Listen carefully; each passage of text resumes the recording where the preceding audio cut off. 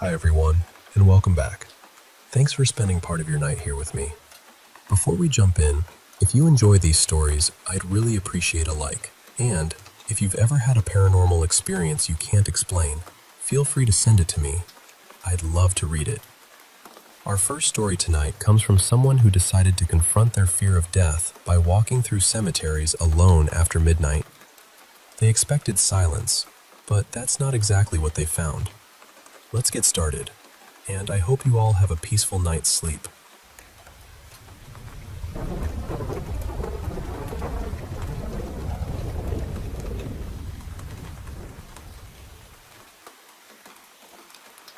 About 2 years ago, I was in a really dark place mentally, and I became deeply afraid of death. Not just nervous about it, but afraid in a way that followed me around all day. It sat with me. It slept badly beside me, and after a while, I decided to face it in the strangest way I could think of. I started going to cemeteries alone at night. For several weeks, I'd drive out sometime between midnight and 3 or 4 in the morning, and I'd just walk. Different cemeteries, different towns, different old iron gates and crooked pathways. At first, nothing happened. It was quiet, mostly.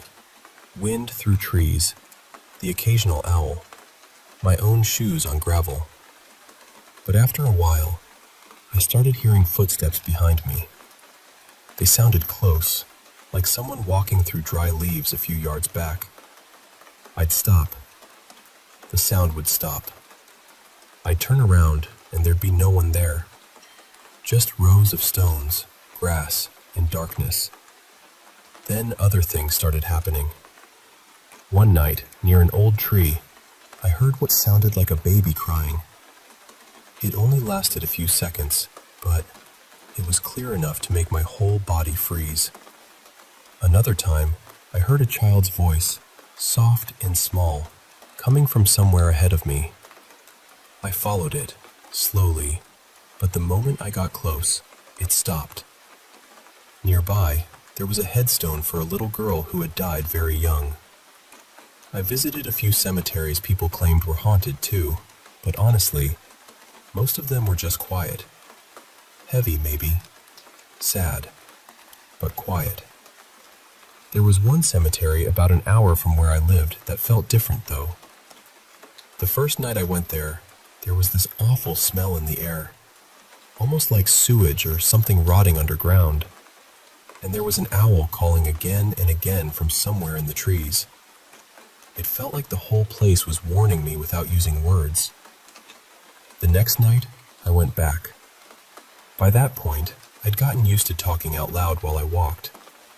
Not full conversations exactly, more like saying what I was thinking so I wouldn't feel completely alone.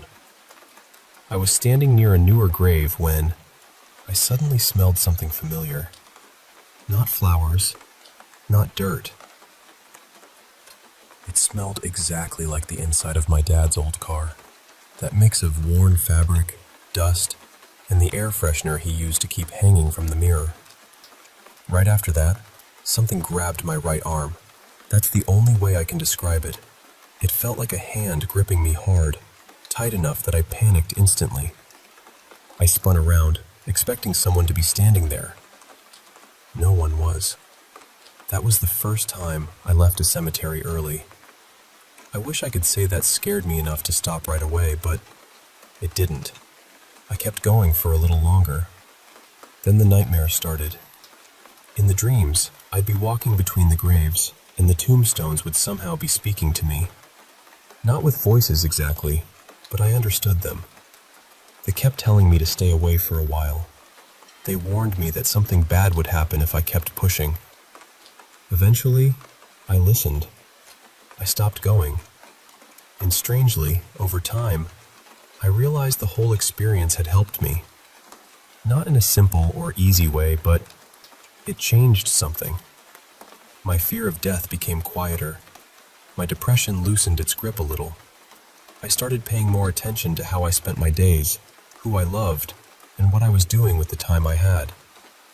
I even became less afraid of the dark. To this day, I don't know what really happened out there. Maybe I was exhausted. Maybe grief and stress were playing tricks on my mind. Maybe being alone in places like that at night made my imagination sharpen its teeth. But sometimes, I still think about that hand on my arm, and I still wonder whether something out there was trying to scare me away or gently send me back to the living.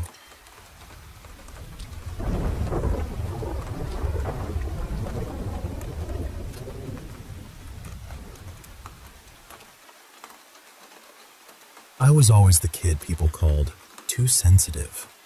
Not in a cruel way, most of the time, but it was always there. I felt everything deeply. Fear, sadness, tension in a room, the tiny changes in someone's voice. It all got into me somehow. I'm 36 now. I was born in 1990, and there are two memories from when I was young that still sit with me in a way I've never been able to explain. The first one happened when I was around 5 or 6. I'd had a nightmare, the kind that makes the dark feel alive, so I ran into my parents' room and crawled in there because I was too scared to be alone. I remember lying there with my heart hammering. I had my eyes squeezed shut so tightly because I was convinced that if I opened them, I'd see something awful standing there. I was terrified of shadows, corners, the space under furniture, all of it. But eventually, I opened my eyes, and there, in the corner of the room, against the wall across from me, I saw a figure made of warm orange light. Not bright like a lamp, not blurry like a dream. It was glowing, steady, almost alive. And the thought came to me immediately, that's Jesus. Which is strange because I wasn't raised in a Christian household. My family was mostly Buddhist, with a lot of quiet spiritual beliefs mixed in, but Jesus wasn't really part of my world. Still, the second I saw that figure, this calm came over me. Not just comfort, protection. Like something had placed a hand over all the fear inside me and said, "You're safe now." I've been anxious for most of my life, so that feeling stands out even more. I don't know what it was. Years later, a therapist I trusted very deeply, someone who seemed unusually tuned in to things most people miss, told me she believed my aura was amber orange. I didn't even know what to do with that at the time. And ever since, I've wondered, did I see a spirit? A protector? Some future version of myself? Was it just my mind creating something I needed? I know people might say I was half asleep. I understand that. But it didn't feel like sleep. It still feels like one of the clearest, most real experiences I've ever had. The second memory happened when I was about 10 or 11. I was alone in my room, sitting in one of those spinning desk chairs, just turning slowly and letting my thoughts wander. I remember thinking about school, growing up, what my life might look like someday. Nothing dramatic at first. Then, out of nowhere, I tried to imagine myself older, and I couldn't. Not past my 30s. The thought landed so hard in me that it felt less like imagination and more like knowing. This terrible dread came over me, and I remember thinking, I'm not going to live a long life. That fear became so real so quickly that I went into a full panic attack. My mom, who had worked as a nurse for years, thought I was having an asthma episode, even though I didn't have asthma. An ambulance was called. I didn't tell anyone what I had really been thinking because saying it out loud felt like giving it power. For years, I pushed that memory down, but now it's harder not to think about. Over the last decade or so, I developed epilepsy. For a while, things were manageable, but in the last couple of years, the seizures changed. I went from being seizure-free to having major tonic-clonic seizures almost every month, and there were months where I had more than one. We've tried medications. Some help a little. Clobazam has probably helped the most, but I'm still not okay. More recently, the seizures have started affecting my heart. I've had prolonged QT intervals for a long time, but now I've had episodes of AFib after seizures, and sometimes it seems to happen during sleep, too. So that old childhood fear has come back. Was it just anxiety? Was it a child's mind grabbing onto terror and building a prophecy out of it? Or did some part of me know something? I don't know. I really don't. What I do know is that I'm scared. Not so much for myself, but for my son. He turned 16 this year, and he is the center of everything for me. When I think about all of this, he's the reason it hurts so much. He's the reason I want answers. He's the reason I'm still trying.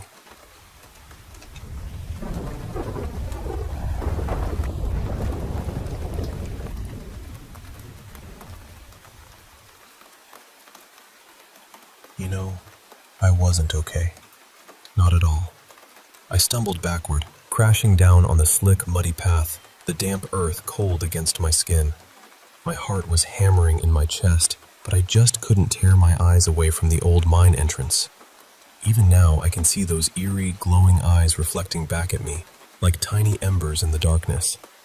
And if I listen closely, if the wind shifts just right, I swear I can hear them whispering. Soft, chilling murmurs that curl around the night air. Like me. All like me. I must have sat there for what felt like forever. 20 minutes, maybe more. I don't even remember exactly when they turned and disappeared back into the shadows. It didn't matter. I've never felt that kind of terror before, and even now my body's still trying to process it all. It was so wrong, so twisted. This place, this mine shaft, was where we'd been dumping the bodies for years, decades really, and now, somehow, they were waking up. Or perhaps they'd never truly been asleep. It didn't make any sense. It never did. Then, out of the silence, I heard a throat clear behind me. I jumped up, heart racing, ready to raise my handgun, even though I was covered in dirt, dried mud caking my clothes. Sweat dripped down my temple, blurring my vision, but I forced myself to focus. "Heard you had a passenger," said a familiar voice. It was Officer Kent. Of course it would be him. He must have heard about me and Robert at the supermarket and decided to check up on me. How did you know?" I stammered. "Marley O'Donnell saw your car parked nearby," he said with a small grin. "Gave me a call and I put two and two together." I nodded, remembering the O'Donnells with their 8 St. Bernards, always out and about. "Mind putting that gun down?" Kent asked, nodding toward my hand. I hadn't even realized I'd still been holding it up. We settled on a large boulder overlooking the mine entrance. Kent was quiet, probably sensing I'd seen something he couldn't quite understand. Maybe just knowing how shaken I was enough for him. "I don't know what to think anymore," I admitted. "The bodies, I've always known they were there, Kent, but this is something else. I don't even know what it is." He nodded slowly. "I've heard all kinds of stories over the years," he said. "Mostly from drunks trying to shake nasty images out of their heads, one bottle at a time. But some stories, well, they stick with you." "So what's really in there?" I asked, pointing toward the mine. Kent took a deep breath. "My dad told me our family's been involved since the first Scandinavian settlers arrived. Down by the lake, they called it the Sunstone, Solston, because in the springtime, when the rocks around the lake held the warmth of the day until sunset, they knew the bodies would rise. That's how the lake got its name." He glanced back at the mine and shook his head. "They stuffed the bodies with sand and dumped them in the caves. But what happened when the mines opened?" "There were never any actual mines," Kent chuckled quietly. "It was always just a dumping ground." "Hundreds of years," I whispered. "More than that," Kent said. "The natives used it long before settlers." "Thousands of dead," I breathed. "Not dead," Kent corrected me, exhaling heavily. "Their bodies, yeah, but they're not dead." "What do you mean?" "They get up. It takes time, but they do. And if we chop them up, the parts get up too." I stared back at the mine, trying to comprehend. The numbers alone were staggering. There was no way tens of thousands of bodies could be wandering around down there, could there? How far do the tunnels go? I asked. Not far, Kent said, but deep, real deep. Most of the time, the bodies just wander off and disappear, out of sight, out of mind, like they forget the outside world exists. They aren't out of sight anymore, I sighed. They're coming back up, at ground level. I pointed at the entrance with my handgun. Maybe 20 feet in. No kidding? Kent leaned forward carefully, peering into the darkness. Then he jerked back, startled, as those same reflective eyes glimmered back at him. The fear etched on his face mirrored my own, and somehow, that made me feel less alone. But Kent was shaken. He paced in tight circles, muttering under his breath and thumbing at his phone. Finally, he turned to me. We've got to do something. We can't just stand guard here forever. What are you thinking? Those things are going to come out, Kent spat. When we turn our backs, it's over. Look at what happened to the Smallies. I nodded, the image of Henry stumbling upon the mine with his friends flashing in my mind. No, I couldn't let that happen. So what do we do? We're doing something, Kent said firmly, and we're going to need help. Before long, the O'Donnells and the Nicky sisters arrived. Within half an hour, a tractor rumbled up the trail, armed to the teeth. Marley O'Donnell was pulling a trailer with 6 blue barrels along. It took me a moment to realize what they were. Gasoline reserves from the Smalley family. The chatter buzzed all around me. People checking the cave entrance, untying barrels, loading weapons. Leslie Nicky handed me a box of handgun ammo. Plans were being whispered. Take the main corridor. Dump barrels down the collapsed hallway at the back. I felt the knot of anxiety tighten in my stomach. You never play with fire. Not in places like this. We approached the mine entrance. No glowing eyes met my gaze. They seemed to have retreated. Robert was nowhere in sight. I wondered if he'd moved, or if someone had taken him. Either way, I dreaded seeing him again. 2 by 2, we stepped inside. The barrels stayed outside. First, we had to clear the main corridor. I found myself beside Leland O'Donnell, the family patriarch. A kind man, patient with families, but stubbornly old-fashioned and unyielding in his opinions. You know why they end up in the lake? He whispered. No, they've always just been there, I said. The river Styx, he smiled softly. Many rivers beneath the world, and all rivers end somewhere. Like a lake or an ocean, I nodded. Exactly. Every river brings them somewhere. A sudden sharp bang echoed through the tunnels, reverberating against the stone walls. Oddly, my body didn't react. It was as if I'd reached my limit. My ears, however, screamed with the noise. There are little rivers all over the world, Leland continued, raising his voice. From here to China. That raises a lot of questions, I smiled weakly. Like, why can they jump so high? Am I going to end up in a lake someday too? Clever, Leland chuckled. But you forget. These people are already dead. They don't carry the weight of the world anymore. They just drift. That's surprisingly literal. Most old world laws are, he smiled. They say out there, some things can literally eat death. To those things, we're no more than wheat. And in there, those are the husks. Eat death. What do you mean? Another series of loud bangs interrupted us, then silence. As we moved into the main hall, fewer bodies remained. Kent and the Nicky sisters had already taken care of 6 stragglers. Kent called for us to start rolling the barrels in.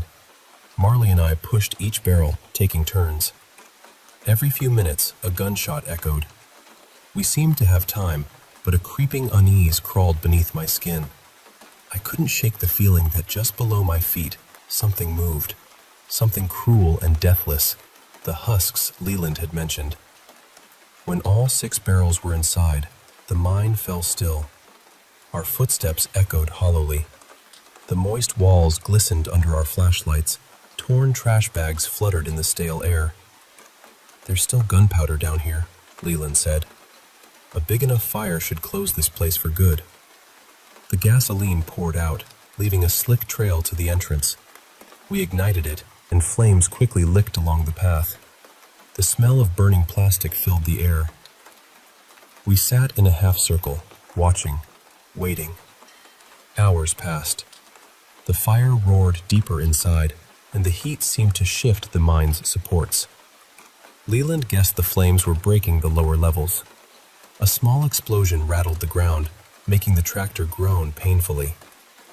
By midday, the first level supports cracked and splintered.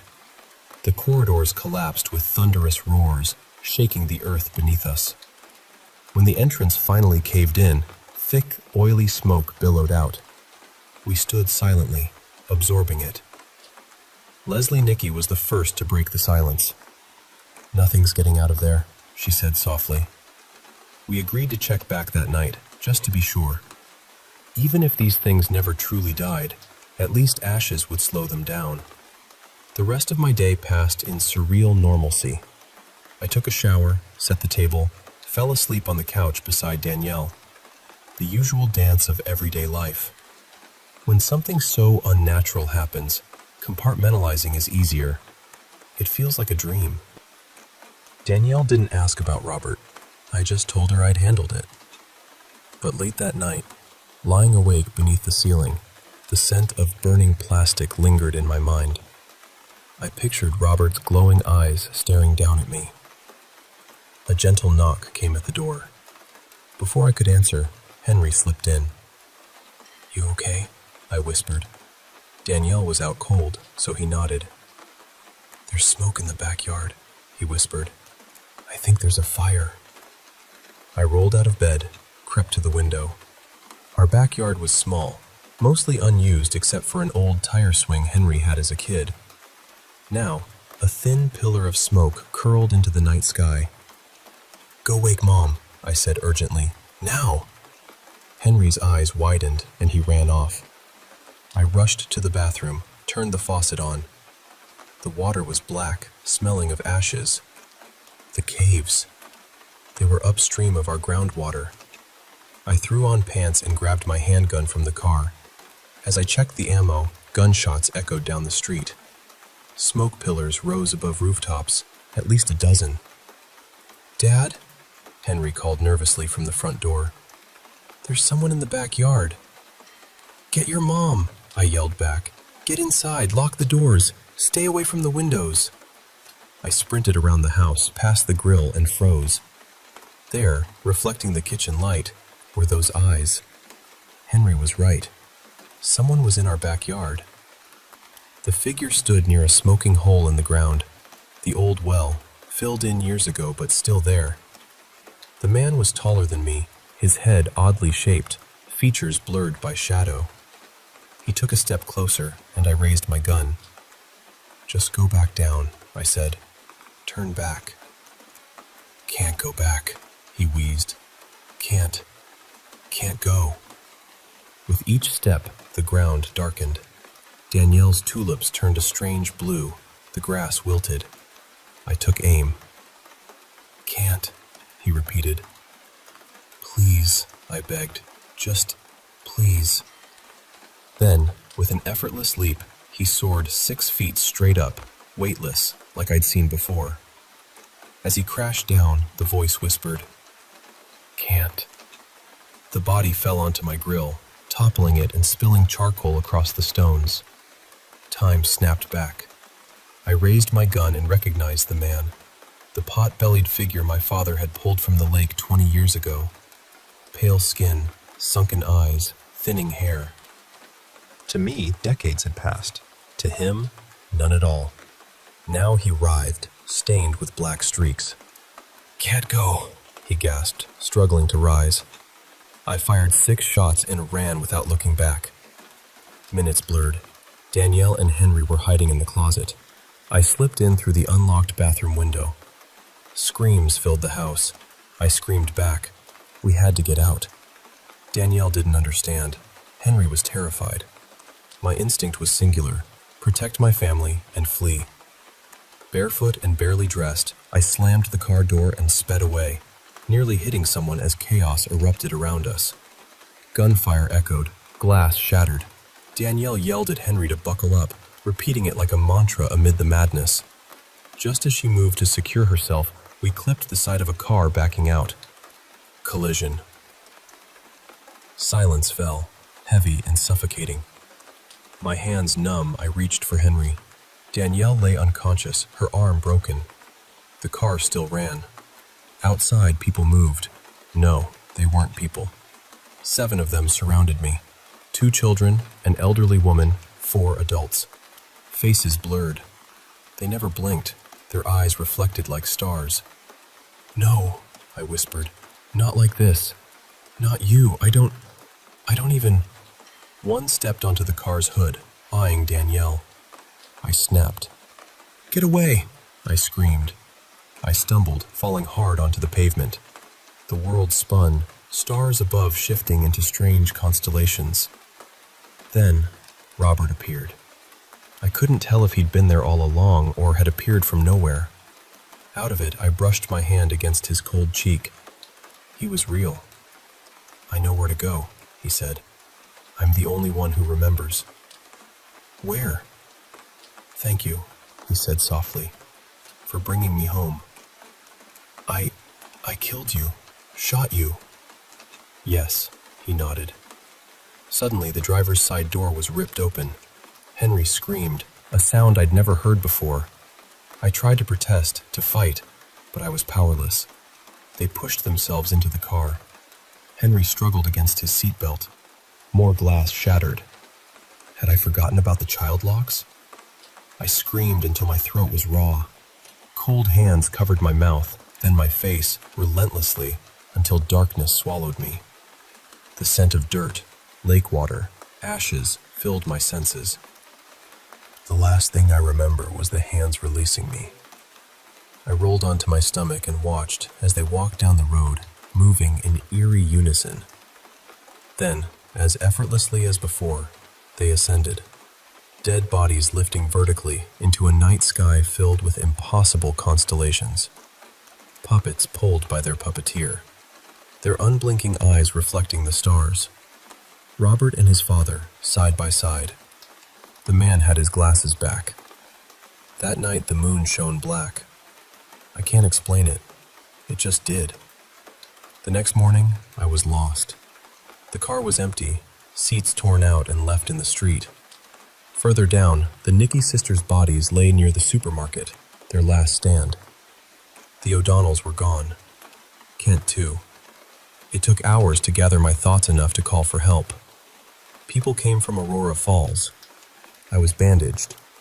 Someone asked questions I couldn't answer. After that, everything became a circus. I have to write this down. Someone must know the truth.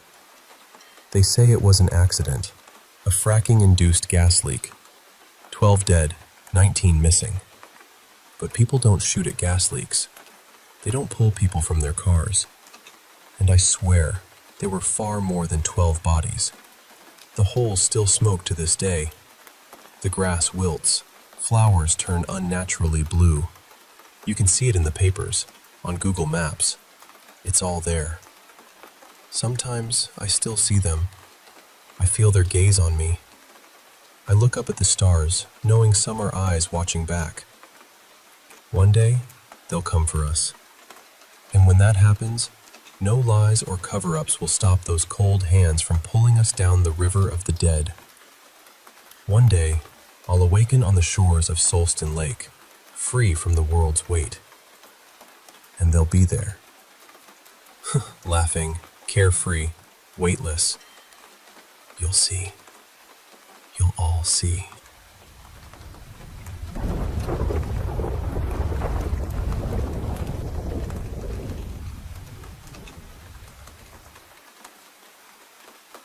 Hey, I want to share a story about my cat. Well, my late cat named Murray, and some strange things that happened with the doors in the hall of our old house. It's a little long, But bear with me, because it's one of those memories that sticks with you. So, Murray came to live with us back in 2007, and he was with us until earlier this year when he passed away. He was really old, somewhere between 19 and 22 years. He was this incredible mouser, probably the best I've ever known. Now, we weren't the kind to let our cats roam outside because our house was really close to a busy highway, and honestly, it was just too heartbreaking to think they might not come home. So Murray and the other cats were strictly indoor cats, and we tried to keep them entertained and happy inside. But here's the thing, our house had a bit of a muse problem in the basement, so we made an exception and let the cats hunt down there if they wanted. Murray was a pro at it. He was also pretty vocal and smart. He had this way of telling us when he wanted to go downstairs. He'd meow in a certain way, and he somehow figured out how to open the basement door by pushing down the handle with his paws. When he wanted to come back up, he'd often stand on his hind legs and try to pull the handle down with his front paws, even though the handle was pretty stiff and took some effort to open. Now, the basement door was in this little hall that had two other doors, one to the bathroom right next to it, and a pantry door beside that. This little hallway is where the story really begins. It was probably around 2012 or 2013, and I had this habit of staying up late, so it was about 3 a.m. I was sitting on the couch, not far from that bathroom hall, when I suddenly heard the basement door rattling.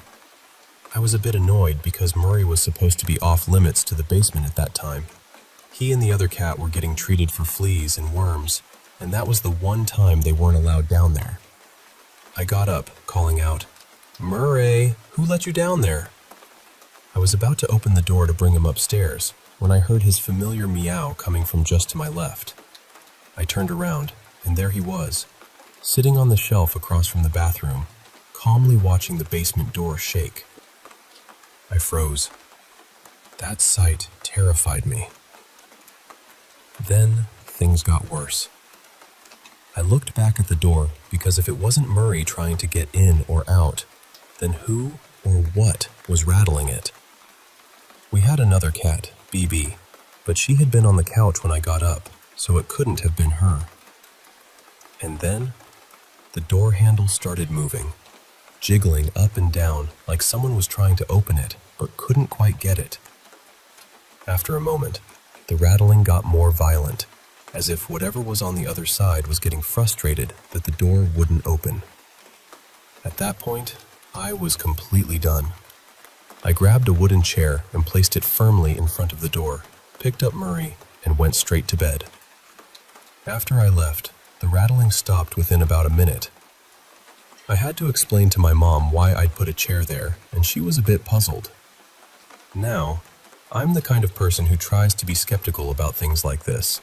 I always try to find a logical explanation before thinking it's something paranormal.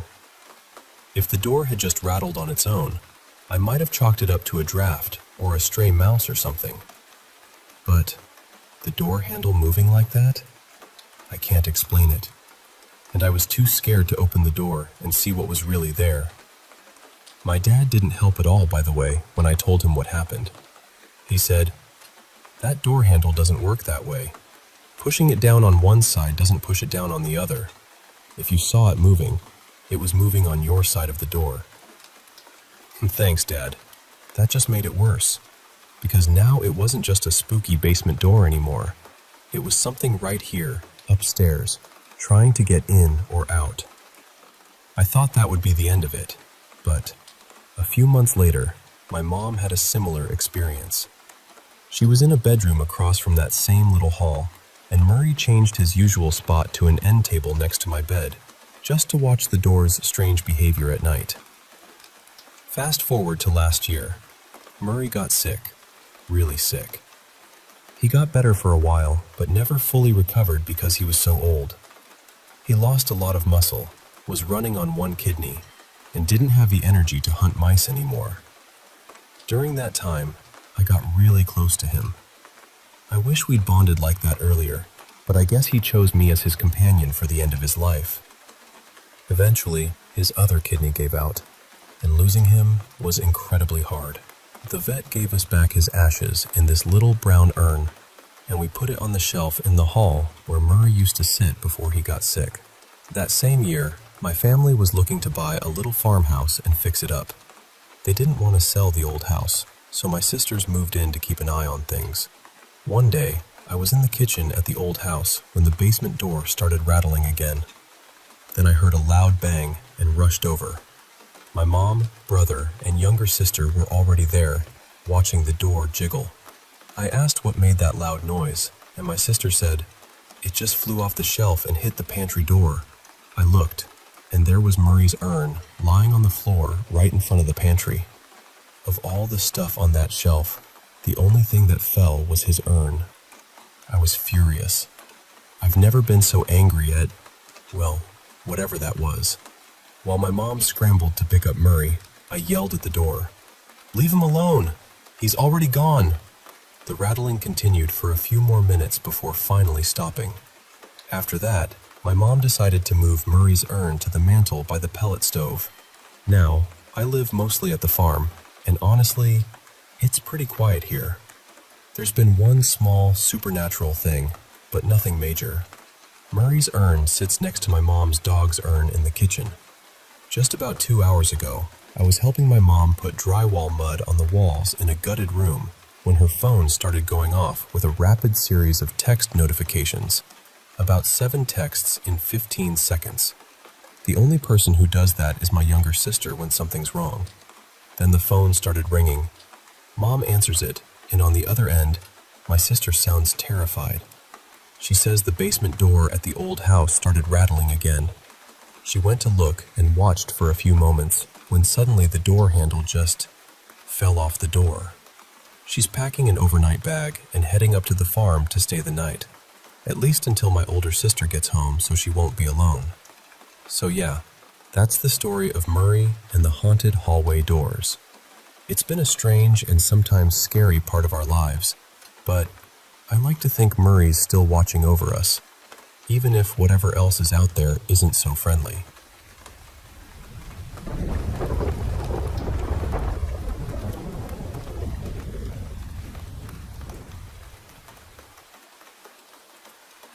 Hey there, I want to share with you some stories, real experiences that have stayed with me and others, tinged with mystery and the unexplained. I'll take you on a journey through eerie moments, strange sightings, and the kind of things that make you question what's really out there. Let me start with a memory from my childhood in Northern California, around Santa Rosa. We lived on a modest street nestled amid a burgeoning industrial zone. It wasn't the kind of place with lots of kids or shops nearby, so I found myself riding my bike a lot. I'd pedal down to the Sonoma County Airport, where there was this amazing vending machine stocked with all sorts of goodies, and then make my way back home. One afternoon, when I was about 9, something happened that I've never been able to explain. As I was riding along one of the industrial roads, my eyes caught something unusual. It looked like a golden oval, tilted just slightly, hovering above the ground, not touching it at all. I could see clear space beneath it. The strange thing was, there was no sound from it. In fact, the closer it came, the quieter everything around me became. Now this was a busy area, with a cement factory and a gunstock plant just a couple of blocks away, always humming with noise. But as this golden object approached, an oppressive silence swallowed all the usual clatter. It spun gently and moved at about the speed of a car, heading right toward me. When it reached the stop sign, it paused, then turned left at the intersection, still that glowing oval shape muting all sound nearby. My instincts screamed at me to get away, so I pedaled as fast as I could back home. The object disappeared down the road, out of sight. Back then, I thought it might be some kind of angel, wheels of fire or something like that from what I'd read. Since then, I've heard many stories of strange encounters, but nothing quite like this. Now, fast forward to a few years ago when I moved into my boyfriend's house. He warned me his old roommates swore the place was haunted. They'd seen and heard things that defied explanation. When I moved in, I could definitely feel something was off. There were 3 big moments that sealed it for me. One night, my boyfriend was working third shift. So I was alone from late night until early morning, just me and our cat. This cat was a bit standoffish, often hiding under the couch when he wasn't in the mood for company. Around 2 or 3 a.m., while watching Netflix, I heard a strange wheeze or rasping sound. At first, I thought it was the cat coughing up a hairball, but this noise was different, unnerving. I went to check the room and turned on the light, and suddenly the sound stopped. That's when I saw our poor cat squeezed between the TV stand and the wall, eyes wide with terror. I scooped him up and took him to another room, where he clung to me all night. Then, one evening when my boyfriend was coming home, he stopped at the front step and saw a woman in a long white gown with flowing black hair staring right at him. She vanished as he drove past our neighbor's cherry tree. He came inside shaken and asked me if I'd been outside. I hadn't. The image stuck with us. The last strange thing was more subtle. We'd catch glimpses of our cat out of the corner of our eyes, only to find him somewhere else moments later. Sometimes he'd disappear entirely and turn up trapped in the basement, even though we always left the door open when he followed us down there. Once, out of curiosity, I left my laptop camera recording while we went to the store. When I checked the footage, there was a brief, low growl that didn't sound like anything normal. After a while, the house seemed to fall quiet, like the presence went dormant. But recently, it stirred again. We hear knocks and taps even when the cat is curled up in view. The old wooden floors creak, and sometimes it sounds like footsteps running up from the basement, or someone shuffling in another room. Just a couple weeks ago, while I was painting in our sunroom, I saw my water cup slowly slide across the shelf without anyone touching it.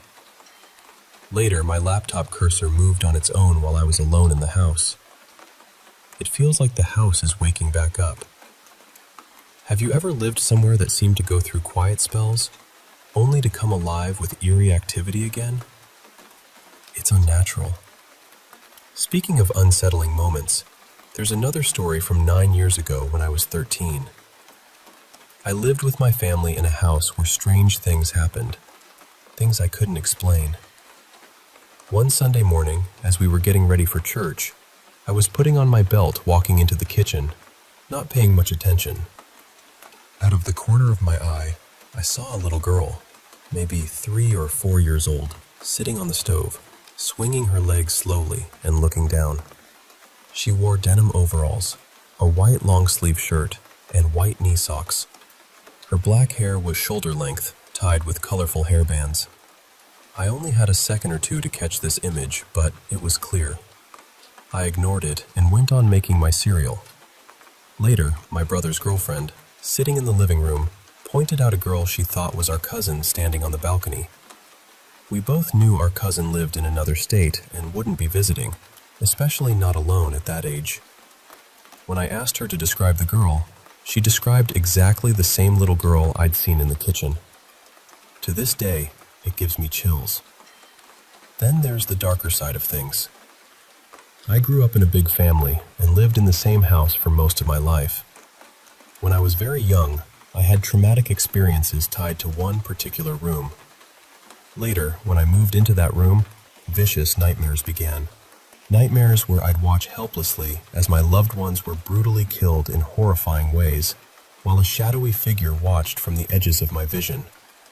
This figure was always the same, a tall, black silhouette with an antlered animal skull for a head. When I moved away for college, the nightmares stopped. But when I came home and stayed in that room again, the terrors returned. My then-fiancé stayed a few nights and texted me about a panic attack, claiming to see the same figure. I told her to read Psalms, hoping it would help. She calmed down, but that night, I had the worst nightmares of my life and felt numb for days after. Every time I return home, I feel a dark, oppressive presence weighing down on the house, making everything feel heavy and bleak. Recently, my grandmother moved in, bringing tension and conflict, and the evil feeling intensified. Even our cat became withdrawn and depressed. I tried to check for energy in that old room and touched the wall, triggering violent visions of my trauma and that sinister spirit mocking me. I was shaking and crying, overwhelmed. I believe the presence is demonic, though my family is skeptical. I plan to visit again soon and see if anything changes. Now, I want to tell you about a friend's experience moving into their first place with their boyfriend. It was a duplex, and soon after, the boyfriend started working third shift, leaving at night and returning early morning. The friend had never stayed alone at night before. At first, everything was fine. But then, night after night, as the boyfriend left, she'd wake up frozen with fear, feeling something standing outside her bedroom door. Their dog, sleeping in the living room, would bark fiercely. She couldn't move or look at the door, trapped in terror. She read about sleep paralysis online and tried to relax and let her body go limp to escape the paralysis. It helped at first, but the presence began to enter the room, getting closer each time. Eventually, she asked her boyfriend to let their dog sleep in the room with her. The dog's presence gave her courage to break free from the paralysis when the nightmare started. One night, her boyfriend forgot to let the dog in. The presence came into the room, and she was frozen with fear. Suddenly, the dog burst in, snarling and barking, and she ran out of the house with him. They stayed at her mother's house after that. They eventually moved, and the nightmares stopped. Later, the boyfriend's cousin and friends tried staying in the old place, and all felt a dark presence. The cousin forbids his girlfriend from staying alone there now. Finally, I want to share a story from a man who saw a ghost woman when he was just 6 years old at his grandparents' house. He was scared to sleep alone, so he insisted on doors being open to see if anything was coming. One night, he awoke terrified, staring down the pitch-black hallway, frozen in place. Then, blinking, he saw a translucent woman standing there, a slender figure in a flowing dress with a bob haircut. She raised her arm in a gentle, long wave goodbye, and then descended the stairs at the edge of the hallway. Terrified, he turned on the lights and screamed for his uncle, who didn't come upstairs. He crawled under the bed and finally fell asleep. Even now, as an adult, he remembers her clearly, though people often laugh when he shares this experience. These stories, whether golden ovals, ghostly children, shadowy figures, or unseen presences, remind us how much mystery still lingers just beyond the veil of our everyday lives. They invite us to listen closely to the whispers in the dark, and to remember that sometimes the unknown is closer than we think.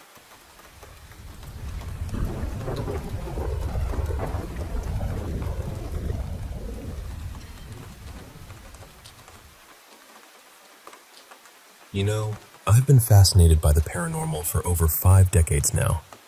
It's a journey I've taken on and off throughout my life, always curious about what lies beyond our understanding. But what I'm about to share with you isn't just some story I've studied from afar. It's something my wife, Marianne, and I actually experienced ourselves back in 2012. At that time, we were living in a modest mobile home, one of those trailers that sit quietly in a little community.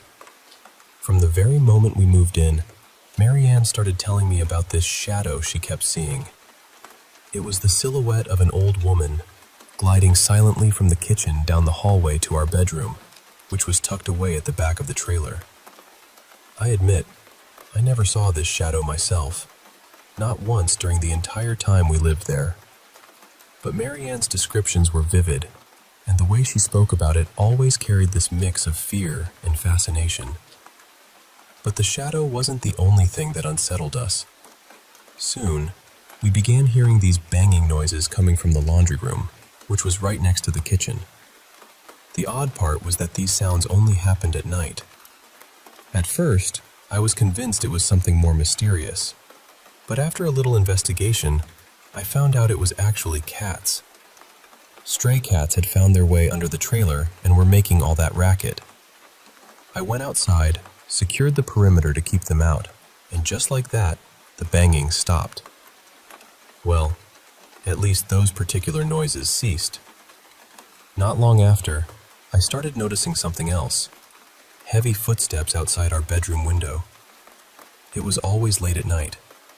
I'd hear this slow, deliberate pacing. Every time I got up to check, the footsteps would suddenly stop, and I'd find nothing. No footprints, no animals, no signs of anyone around. It was like the sound itself was teasing me, just out of reach. And then, the flies came. One afternoon, we returned home to find hundreds of flies swarming around the inside of a window directly across from the kitchen. It was unsettling, to say the least. We sprayed and killed them, but every single day, they'd come back in numbers just as overwhelming as before. We battled this invasion through the winter, constantly cleaning and spraying, never quite able to get ahead of them. During all this, Mary Ann began telling me more about how she felt, like she was being watched. It wasn't just a fleeting feeling, it was a constant, creeping sensation that someone was always observing her. Then, one day, something happened that shook us both deeply. I'd stepped outside for a few minutes while Mary Ann was finishing up the dishes in the kitchen. Suddenly, she felt a gentle breath on the back of her neck, like someone had just blown on her softly. She screamed, startled beyond belief, and bolted for the door. But when she tried to open it, it wouldn't budge. It was as if some invisible force was holding it shut. And then, she heard it. A faint, eerie giggle, like that of an old woman. It sent chills down her spine. She began pounding on the door, screaming my name.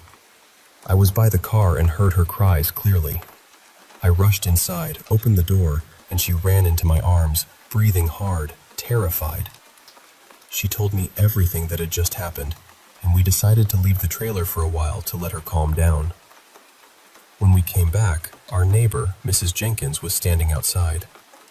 We started talking, and she told us something that made the hairs on my neck stand up. We were not the first ones to experience this. Others who had lived in our trailer before had reported similar strange occurrences. Mrs. Jenkins went on to tell us about an old woman who had lived on the lot in a trailer much farther back. She explained that the woman had tragically died when her trailer caught fire and that she had been badly burned.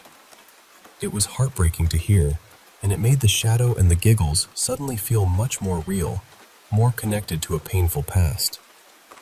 After hearing all this, I felt a deep urge to confront whatever was haunting us.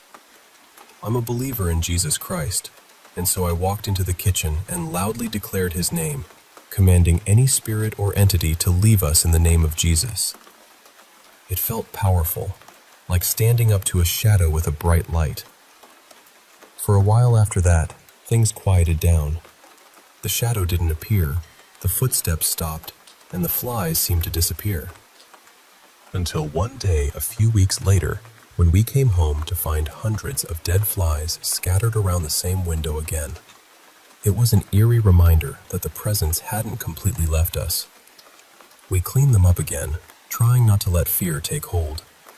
Then, one afternoon, while Mary Ann was at work and I had the day off, I decided to take a nap.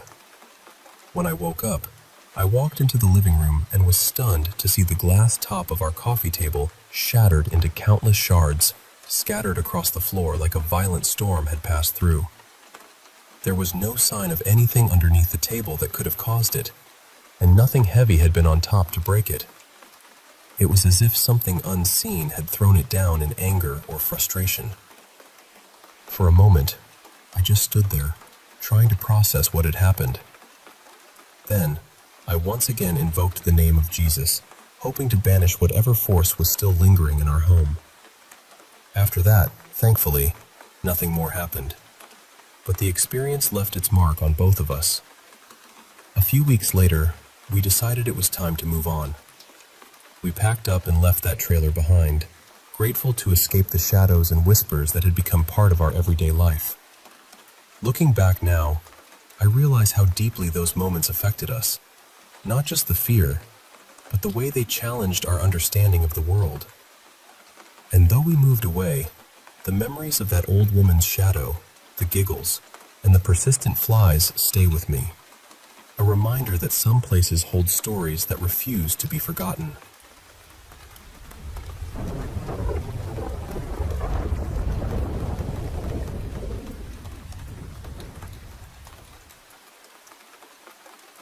Growing up in the countryside, my family was deeply rooted in their beliefs about the paranormal.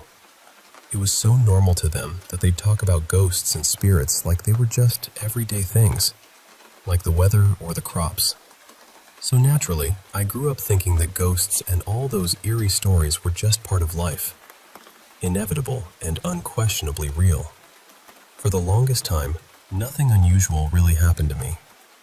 I was a pretty shy and sensitive kid, always more scared of things like serial killers, vampires, aliens, and zombies than anything supernatural. But when I was about 8 or 9, that all started to change. Weird and disturbing things began happening regularly. I'd have nightmares that felt too real, shadows flickering in the dark corners of my room, faint whispers echoing through the silence at night. Sometimes I'd even feel a sudden push or catch a glimpse of a translucent, ghostly figure materializing out of nowhere. You can imagine how terrifying that was for a kid like me. It shook me to my core. I became so scared that by the time I was 10, I was battling depression and even had thoughts about ending my life. But thankfully, time passed. I grew into an awkward teenager, and though the fear never fully left me, I developed a bit of a hardened attitude toward the paranormal. I decided to study psychology, hoping that learning about the brain and mind would help me dismiss my childhood experiences as nothing more than quirks of brain development, neurological anomalies that made sense scientifically. But then, when I was 17, everything I thought I knew was turned upside down. My family was going through a really rough patch. There was tension everywhere, mostly because we'd just found out my dad was having an affair. One night, during a rare quiet moment, my sister was brushing her hair in her room. She looked up into the mirror she was using and froze. Reflected back at her was the image of a woman who wasn't her or anyone we knew. This woman was laughing, but not a friendly laugh. There was something cruel, malicious about it. My sister was so shocked she couldn't speak for hours. When she finally did, I tried to chalk it up to stress and imagination, but deep down, I wasn't so sure. A few months later, I was coming home one evening and noticed something strange. I saw a face at the second floor window, my sister's room. At first, I thought it was my mom. I waved, expecting her to wave back, but the face wasn't my mom's. This woman was younger, paler, thinner, with long, straight black hair. When she saw me, her expression shifted from surprise to fear, and then she quickly slipped behind the curtains, trying to hide. I thought maybe it was a friend staying over, so I went upstairs, but both my mom and sister were fast asleep in my mom's bed. I woke them up and asked about the woman in my sister's room. They said there was no one there. That's when it hit me. I'd seen the same ghost that had terrified my sister months before. I was completely bewildered. Not only had I seen her, but there had been a moment of real interaction between us. She reacted to me, which meant, somehow, she was sentient. And here's the thing. The streetlights outside shone on her pale face, illuminating it like an actual person. She wasn't a transparent ghost. She looked solid, reflecting light like a physical object. How could that be? How could something exist without a physical body, but still move and respond like a human? It felt like all my understanding of reality was crumbling around me. At that moment, I noticed the door to my sister's room was wide open. I was terrified to touch the handle with my bare hands, afraid the ghost might grab me, so I used a broomstick to close the door. Then, in a moment of panic-fueled creativity, I dragged a chair in front of the door to block it, hoping it would keep the ghost trapped inside. I knew it probably could pass through solid matter, but it was better than nothing. That night, I slept in the room just across the hall from my sister's. I was terrified, lying under my sheets, heart pounding, mind racing about what I'd seen.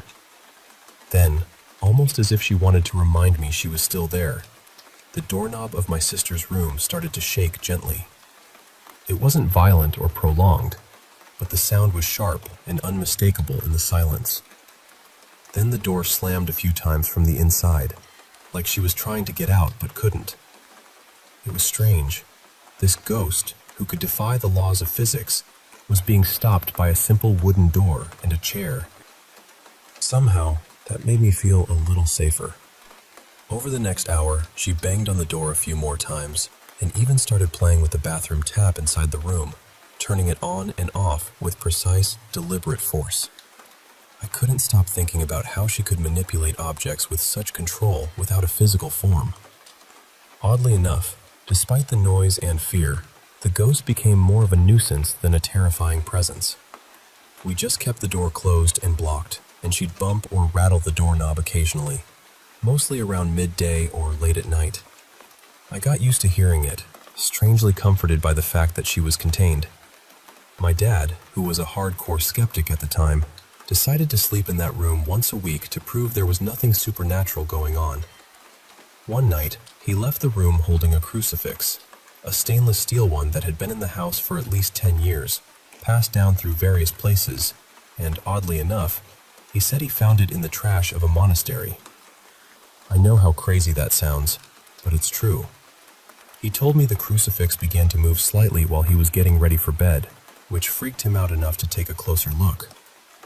That's when he noticed an inscription, the name of a woman, her date of birth in the late 1800s, and a date of death in the 1950s. It was clear this crucifix wasn't ordinary. It was connected to the ghost. The next day, my dad took it to a priest known for his experience with witchcraft and paranormal matters. The priest explained that it was an engraved crucifix, typically placed in the hands and over the chest of deceased people, made of aluminum or stainless steel to resist the corrosive effects of decomposition. Apparently, these crucifixes were highly sought after by practitioners of black magic and witchcraft. At first, it felt like something straight out of a horror movie, but it made sense. We were more concerned with getting rid of the crucifix than the implications of its occult nature. I remember telling my dad, "That's why the monks threw it away. Why would a Catholic monk throw a crucifix in the trash?" He just smiled with a guilty grin and said, "Makes sense." As far as I know, the priest threw the crucifix into a river to purify it, and after that, the room went back to normal. Eventually, my parents divorced. Not an easy time, but necessary. My sister still lives in that room, and since the crucifix was removed, nothing supernatural has ever happened again. Needless to say, my understanding of the world and my childhood experiences were shaken to the core by all of this. It made me realize that sometimes there's so much more to reality than what we can see or explain.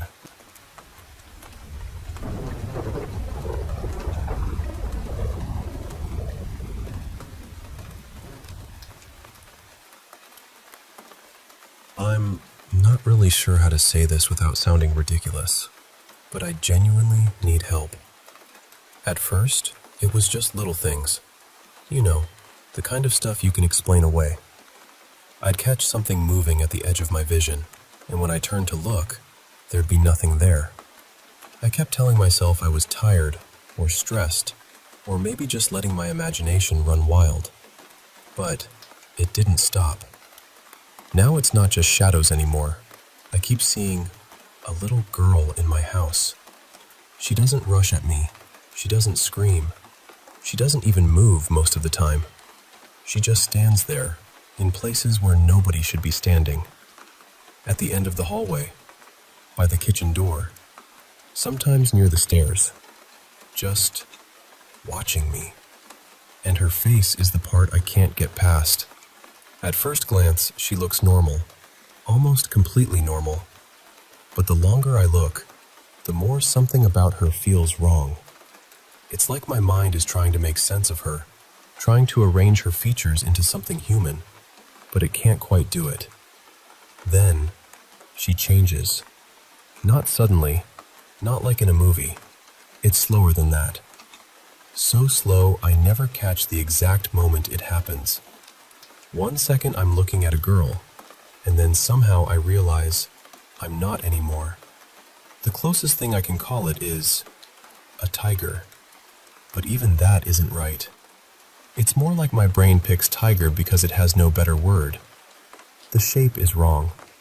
Sometimes it looks too large for the room it's in, like it shouldn't physically fit there. Other times it seems folded in on itself, almost crushed, like its body doesn't know what size it's supposed to be. And every time, I miss the change. Every single time. For a while, I told myself they were hallucinations. Honestly, that explanation made me feel calmer. At least then it was something medical, something understandable. But lately, it started feeling different. Sometimes I'll leave a room after seeing her, and when I go somewhere else, I still feel something there. Not like it followed me, more like it was already waiting before I arrived. Like I stepped into a slightly wrong copy of my own home. Sleeping doesn't help either. My dreams have become almost the same every night. I'm always inside my house, but the layout is off. Doors open into rooms they shouldn't. Hallways stretch too far. My bedroom feels wider than it is. And the girls are always there. Not just one of them. Different girls, different corners, different doorways. They never speak. They never chase me. They just stand there, watching, like they're waiting for me to understand something. 2 nights ago, I tried to face one. In the dream, I walked right up to her. I got close enough to see her eyes, her hair, the little marks on her skin. She looked normal at first, quiet, sad maybe. But then, the longer I stared, the worse it felt. Her face didn't move, but something behind it did. Then I blinked, and I don't remember anything after that. I woke up with this burning pain across my chest. When I checked, there were scratches there. Not deep enough to be some dramatic wound, but real enough that I couldn't pretend they weren't there. What scares me is that I don't remember feeling pain in the dream. So why did my body wake up already reacting to it? I've also started losing bits of time. Small gaps. I'll glance at the clock, look away for what feels like a minute, then look back and 20 or 30 minutes have passed. During those gaps, I get this awful feeling that I wasn't alone. Not in a normal, physical way. More like something had been occupying the room with me. At night, especially around 2:30 to 4:30 in the morning, I hear movement in the house. Footsteps mostly. But they don't sound right. They sound uneven, like something is trying to copy the way a person walks, but doesn't fully understand the rhythm. And when it rains, it gets worse. I hear people running outside in the compound. More than one person. Fast footsteps, splashing through the wet ground, like something terrible is happening out there. But the second I look outside, it stops. Not fades. Stops. Like everything was waiting for me to notice. Sometimes I see a shape near the far wall of the compound. I can't make out details. It's just standing there, completely still. I keep thinking this might have started because of something I did last year. There was this ritual thing someone told me about. I didn't believe in it. I only did it because I wanted to prove it was nonsense. Someone warned me not to, and I laughed it off. But now even that memory feels strange. Like maybe I'm only blaming that because I need a reason. Because I need this to have started somewhere. At this point, I don't know if something is outside of me, or if something is seriously wrong inside my own head. All I know is that it's getting worse, and I don't feel alone in my house anymore. So if anyone listening has experienced something like this, or has any idea what this could be, please tell me what I should do.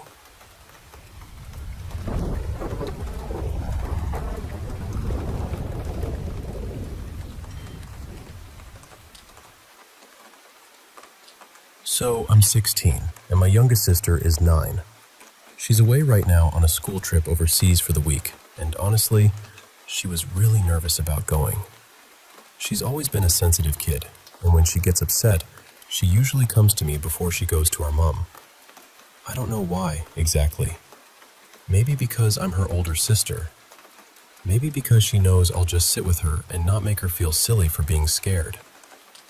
She left on Monday morning. Today is Wednesday. Earlier today, I was sitting in the living room with my mom. She's 38, and she was doing some work while the radio was playing quietly in the background. Then, out of nowhere, we both froze. We could hear a child crying. Not from outside, not from the radio, from inside the house. We muted the radio straight away, and the crying kept going. Nobody else was home, and the worst part is, it sounded exactly like my little sister. Not just a random child, her voice. That same breathless, upset cry she does when she's trying not to completely break down. My mom and I just stared at each other for a few seconds. Neither of us said anything, but we were both thinking the same thing. What on earth is happening? Then it stopped. For a while, there was silence. Then it started again in little bursts. Crying, then quiet. Crying again, then nothing.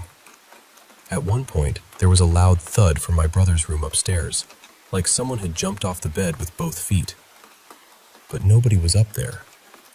My mom is the kind of person who always tells me not to acknowledge strange things out loud in the house.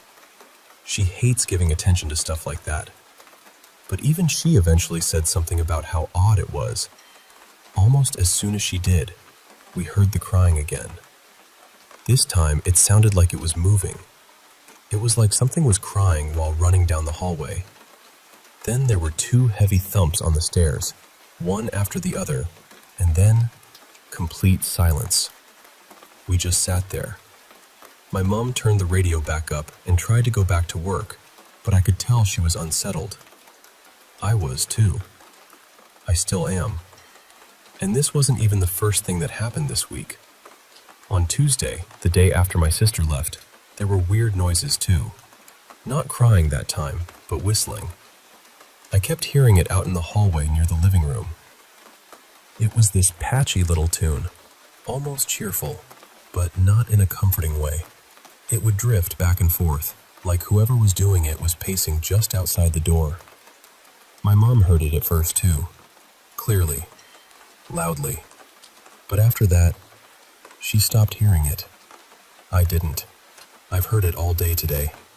Even while I'm talking about it now, I can hear it sometimes, like it's right in the crack of the door behind me. That's the part that makes my skin go cold.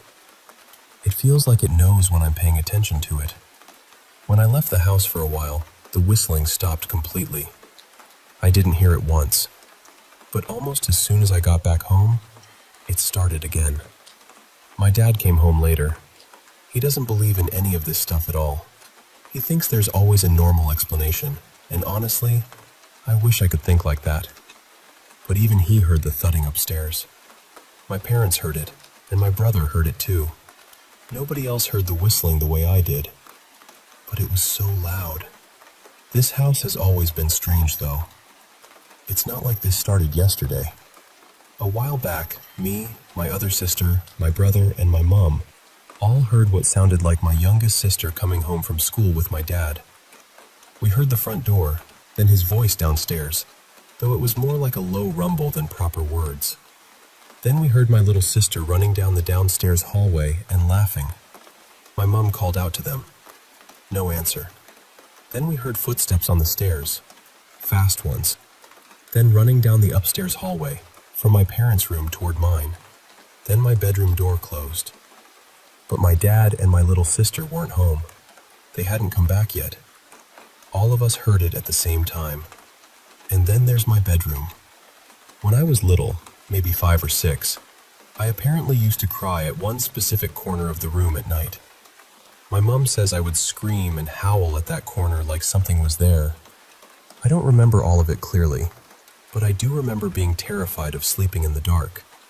I had this little touch lamp, and I wouldn't sleep without it. The weird thing is, I've seen that lamp turn off by itself before. It isn't the kind you can accidentally knock once. You have to tap it twice. For years, that corner went quiet. Or maybe I just got better at ignoring it. But sometimes I still feel something playing with my hair from that side of the room.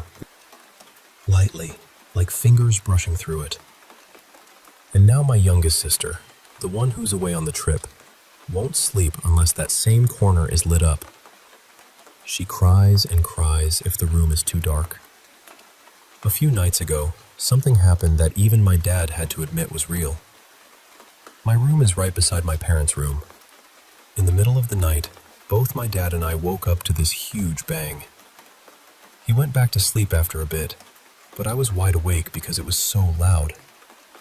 In the morning, we figured out what it was.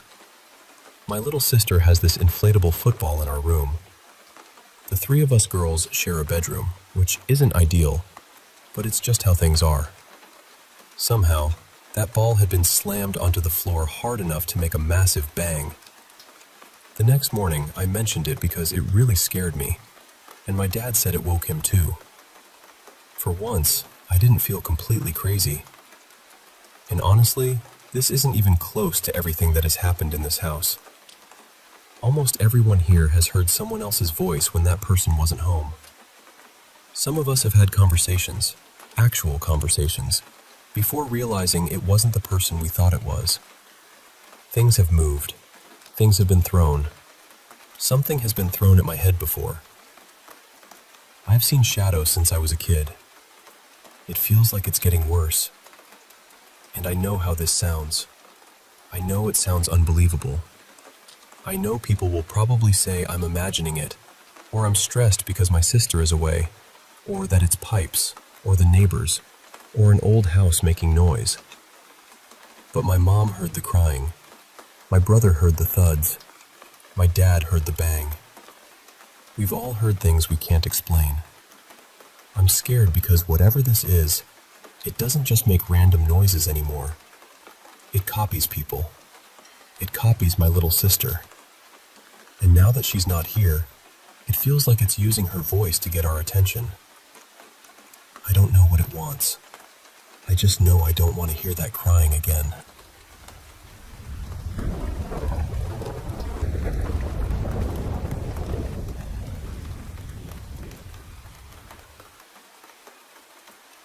I was 25 when all of this happened, and honestly, I still don't love talking about it.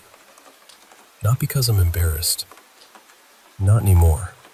It's more that when I go back there in my mind, I can still feel the apartment. I can still remember what it was like to open that front door and feel the air change around me. At the time, I had just moved from New Mexico up to Grants Pass, Oregon. I'd finished school, I was trying to start fresh, and I signed a short lease on a little 2-bedroom apartment with a close friend of mine named Jenna. I moved in first, a couple of weeks before she arrived, just to get furniture set up and make the place feel livable. And at first, it did feel livable. It was ordinary in every way. You walked straight into the living room. Off to one side was a little dining area and a narrow kitchen with white tile, old cabinets, and one of those pass-through openings above the sink where you could look into the living room. The bedrooms were down a short hallway, with the bathroom between them. Nothing about it screamed bad place. But slowly, and I mean slowly, it started to feel wrong. The first thing I noticed was the feeling I'd get when I came home from work. I'd unlock the door, step inside, and this heavy dread would just drop over me. It was instant, like I had walked into a room where someone had just been furious a second before I arrived. The hair on my neck would stand up, my stomach would tighten, and then, after a minute or two, it would fade enough that I could convince myself I was being dramatic. That became the pattern for a while. Something strange would happen, and I would explain it away because that's what I do. I'm not someone who jumps straight to ghosts. I look for the loose shelf, the bad wiring, the open window, the tired brain. The first physical thing happened before Jenna even moved in. I woke up one morning and found a dinner plate shattered all over the kitchen floor. I figured I must have left it too close to the edge of the counter. Maybe it slipped. Maybe the building shook. I swept it up and moved on. Then Jenna got there, and things became harder to dismiss. We started finding our things in places that made no sense. My keys, which I always put in the little dish by the front door, disappeared one afternoon. We found them later, tucked behind the cushions of the couch, on the opposite side of the room. Throw pillows would be on the floor after we had just straightened everything. Cabinet doors would be open in the morning. Drawers too. For a while, we blamed each other. I thought Jenna was being careless. She thought I was messing with her. It was almost funny at first, in an irritating way. But eventually we had this awkward little conversation where we both realized neither one of us was doing it. And that was the first moment I remember feeling truly uneasy. The kitchen became the center of everything. I don't know why, but that was where the apartment felt the worst. At night, we hear cabinets banging shut. Dishes would break when no one was in the room. Sometimes it sounded like someone was yanking drawers open and slamming them back in. Then there was the keyboard. Jenna had this older Yamaha keyboard she brought with her. We kept it in the dining nook. It wasn't fancy, just a little electric keyboard with built-in rhythms and demo songs.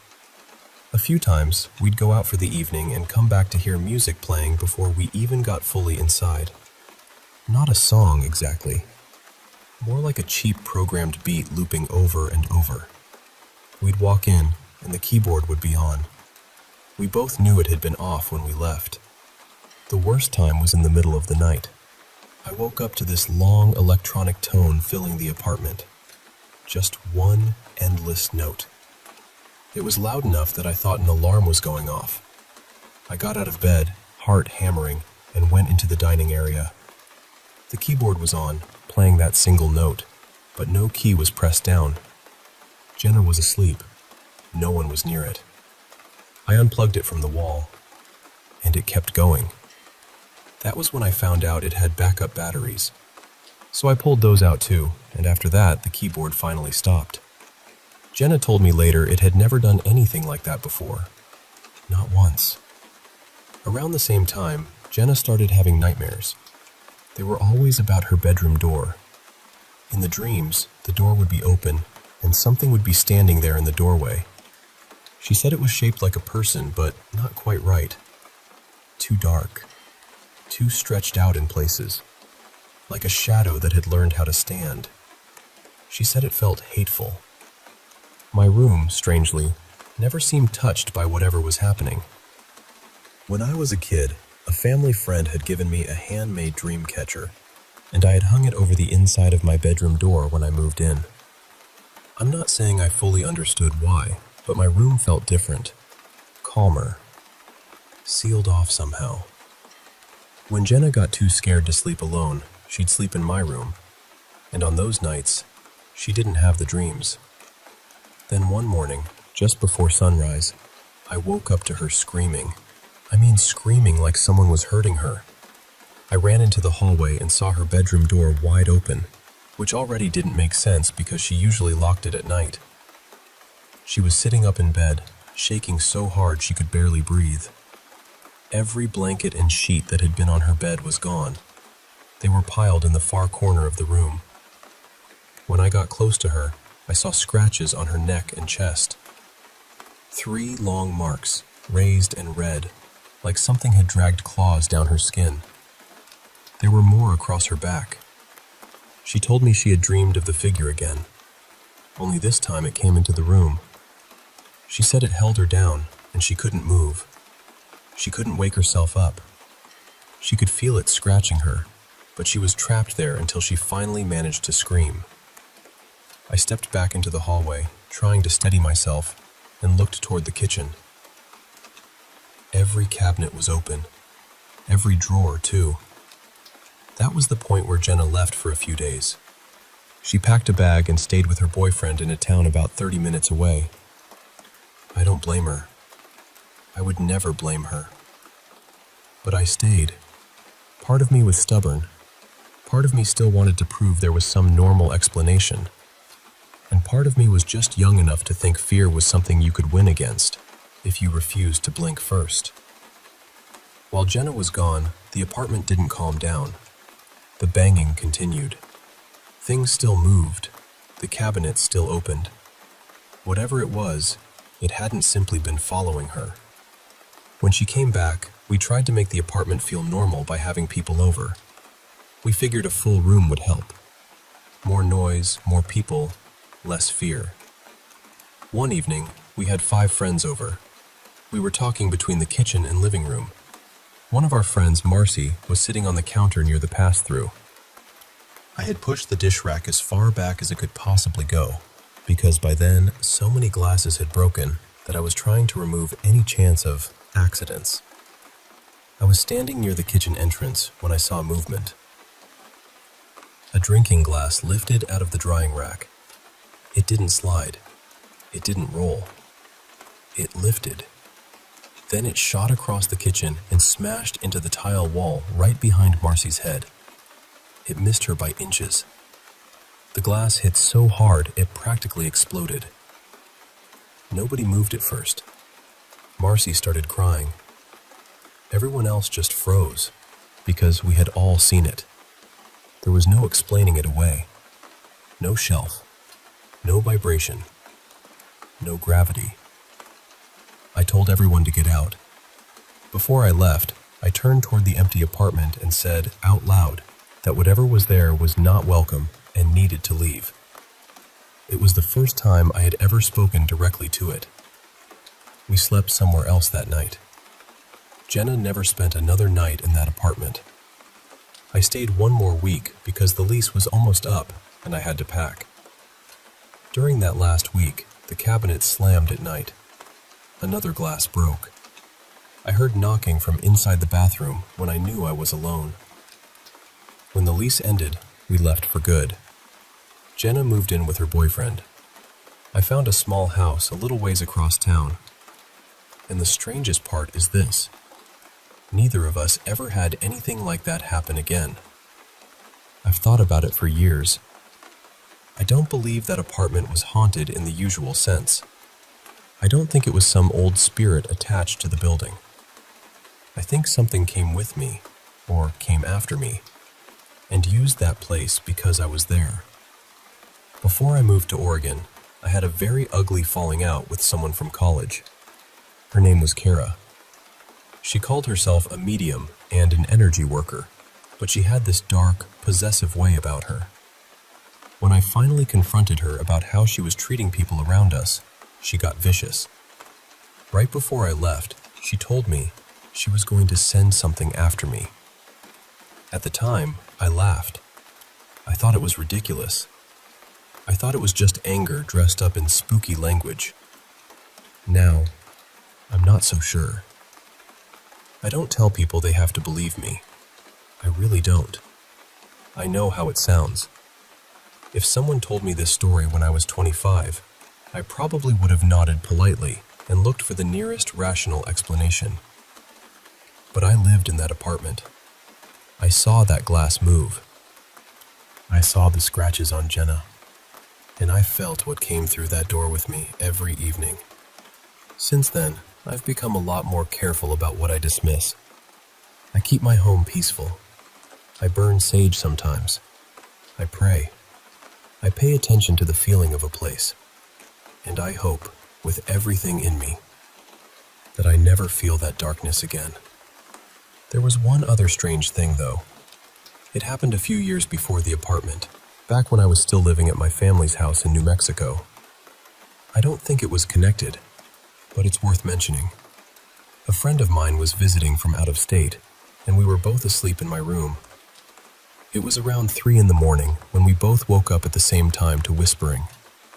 It wasn't coming from the hallway. It wasn't outside. It sounded like it was coming from the upper corner of my bedroom, right above us. We both looked up. There was a small ball of light hovering near the ceiling. It stayed there for a few seconds, glowing softly in the dark, and then it faded away. My friend and I looked at each other and basically said, "What was that?"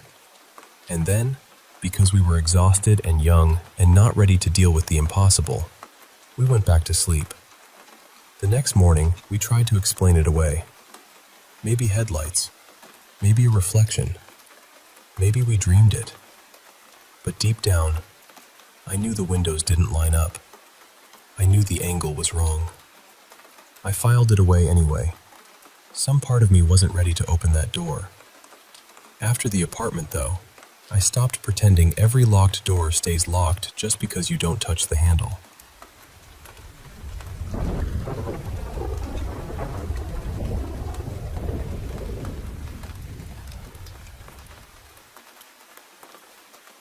I'm going to be honest with you. Until a few months ago, I didn't believe in spirits, ghosts, signs, any of it. If you had asked me half a year ago, I would have said, no, that stuff isn't real. But the last few months have shaken something loose in me. I still don't know what I believe exactly, but I don't laugh at it anymore. I bought my house about 7 years ago, and when we moved in, I promised my son that once we had a real home, we'd get a cat. Then, eventually, a dog. I grew up with dogs, so having one around always felt natural to me. About a month after moving in, we adopted a cat. A year or so later, I decided it was time for a puppy. I've always loved huskies.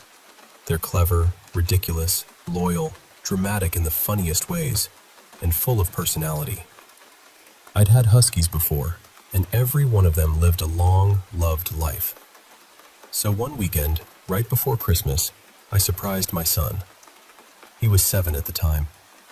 We walked into this little country barn, and suddenly, he was surrounded by a pile of husky puppies, all jumping and tumbling around him.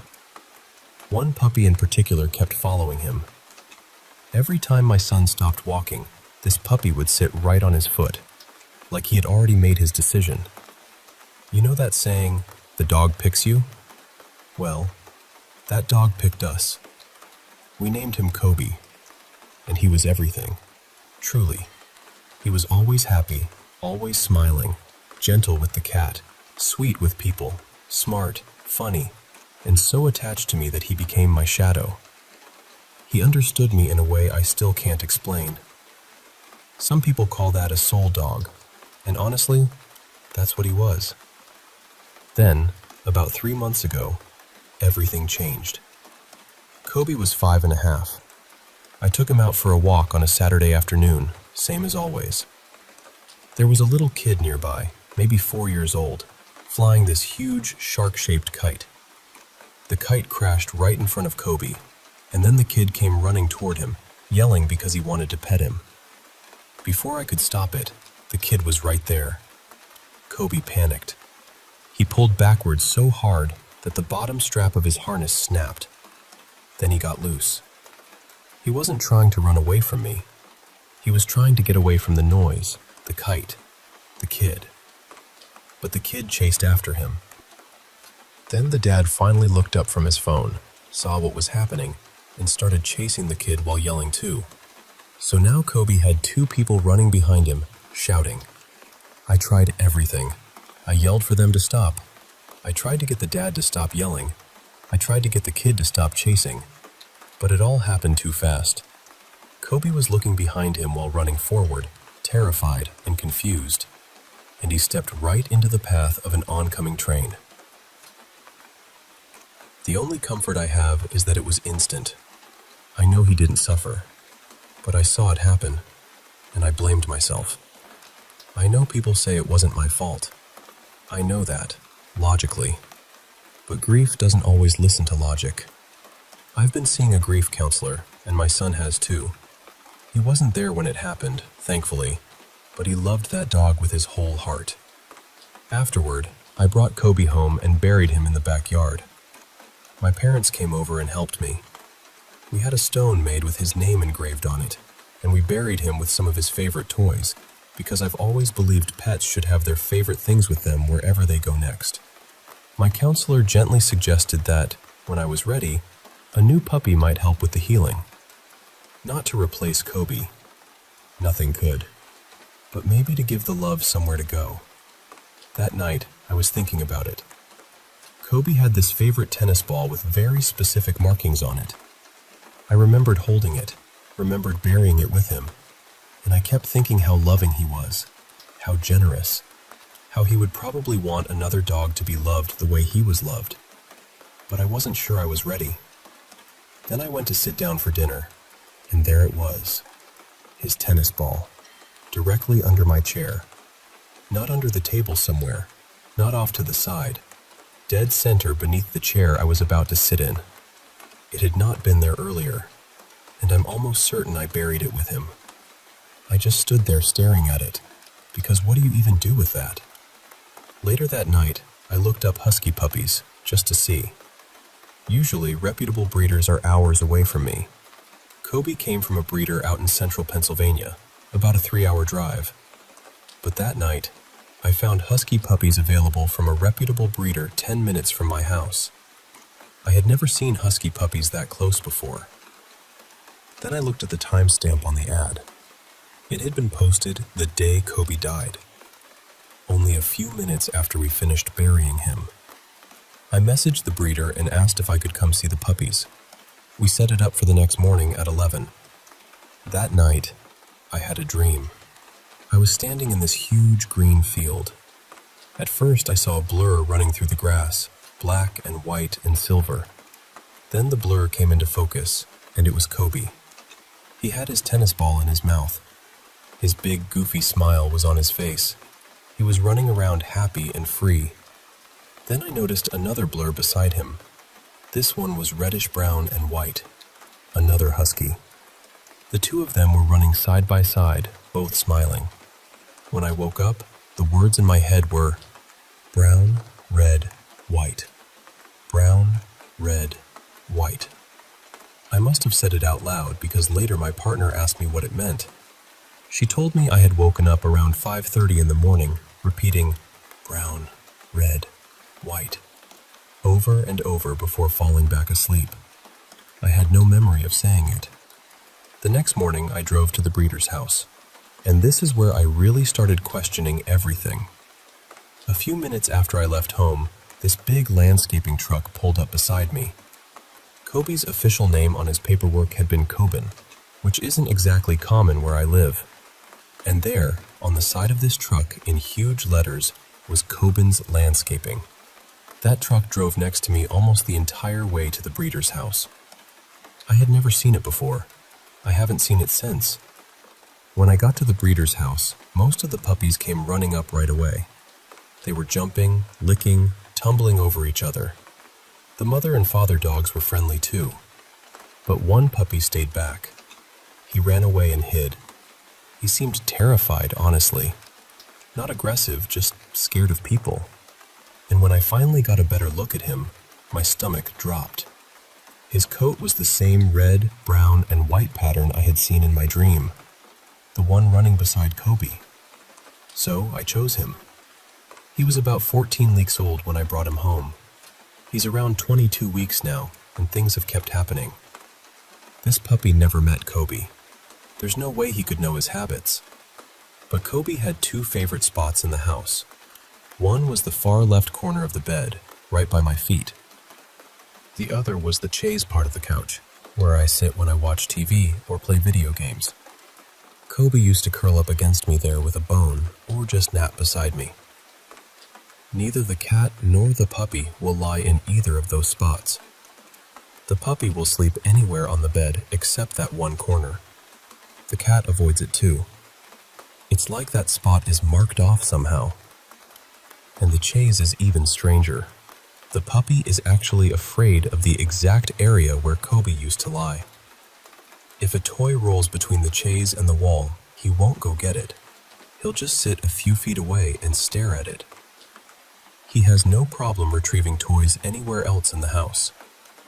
The cat does the same thing. She'll lie on every other part of the couch, but not there. I don't know how to explain any of this. I know coincidences happen. I know grief can make people look for patterns. I've told myself that over and over. But the ball under my chair. The puppy ad posted minutes after Kobe was buried. The dream. The truck with that name on it. The puppy with the exact coloring I saw. The way both animals avoid Kobe's favorite places. It all feels like too much to be nothing. So now I wonder if maybe Kobe is still here. Maybe he rests at the corner of the bed sometimes. Maybe he curls up on the chaise like he used to. Maybe he's watching over me, over my son, over this new puppy who somehow found his way to us. I don't know what I believe anymore, but I know what I've felt. And some days, when the house gets quiet, I swear it feels like my old boy never fully left.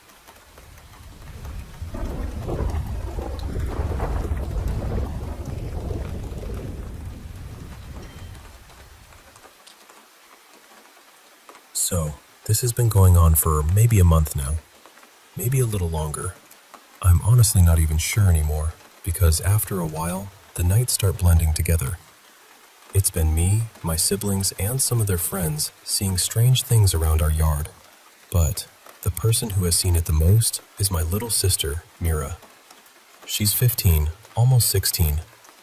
My 10-year-old brother has seen it too. The first thing they told me was that there was this shadow-looking figure in the backyard.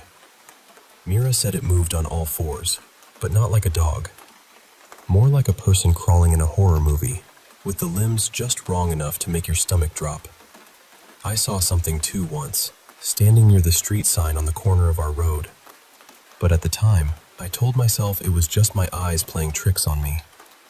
I have bad eyesight, so I really wanted to believe it was nothing. Then tonight, Mira said it was in her room. She told me it was crouched in the corner, kind of bent down or hunched over. When she turned on the light, it moved, and then it was just gone. Not hiding, not running, just gone. The weird thing is, it only happens late at night, never during the day. So part of me keeps hoping this is just kids being kids, or shadows from the trees, or my eyes making shapes out of nothing. I would honestly rather feel silly than think something is actually out there. A few nights ago, on June 24th, me and my siblings made this little tent in the front yard. We had brought our dog outside too, and we put her on her runner. She's a white dog, so she's pretty easy to see. But somehow, Mira and my brother thought they saw something white running around the house. They took off after it, thinking it was our dog. When I went outside to check and call her back, our dog was sitting right there on the porch. Mira was still chasing whatever it was. She said she called after it, and it just kept running. She was really confused because she truly thought it was our dog. But our dog had never left the porch. The most upsetting part happened when my brother's friends were over. They were playing in the backyard pretty late, probably around 10:30 or 11 at night. They stay out late sometimes, so that sounds about right. All of a sudden, they came running and screaming. Some of them were crying. Mira wasn't crying, but she looked shaken. They said they saw a tall dog running really fast across the yard. But when they shined a light in that direction, there was nothing there. That keeps happening. In the dark, they see it. With a light, it disappears. My mom has bad eyesight too, and even she's mentioned seeing something strange in the yard. With everything that has happened, neither of us really believes it's just a dog anymore. Tonight around 10, my brother and Mira also said they saw a white, smiling face from inside the car. Just a normal-looking smile, I guess, but that almost makes it worse. I didn't ask too many questions because, honestly, the whole thing creeps me out. I sleep in the dark, and I didn't want to scare myself more than I already was. The feeling I keep having is that, whatever this is, it's connected to Mira somehow. She's seen it the most. She saw it in her room. My brother seems to see it when she's around. I've only seen it across the street, from a distance. It feels like it's trying to get her attention, or maybe lure her somehow. And I hate even saying that out loud because it sounds ridiculous. But that's the feeling. There are other strange things too. We have motion lights on every side of the house, but they never turn on when this thing is supposedly nearby. We also have cameras, but as far as I know, they haven't caught anything. I'm not completely sure my parents have checked everything yet, but nobody has shown me footage of anything. Whatever it is, it's tall and thin, very lanky. Picture something shaped almost like Slender Man, but completely black. That's the closest way I can describe it. And our dogs don't really react. That might be one of the strangest parts. They don't bark at it. They don't seem scared. It's almost like they don't sense it at all. My dad even talked about asking his cousin, who used to work with a church, to come bless the house. He also said we could bless it ourselves. I never thought I'd be in a situation where that sounded reasonable, but here we are. Mira has also been worried that maybe watching ghost hunting videos somehow brought something around her. I don't know if I believe that, but I know she does. And I know she's scared. I don't really know what this thing is. I don't know what it wants. I just know that it keeps showing up at night. It keeps staying close to the house. And for some reason, it seems especially focused on my sister. So if anyone has any idea what this could be, or what we should do next, I'd really appreciate it. I just want to have something useful to bring to my family. Because right now, all we have are stories, fear, and this awful feeling that something is standing just outside the light.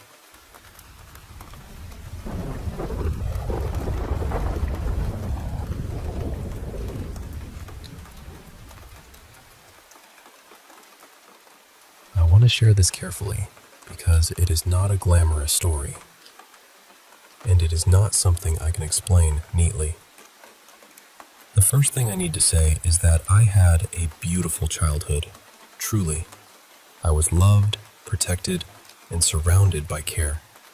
My parents created such a safe world for my brother and me that even when there was bombing in our country for a few months, I do not have a single direct memory of fear from that time. They somehow shielded us from it. We were also not exposed to adult content or harmful media as children. Nothing like that. And I want to be very clear that I was never sexually abused by anyone in this life. Nothing of that nature happened to me. Honestly, I often say that I grew up in a kind of heaven at home. It felt like my soul needed that kind of safety. But when I was very young, maybe between 3 and 5 years old, I had these strange thoughts and behaviors that I still cannot explain. I remember having toys and pretending to sleep with them, but in my mind, I would see this closed, airless place filled with mattresses. There were people all around me, and everyone seemed to be having sex, but it did not feel romantic or private. It felt like work, like an obligation, like something mechanical. I remember feeling this especially when I was hiding under a blanket with my toys. There were other moments too. At that age, I would pull my underwear into a thong shape, grab a little toy serving tray from my play kitchen, and run around the room yelling, "Hoo, striptease!" I would laugh wildly while doing it. The strangest part is that I said it in English. My native language is not English, and at that age, I did not know English at all. My parents saw it happen more than once. They laughed because I was being silly, but they were also confused. They kept asking, "Where did you learn that word?" They even took a few photos during one of those moments, though not with the tray. Years later, maybe 25 years later, strange connections started appearing through online work. I began working with a woman who lived on the other side of the world. She was very interested in past lives and tantric healing. One day, she told me she believed she had seen me in a past life. She said she had been a sex worker and that we had been in the same brothel together. Not long after that, my partner had a past life regression. In his experience, he was connected to a life where he was running or managing a brothel somewhere around Ireland or England. For some reason, both of us have always felt a pull toward England, even though neither of us has any real connection to it in this life. We both also learned English unusually young. I started speaking it before school, around 6 years old, just from cartoons and children's computer games. Recently, I had one of the most vivid dreams I have ever had. In the dream, I was tied up with rope. My skin was darker than it is now. I could not tell if I was Indian, Aboriginal, or from somewhere else entirely, but I knew I was not my current self. There were soldiers or armed men leading us through a street. Before that, we had been taken into a place that felt like a brothel. I saw other women tied up the same way. Some of them were packed into a wardrobe, their mouths taped shut. Then a group of us, maybe a dozen women or more, were taken down an alley. The ropes were tight. I was thirsty, weak, barely able to walk. I could hardly breathe. Then I collapsed onto the ground. And suddenly, my soul lifted out of my body. I felt free. I remember thinking that I wanted to get as far away as possible. I flew and flew until I somehow landed above my current childhood home. I saw the birch tree from my yard. I saw the old fences my neighbors had in the 90s. All these little details were exactly as they used to be. And in the dream, I said, "This is home." That part stayed with me. When I was around 11, I became intensely obsessed with stories about human trafficking, missing children, and similar cases. I watched videos, read stories, and remembered so many of them. I grieved for every child I heard about. None of my friends were interested in those topics. It was just me. My brother was the only one who really knew how much it affected me, because I was scared someone might take him from our family. He still remembers that period and brings it up sometimes. So I am left with all these pieces. A safe childhood, strange memories that did not seem to come from this life, words I should not have known, dreams that felt more like memories than imagination, a deep fear of trafficking before I understood why. And I keep wondering whether there was some kind of connection between armies, brothels, and human trafficking in the 20th century. I do not know what to believe. I only know that something in me has carried this feeling for a very long time.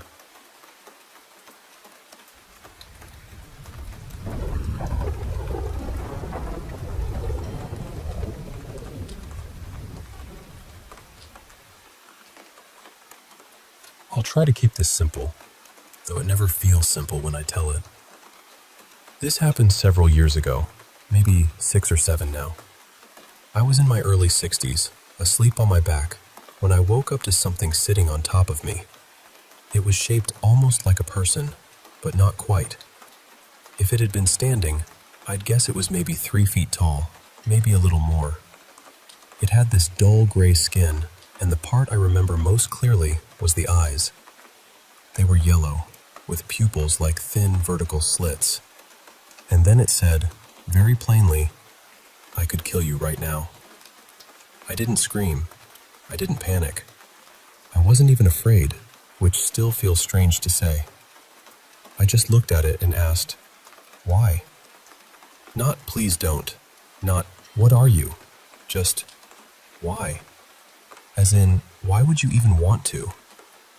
Then it moved its arm toward my stomach, almost like it was reaching inside me, and made this pulling motion. After that, it was gone.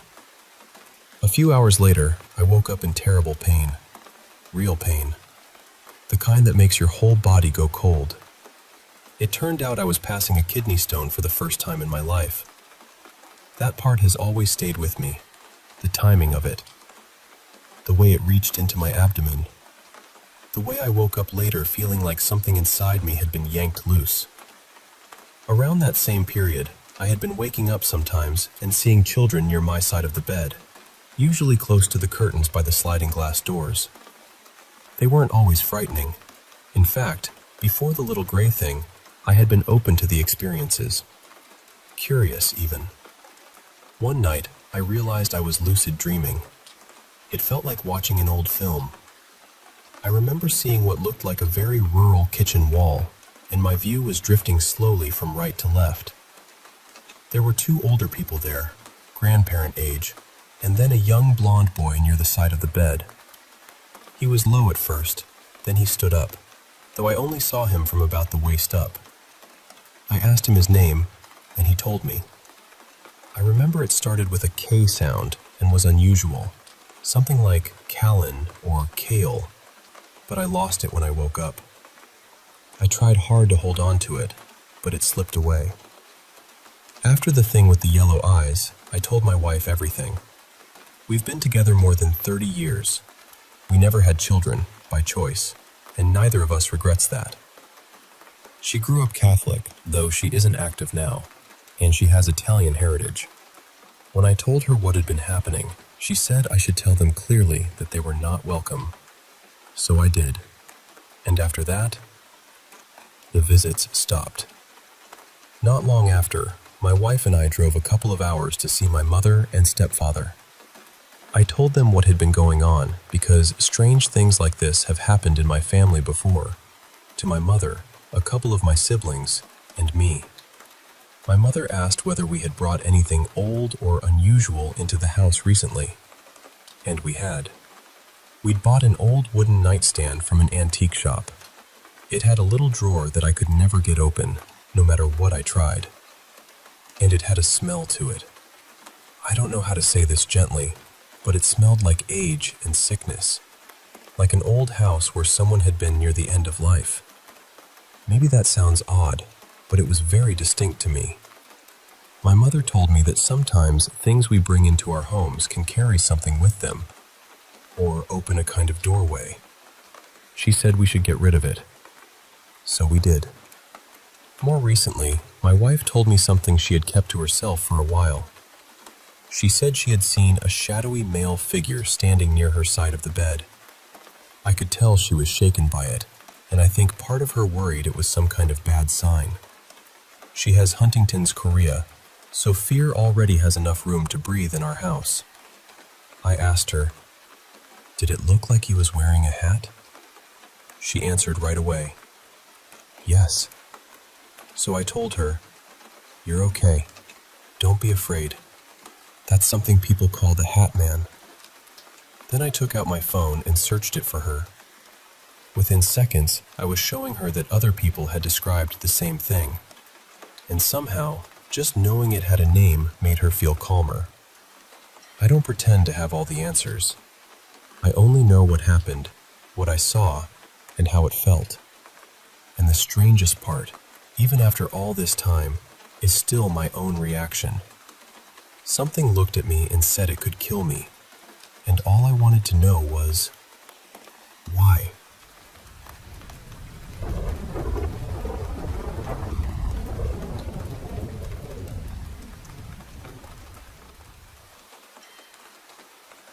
I know this is going to sound strange, and I understand why people hesitate when they hear it, but I'm going to tell it as plainly as I can.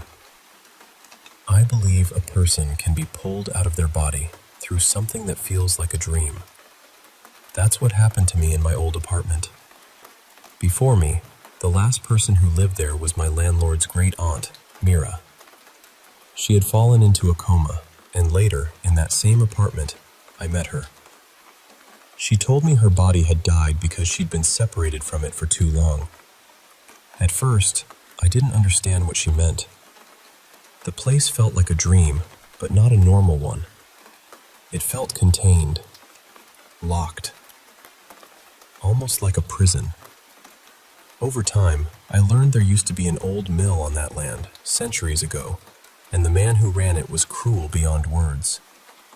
The kind of person who treated people like tools and enjoyed their suffering. So when I started sensing what was trapped there, it made a terrible kind of sense. The things holding them there were not human. I started calling them soul eaters because I don't know what else to call them. They looked like lions, but made from pieces of human bodies. I know how that sounds. Believe me, I do. Mira's family knew something was wrong too. My landlord's daughters were sensitive to things like that, and they would sometimes sense Mira still in the apartment. They had no way of knowing what I had seen, but little by little, pieces of their stories matched mine. Now, This is the part where people usually laugh, so I won't dress it up too much.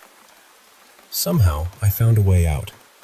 Not just for myself, for others too. I think nearly 100 souls escaped from that place because of it. And after that, my landlord said Mira wasn't there anymore. The last thing Mira told me was that they would come looking for me. And they did. It took about 3 years. Then one day, a message appeared on my phone that said, "Found you."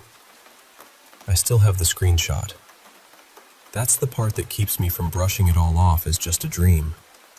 Because when strangers tell you details they couldn't possibly know, and then something like that happens, it gives you pause.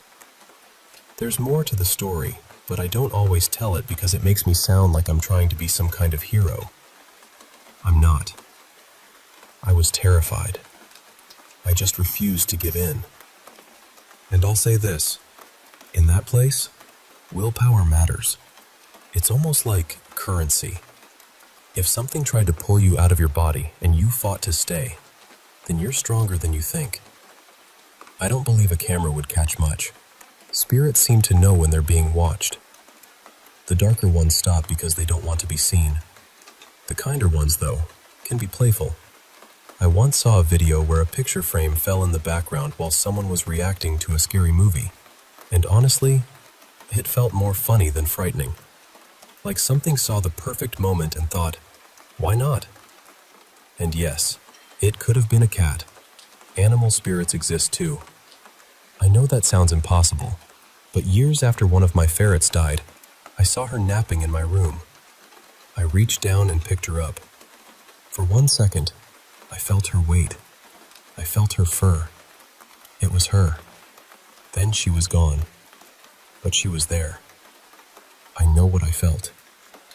So when you say something sat on your bed, or you felt a presence after that awful dream, I don't automatically think it was there to harm you. It may have been a guardian. Something sent to protect you. Something letting you feel it just enough so you'd know you weren't alone. There are good spirits out there. I believe that. I've had some around me for years now. They wake me up when I sleep through alarms. They even help in small ways sometimes. Once, one of my ferrets was hiding, and I couldn't find her anywhere. That whole night, things kept shifting around me. Little objects moving like someone was trying to get my attention. Finally, I understood and asked for help. Not long after, she woke up and came right back to me. So if things keep happening, I don't think it's always just to scare you. Sometimes something is trying to get your attention for a reason. There's a veil between us and them. We don't usually see or hear what's on the other side unless something allows it. And when it does, I think there's always a reason. My feeling is that the cat, or whatever felt like a cat, may have been there to comfort you, especially if that terrible dream hasn't happened again. It might have been showing you, I'm here, you're safe. And honestly, if you fought them off once, they may not try again. They may already know you're too strong to waste their time on. I'm not saying they'll come after you. What happened to me was different. I fought them directly, freed what they were holding, and left them angry. But you survived the first reach. That means something.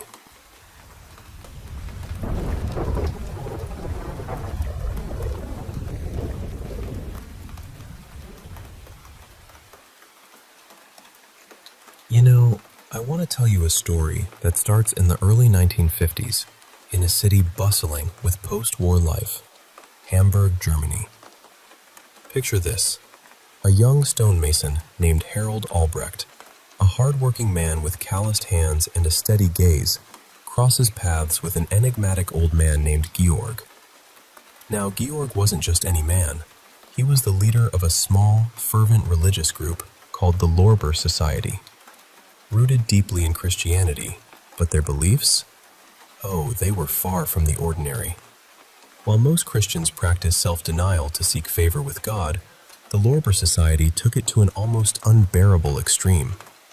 They denied themselves so aggressively that their lives were consumed by ceaseless prayer, 24 hours a day, 7 days a week. Imagine that kind of devotion. And here's the chilling part. They believed anyone outside their fold was inherently evil. When Harold met Georg, he was immediately drawn in. Georg's charisma was magnetic, his voice steady, his eyes filled with conviction that could sweep you off your feet. And Georg saw something in Harold too, a spark that made them instant friends. This friendship wasn't just casual. It led Harold and his wife Draga to join the Lorber Society wholeheartedly. They embraced this intense lifestyle, surrendering to Georg's every word with unquestioning obedience. A few days into their commitment, Georg fell ill, gravely so. Harold visited him during those final moments, sitting by his bedside as Georg's breaths grew shallow. When Harold returned home, he shared with Draga that Georg had revealed a secret. Harold was to be the next leader of the Lorber Society. Draga and the rest of the members accepted this without hesitation. And when Georg passed away, Harold stepped into his role seamlessly, commanding the same reverence his predecessor had enjoyed. As leader, Harold nurtured a belief among the members that a new prophet of God would soon return to earth. He insisted that he alone would recognize this prophet immediately, and that they must obey everything this figure commanded, for it was God's will. Then, in 1953, Harold and Draga welcomed their second child, a boy they named Franz. No sooner had Franz arrived than Harold declared him the prophesied one, the awaited prophet. The society embraced this revelation wholeheartedly. Growing up, Franz was enveloped in unwavering worship. The members of the Lorber Society, including his own family, praised and revered him around the clock. It's no wonder, then, that by the time Franz was in grade school, he truly believed he was the prophet of God. This belief gave him an unsettling authority. He wielded it to dominate his family, especially his 3 sisters and his mother. Yet no one dared challenge him. After all, he was the prophet.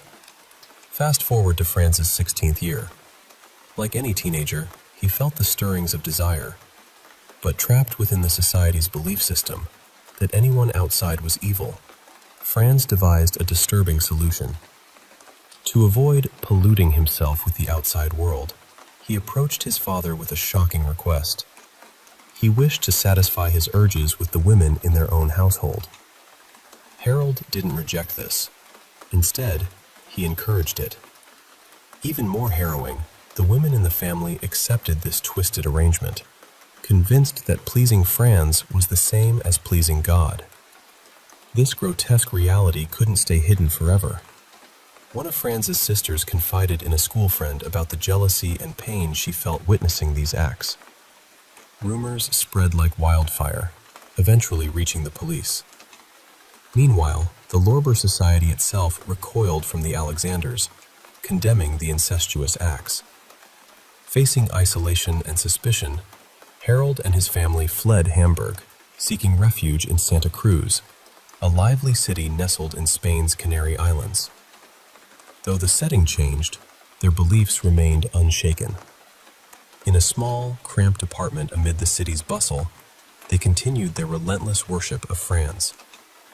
Now, let me tell you about an incident that truly shook the neighborhood. It was December 22nd, 1970, and Dr. Walter, a well-to-do physician, heard a sudden knock at his villa's door. When he opened it, 2 men stood there, their bodies and faces coated in what looked like mud. Confused, he asked what they wanted. They introduced themselves as Harold and Franz, the father and brother of Sabina, his 15-year-old housemaid. Respecting their request, Walter called Sabina to the door, then stepped away to give them privacy. But then, he overheard their conversation. The words, unfolding in the chilly air, were grotesque, chilling to the bone. Walter's heart pounded, sweat beading on his forehead as fear coursed through him.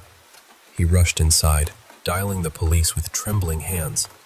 When the officers arrived, they found Harold and his children unnervingly calm. It was hard to reconcile their composed demeanor with the horrific acts Walter described. Harold spoke of their deeds so calmly, with such eerie detachment, that the police were left speechless. They headed straight to Harold's apartment. Opening the door, the officers were met with a scene that confirmed Harold's grim confession. This was what they called the killing hour. You see, Harold and Franz believed women were inherently evil. They held a twisted conviction that only through murder and mutilation could these evil souls be cleansed and allowed into heaven. The women in their family accepted this horrifying doctrine, trusting Franz's divine authority. On the night of December 21st, 1970, Harold and Draga were resting in their bedroom. Franz entered silently, sitting at the edge of their bed, his gaze fixed on his mother. Suddenly, Draga's eyes opened, and she looked at him in a way Franz later described as offensive. Feeling insulted, Franz declared it was the killing hour. He grabbed a wooden coat hanger nearby and began striking his mother's head. Instead of resisting, she lay back, hands at her sides, resigned to the assault as if surrendering to fate.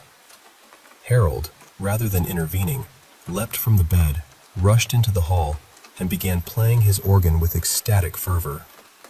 Franz beat his mother until she lost consciousness. Then, turning his twisted attention to his two sisters, he repeated the brutal assault, knocking them unconscious as well. Sabina, however, escaped this nightmare by staying with Dr. Walter that week. With the women unconscious, Franz fetched a kitchen knife. The carnage that followed is difficult to even recount. He mutilated their breasts and genitals, those so-called evil organs, and nailed the severed parts to the apartment walls. He carved out his mother's heart, wrapped it in cord, and hung it as a grotesque trophy. This story, my friend, is a haunting testament to how blind faith twisted into fanaticism can lead to unspeakable horrors. The Lorber Society's shadows fell darkly over the Alexanders, consuming them in a tragic spiral of devotion and depravity. It's a chilling reminder to hold on to compassion and reason, even in the face of belief.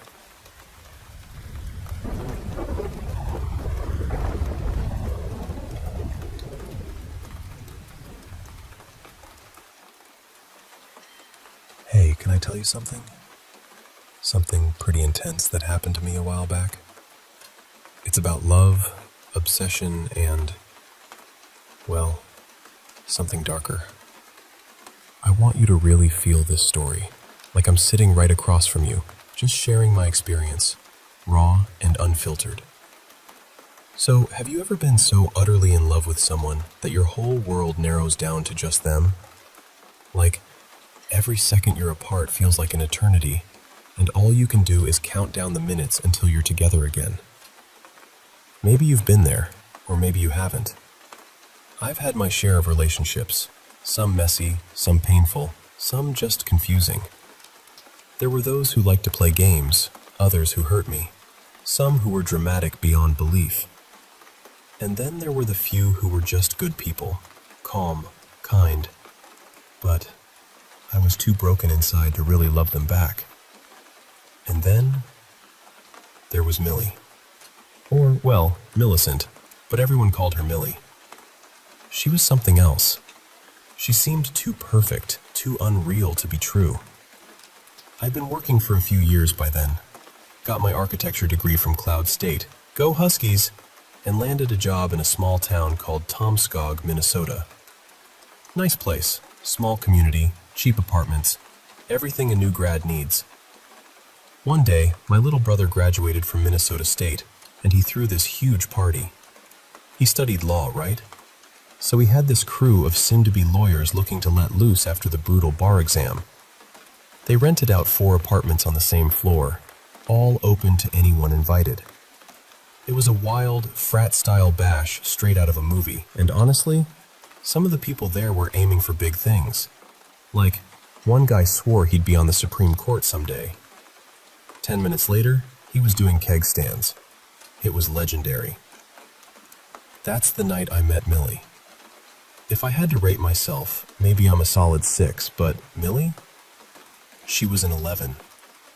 I couldn't help but stare. She had this short, messy blonde hair, was wearing a Cannibal Corpse t-shirt, a little unexpected, right? And jeans that looked like she'd just thrown them on to get out of the house. Honestly, she could have been wearing a plastic bag and I wouldn't have cared. Her almond-shaped face was so unique, so captivating. No piercings, no earrings, not a speck of makeup. Just natural, glowing beauty. She moved through the room like she owned it, chatting with everyone, laughing, and suddenly a beer was in her hand like magic. An hour flew by before I even realized it. Then I found myself standing beside her in the hallway. The music pounding inside was muffled. All I could hear was my own heartbeat, loud and frantic. It was like nothing I'd ever felt before. Real love at first sight. She turned to me with that smile, wide and warm, and said, "You don't look like a lawyer. Are you here as a +1?" I told her I was there with my brother.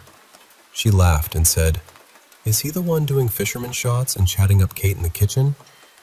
"Allegedly," I said, and yep, he was right on his 7th shot by then. Millie was pure delight. Seeing that smile up close broke any awkwardness I felt. I felt like I could tell her anything, and somehow, we ended up talking for hours. I was completely hooked. By the end of the night, we were making out in the back seat of my car like teenagers stumbling through their first love. I won't lie, I got obsessed. I texted her every day, but she always seemed so busy. She hadn't graduated yet, working on a master's in applied statistics. Funny, right? She didn't seem like the type to spend hours with numbers, but Millie was a mystery wrapped in an enigma. We started dating seriously. Mostly low-key dates, dinner, movies, nothing extravagant. But every night ended the same way, heavy make-out sessions, sometimes more. She loved hanging out at my place, even if she teased me about my sandalwood-scented candles. Hey, I like what I like. But then, things started going wrong. I'd never been sick much before, but suddenly, I started getting ulcers all over. I was dropping weight fast. I've always been kind of thin, so losing even more was scary. Some days, I could barely get out of bed. I remember one evening, sitting with a plate of spaghetti in front of me, trying to force myself to eat. But the pain was unbearable. Pasta was my favorite, but that night, it looked like I'd opened a can of worms. Whenever I told Millie, she'd come over immediately. She'd take care of me for days, cooking, cleaning, making the bed. She even brought this yogurt that tasted like heaven and made me feel human again, if only for a little while. We'd cuddle on the couch, binge watch Friends, and of course, there was plenty of making out. That never stopped. But things only got worse. Eventually, I had to be hospitalized. I couldn't keep food down. My parents came to see me, but all I could think about was Millie. How worried she must have been. Funny thing, she never came to visit, not even once, despite my texts. The doctor told me I had a serious vitamin B deficiency and gave me a strict diet and a bunch of pills. He said I'd be back on my feet in a few days. He also warned me about smoking, emphysema and all that. But when I told him I didn't smoke, he just shook his head like he didn't believe me. I was prescribed painkillers, and that was that. When I was finally discharged, I met Millie in the parking lot. She seemed surprised to see my brother there, and they met for the first time, awkwardly, just a quick, "Hey." That was it. Later that night, I called my brother. Millie had gone home for the night, but promised to come back after class the next day. My brother hadn't seen us together before, so I thought maybe he was just surprised. But then he said, "I'm happy for you, but she's bad news." I laughed. "You're just jealous." "No, really, she's got a reputation." "Come on." "I'm serious. She only dates sick guys." Apparently, Millie had dated 3 other guys before, all very ill. 2 had to move out of state for treatment, and the third ended up moving back in with his parents for long-term care. I tried to shake the feeling, but the next time Millie came over, we ended up making out in the bedroom, and I couldn't ignore it anymore. I felt strange. Hard to open my eyes, hard to push her away. I was so caught up in those kisses, loving, tender. But finally, I forced myself to look at her. I wish I hadn't. Her eyes were wrong. They were huge, pupils so dilated they looked black, like deep, hollow pools. The shape was strange, almost frog-like, like she was staring right through me. Her mouth was round and leech-like, framed by lips stretched out like pillowy cushions. Her teeth were longer, serrated. Her neck? Elongated, as long as my forearm. We weren't just kissing. She was holding me down. Her legs wrapped tight around me like a tick, spiky fingers dug into my back. Thin black smoke drifted from her nostrils. It hit me. We'd never just kissed or made out.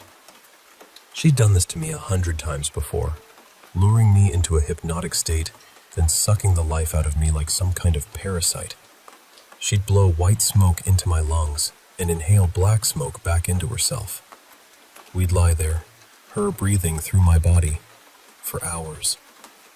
I'd wake up with nothing but a pleasant memory of a sweet night with a beautiful girl, hormones flooding my system, while she drained whatever she needed from me. The painkillers must have helped me wake up this time. Millie was inches from my face, holding me down, but I managed to free an arm and pushed her away. She shrieked, not a scream, but this weird, flute-like sound, as if she was inhaling air through 3 different windpipes at once. I coughed up black smoke, and she tried desperately to suck up every puff. I rolled over, but she clung to me like a backpack. I could feel that round mouth trying to latch onto my neck, but I was moving too much. She was surprisingly light, but incredibly strong, with 4 other limbs, long and bone-like, slick with some greasy sheen. She lifted us off the floor, wrapping me in her limbs like a cocoon. Her mouth got a grip on my neck, and suddenly, we were back on the bed, making out tenderly, sweet whispers in the air. But I wasn't fooled. I was drowning in hormones, my head dipping in and out of consciousness. As I coughed up the last puff of black smoke, clarity returned. I grabbed the candle lighter from my nightstand, twisted my arm awkwardly, and flicked it on. The flame caught her signature Cannibal Corpse t-shirt on fire. She screamed and scrambled away, tearing off the burning shirt. And there she was, no longer the girl I met at that party. Her face was longer, smoother, almost alien. Her midriff thin, stretchy, ribbed like an earthworm. Her entire body vibrated with every shallow breath. 6 eyes lined up in 2 columns on her torso, blinking independently. Veins appeared where they shouldn't be, odd appendages poked out, and her translucent skin shimmered unnaturally. She spasmed, desperate to look human. I had only seconds before she regained control, so I kept lighting things on fire. The bed, the curtains, the carpet. With every flame, her shrieks grew louder. "I want you back," her head cried out, voice splitting into 3 separate windpipes, no longer trying to sound like one person. "I'll be careful. You won't remember." My heart was pounding so hard I could barely hear her over the smoke alarm blaring. She folded herself tight, her head bending unnaturally into her neck, forming a ball held together by sticky bones from her sides. The eerie sounds came from that hollow neck. "I want to watch Friends," she cried, vowels vibrating strangely. "I want a snack. I want to cuddle." In a last desperate move, she forced herself through the fire. I slammed the bathroom door and locked it tight. I'd rather die from smoke inhalation than whatever she was. She pounded the door, splats and thuds, but it didn't budge. The fire alarm screamed, and then silence. She was gone. That was years ago, but I still can't kiss anyone with my eyes closed. Nightmares haunt me. That black smoke filling my lungs, then being sucked back out. It felt like someone doing mouth to mouth, but twisted. Their breath blowing out of my nose, their face breathing through me like an extension of their lungs. Those flirty eyes? Just a trick to get close. Pretty lips hiding a monster's mouth, way too big for any human skull. I don't think I'll ever get over it. My body still aches for her, still craves the poison love Millie gave me. Knowing what she really was, that's my only defense against trying to find her again. It would be so easy to just let go, to let her have me. But that would mean death. And yet, sometimes I wonder, maybe she really cared. Maybe she'd be more careful if we tried again. See how easy it is? Never again.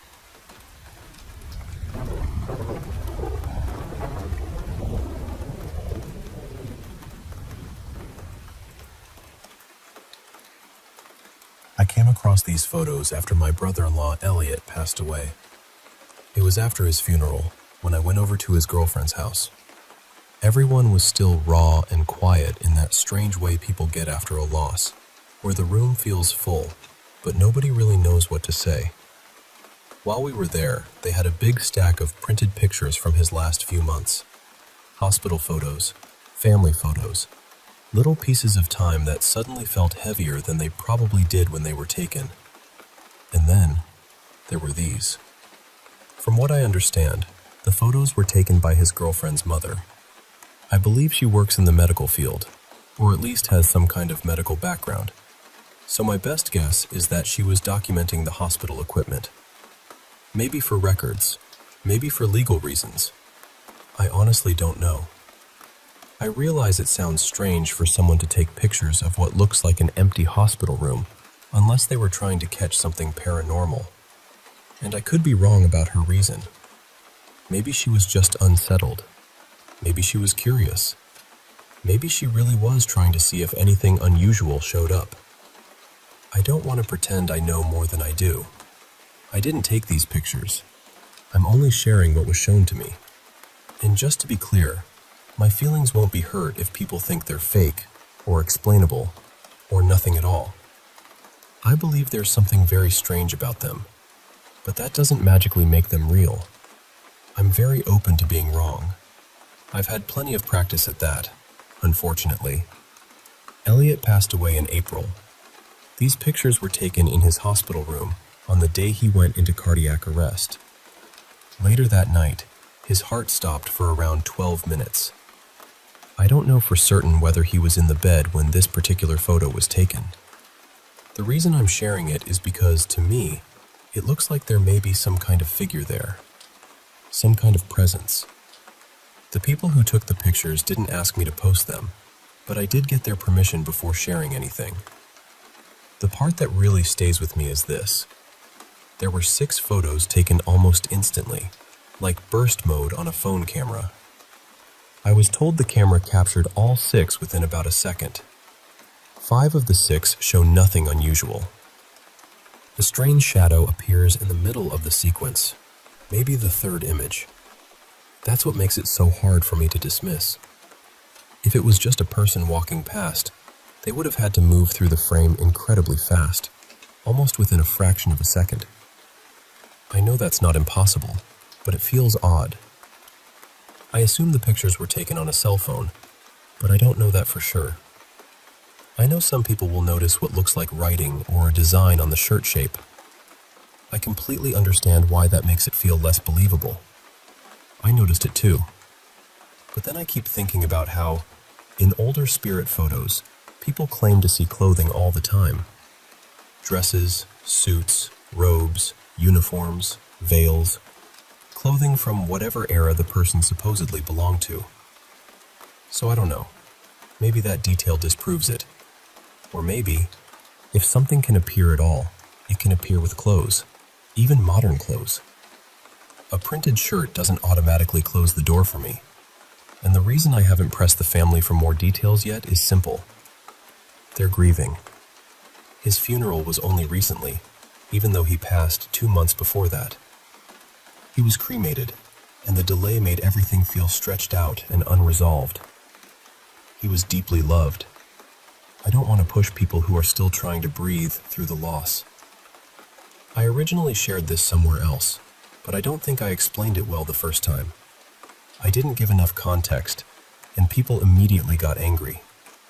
Some said it was obviously a hoax. Some said it was just someone walking by. A few people seemed genuinely furious, which surprised me. I ended up taking it down because I didn't want something tied to Elliot's final days to become a fight. For me, though, this photo still feels important. I'm usually the first person to look for flaws in ghost pictures. Reflections, shadows, motion blur, someone standing in the background, anything ordinary that could explain it. I try to find the normal answer first, but this one keeps bothering me. So if you see something that makes it obvious, tell me. Truly. I didn't take the picture, and I'm not trying to defend it like it belongs to me. I just think there's a real possibility that something unusual was captured here, and I wanted to share it again with the full story around it.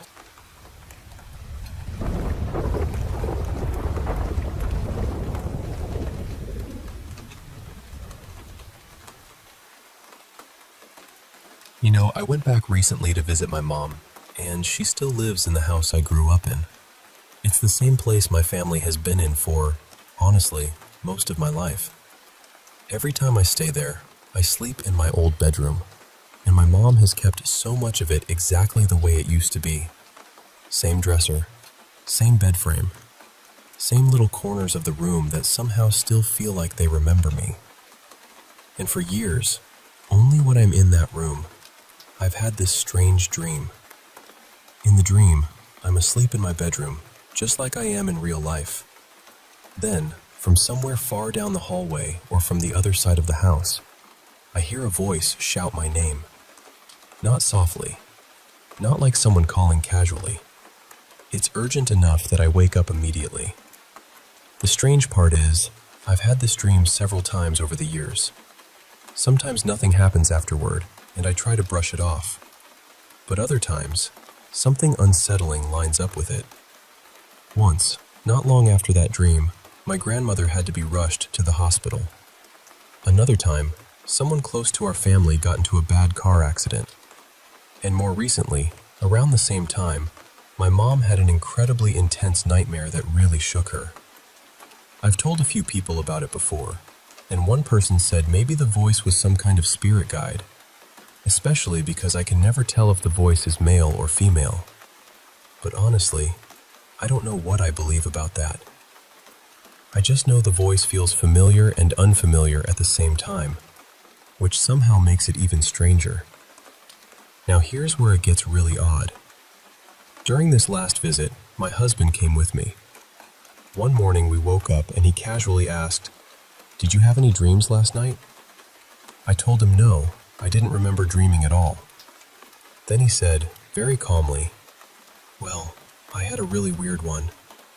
I dreamed I was asleep right here beside you, but at the same time, I felt like I was watching myself sleep. I knew I was dreaming, but I also knew I was actually asleep in the room. Then someone yelled your name, and I woke up. And when I looked over at you, you suddenly moved really sharply, almost like you had heard it too."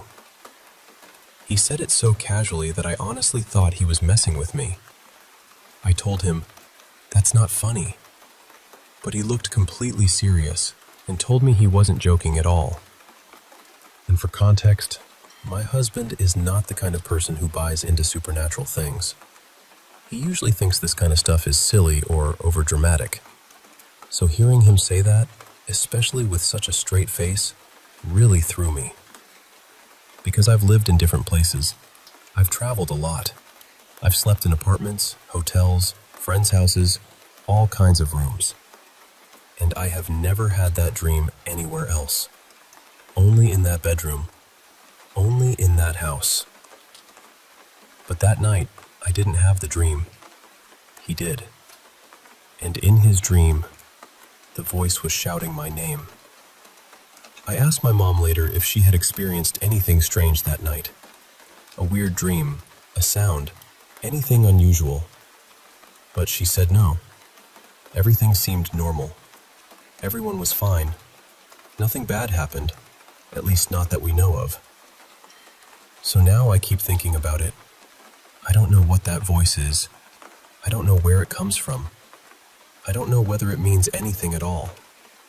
But it feels incredibly suspicious to me that my husband had the same kind of dream, in the exact same house, in the only room where this has ever happened to me. And somehow, that feels harder to explain than if I had just had the dream myself again. I still don't know what to make of it, but I can't stop wondering whether the room, or the house, or something connected to that place has been calling my name all these years.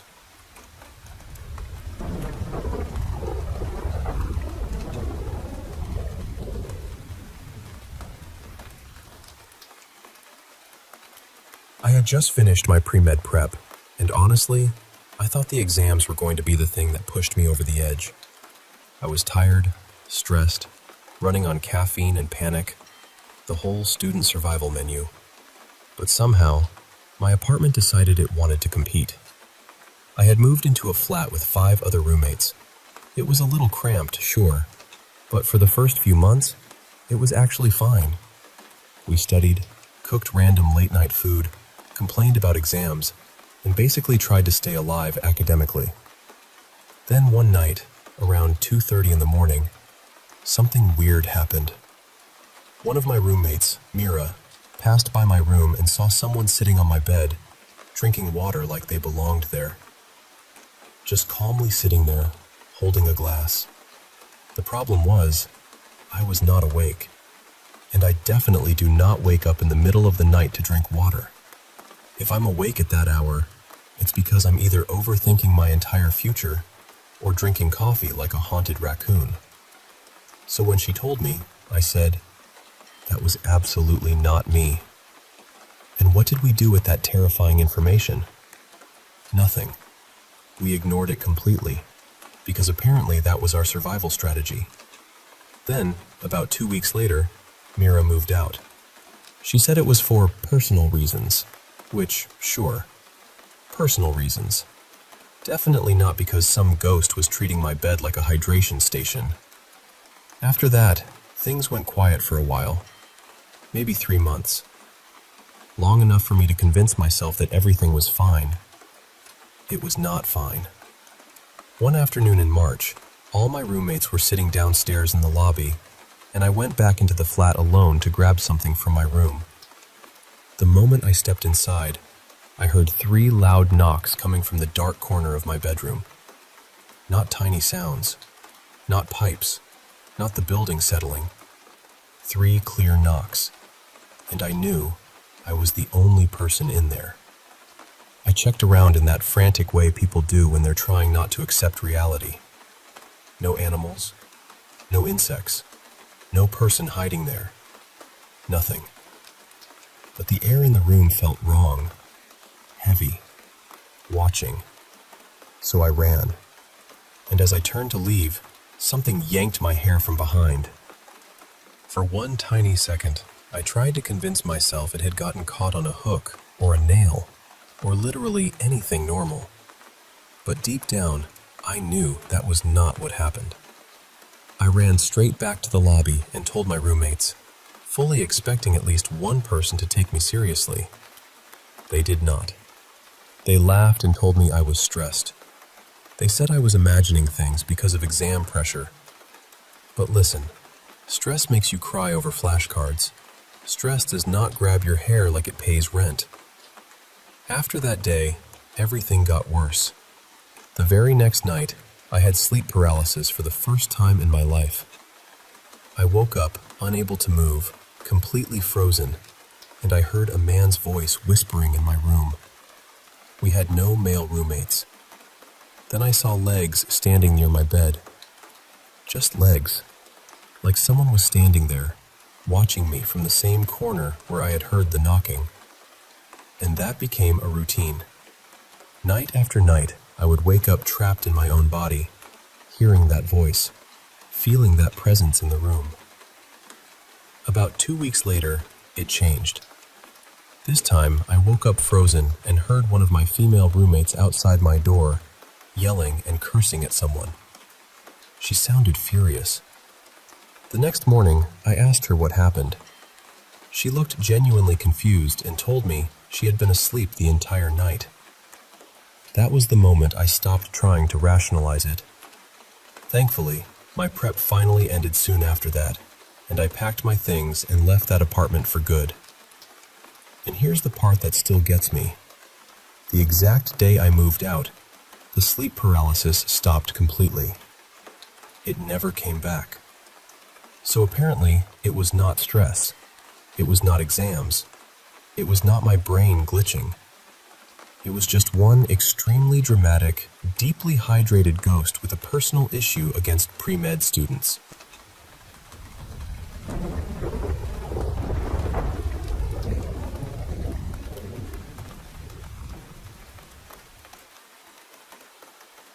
Hey, I want to tell you about something that happened to me. Something that's been haunting me for a while now. I've been a private contractor for years, working with wood. My granddad was the one who taught me the craft. My grandma used to joke that I could use a dowel before I could even say a word. Maybe that's a little exaggerated, but the truth is, I've always loved working with my hands, shaping wood into something real. That love has given me so much. A family, a cozy home, a steady job, and, yeah, even a '69 Dodge Charger that I adore. Life was good. Until a little while ago, when things got complicated, to say the least. So, when the pandemic hit, I noticed a lot of folks around town were out of work. My business, oddly enough, kept humming along because people were fixing up their homes while stuck inside. Even custom furniture orders were picking up. But I felt guilty about doing well while so many were struggling. So, I decided to give back. I started a woodworking class for those who lost their jobs. My wife thought it was a wonderful idea.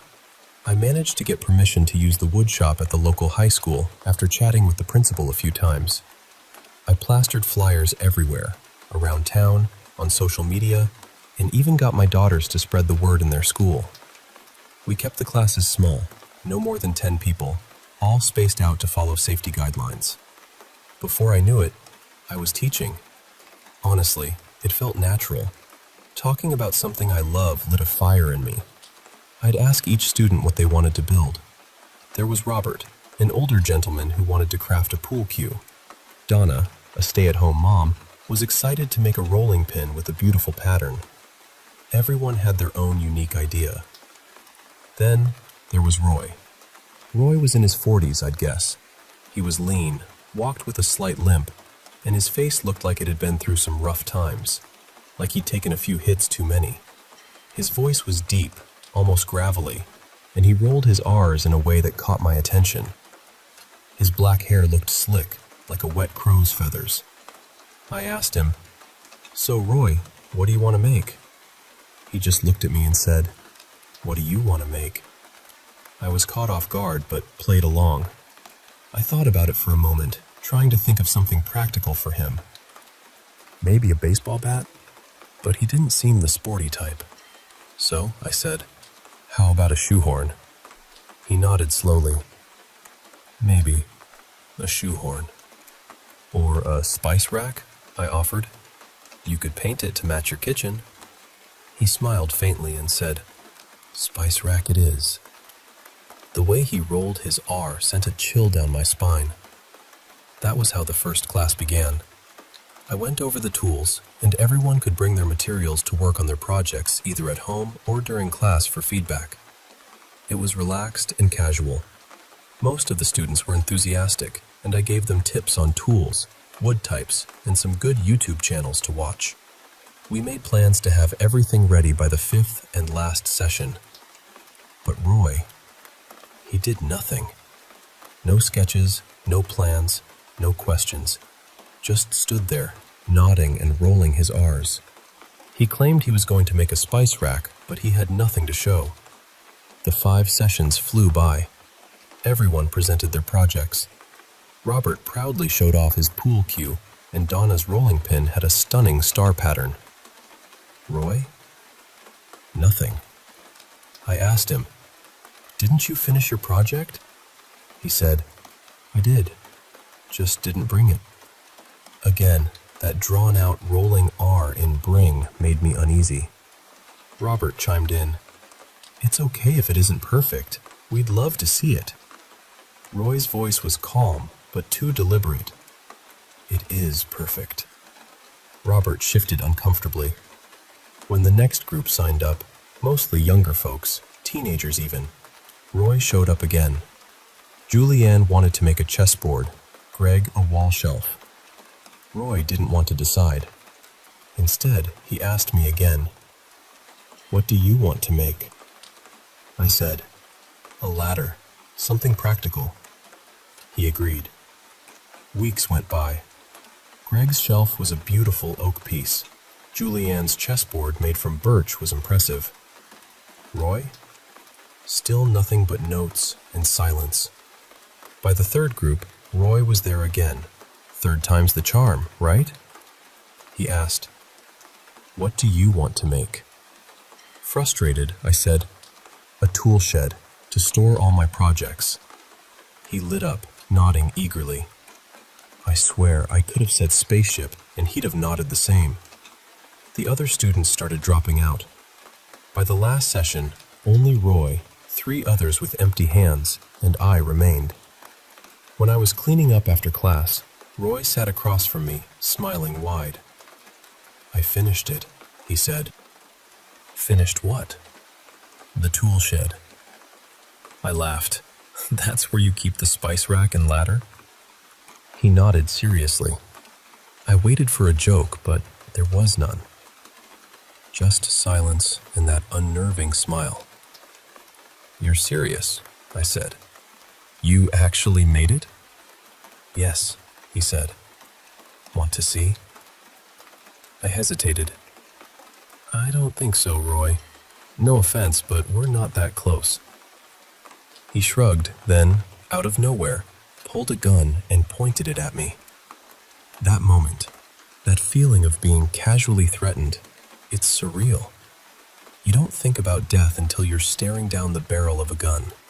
Then suddenly, mortality isn't abstract anymore. He told me to drive his way, and despite the fear bubbling inside me, I did. The '69 Charger and I became one, roaring down winding roads for over an hour. Roy sat beside me, calm, almost too calm, the gun always close enough to remind me of the stakes. He took an exit and told me to follow a dirt path. My phone buzzed constantly, my family trying to reach me. He never asked me to turn it off. Maybe he wanted them to track me? The road deteriorated, roots and rocks becoming more frequent until the phone finally went silent. We were off the grid. I parked where he told me to, and he led me into the forest with a small flashlight. The woods were eerily quiet. Only a few chickadees whispered somewhere overhead. No rustling leaves, no insects.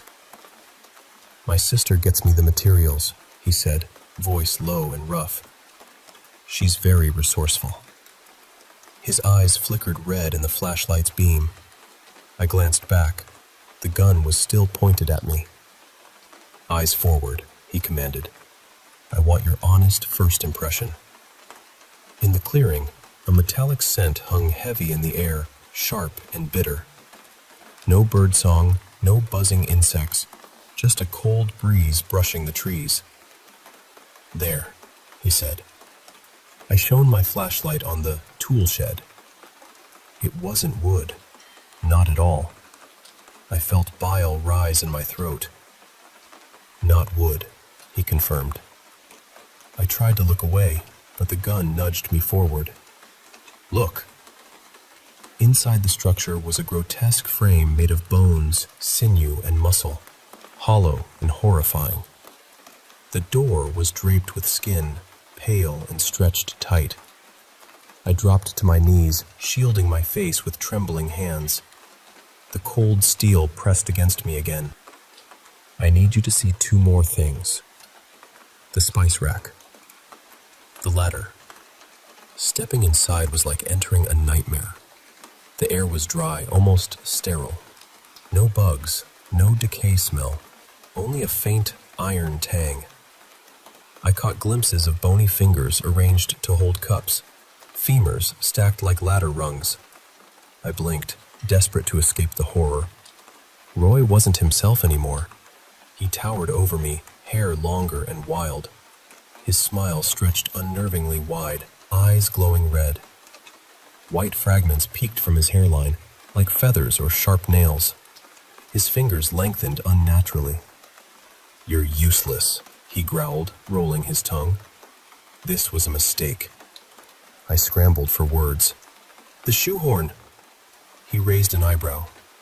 "What shoehorn?" "The first day, I said a shoehorn or a spice rack. Did you ever make the shoehorn?" "I could." "Then show me." In a flash, he grabbed my arm, shoved me to the ground, and possessed his knee into my back. I felt my arm twisting painfully. He was going to use my shoulder blade to make a shoehorn. "Wood. It has to be wood," I gasped. "That's the rule." "I make the rules," he sneered. "You need to work with different woods, birch, pine, oak, all kinds. I make things you can only dream of." He bent my arm further, like snapping a carrot. "Then make one. Pine wood, there's plenty." He sighed, releasing me. "Fine, wait here." He pushed me inside the tool shed and closed the door. I landed in darkness, surrounded by an unsettling nest of branches, mud, and grass. It smelled earthy, not like the horrors outside. I fumbled for my phone. No signal. The light only illuminated my terror. The door was locked tight. I tried to feel my way around, but the walls pressed in, bone and flesh masquerading as wood. The darkness swallowed me whole. Time lost meaning. I kicked, shoved, tried leverage. Nothing. The shed was unmovable. Panic clawed at my chest. Hours passed. Then I heard it. Small, careful footsteps outside. "Hello? Anyone there?" I called, voice dry. A boy's voice answered. "Hand?" A kid, no older than 10 or 13, stood at the door. Same dark hair as Roy, same pale skin and red eyes. He dragged a blue plastic garbage bag behind him. "And then?" he asked again. I tried to coax him. "If you open this, we can leave. Ice cream? Pizza? Anything you want." "And then?" His tone was mocking, infuriating. Suddenly, the door creaked open. He stepped inside, closed the door behind him. I couldn't leave him there. Tried to pick him up, but he recoiled. "And then?" "We have to go," I whispered desperately. "And then?" He said it like a command. I ran. Back to the car, heart pounding, keys in hand. The Charger roared to life, and we tore through the woods, ignoring roots, rocks, anything in our way. I had to get out. On the main road, I floored it, willing the Charger to fly faster than fear. I was pulled over by a highway patrol officer who saw the shock in my eyes. I told him about the kidnapping, but trying to explain what I saw only earned me a skeptical look. Maybe he thought I was crazy. He barely took my statement. I shut down the woodworking class after that. I'm seeing a therapist now, dealing with nightmares, anxiety, and the constant need to keep the lights on. The memories haunt me, especially that boy. I can't shake the feeling he wasn't there to save me, but to put away his little plastic bag. No murders matching what I saw have been reported nearby, so Roy must have gotten his materials from somewhere else. Wherever that is, it's still out there. Roy is still out there. And well, the strangest part? A few weeks ago, I got a package in the mail from Roy.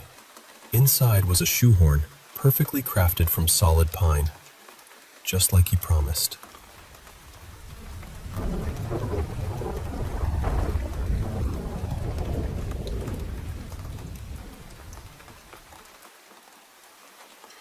I still think about that morning, more than I probably should. This happened in the autumn of 2024, when I was away on my very first business trip. I was in Dusseldorf, Germany, staying in a pretty ordinary hotel. Nothing luxurious, nothing strange about it at first. Just a clean little room, a bed, a desk, heavy curtains by the window, and a bathroom near the entrance. That night, I barely slept. The mattress was stiff, the pillows felt wrong, and honestly, I was nervous. I had meetings the next day, and because it was my first work trip, my mind just wouldn't settle down. I kept checking my phone, putting it down, picking it back up again. You know those nights where your body is tired, but your brain keeps pacing around like it forgot how to be quiet? That was me. Sometime around 7:30 in the morning, I was lying on the right side of the bed, facing the curtains. The room wasn't dark anymore. It had that dull gray morning light coming through, just enough to see shapes clearly. I had finally put my phone aside and was trying to squeeze in even 20 minutes of sleep before I had to get ready. And then, I heard the bathroom door open. I was completely awake. I want to make that clear. This wasn't one of those moments where I had just drifted off and dreamed something. I heard it. The handle moved, the door creaked, and it opened slowly. At first, I thought maybe housekeeping had come in, but then I remembered I had definitely put the "Do Not Disturb" sign on the door. I was sure of it. And that's when my whole body locked up. I couldn't turn around. I couldn't sit up. I couldn't even blink properly. My eyes were wide open, still fixed toward the curtains, and I felt this horrible pressure over me, like the air in the room had suddenly become heavy. Then I saw something move into my line of sight. It was a black figure. Not just dark clothing or a shadow in the corner. I mean, pitch black, darker than anything else in that room. It moved slowly, almost floating, from the bathroom area toward the far corner. It looked like a woman, or at least it had the shape of one. She wasn't very tall, maybe around 5.5 feet, and she had long, curly black hair that fell all the way down near her hips. Then she started whispering. It was fast, too fast to understand. Like several voices tangled together under someone's breath. I couldn't make out a single word, but I could hear it clearly, and the sound made my skin crawl. Her body started twitching in this impossible way. Her shoulders jerked, her head twisted too sharply, and her whole frame shook like something was pulling her from different directions at once. It didn't look human. It didn't move like anything human could move. And I was just lying there, staring at it. Then suddenly, she stopped. No whispering, no twitching, nothing. She just stood completely still. After a few seconds, she began moving again, slowly circling around the foot of the bed toward the left side. I still couldn't move. I remember trying to force my fingers to twitch, trying to make any part of my body respond, but nothing worked. Then she jumped onto the bed. I heard it, and I felt it. The mattress dipped under her weight. That part still bothers me the most, because it wasn't just something I saw. I felt the bed move. She started crawling beside me, slowly, closer. Then her face appeared right in front of mine. It was completely black, except for the eyes. The eye sockets were dark, but the actual eyes were pale, almost white, so I could see exactly where she was looking. Her hair fell forward and brushed against my face, and I could feel it. It was cold and thin, like damp threads across my skin. I wanted to scream, but I couldn't. I couldn't even breathe properly. Then, all at once, she pulled back. She moved so quickly toward the bathroom that it was almost a blur. The bathroom door slammed shut, hard enough that the sound snapped through the room. And the second it slammed, my body released. Just like that, I could move again. I shot out of bed, grabbed my phone, and ran to the bathroom. Of course, nothing was there. No person, no open window, no hiding place. Nothing. I was shaking so badly that I called my brother right away. I didn't even know what I expected him to say. I just needed someone real on the other end of the line. When I told him what happened, he went quiet first, and then he started freaking out too. By then it was a little after 8:30, and I still had to catch my bus for work. So somehow, I got dressed, packed my things, and left that room. I didn't tell my coworkers. I couldn't. I was afraid they'd think I was unstable or making it up. But I know what I saw, and I know what I felt. That bed moved. That hair touched my face. And whatever came out of that bathroom was not supposed to be there.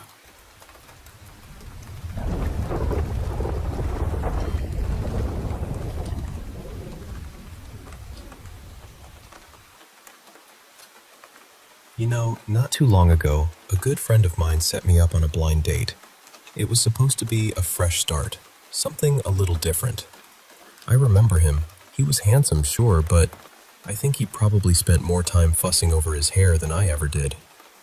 His hair was this perfect, almost artificial-looking strawberry blonde, and he had this warm smile that was easy to trust. I thought, maybe this time things would go differently. So I walked up, introduced myself, and sat down beside him, heart quietly hoping for the best.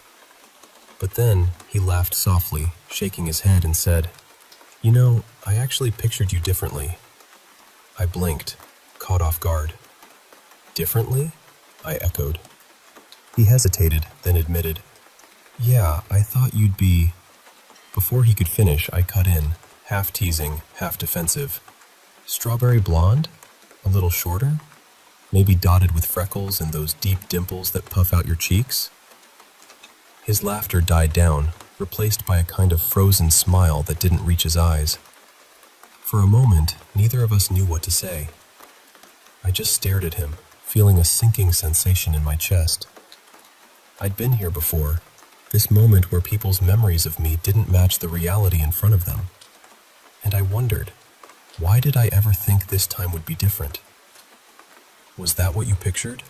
I pressed, voice rising without me even realizing it. I didn't notice I was practically shouting until it was too late. The date ended right there, with me yelling, "Is that what you goddamned pictured?" And honestly, at that point, I'd already screwed up.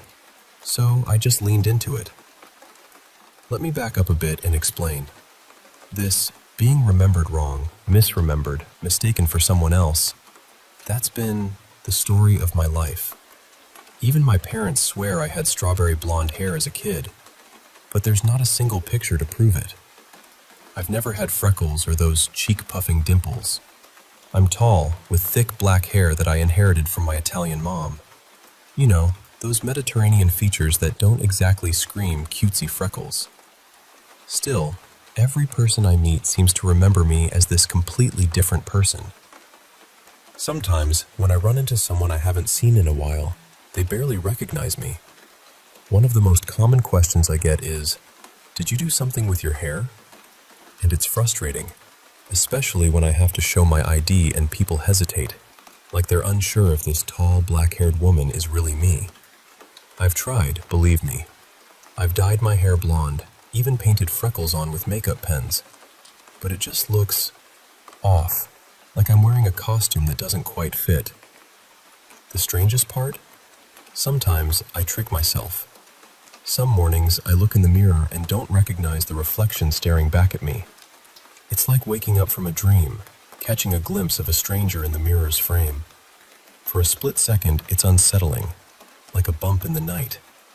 I thought maybe I had some depersonalization disorder. I even talked to a therapist about it. But it's not just me. No one else recognizes me either. And that's when I came to a gut-wrenching conclusion. Maybe I was supposed to be someone else. This feeling has shadowed me for as long as I can remember. Every date, every school photo, every party. Every time someone asks if I've changed my hair or compliments my new makeup, it's like a little jab reminding me that I'm not who they think I am. maybe you can understand why I might be a little sensitive, why I might have snapped at a blind date. Anyway, that night, after storming off, I found myself wandering through the downtown park. The streets were alive with people chatting, laughter drifting on the cool night air, but all I could hear was the pounding of my own thoughts, wondering if I'd overreacted, thinking about how I could have handled things differently. Maybe I needed medication, anything to stop this feeling of being lost inside myself. That's when I saw him. Daniel. He was standing outside a taco truck, chatting with a group of friends. Nothing about him screamed unique or special, but I couldn't look away. His hair was this perfect strawberry blonde, pale skin glowing under the streetlights, freckles scattered across his cheeks, and those deep dimples that made his smile light up his face. He was shorter than his friends, but he radiated this pure, effortless joy that I couldn't quite put into words. It was like a warmth I could almost see. I knew I had to talk to him. I weaved through his friends and tapped him on the shoulder. When he turned, my mind froze. He wasn't the image I'd painted in my head. No strawberry blonde hair, no freckles, no dimples. He was Korean, with a kind of unassuming, lumpy look, and his face was as shocked as mine probably was. His friends gawked too, but he looked at me like he knew me, like there was a secret between us. We both laughed, a little awkward, a little relieved. "How did you—" he started. We spoke at the same time, mirroring each other's surprise and confusion. We laughed again, this time lighter, as his friends joined in with, "Jinx! Jinx!" That night, Daniel and I talked for hours. We learned we were born on the exact same day, but had grown up worlds apart. Yet, we shared the same strange curse. People constantly mistaking us for someone else, remembering us wrong.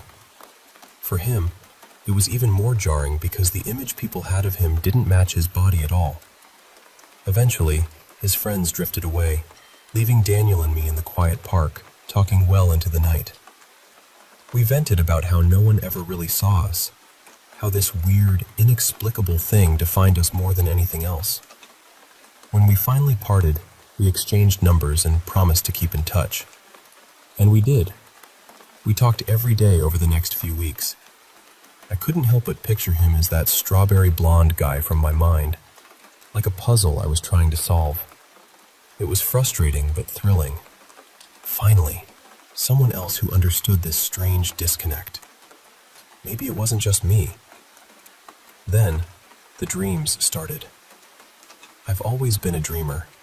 My mind is tactile, so I remember the feel of things before their images. In these dreams, I felt things I'd never felt before. Holding someone's hand that wasn't mine, the breeze blowing through someone else's hair, the taste of someone else's breath mingling with the scent of birch trees. It was like being a passenger in another body, fleeting moments that interrupted my sleep and left me waking in cold sweats, body tense even when my mind was calm. Daniel told me he was experiencing the same. Since we met, these sensations had only intensified. It was like whatever this was had been turned up to 11. So we decided to meet, really meet, and talk about it. We met back at the park near the taco truck where I first saw him. He brought me a milkshake, and at first, I didn't even recognize him. I was still stuck on that strawberry blonde image in my head, not the man sitting in front of me. I shook it off, thinking he probably felt the same way. "We should just go for it," he said suddenly. "Lean into it. See what happens." I looked at him, puzzled. "Like in the dreams," he explained. I stared, trying to connect those words with the man before me. It felt like I could see through him, like the surface was just a mask hiding the true him, the part we'd both recognized but couldn't touch. Without thinking, we raised our hands and pressed them together. In an instant, I was somewhere else, a sunlit meadow in a birch forest, late spring. Morning dew glistened on blue sunflowers surrounding us. I stood next to someone I trusted deeply, feeling safe. The warmth of a familiar hand in mine, like we'd shared 1,000 moments before. But even in that peace, an uneasy feeling lingered. I blinked and was back on the park bench, staring down at the spilled milkshake on the ground. "Did you see that?" Daniel asked. "Yeah," I breathed. "I did." "I think I know where that was," he said. "I've been there." We climbed into his car and drove away, taking a winding dirt road out of the city toward Frog Lake. Instead of turning back toward the main road, he led me down a smaller path to some old log cabins. We were going off-road, but I didn't mind. I felt safe with him. He knew this place, even though I had no idea how or why I trusted that. The road ended abruptly, and we stepped out. Daniel held my hand as we followed an overgrown path into the forest. The pines gave way to birch trees, and the wind whispered through the leaves, tickling our skin.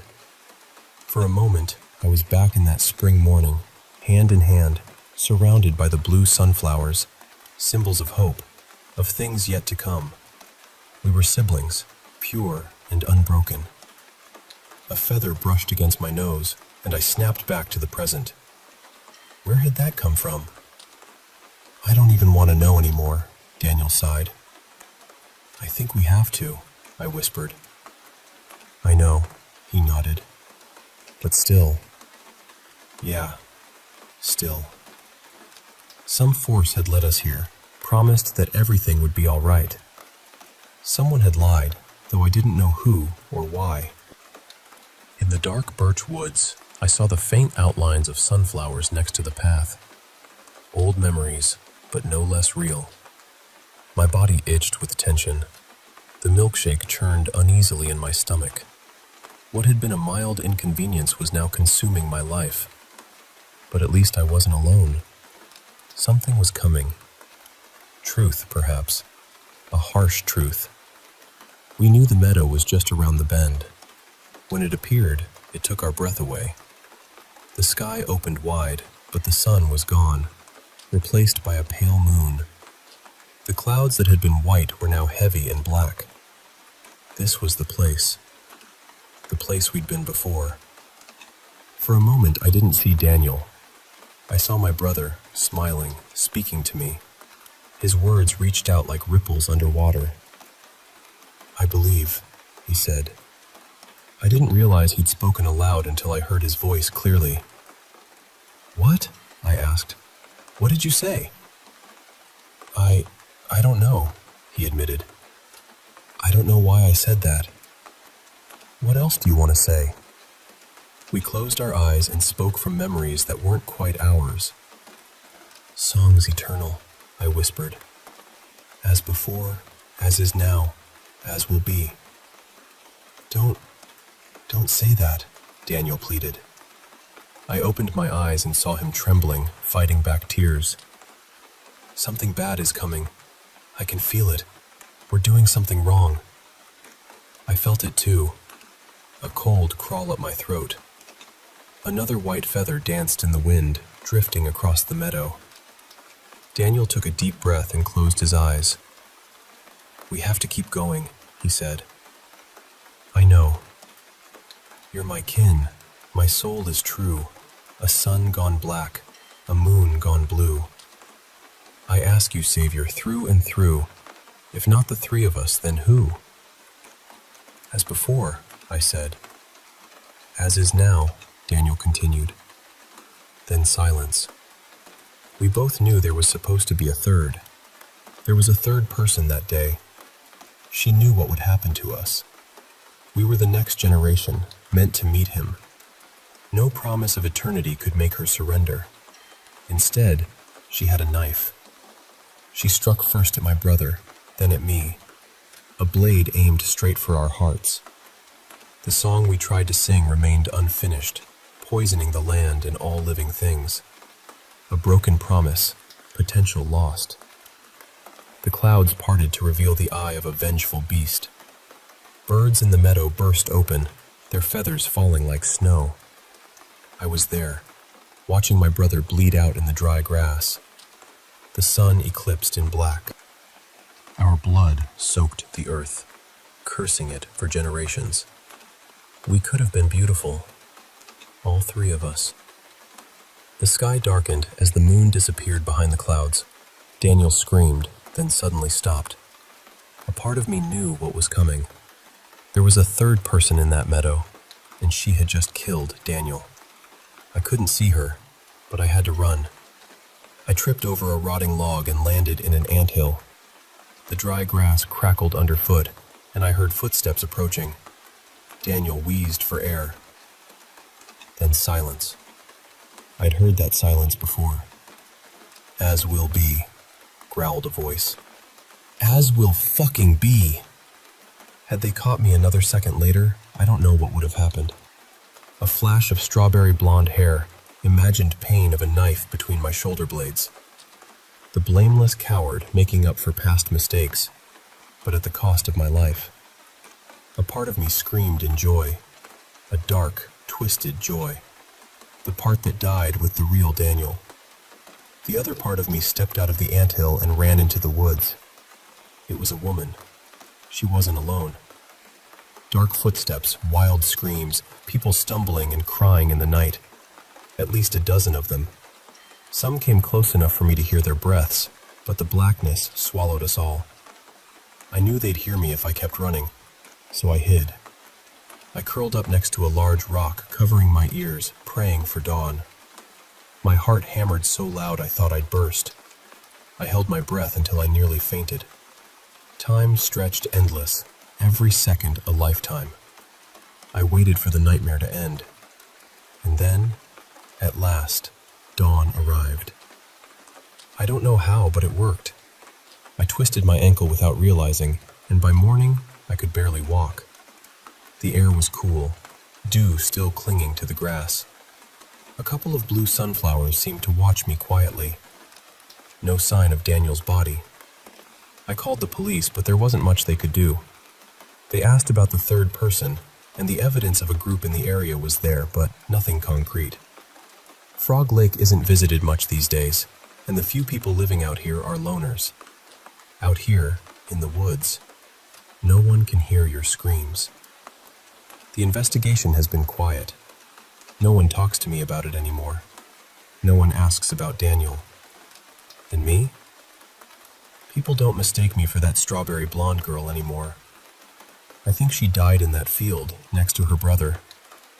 Maybe now, I can finally be myself. I think I'll be okay.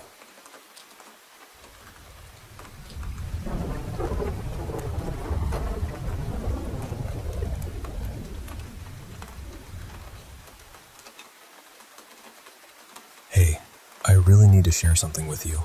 It's been weighing on me for a while now, and I don't quite know where else to turn. So, here it goes. I've been with my girlfriend Daisy for about 3.5 years now. We met online, through one of those dating sites. You know, the kind where people list the quirkiest things about themselves. Well, Daisy had this incredible rubber duck collection. Seriously, she wasn't shy about showing it off. I found it fascinating. So I showed her mine, and somehow, we started dating before we'd even met in person. Crazy, right? But when we finally met, it was like we'd known each other forever. It feels like a lifetime ago now. As time went on, things got serious between us. We made this playful little pact early on, a kind of roadmap for our relationship. On our very first date, Daisy joked, "We'll date casually for the first year." I chimed in. "Then we'll be that cute couple in year 2, just to annoy everyone around us." She laughed and said, "Year 3, we move in together." I added, "And in year 4, we get married." She nodded. "Kids come in year 5. It was just a silly inside joke back then, but over time, it became our blueprint for life. We planned out our years together like it was a comfortable script. We moved in last year, and I'd been planning to propose on our 4-year anniversary. But here's where it gets tangled. I don't think Daisy will say yes. And if she says no, I honestly believe she might die. I know it sounds insane, but we have to stay together. Let me backtrack a bit to explain why. I'm half American, half Vietnamese. grew up in a small town called Tomskog in Minnesota, somewhere between Fergus Falls and St. Gall. My parents' story is kind of a love story in itself. My mom, Anita, was backpacking through Vietnam in her early 20s when she met my dad, Vin, who was her guide. When her trip was over, she brought him home with her. Years later, my mom was a nurse at our local high school, and my dad was a firefighter. I was their only kid. Every summer, I'd spend time with my grandmother, Nana, in Binh Chau, Vietnam. She lived by this serene lake, spent her days fishing, listening to the radio, and cooking for nearby restaurants by night. She was famous for her branded crate dish, a snake she'd catch with her bare hands. Watching her face down those snakes without flinching was something else. I always felt safe with her. She was a force of nature. Nana taught me a lot, but one lesson stuck with me the most. A fair face may hide a foul heart. That was her mantra. Whenever something seemed too good to be true, she'd tap her nose and say it in Vietnamese. It was her way of warning me to be cautious. Whether it was someone selling something suspiciously cheap or a stranger smiling from across the street, Nana's nose tap told me to be wary. No one would harm her grandchild, not on her watch. When I was 12, I spent my last summer with Nana by that lake. We'd take the boat out, pretending to fish, though mostly she'd just toss in her rods and drift off reading a magazine. I'd bring my Game Boy, silent with headphones on, to pass the time. One afternoon, as rain started pouring, Nana dozed off. I reached to protect my Game Boy, but lost my balance and fell overboard, clutching it desperately. I don't remember much after hitting the water.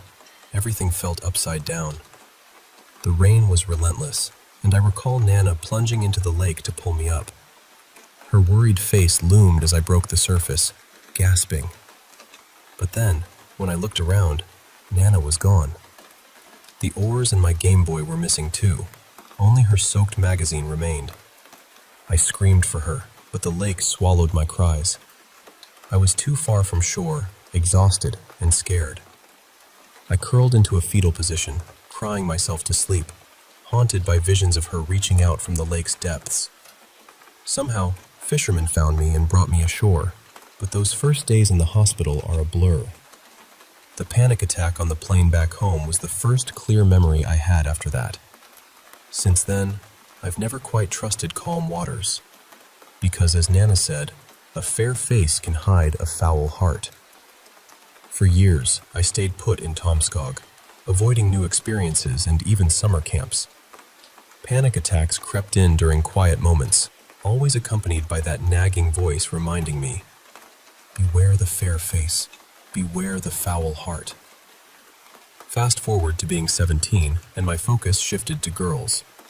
I dated Mary Ann, a year older and planning for university. It was summer love, bright, fleeting, bittersweet. But when we broke up, she left, and I blocked her everywhere to numb the pain. I tried dating others, but nothing felt right. Some women just wanted something from me. Others I couldn't love. Then, when I was 21, my mom had a psychotic episode and died in jail. It crushed me, and I shut down emotionally. I rarely stay friends with exes. Too much history, too many wounds. But Mary Ann haunted my dreams for years, her summer smile glowing warmly even as I struggled to move on. I got my degree in building engineering from Concordia University and started working at an architecture firm. When I met Daisy online at 26, it felt like a fresh start. She became my winter's warmth, the one who kept me going despite everything. But again, it's complicated. Mary Ann died a year after we broke up, in her dorm room. The details are murky. She had lake water in her lungs and severe artery damage. The coroner said cardiac arrest, but her roommate said something chilling. People don't just crawl into their beds and drown. That haunted me. I didn't tell Daisy, afraid of her jealousy. The dreams of summer love twisted into nightmares. I'm always on a bridge, watching a dark lake where droplets rise like reverse rain, tickling my bare feet. Beneath the surface, white stones shift, bodies piled up, writhing like maggots, eyeless faces screaming without sound. At the bottom, I see Mary Ann's brown hair sinking deeper. I fall off the bridge, a hand brushing my neck, pulling me back, but it's too late. I have that nightmare weekly.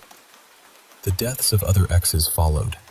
Angela in a car crash with seaweed on the seat, Jessie dying mid-flight with snake venom in her blood, and Marla stepping in front of a train, sending a cryptic text. Thry Tim Hoy, foul heart. My nose itched reading that. I've tried to ignore it, to focus on Daisy. But 2 months ago, she cheated on me, touching, kissing at a bachelorette party. When I confronted her, she blamed me for being distant and weird because of my worried searches about my exes. Our commitment cracked under that weight. I'm falling out of love, but I don't want her gone. I don't want to feel those cold fingers curling around my ankles at that bridge. We have to stay together. I have to prove her heart isn't foul. I think Nana is trying to protect me still, pulling me away from the lake I was meant to drown in. But I don't know if she's causing this or stopping it. Last Wednesday, I woke up to find something in the bathroom sink. An old Game Boy, smelling of mud and seaweed. I don't know what to do anymore. But I had to tell someone. Thank you for listening.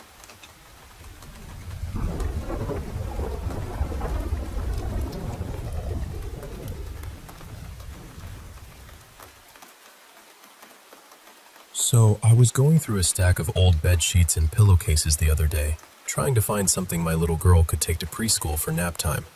You know, just one of those ordinary little chores that somehow opens a door you did not mean to touch. And then, I found one of her old pillowcases. It was covered in dried blood. For a second, I just stood there holding it, completely confused. I knew it was hers, but I could not remember what had happened. Then, all at once, the memory came back. Like something had been locked away in the back of my mind, and finding that pillowcase turned the key.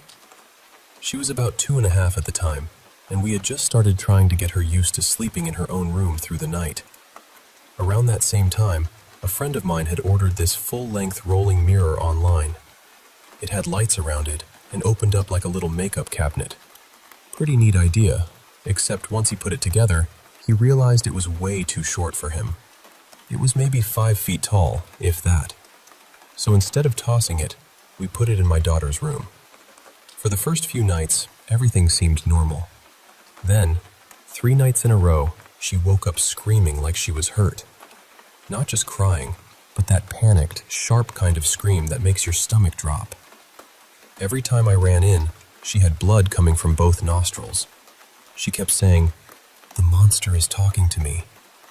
At first, I tried to be reasonable about it. I thought maybe she was picking her nose in her sleep, or the air in her room was too dry. Maybe she scared herself awake. Maybe she had figured out that if she cried hard enough, she could get back into our bed. So I cleaned her up, changed her pillowcase, calmed her down, and tucked her back in. And strangely, after that, she would sleep the rest of the night like nothing happened. Wake up the next morning, go to daycare, play, laugh, totally normal. Then one night, I stayed up late playing games. The house was quiet. Everyone was asleep. At exactly 3 in the morning, I heard her scream. I ran down the hall and found her sitting up in bed, sobbing and pointing at the mirror. Before I could even ask what was wrong, her nose started bleeding again. This time it was awful. It was the worst one she had had. I cleaned her up, got her settled, and tried to convince myself there was a normal explanation. But honestly, I was starting to feel that cold little twist in my gut. I called my mom and asked what she thought. I told her I did not believe it was the mirror. I told her I still thought my daughter was just trying to get back into our room. My mom is the kind of person who knows a little bit about strange things. Not in a dramatic way, just in that old-school, quiet way where she says something and you suddenly feel less comfortable in your own house. She told me that 3 a.m. is sometimes called the witching hour. She said little kids can be more sensitive to things adults brush off. Then she told me something that stuck with me. She said, "Never let a mirror face a bed." I wanted to roll my eyes. I really did. But by then, this had been happening for several nights, and I was tired, worried, and just unsettled enough to listen. So that night, I let my daughter sleep in bed with me and my partner. I did not take the mirror out of her room. I just turned it around so it was facing the closet door instead of the bed. I pushed it close to the door, almost flat against it. Later that night, I woke up because I had to use the bathroom. After I finished, I heard something coming from my daughter's room. A soft banging sound. Then, a little scratching. Not loud, not wild, just this steady, gentle rhythm. I knew every horror movie rule says you do not go check the noise, but apparently I had learned nothing from cinema because I walked right into her room and turned on the light. And I froze. The mirror was moving. Not sliding across the floor, not tipping over, just shifting in these tiny, deliberate little motions, like something was pushing it from the closet side, or like the mirror itself was trying to pull away from the door. Tap, scratch, tap, scratch. I ran back to my bedroom, locked the door, turned on the lights, and woke my partner up. I told her what I had seen and heard. She heard it too. She absolutely refused to go look, which I cannot blame her for. She was also furious with me for waking her up and pulling her into it. She basically said that if something was in the house, she would have preferred to sleep through it and find out never. The noise went on for maybe 5 minutes. Then, it stopped. We checked the time. It was just after 3 a.m. My daughter slept through the entire night beside us. No crying, no nosebleed, nothing. The next morning, I had to go into her room to get clothes for daycare. I really did not want to, but life does not pause just because your house has decided to become weird. When I opened the door, the mirror was no longer flat against the closet. It was angled, just slightly, and when I looked into the reflection, I realized it was pointed exactly toward my daughter's pillow, exactly where her head would have been if she had slept in her own bed that night. That was the part I could not explain away. We did not throw the mirror out, though looking back, maybe we should have. We put it inside her closet, turned it around so it faced the wall, and left it there. After that, the crying stopped. The nosebleeds stopped. Eventually, she started sleeping in her own room with no problem at all. And now, a year and a half later, I find that old blood-stained pillowcase and remember everything like it happened last night. I still do not know what it was. I do not know if it was something paranormal, something attached to the mirror, something in the room, or just one of those things that never gives you a clean answer. But I know what I heard. I know what I saw. And I know that once that mirror stopped facing my little girl's bed, everything stopped too.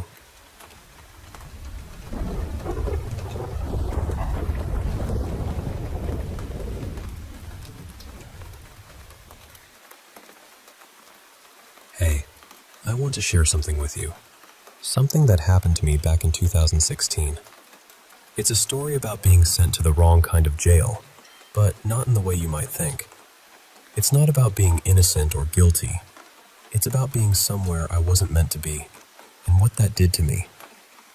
So I was convicted of armed robbery. Yeah, that part's true. But after that, something strange happened. When they moved me from the county jail in October, I went through this intense processing. They didn't just take my fingerprints. They did blood tests, sent my hair off to some lab, and took pictures of my fingernails. I'd never seen anything like it before. It felt like they were pushing me into a particular place, a place I wasn't ready for. I was numb, honestly. I just wanted it all to be over. I didn't think about the paperwork, the stamps on the legal documents, or what those stamps meant. I just wanted to drift away for the next 6 years. No thoughts, no feelings. When I got to my new cell, I was paired with a guy named Lian Soon, He was Chinese American, looked like your average college student, but there was something off about him. He didn't really look at you. It was like he was somewhere else, miles away. We barely spoke, just agreed I'd take the top bunk. Our days were simple but rigid.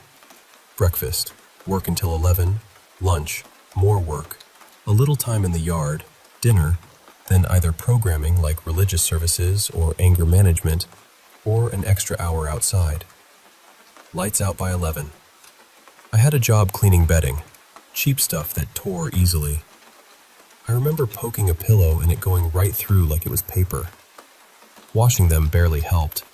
I even saw a cockroach crawl out of one pillowcase after a wash, still alive. Feathers from ripped pillows floated everywhere, even in the yard. People mostly kept to themselves. No chatter, no boasting, just quiet survival. But from the start, something about the yard felt wrong. No one used the exercise equipment, no loud conversations or games. People stuck close to the walls or silently walked by the fences. And as soon as the free hour ended, everyone rushed back inside. Dust covered the weights. I couldn't figure it out. By the end of the first week, I was settling in. I'd be out cold by 10 most nights, thankful for bedding with fewer holes. But then there was this one night, the night I couldn't sleep. I lay down, but suddenly I was wide awake. There was this whistling wind down the hall, echoing, growing louder and louder until it sounded like a fire truck siren blaring just for me. I pressed my hands over my ears, buried my head in my pillow, but nothing helped. So I started whispering to myself, just to fill the silence. "Please stop," I kept saying. And you know what? It stopped. The next day I was wiped out. I nodded off at every meal. Guards nudged me awake, and the other inmates stared or avoided me like I was broken. When it was time for the yard, the guards pulled me aside to help clean feathers instead. No yard time for me. That night, same story, wide awake. That howling wind coming down the hall, growing louder. Whispering didn't work anymore. I had to actually speak out loud, even though there was no one there to hear me. Around midnight, I was still awake, talking to myself, trying to drown out the noise that felt like it was trying to pull me apart. I honestly don't know how Leanne tolerated it. He just lay there, silent. Things got worse. I barely slept at all. I was exhausted, falling asleep brushing my teeth, losing track of my thoughts. People noticed. There was this guy, Marlon, new like me, short, athletic, itching for a fight. I accidentally bumped into him in the lunch line and he exploded. Pushed me, hit me with a tray, started beating me. The guards were slow to react, so I took it. But then something snapped. I grabbed his shirt, looked him dead in the eye. "You want to get whipped, Greenie?" I said. "You want us to whip you?" It was like words came out of nowhere, forced out by exhaustion. He froze, shocked. His eyes welled up, and he backed against a wall, speechless. The guards finally stepped in, and the fight ended. I whispered, "See you at the orchard, Greenie. Whip, whip." Marlon broke down, screaming and crying on the floor. The guards carried him away. I thought I'd feel better afterward, but instead, I felt like a freak. Everyone stared like I was some kind of monster. That smile on my face wasn't mine. It was fake, a mask. I was losing control, scared I was becoming a puppet to something else. That night, I didn't even try to sleep. I paced, screamed into a pillow, massaged my ears. Leanne finally looked at me, not through me. "You on something? You itching?" he asked. "No," I said. "Just broken. Something's not right." "You phobic? Trouble with the walls?" "Maybe. I don't know. Can't sleep." "Looks like you sleep all the time, just not in here." He asked about my stamps. Blue ones. Apparently everyone got them. "What shape?" he asked. to know. He said most had a hand stamp, some had a sunflower. The sunflower ones were different. Maladaptive, he said, like it was a secret code. I laughed bitterly. Private prisons. Bullshit, all of it. Leanne sighed and closed his eyes. That night, the wind was louder than ever. I pressed my head against the door, hoping it would take pity on me, that it'd either end me or stop. And then, something strange happened. The wind softened to a whistle, then a gentle hum. It turned beautiful. I leaned into it and, for the first time in forever, I slept deeply. Next morning, Leanne woke me as the guards did rounds. I felt amazing, but even then, that faint whistling lingered in my mind. It was like a melody speaking through feelings, not words. I wasn't paying attention during breakfast. Then Marlon crept up behind me with a sharpened toothbrush. Something inside me screamed to hurt him, and I did. The world shifted. I felt taller, stronger, like I was a kid running through an orchard, being chased by brothers holding tire irons. "Whip, whip," I remembered saying. When I came to, I was laughing, but it wasn't my laugh. Marlon was on the floor, bleeding badly, twitching like a fish out of water. I had no idea how far I'd gone, but it looked brutal. They took me back to my cell, parading me like a prize. Inmates stared, then recoiled. I was locked in for hours, no one allowed inside. The singing in my head kept growing, turning to pain if I tried to resist. I paced, spewing nonsense, random words about people I didn't even know. When the guards finally opened the door, tasers ready, I didn't stop talking. I ranted about things no one could understand. Then, zap! The taser hit my neck. I didn't even feel it. I convulsed, laughing inside, trapped by someone else's control. They dragged me out to the yard.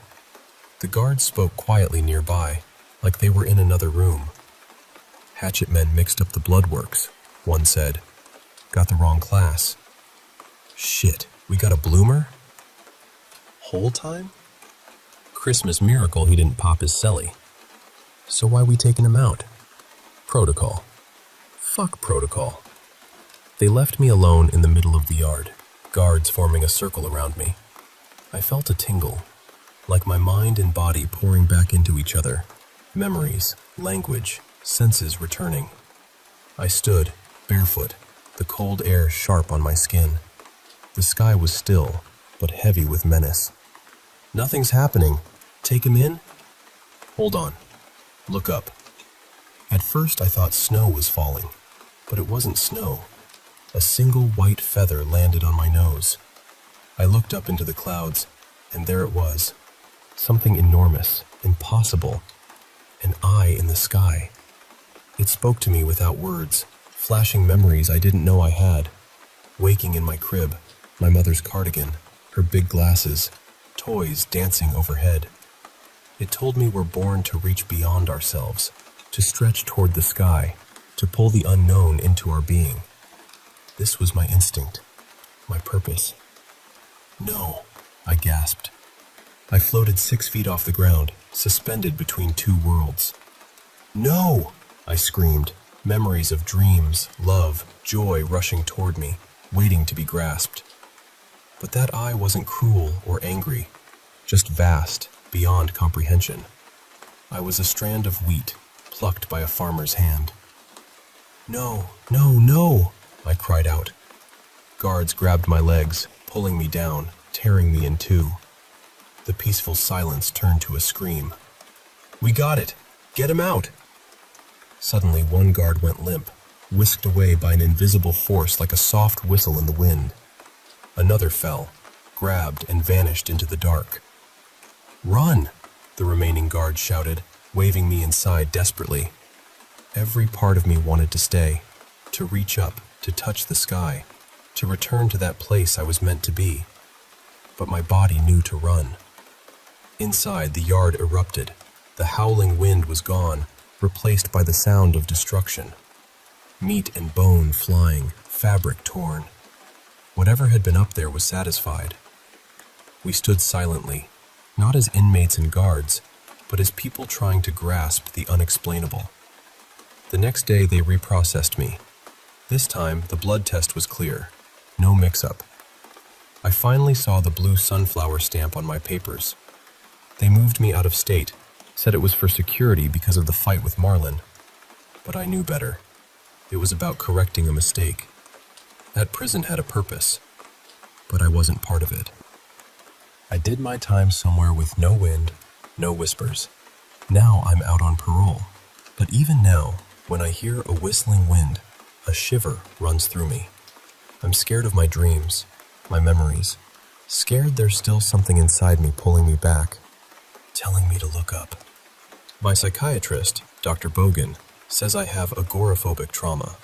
She wants to try experimental treatments, but I'm hesitant. Overexposure therapy sounds risky. Still, sometimes I wake in the middle of the night, my body speaking truths I don't understand. Sometimes in no language at all, and every now and then, a single white feather lands on my shoulder, and I know. Looking up again could be the end of me.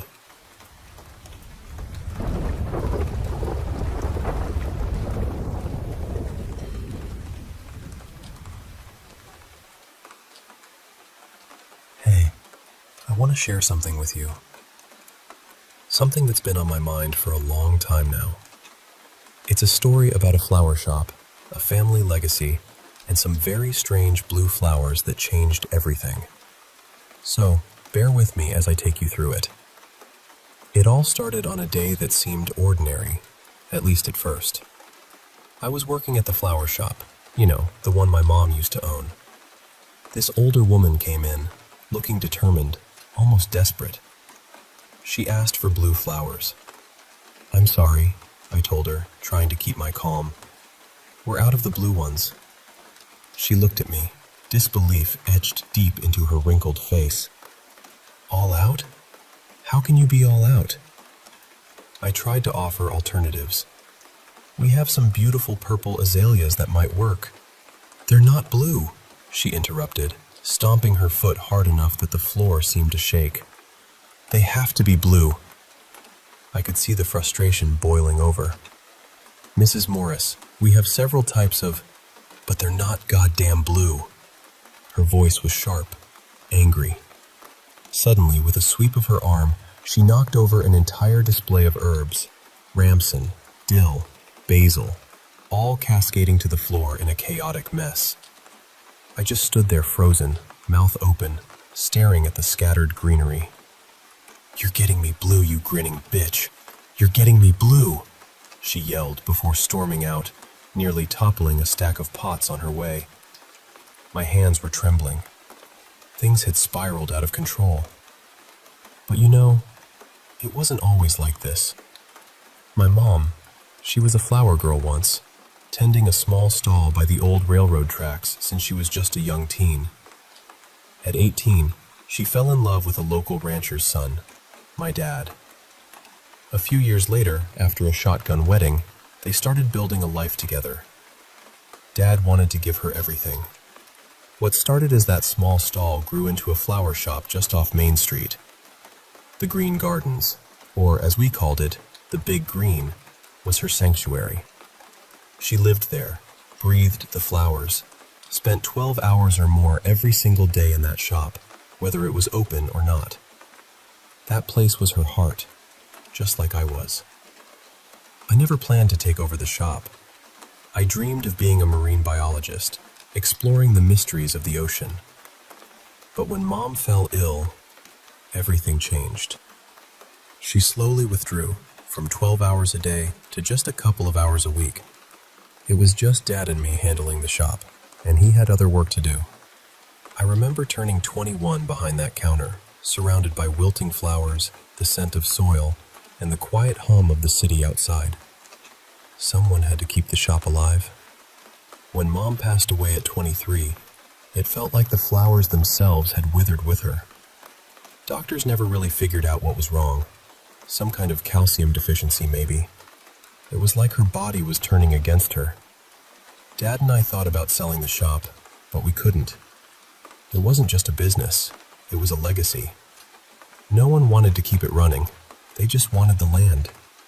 Dad couldn't bear to see it turned into a cafe or bar. The big green had to stay green. I remember one quiet dinner with Dad after a long day. We sat there, plates empty, the kitchen clock ticking loudly. "No one thought it'd grow," he said.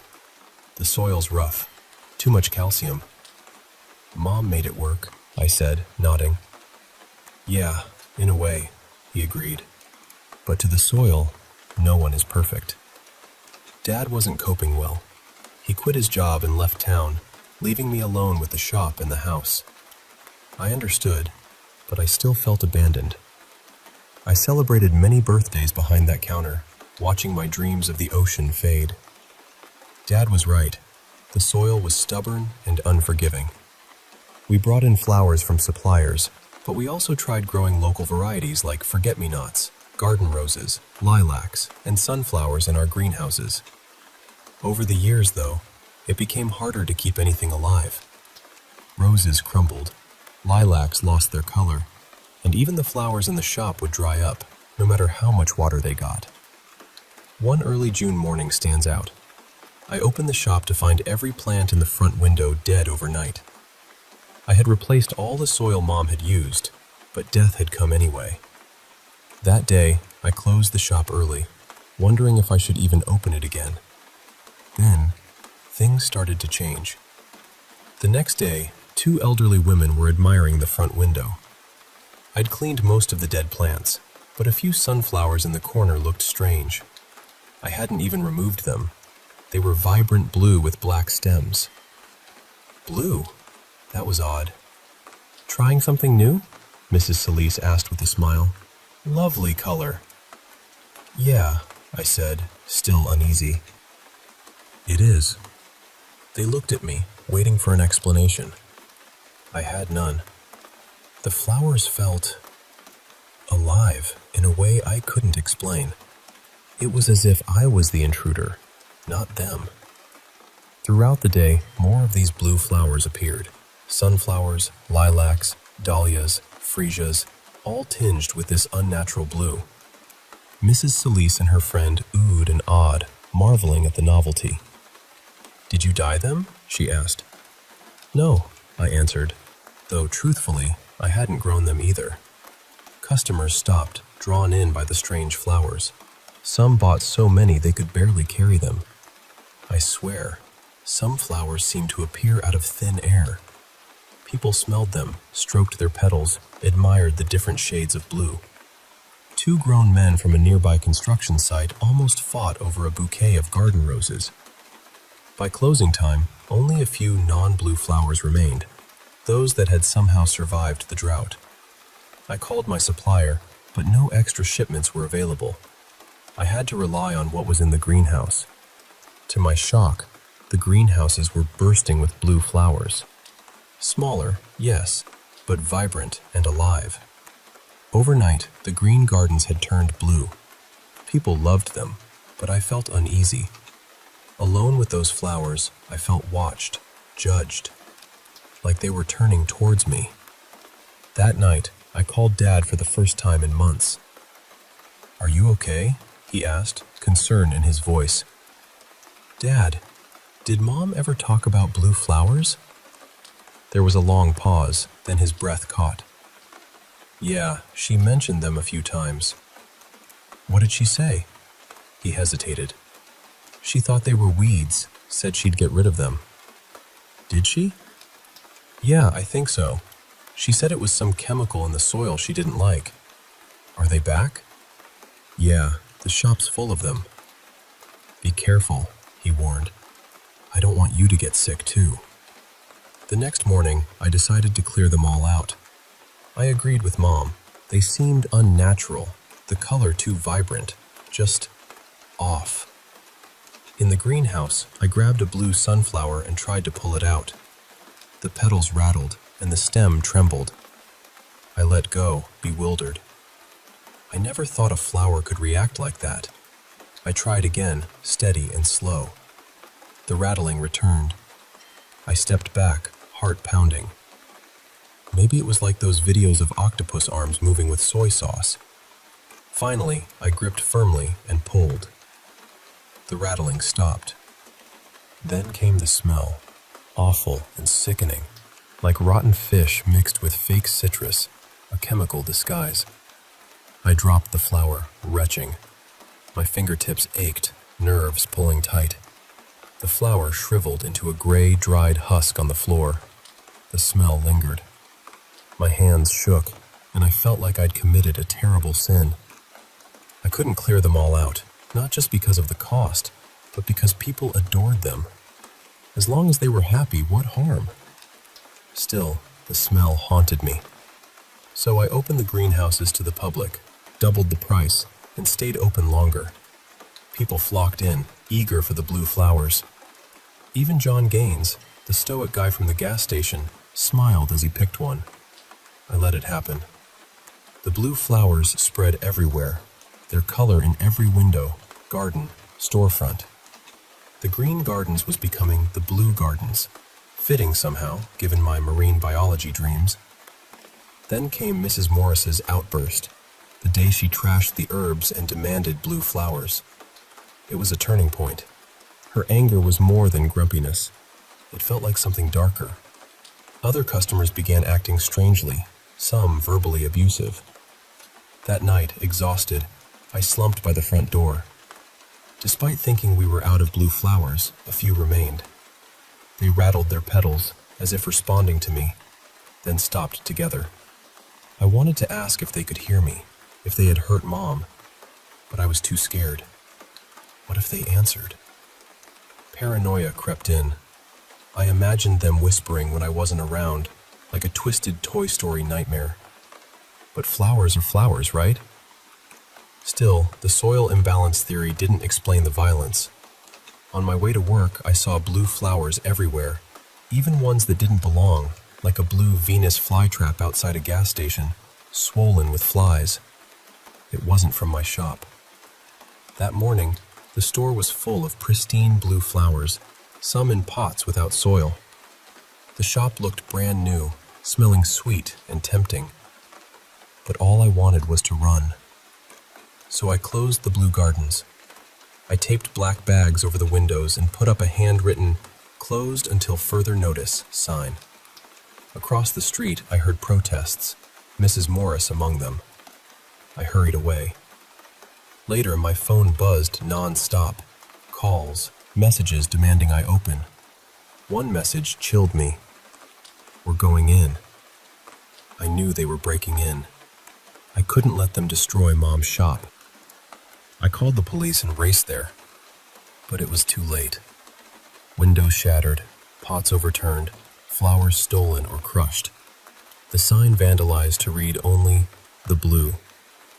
I stood frozen, tears blurring the chaos. A police officer approached, a kind man in his 50s. "I'm sorry," he said. "Insurance should cover it. You need a moment?" I nodded, voice barely a whisper. "You're her daughter, right?" I nodded again. "She had her accidents," he said, chuckling lightly. "One greenhouse burned down once. She never claimed damages, just let it happen. That was Mom's solution. Fire." I thought about it. Maybe that's what made her sick. The plants, the blue flowers, they carried something toxic. I filed reports, took pictures, helped the police. But inside, I planned to burn it all down. The greenhouses, the shop, the entire blue gardens. That night, I returned with gasoline. But the shop was full. People rummaging, eating soil, clutching blue flowers like lifelines. Their eyes were dark, mouths dirty, like twisted versions of themselves. John Gaines approached, holding a garden hoe. I grabbed the nearest blue sunflower pot, ready to defend myself. He stopped, afraid to harm the plant. The flower became my shield. I poured gas everywhere, the smell burning my lungs. I stepped back, lit a lighter, and shouted, "Out! Now!" Flames roared. Screams echoed, human and not. People stumbled out, choking on dirt and seeds, tears streaming. I held tight to the little blue sunflower, my guardian. Around me, the world burned. Sirens wailed in the distance, flames reflecting in the eyes of desperate onlookers. That was years ago. I kept one flower, a single blue sunflower, my sad sunflower, named for its lonely color. I left it in an old apartment, a tiny infection to keep me balanced. I left town, sold the house, and finally pursued my marine biology degree, chasing the true big blue, the ocean. It's sad, losing the green gardens, like losing Mom again. But I think she'd want peace, not this nightmare. I hope the sad sunflower remains alone, and that the blue gardens never harm anyone again. Thanks for listening. Sometimes the strangest stories are the ones closest to home.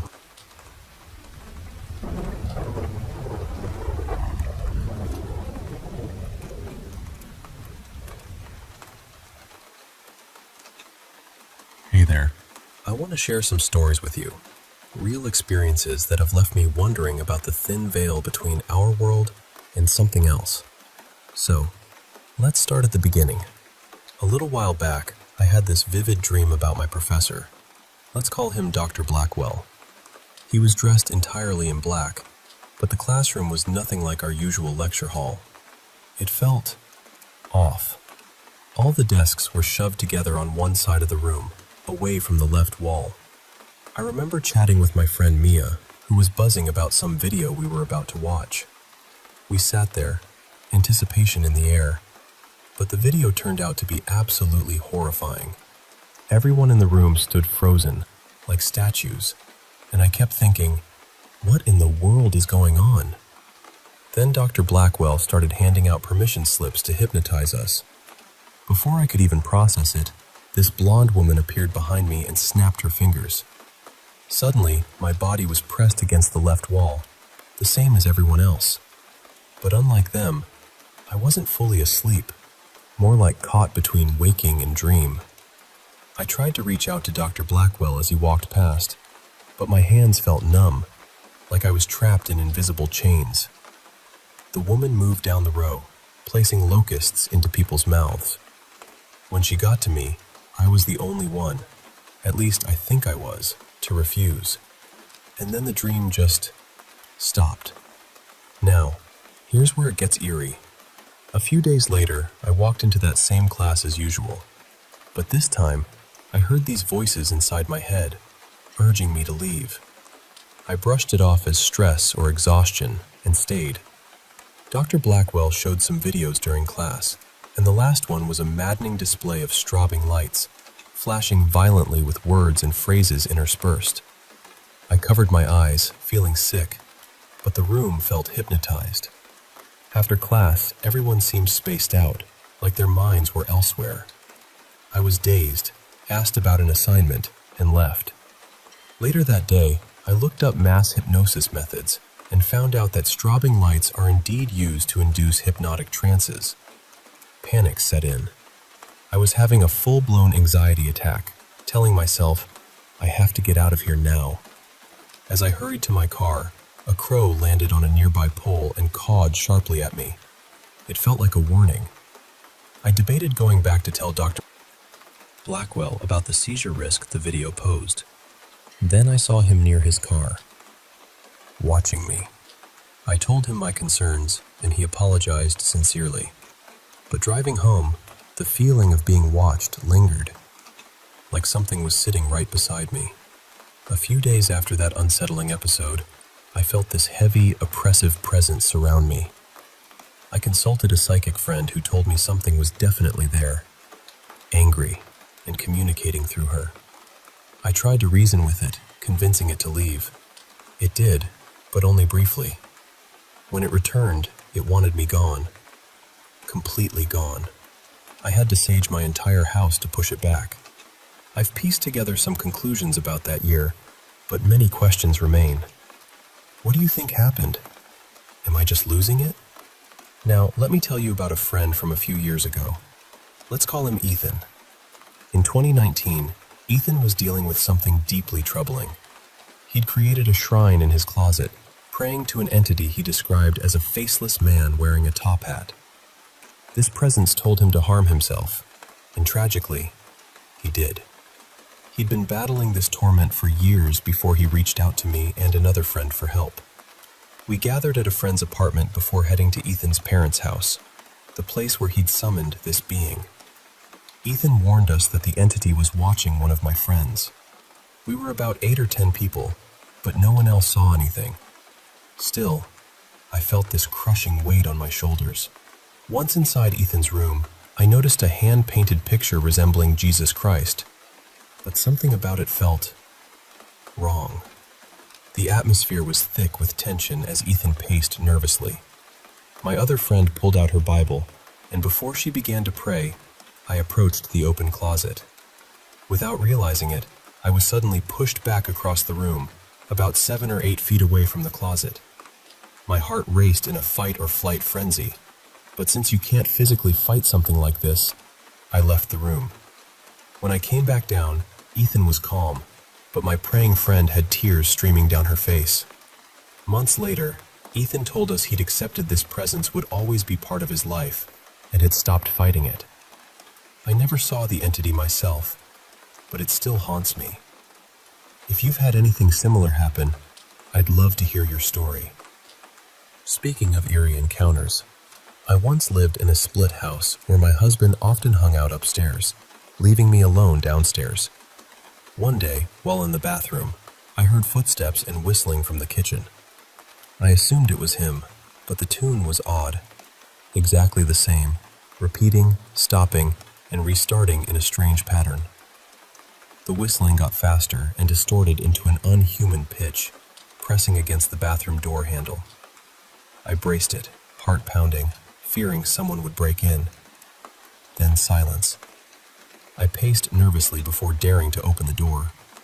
Since then, whenever I hear whistling alone, I freeze, hoping it won't return. But there's more. In that same flat, I had a terrifying encounter with what I think might have been a skinwalker or wendigo. It was the worst fear I've ever felt, an overwhelming sense that my life was in danger. One night, our dog was barking outside, so I went to check.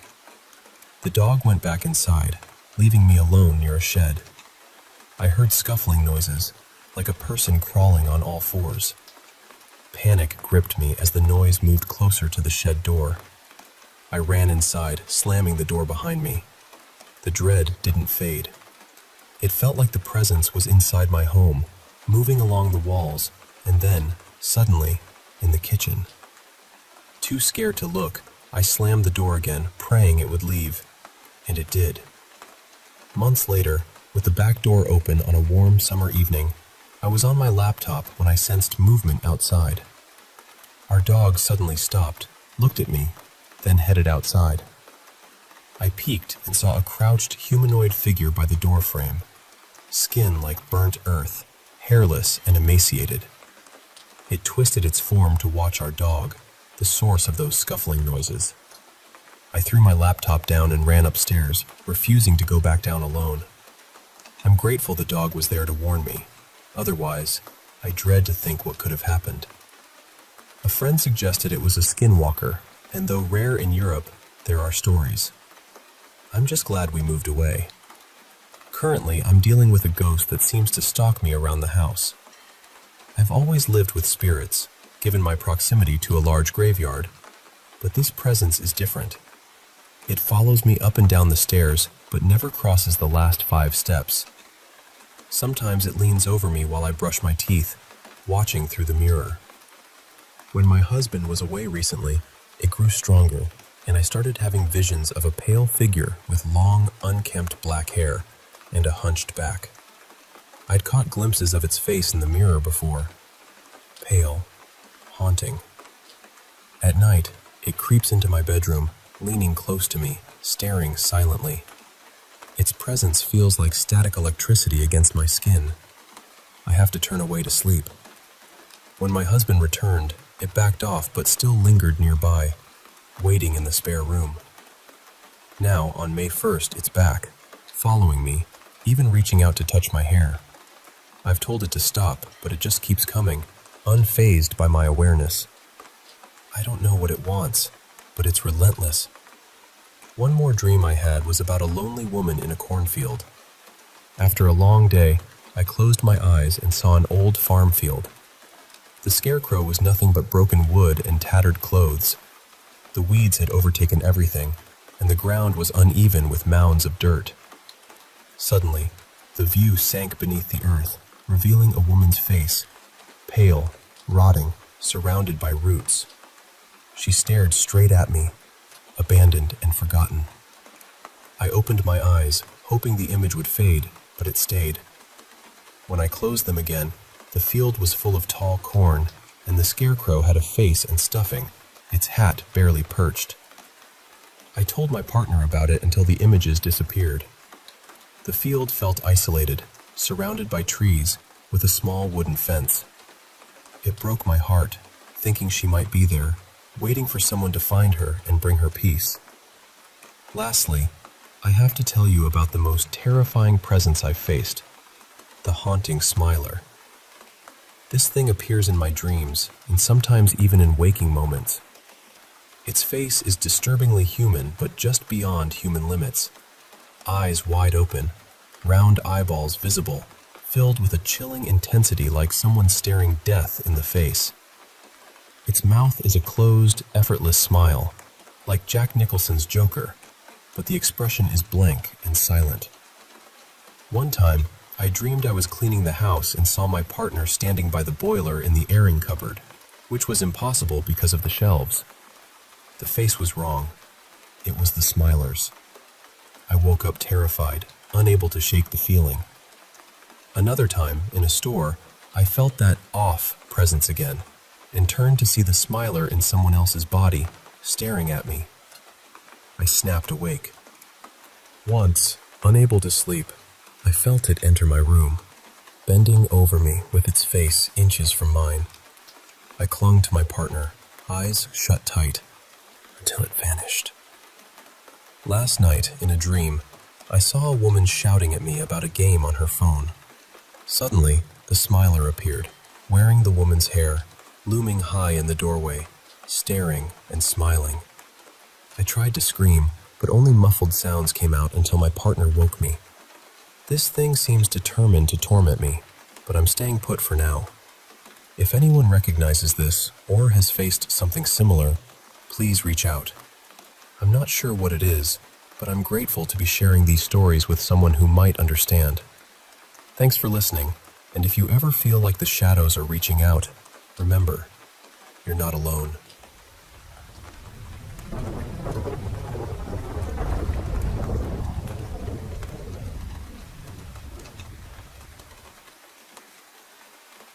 Hey, I want to share something with you that's been weighing on me for a long time.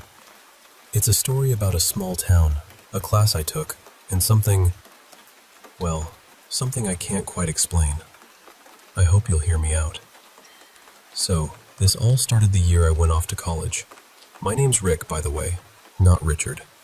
That year was supposed to be the start of my new life, but instead, it became the darkest time I can remember. My parents died in a car accident, a massive 5-car pileup on a cold autumn evening somewhere not too far from here. They were trapped in the middle of everything. The EMTs couldn't reach them in time. And there was a fire. It wasn't the kind of peaceful passing you hear about. It was awful. The kind of thing that leaves you hollow and scared. After that, I couldn't stay in college. I dropped out during my first semester. I had some money from their inheritance and life insurance, enough to keep me afloat. Everyone around me kept saying, sell the house, move somewhere new, start fresh. But I just couldn't process any of it. It was too much. If it hadn't been for my Aunt Lila, I don't know how I would have managed. She was incredible, arranged the funeral, helped me move, called me every single day just to check in. Honestly, she was like my guardian angel. That's how I ended up here, in this tiny town in Minnesota.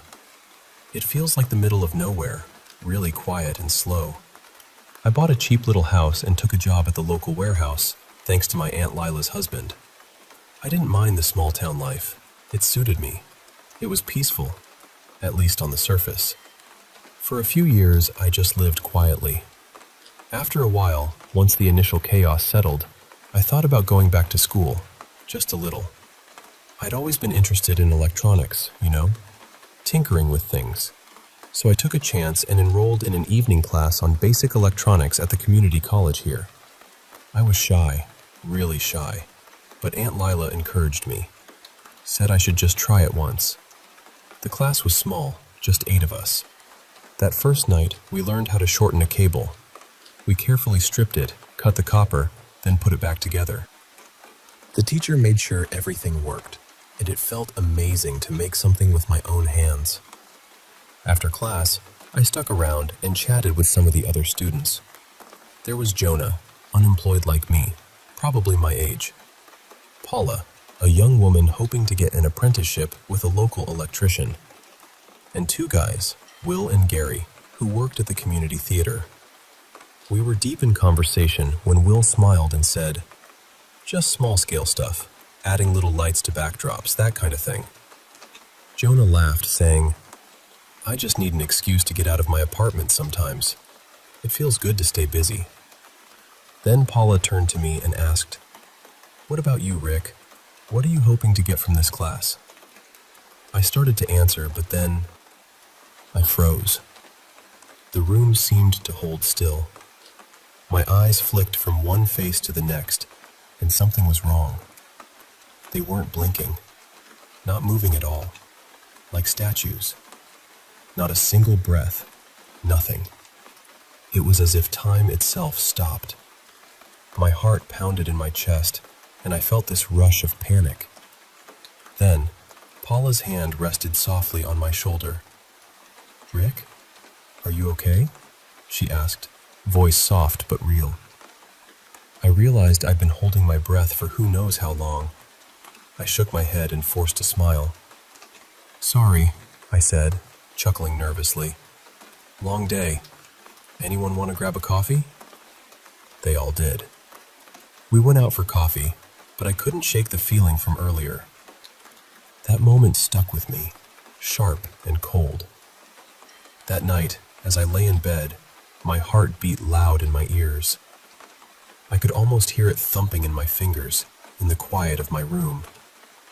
I didn't want to cover myself with blankets. I felt too hot. So I slept on top of the covers, staring at the ceiling, counting each heartbeat. When I went back to class the next time, I was nervous. I didn't want to feel that frozen, empty feeling again. This time, we were dismantling an old TV. We worked as a group, each tasked with identifying parts. Then, using the manual, we explained how electricity flowed through the device. Gary was in the middle of presenting when that sour, bitter feeling crept up my throat again. Gary froze mid-sentence, his words cut off. The room fell silent. My classmates were like statues again, and even the classroom clock stopped ticking. But then, outside the door, I heard footsteps. Uneven steps, one foot stepping firmly, the other dragging slowly. They echoed in the hallway, clear as day. There was a frosted glass window in the door, and out of the corner of my eye, I saw movement. I didn't dare turn my head to look directly, but I could sense something shifting just beyond the glass. A crinkling sound, like someone clutching a paper bag tightly. The door opened just a crack. A voice whispered, muffled and hollow, stretched out like a sad song. "Please, someone. There has to be someone. You have to wake me. Wake me, please." The door opened wider, but I stayed frozen, eyes locked straight ahead. Suddenly, Gary spoke again. "It won't work until you reconnect it," he said, pointing at the flyback transformer. "It wasn't connected when we opened it, so someone's been tampering with it." The teacher laughed. "Looks like we have a proper repairman. Well done, everyone." Will added, "Messing with the heatsink too. Do we get extra credit for that?" I just straightened my back and stared at the door. It was ajar now. Had it been open all along? I felt sick to my stomach, like something was twisting inside me. My pulse pounded for hours after class. Sleep was elusive, and the next day at the warehouse, I was drowsy, inattentive, skipping lunch just to nap. One afternoon, as I was heading back to work after my break, that awful feeling hit again. The lunchroom clock had stopped. Everything froze in my chest. Then I remembered. The clock hadn't worked for weeks. No one bothered to change the batteries. Relief mixed with deep unease. I thought about quitting the classes. I didn't want to feel like that again, but I couldn't. I needed answers. I needed to understand whatever this was. The third time I arrived early to class, I found Jonah, Paula, Will, and Gary chatting.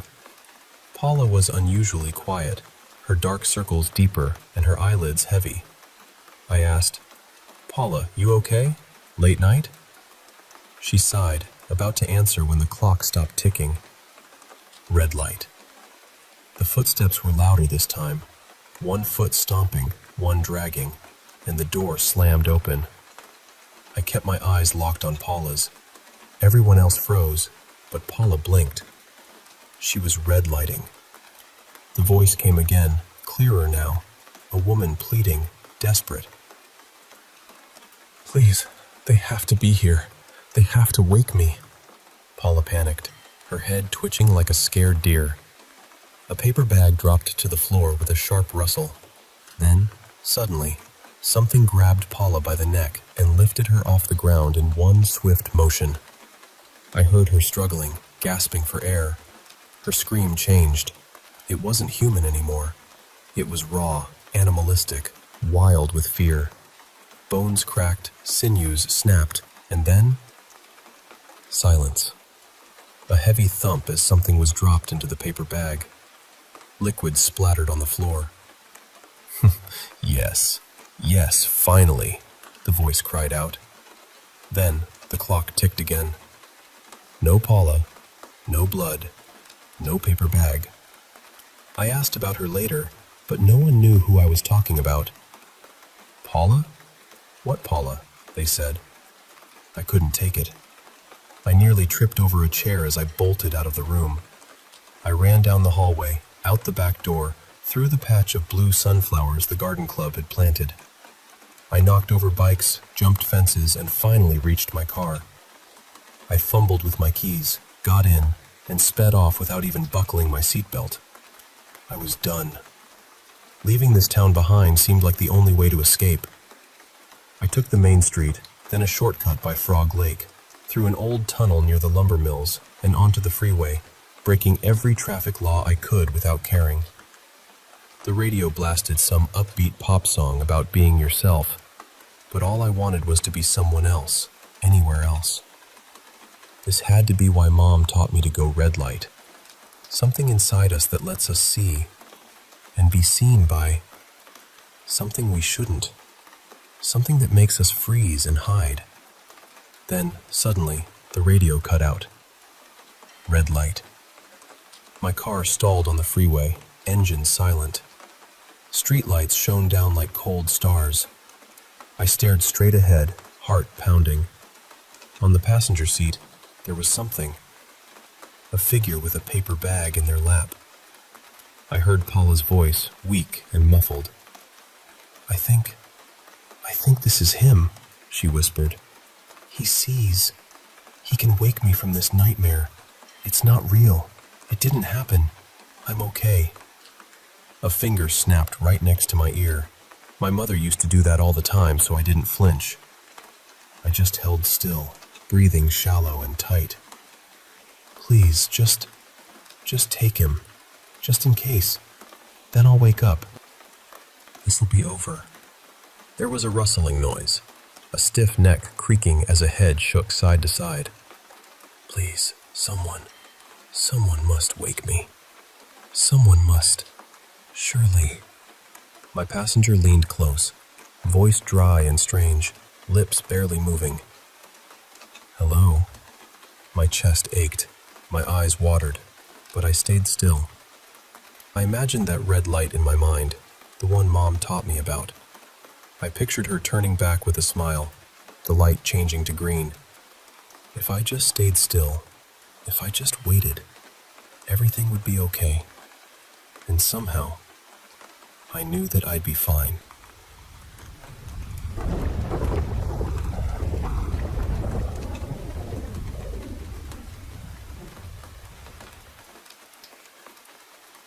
You know, it was late last summer when I decided to head north for my brother's wedding. The whole trip was supposed to kick off my vacation, so I thought, why not make a few stops along the way? Nothing fancy, just some camping here, a bit of fishing there. My brother, who's set to stop in Minneapolis, was really eager for us to have a day just shopping together. Honestly, I wasn't feeling it at all.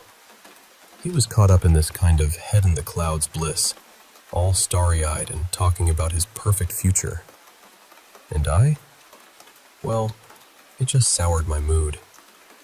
Sometimes it's baffling how your younger sibling can seem to be flying past you in so many ways, right? But I try not to dwell on that. Never mind all that. I was passing through this tiny town in Minnesota when I made my first stop. Fishing. I figured getting away from my brother's infectious grin for a bit would be good. Just me, a six-pack, and endless time stretching out ahead. Perfect deal, right? So, this lake. I remember it ran along the west side of the town and curved gently into a dense patch of woods. There was this little dirt road looping around the back side of the lake, opposite the town itself. Going back through the underbrush would probably take a couple of hours. It was a big lake. The folks at the gas station seemed friendly enough, and I didn't need a fishing license, so I thought, heck, why not? I drove the long way round, parked my car near the trees, grabbed my gear, and started digging along the tree line for bait. Didn't take long to fill the jar. The air was fresh, slightly damp from recent rains, and the sun was mild. Just the kind of day you'd want for fishing. I followed the path down to the lake, bait in hand. It was nearly lunchtime. I'd picked up a few sandwiches and a six-pack from the gas station. I had this super comfy camping chair, an audiobook queued up, and nowhere to be for the next 18 hours. Honestly, if I skipped that shopping day with Smiley McGee, yeah, that's what I called my brother in my head. I could even stay an extra day out here. This was my perfect escape. I was genuinely excited. As I approached the lake, I noticed a wooden sign, sort of handmade and painted with big, clear letters. Melonhead. I stopped and stared at it, rereading it a few times. Melonhead? What on earth was that? I snapped a quick picture and kept walking, a little puzzled but intrigued. Getting closer to the water, the croaking of frogs filled the air, not just a few, but a chorus, almost overwhelming. The smell of wet earth and vegetation was strong, thick in the air. But as any outdoors person would tell you, frogs usually mean a healthy ecosystem. I mean, sure, in places like Australia they can be invasive, but here, it felt right. I unpacked my chair on the sandy beach, peeled off my shoes, and set up 2 fishing rods. I stuck them into empty bottles I dug into the sand so I could step back and relax. Leaning back, I cracked open a cold beer and pulled my baseball cap down over my eyes. Will Patton's voice, narrating the Bill Hodges trilogy, quietly filled my ears. I melted into that peaceful moment. That feeling of being alone with nature, with nothing pressing, was exactly what I'd been waiting for all year. I must have dozed off for about an hour because when I woke, I had no clue where the story had left off. My beer had warmed, and the fishing bobbers had drifted back to shore. I got up, reeled in the lines, and reached for my bait jar, only to find it tipped over in the sand, completely empty. Weird. Leaving my gear on the beach, I grabbed my shovel and headed back to the tree line to dig for more bait. It took longer this time, and I had to go a bit deeper into the undergrowth. The frogs had quieted down, and I could see clouds gathering on the horizon, dark and threatening. I wasn't planning to stay the night if it rained. The last thing I wanted was to be stuck in a muddy tent. I could always crash in the car if I had to. When I got back to my chair, a strange feeling crept over me. Something was off. I couldn't quite put my finger on it, but something had been moved. The peacefulness I felt earlier had shifted, and even though Will Patton's voice was still talking in my ear, it was just noise now. Background chatter I barely heard. Then my phone chimed with a message from my brother. I turned it off and pulled out my headphones. That's when it hit me. All the frogs around me had gone completely silent. Just dead quiet. I stood there holding my bait jar, silent wind rustling the birch trees around me, and I couldn't shake the eerie feeling wrapping itself around my chest. Determined, I tried again. I threaded my bait and cast my lines once more. Set the rods, put my headphones back on, and ignored the lukewarm beer. As I rewound the audiobook, I caught sight of a ripple on the lake. Not huge, but definitely there. Maybe a fish surfacing. Maybe this wasn't a lost cause. A few minutes later, the first bobber dipped under the water's surface. Then it popped back up. I held my breath, waiting for the next dip. Moments later, the second bobber dipped too. Fish were definitely biting. But then minutes passed with nothing more. I reeled in the lines and noticed the bait was completely gone from both hooks. Those fish were seriously determined. I switched things up, grabbed a black and blue spinner lure that usually worked on bass, and set it up on my best rod with a spinning reel. I stepped up to the water's edge, took a deep breath, and cast the lure in a smooth, beautiful arc deep into the lake. Half an hour went by, and I was getting into the rhythm. The soft click of the reel, the feel of the line sliding through my fingers. It was nice. Just nice. Then, finally, a bite. Not a big one, but a bite. I hooked it and began reeling in steadily. The fish wasn't pulling or twitching. It was just a steady pull. Probably not big, maybe a pound or so, but something to show for the effort. Maybe a neat little photo for Instagram or Tinder.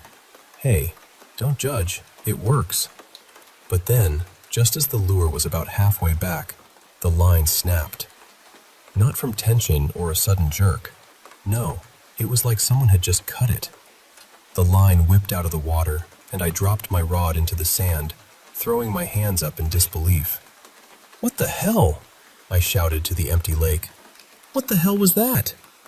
And there it was, a ripple, out on the lake again. That was enough for me. I packed up quickly, trudged back to my car, and tossed everything into the trunk, even the lukewarm beer. I left the bait jar behind. Those worms were useless now. As I slid into the driver's seat, the first raindrops began pattering softly against the hood, the sound gentle but insistent. Right then, my phone chimed again. Third message from my brother, asking if I'd make it to Minneapolis tomorrow. I groaned aloud. I just couldn't handle that toxic positivity today. I needed space, needed silence. As I started the engine, the radio suddenly flickered on, static buzzing in my ears. The engine roared beneath me, and before I knew it, the speedometer needle was climbing, 75 miles per hour. My car began sliding, swaying dangerously from side to side. Panic surged through me. I lifted my foot off the gas, tried to steer straight, and slowly felt the vehicle lose momentum. After a few tense seconds, I coasted to a stop on the side of the road, my chest heaving with exertion and fear. That could have gone so wrong. Real wrong. 5-car pileup wrong. Needless to say, I moved out of that town not long after. I have this sinking feeling that whatever lurks around Melonhead Lake is looking for people like me. People who are aware, who can see beyond the surface. I'm still piecing it all together, trying to understand what happened that day and what fate befell Paula. It's like she never existed. No online trace, no car, no apartment, nothing. How does the world just forget someone? All I'm saying is that if you've been taught this game with the same intensity as I have, maybe it's for a reason. Just be ready, okay? In case you're aware. You know, I wasn't really planning on spending the night out there, but I figured, hey, I can't back out now and call myself a liar. So I decided I'd just crash in the car, listen to my audiobook, and call it a kind of camping. At least that's what I told myself.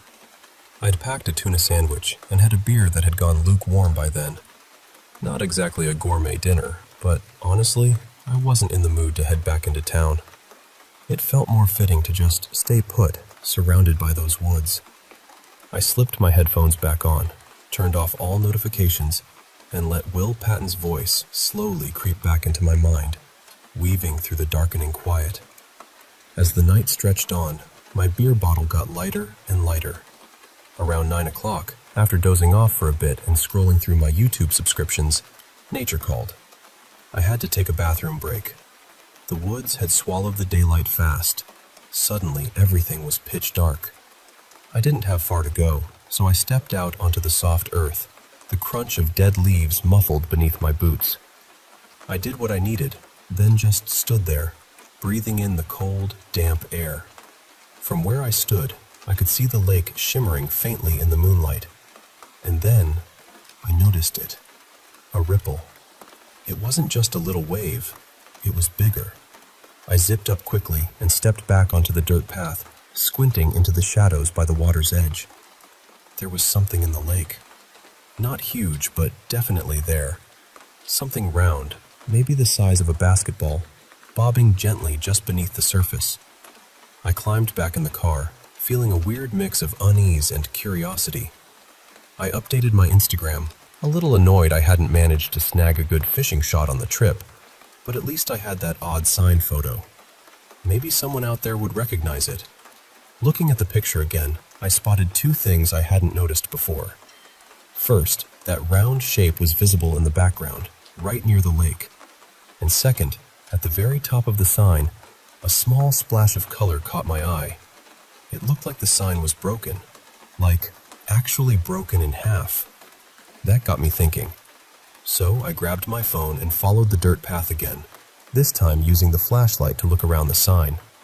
The frogs were louder now, their chorus rising with the rain that had started to fall softly. Sure enough, just off the path, I found the other half of the sign. It had snapped clean in two. The words were clear as day. Don't feed. And below that, don't feed Melonhead. I blinked, trying to process. Melonhead? What the hell was that? Then all the pieces started clicking. The bait jar going empty, the bait disappearing from my hooks, my fishing line getting cut like someone, or something, was messing with me. Was I actually feeding whatever creature Melonhead was? I turned to head back to the car, and that's when I saw it. Or him, standing right on the path. I didn't raise my phone or make any sudden moves. I just froze, heart pounding so hard I thought it might burst. The shape was humanoid, but tall, at least 2 heads taller than me, with a hunched back and long webbed fingers. Its breathing was uneven and rattled a large sack in its chest.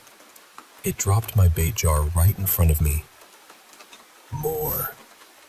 The sound it made was disgusting, a gurgling noise somewhere between a cough and a breath.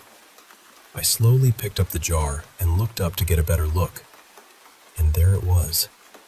A massive, melon-sized head, kind of greenish in tint. That was what had been poking out of the lake all day. I need my shovel, I stammered, panic rising. It's just... more. It stepped closer with a sick squelch sound. I stumbled back, tripping over my own feet, and scrambled into the bushes. I dropped to my hands and knees and started digging frantically with my bare fingers. I clawed at the earth, pulling up thick, sticky clumps of dirt that dripped between my hands. I could feel tiny worms wriggling as I gathered the dirt and worms into the jar. Melonhead leaned over me, breathing heavily, watching. When I held the jar up, it poured the contents over its grotesque face. The creature sifted through the dirt with its tongue and spat the dirt back out. then dropped the jar back beside me. More happened. I dug and dug. Time lost all meaning. Every time I filled the jar, it was emptied just as quickly. Hours passed.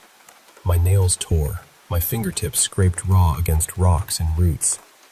Every time I slowed, that rattling sound from behind me grew louder, like some enormous rattlesnake ready to strike. I stopped pleading. I just kept digging. Rain soaked me through, chilling me to the bone, but I couldn't tell if my shivers were from cold or pure terror. Eventually, I held up the jar one last time, but this time, Melonhead didn't take it. The sun was quietly rising behind thick, dark clouds. The frogs had gone silent again. My knees cracked painfully as I pushed myself up, fingers trembling and covered in dirt. My clothes were soaked and clung to me. I looked around. No one. Just the empty path and the quiet woods. I leaned against the nearest tree and tried to find some words, but none came. Instead, the tears came. Silent, uncontrolled sobs. When I finally made it back to my car, I plugged in my phone and called the one person I wanted beside me, my brother. I had to get away. I drove without direction, memory foggy and fragmented. I have no idea how I ended up at a gas station or how my brother found me there. But when he did, I felt a flicker of relief. It's taken me a long time to come to terms with what happened that night. At first, I thought I'd lost my mind, that I'd hallucinated everything. I stayed silent, afraid it sounded insane. But I was there, all night, digging on my hands and knees. I wouldn't do that for nothing. I was there, and so was Melonhead. I decided to finally share this after seeing a couple of people post pictures of that same broken sign on Instagram recently. It was still snapped in two, and there, in the background, was that same round shape, bobbing quietly in the water. I don't know what Melonhead is, or what it wants, but if you ever come across that sign, please, just don't feed it.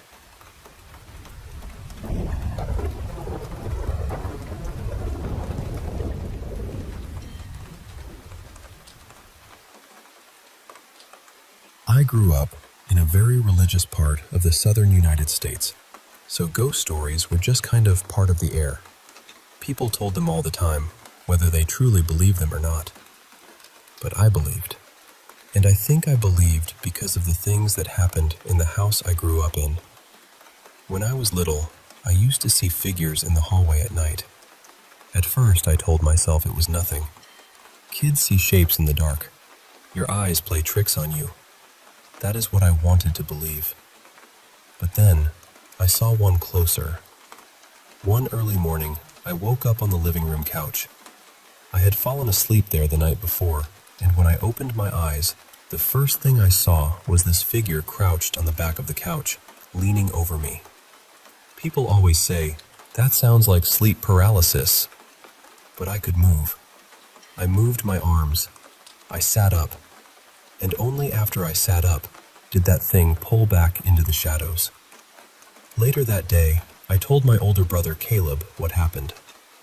He got really quiet and started asking questions. He said, "Did it have eyes?" I said, "No, but I could feel it looking at me." Then he asked, "Did it look kind of like a mannequin?" And I said, "Yeah, kind of." He kept asking me little things about how it looked, and then he told me something I had never heard before. He said when he was around 5 or 6, he was sleeping in our parents' room. He woke up and saw 3 of those things on the ceiling, staring down at him with these hollow, mannequin-like eye sockets. He sat up and ran to the bathroom. And while he was running, he said they moved across the ceiling, not into the shadows, but over Mom and Dad. He got so scared he threw up. He told me he never saw them again after that. Those are the only stories I know about those figures, but there were other strange things in that house too. One time, I was in the living room watching a movie with my mom. We had this little camera in my parents' room with a speaker on it, and sometimes my dad would use it to talk to us from there. The speaker was awful. Most of the time it sounded screechy, and at its worst, it came through like a glitchy mumble. So when we heard a weird, crackly voice come through it, we did not think much of it at first. I went to my parents' room and asked my dad what he had said. He looked confused and told me he had not used the camera at all. We thought it was strange, but we tried to brush it off. Then, a few months later, it happened again. Same situation. My mom and I were in the living room, and the camera made that sound again. Except this time, it sounded more like someone talking. It almost sounded like my dad, but not quite. Just close enough to feel wrong. I went and asked him about it again, and again, he said he had not touched it. Another story came from my other older brother, Mason. We were talking one night about how haunted the house felt, and he told me about something that happened when his bedroom door was cracked open. From where he was sitting, he could see a painting in the hallway reflected through the crack. At one point, he looked over and saw one of our relatives in the reflection, standing in the hallway.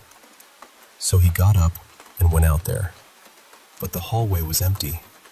He went into the living room, and that same relative was sitting on the couch, watching TV. When he asked if they had just been in the hallway, they said they had not gotten up at all. I have more little stories like that, but that is enough for now.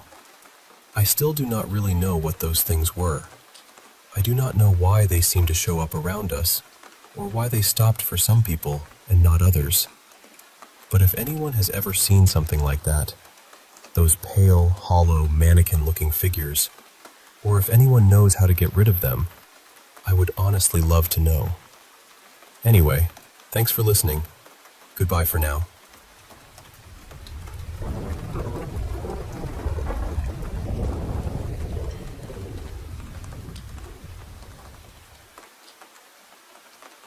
I've carried this memory around for most of my life, and honestly, I still don't really know what to do with it.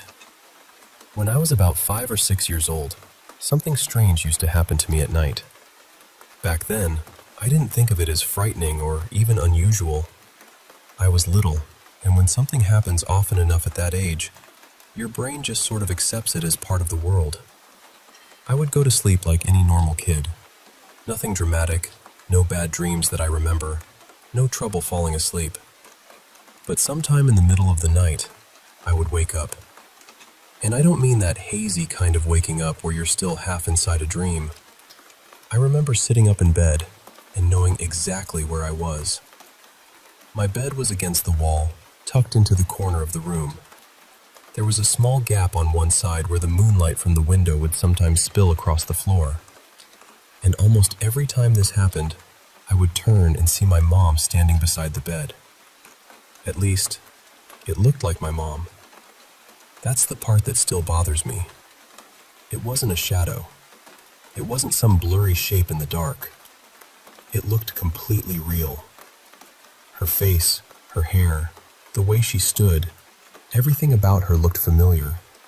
But something about it felt wrong. She would just be there, facing me, silent, still. Her expression was always blank, not angry, not kind, not sad, just empty and calm, like she was looking through me instead of at me. I remember reaching out to touch her, and every time, my hand would go right through her.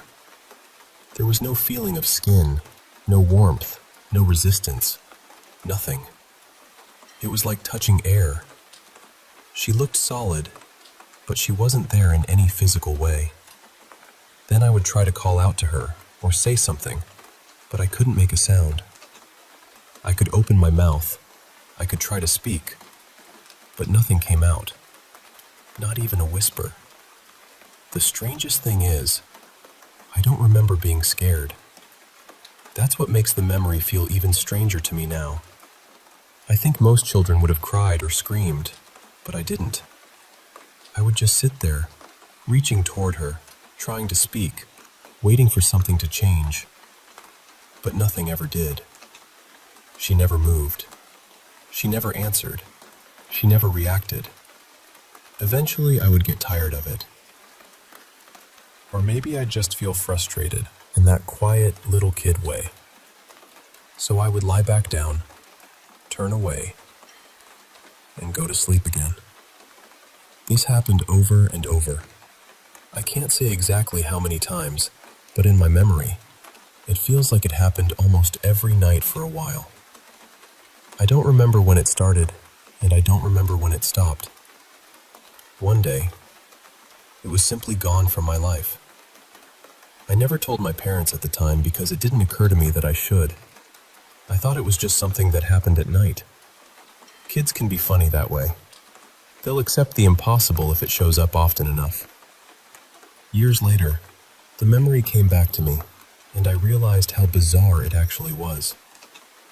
As an adult, I've had sleep paralysis a few times, so I've wondered if maybe that's what it was. But it didn't feel the same. With sleep paralysis, I feel trapped in my own body. Back then, I could move. I could sit up. I could reach out. I just couldn't speak, and I couldn't touch her. I've also wondered if it was some kind of dream, but it felt too consistent. The same figure, the same silence, the same blank expression, the same feeling of my hand passing straight through her. I'm a pretty skeptical person, so I don't jump straight to supernatural explanations. But there's still a small part of me that wonders whether I was seeing something my young mind understood as my mom, because that was the closest thing it could make sense of. I don't know.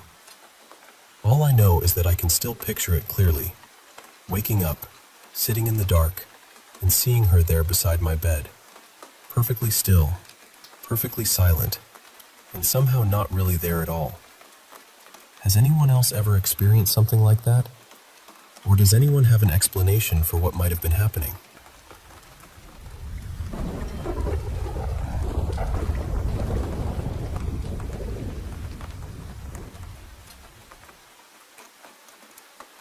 You know, when I was growing up, my family moved around a lot because of my dad's military service.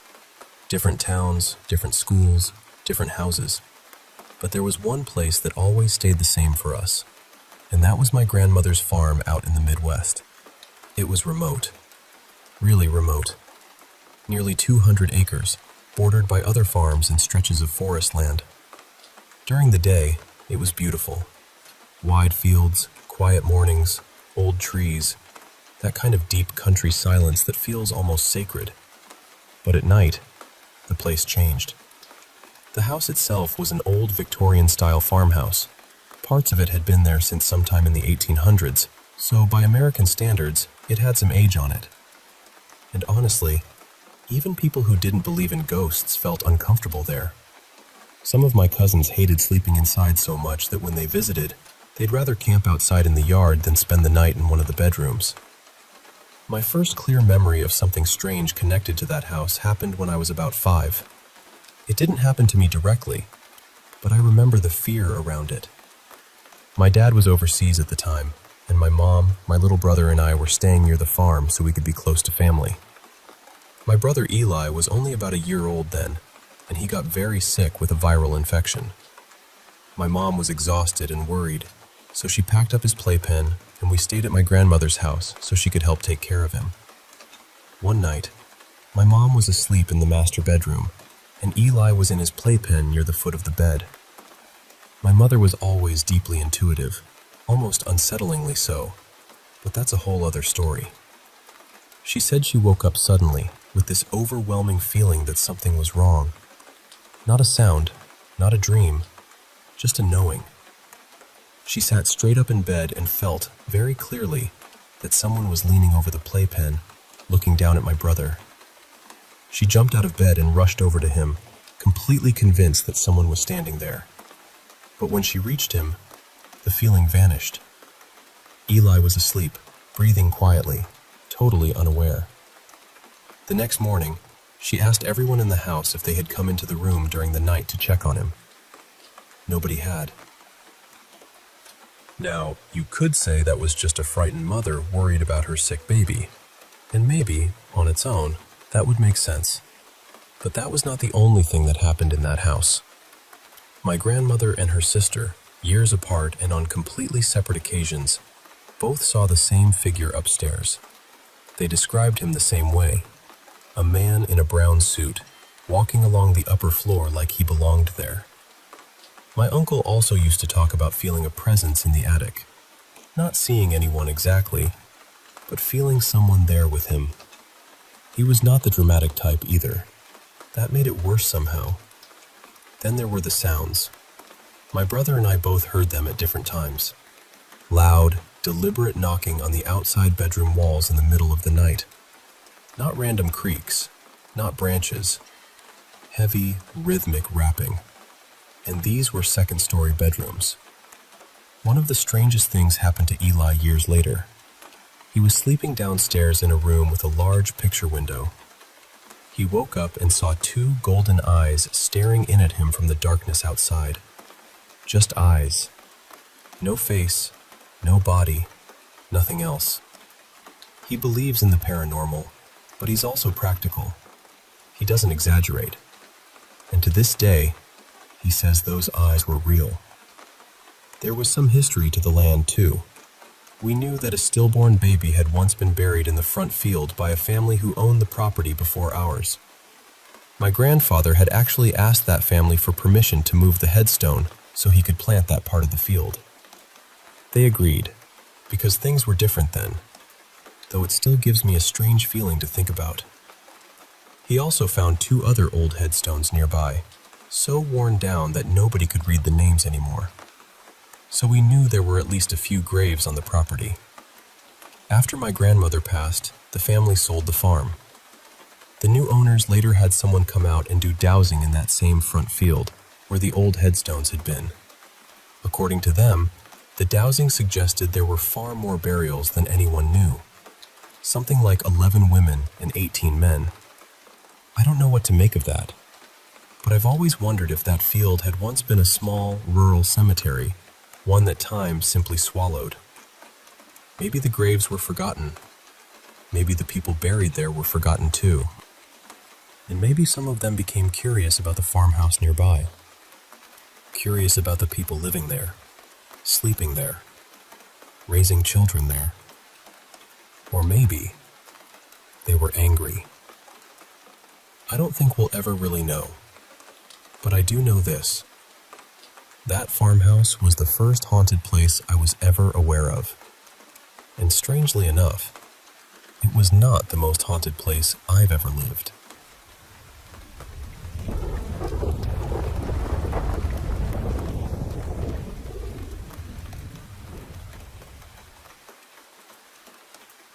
When I was around 4th grade, my family rented this little house near the shoreline. It always felt cold there, even when the weather wasn't supposed to be. People in the area used to say nobody ever stayed in that house for very long, but at the time, we didn't really take it seriously. We moved in anyway. It was a small place, just 3 bedrooms. When you walked in, the living room was on the left, the kitchen was on the right, and there was this narrow hallway leading to the bedrooms. My parents' room was the one that felt the strangest to me. That was where my parents, my little sister and I all slept together. Our helper slept in another room, and honestly, those 2 rooms were the ones that always felt heavy at night. The room we slept in had a balcony, but it didn't have any railings. That already made everyone nervous, because I used to sleepwalk when I was younger. But beyond that, there was just something about that balcony. It felt wrong. Like the air around it was watching.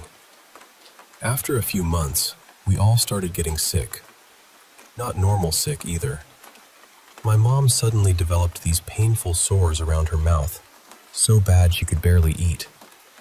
I had this cough that just wouldn't leave. My sister and I kept missing school because one illness would end and another would start. It felt like the house was slowly draining us. By the time I was in 5th grade, my parents decided we needed to move. We were already building our own house on the other side of town, and the moment we started planning to leave, the house seemed to get worse. Termites started appearing from the ceiling, dark ones, just dropping out of nowhere. At night, Rats would run above us so loudly that it sounded like something bigger was crawling around up there. One day, we went to visit the land where our new house was going to be built. There was an old wooden house still standing on the property. My dad stayed outside measuring the lot, while my mom, my sister, and I went inside. The place was empty except for one thing: a portrait of Jesus Christ hanging there by itself. I remember staring at it because it felt so random. Just that one portrait in an empty old house. When we went back to the seaside house, I started getting a fever. My mom is a doctor, so she brought me into our room and took care of me. She opened the balcony door because I needed air, and since the house was near the sea, the wind came in strong. I was lying there with a high fever while she watched over me and put dextrose on me, which was normal in our family because, again, Dr. Mom. Eventually, I fell asleep. And this is the part I still remember so clearly, even now. In my dream, everything was black. Not dark like nighttime, but black, like there was nothing around me at all. There was only one light shining above me. Around me were dead people. Some of them were relatives who had already passed away. I recognized my great aunt, the sister of my grandfather, and I also saw my uncle, who had died not long before that. My great aunt reached her hands out to me. She was asking me to come with them, and in the dream, I reached back. But then my mom appeared. She grabbed me and held me so tightly, like she was pulling me away from them with everything she had. She was crying and refusing to let me go. Then I woke up. My mom was actually holding me in real life, crying. I was crying too, completely terrified. She told me I had been sleepwalking and having a bad dream. I was panicking so badly that she had to calm me down. After a while, I settled, but my fever got worse, and a few minutes later, I fell asleep again. That second time was even worse. When I opened my eyes again, my mom was carrying me outside. My dad, my little sister, my grandparents, and our helper were all rushing out too. Everyone was crying. I had no idea what was happening, but they looked so relieved when they saw I was awake. Later, they told me what happened while I was asleep. My little sister had been watching over me while my mom cooked something for me. Suddenly, I started screaming. Not just a normal scream. They said it sounded terrifying. My sister called my mom, and my mom called my dad, our helper, and my grandparents. They all came running into the room and tried to hold me down. My mom placed a small pocket Bible on my clothes because we're Filipino and religious, and that was just something they believed might help. But they said I reacted badly to it. I kept screaming. The strange thing was, our neighbors lived close by. There was a house behind us, another beside us, and more houses nearby. With how loud everyone said I was screaming, people should have heard us. My grandmother even ran outside shouting for help. But outside, it was silent. No one came. She said it felt like the whole house had been cut off from the world. Then they tried putting a small Jesus bracelet on my wrist, but they said I was suddenly too strong for them. I was screaming, "God, help me, please. There's a hole. There's a hole in the ground." After they finally got the bracelet onto my wrist, I calmed down. That was when my mom carried me outside. And that was when I woke up confused. A priest came to the house after that. According to him, the hole I kept screaming about reminded him of a hole in an abandoned place nearby, somewhere people in the area already thought was disturbing. They ended up covering it. Later, our helper looked at my fingers and asked, "Is it still there?" I asked her, "What was there?" And she said, "There was something black on your fingers." I still don't know what she meant by that. There were other things about that place too. Near the sea, there was a large tree with a rope still hanging from it. We were told that a man had taken his own life there years before.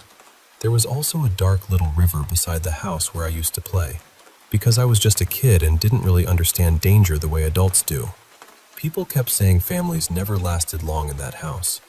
After we moved out, another family stayed there, but they left too because their son kept getting sick every day. The strange part is that the actual owners of the house live there now, and they're fine. No sickness, no experiences, nothing.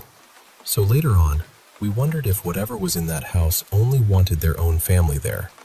Maybe it didn't like outsiders staying under that roof. And one more thing still bothers me. After everything happened, people finally started appearing outside again. My grandmother asked the neighbors why they didn't come when she screamed for help. They said they never heard anything. They were outside the whole time, just talking and hanging around nearby. And according to them, our house had been completely quiet. But inside, we had been screaming. To this day, whenever I think about that house by the water, I still feel that same cold feeling come back.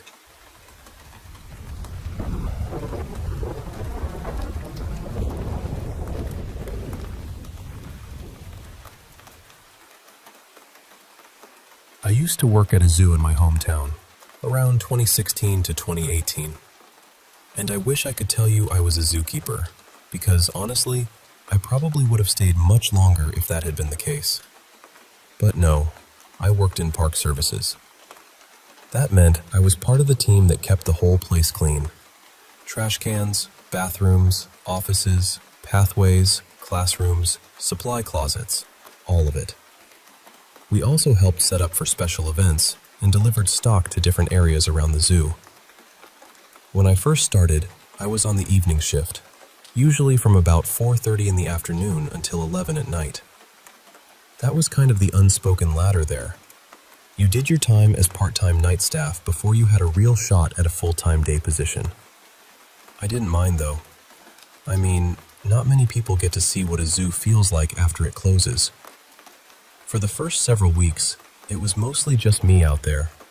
Me, my flashlight, my little utility cart full of cleaning supplies, 2 security guards somewhere on patrol, and my supervisor only showing up if there was some deep cleaning job that needed extra hands. And this zoo was huge. Over 100 acres. Now, a zoo at night is already strange, even before anything spooky happens. The animals are louder than you'd expect. The big cats especially. The lions and tigers would call out from opposite ends of the zoo, and their roars would roll through the dark like thunder with teeth. Then there was the bamboo in the Asia section. When the wind moved through it, the stalks would knock together with this hollow clacking sound. It wasn't supernatural, I knew that. But when you're alone, pushing a trash cart through a dark pathway, your brain starts lighting candles in rooms you didn't know it had. Still, most of that had an explanation. Animals, wind, old buildings, night noises. But there were 3 places in that zoo that never felt right. The first was the Grand Lawn. It was this wide, grassy area that stayed roped off most of the time. They only opened it for weddings, fundraisers, and private events. At night, it was just this empty stretch of lawn sitting across from the main restaurant. I had to go into that restaurant almost every night to clean the bathrooms. And every time I stood there unlocking the door, I'd glance over my shoulder. I always felt like someone was watching me from the lawn. Not in a vague way either. It felt focused, patient, like someone standing just far enough back in the dark to avoid being seen. Sometimes I thought I heard movement out there, soft steps in the grass, fabric shifting, little things that made me pause with my key still in the lock. One night, one of the security guards came up to me and asked, "Does that lawn ever bother you?" I felt so relieved when she said it. I told her, "Yes, I thought it was just me." Then she asked, very casually, "Have you seen the Top Hat Man yet?" I just looked at her. She told me she'd seen him a few times out there. An old-fashioned looking man standing on the grand lawn, wearing a dark coat and a tall hat. Once, when she was locking up the restaurant, she said she saw his reflection in the glass behind her. When she turned around, nobody was there. She didn't say it like she was trying to scare me. That was the part that got me. She sounded calm about it, almost respectful. She said she didn't think he meant any harm. She figured he was just curious about people. I never saw him myself, but I'll tell you this. I felt watched in that area long before she ever mentioned him. The second place was the administration building. That was where the office staff worked during the day. I only had to go in a few times a week to clean the bathrooms, vacuum if needed, and empty the trash cans at everyone's desks. An empty office building at night already feels weird. All those cubicles sitting there, computers asleep, chairs tucked in, family photos staring out from desks. It feels like the building is pretending to be normal, and the lights were motion activated. So I'd walk into one room and the lights would click on. Fine, that made sense. But sometimes, a light would turn on in an office down the hall when I knew I was the only person in the building. Other times, something would tip over far away from me. Not crash dramatically, just enough noise to make me stop and listen. Security showed me a couple of camera clips once. One showed a trash can falling over by itself. Nothing touched it. No person, no animal, no visible reason. The strangest clip showed what looked like a transparent figure walking past the cubicles in the main office area. I know how that sounds. I really do. But the guards weren't laughing when they showed it to me. They said the zoo didn't want that kind of footage getting out. Bad publicity, basically. They wanted people visiting for the animals, not showing up because they thought the place was haunted. And honestly, I get it. The last thing any zoo needs is a bunch of ghost hunters begging for midnight tours. The third place was the Children's Learning Center. During the day, it was used for field trips, summer camp, and little educational programs. At night, it was mostly quiet except for a small office with a program coordinators worked during regular hours. My job there was simple. Bathrooms, trash, floors, lockup. But that building had a heavy feeling to it. The lights flickered more than they should have. Not constantly, just enough to make you notice. And I almost always felt like someone was standing somewhere just outside my line of sight. I don't scare easily, so I mostly ignored it. I'd clean, lock the door, radio security to let them know I was leaving the area, and move on. There was one night, though, that really got under my skin, and it didn't even happen in one of those three places. I was in the break room having a quick meal when security called me over the radio and asked me to confirm my location. I told them I was in the break room. Then they asked, "Were you just near the koi pond?" I hadn't been. There was no reason for me to be over there either. No bathrooms nearby.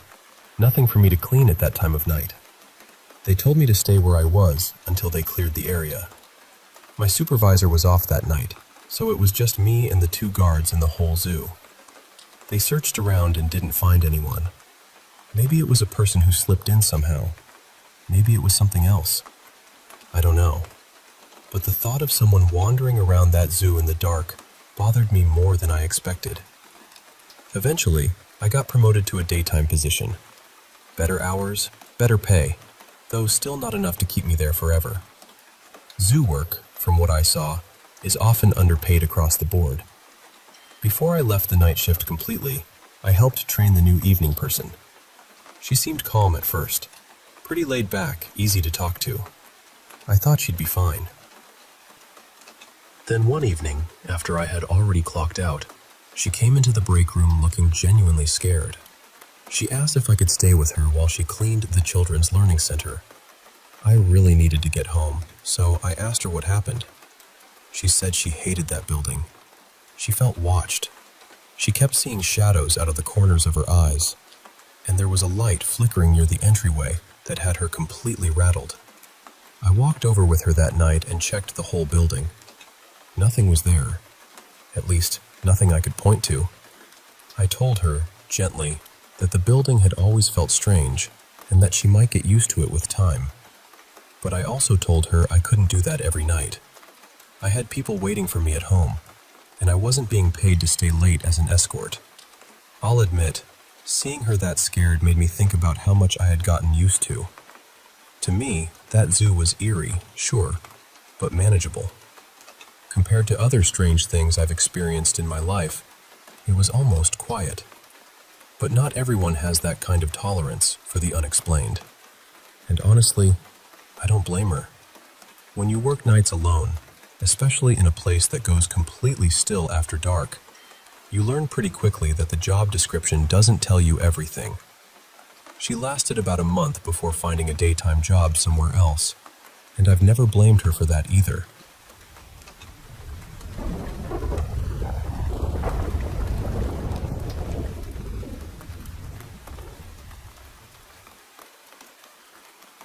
I know people say things like this all the time, and I understand how it sounds, I really do. Maybe I'm wrong about what was happening in that house. Maybe there's some neat little explanation for all of it. But I'll tell you this much. I moved out almost 6 years ago, and nothing like it has happened to me since. Not once. I didn't know much about the history of the town when we lived there. I'd heard little rumors, the kind people pass around without really knowing where they started. Stories about old burial grounds near the school, forgotten cemeteries in the woods, places nobody really talked about. I never looked too deeply into any of it. We had lived in another house in that area before, and that place was completely normal. Nothing strange, nothing heavy, just a house. But the second house was different. It was a decent-sized place with several acres of woods behind it, maybe 3 or 4, and I never went into those woods. Not once. I couldn't explain it at the time, but they felt wrong. Even in the middle of the day, even when there was nothing there to see, those trees made my whole body tense up. That house had this feeling to it, like it was waiting. We moved in around 2016, when I was about 12. I got the upstairs room with a loft area that looked down over the living room. At first, everything seemed fine. We unpacked, met the neighbors, settled into a routine. It was me, my mom, my stepdad, my 2 brothers, 2 dogs, and a cat. Then my mom's dog started acting strange. At first, we laughed it off. He kept charging straight into the sliding glass door like he didn't understand it was there. Then he started running into walls, hard enough that it stopped being funny.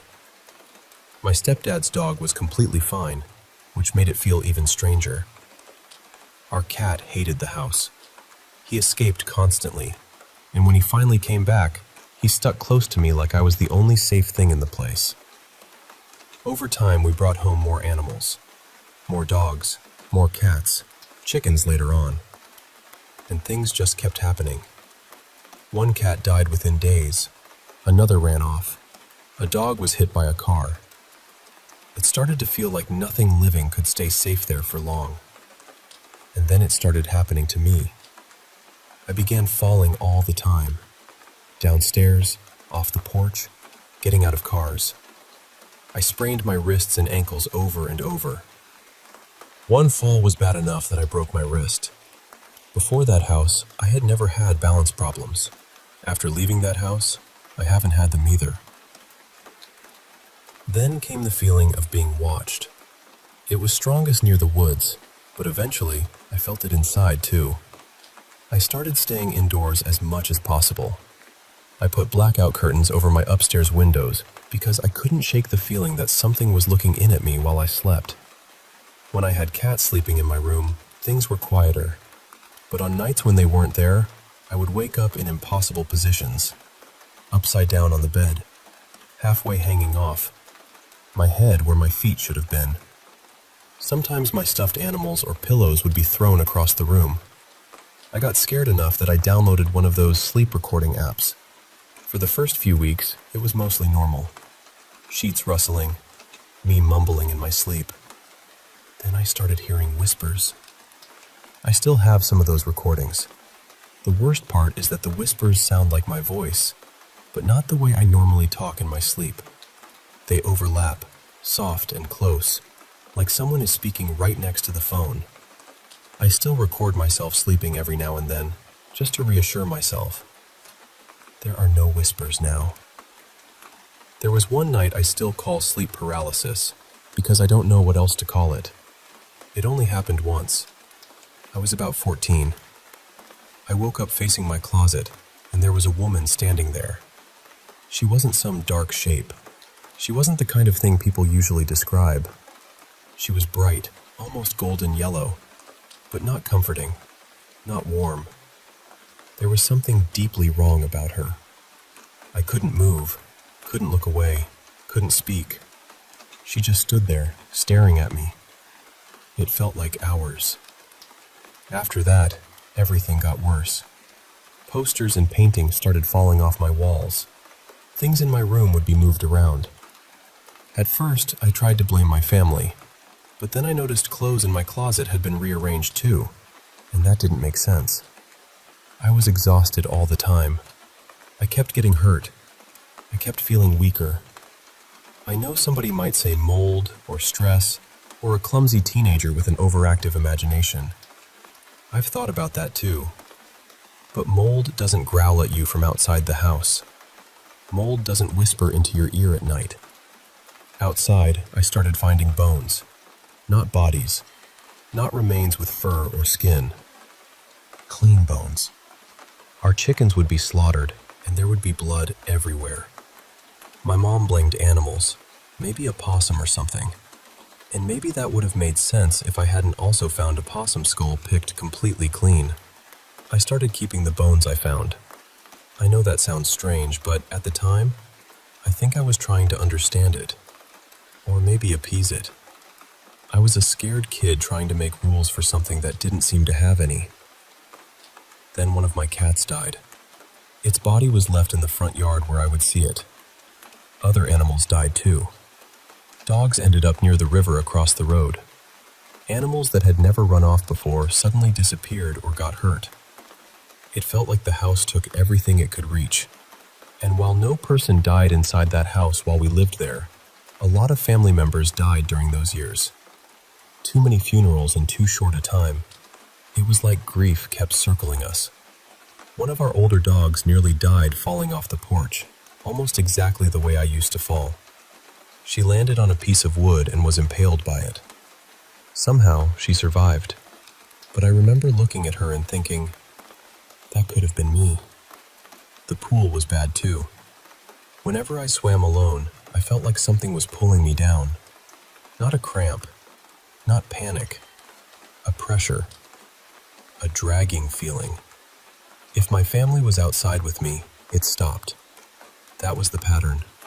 It only seemed to happen when I was alone.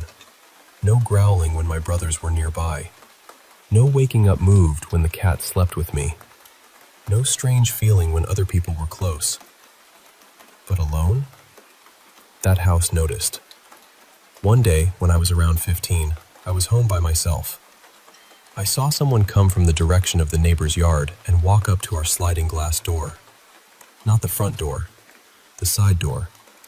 And I don't know how to explain this, but the way they moved was wrong. They knocked on the glass, just stood there, waiting.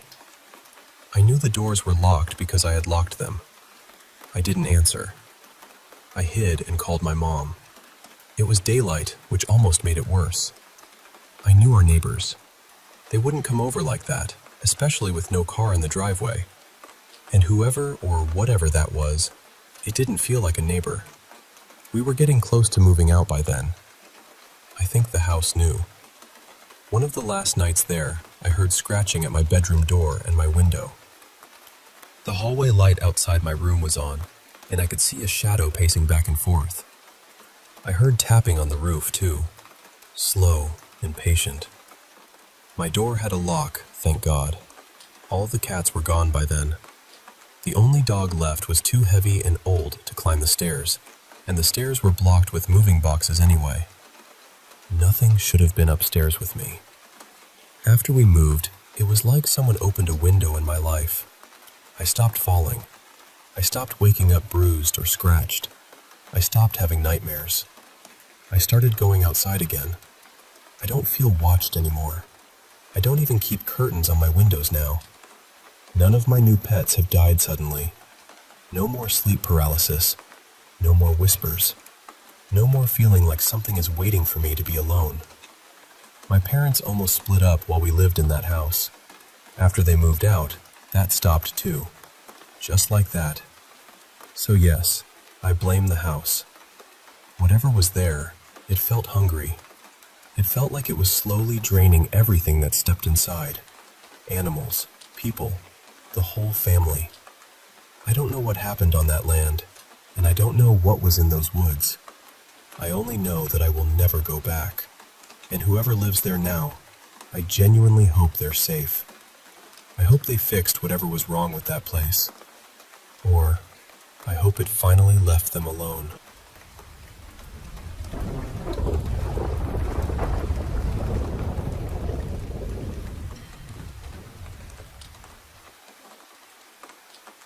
I'm pretty sure this happened the night after I made my last post, but honestly, I'd been sleeping so badly that the days had started to blur together. For a little context, this wasn't my first strange experience out here. I've had a couple of encounters while hunting before. One time, my stepdad and I heard what sounded like a clear whistling system in the woods, except it turned out not to be him. Another time, I heard my mother scream, plain as day, even though she was at home almost an hour away. There was also a night when something tried to mimic my cat while she was asleep in my bed. It did a terrible job, which somehow made it worse. And more than once, I've seen these strange, heat-wave-looking shapes outside my room, almost like the outline of a man. But this last encounter was different. This one scared me in a way I still can't quite shake. That evening, I put my hog dog Nyla outside on her lead so she could use the bathroom. She's a catch and bay mix, though she's never actually hunted. She just has that strong drive in her, and she'll track blood if she catches the scent. My Australian shepherd Aaliyah usually runs loose because she listens well and doesn't really chase much besides the occasional goat.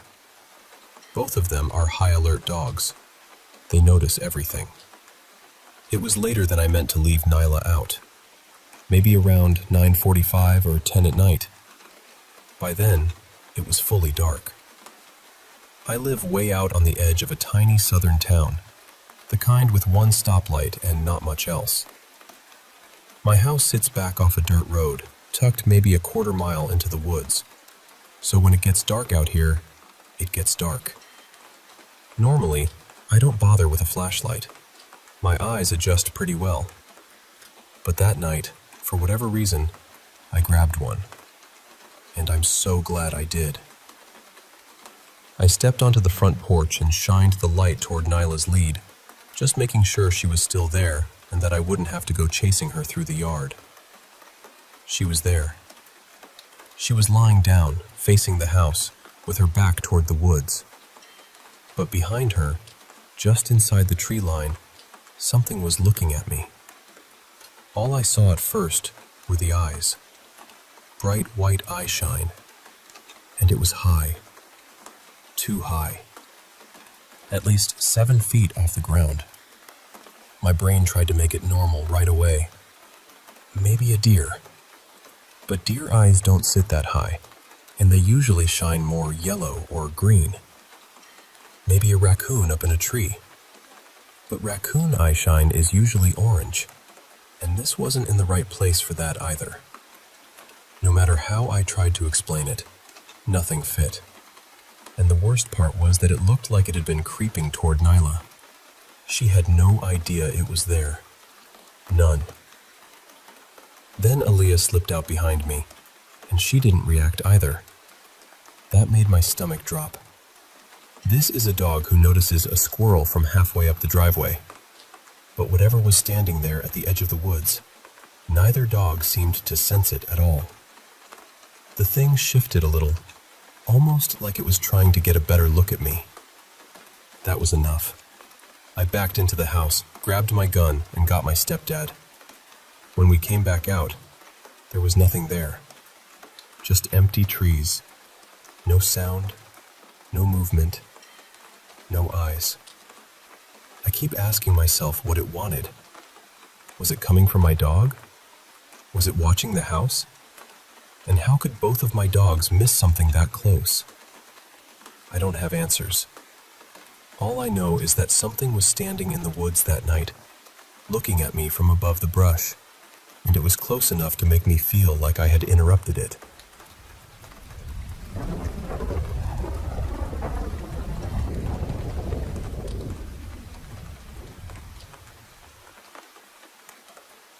May 18, 1924. I want to tell you about something that happened in our village, because even now, after all these years, I still feel it sitting in my bones. Back then, life had become almost impossible. People were hungry. Families were selling whatever little they had left. Every house seemed to carry the same silence, the kind that comes when hope has been worn thin. One evening, my closest friend, Morena, came to me trembling. She told me she had heard of a place hidden far inside the forest, a place where a person could ask for anything, and their wish would be granted. Now, I have never been someone who believes easily. I did not trust charms, omens, or stories whispered over candlelight. But Morena looked so frightened and so desperate that I agreed to go with her. Not because I believed her, but because I could not let her go alone. We left after midnight and walked deep into the woods. The trees were so black against the sky that it felt as if the forest had no end.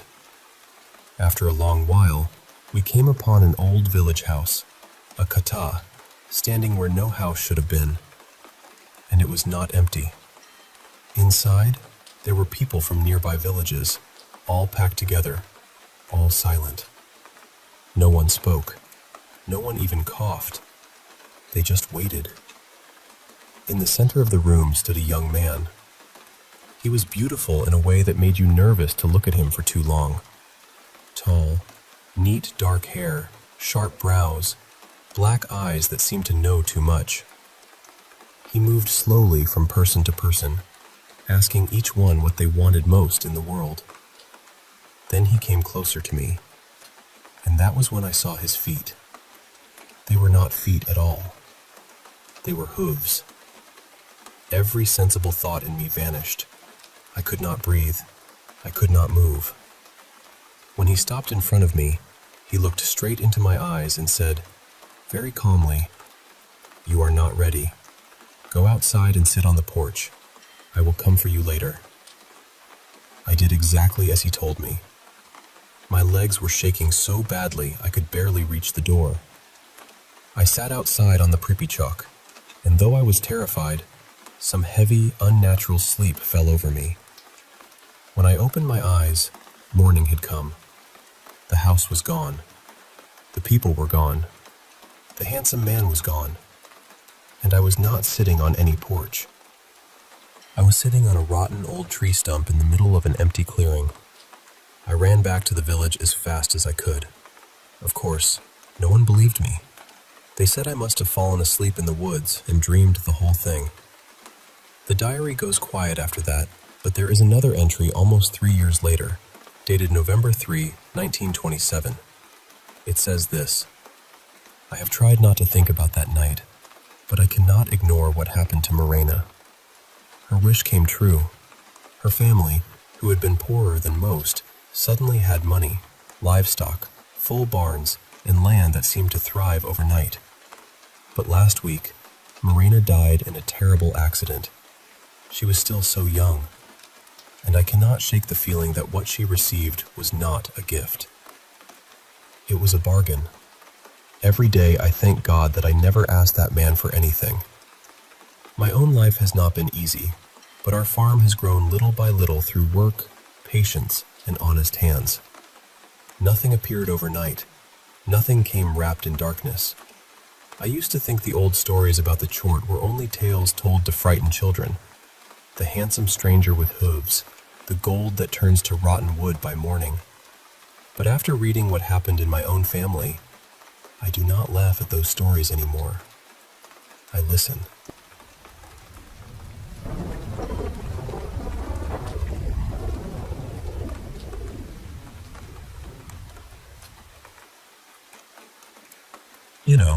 Keeping the arts alive in a big city, it's a challenge, but it's something I've dedicated most of my life to. I've been that familiar face at countless community events, late-night film screenings, bustling flea markets, youth center chaperones, concerts, game nights, you name it. People often recognize me in the crowd, and honestly, that's a little comforting. Over time, my interests naturally stretched into amateur theater, opera, and ballet. Now, I'll admit, I wasn't a dancer or singer, and I couldn't hold a line of dialogue without glancing anxiously at a script. But I knew a thing or two about organizing, promoting, and keeping a steady rhythm to the schedule. Slowly, I became an essential part of these performance groups, even if I was never center stage.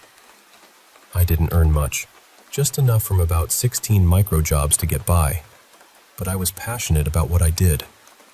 Then, one day, leveraging my experience with the local cultural scene, I applied for a full-time position at a prestigious ballet school here in the city. This place had international acclaim, and I was thrilled when, against the odds, I got the job. Mostly, I handled administration and logistics, but I also helped out during classes. I especially loved designing flyers and managing our social media accounts. Ballet photography had become a bit of a hobby for me. The way the dancers move, the lighting, the elegance, it's just breathtaking. I'd been working there for 8 months when we started preparing one of our biggest shows yet, a rendition of Coppelia. The months leading up to it were filled with drama, endless debates about casting, venue choices, costume designs, you name it. I did my best to help, but there's only so much one can do behind the scenes. During that time, I dove into ballet history and found it genuinely fascinating.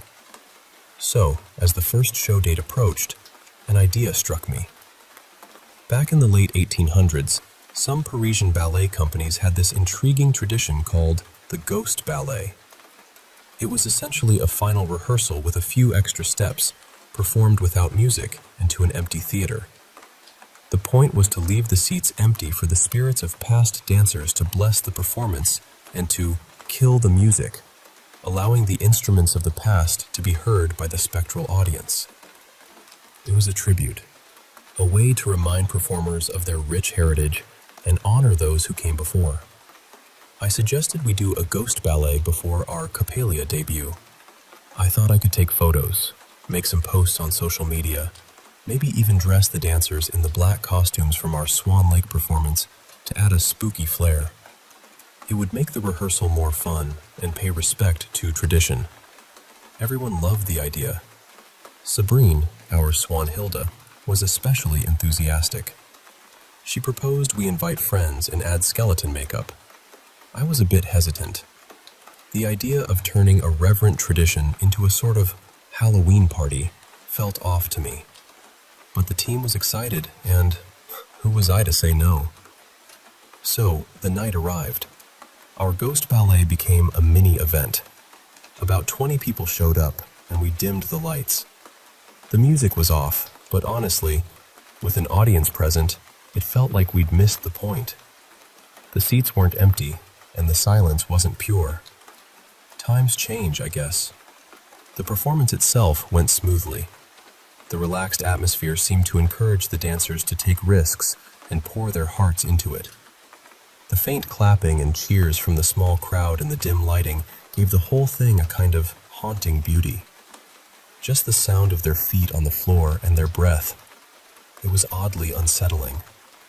I took plenty of pictures.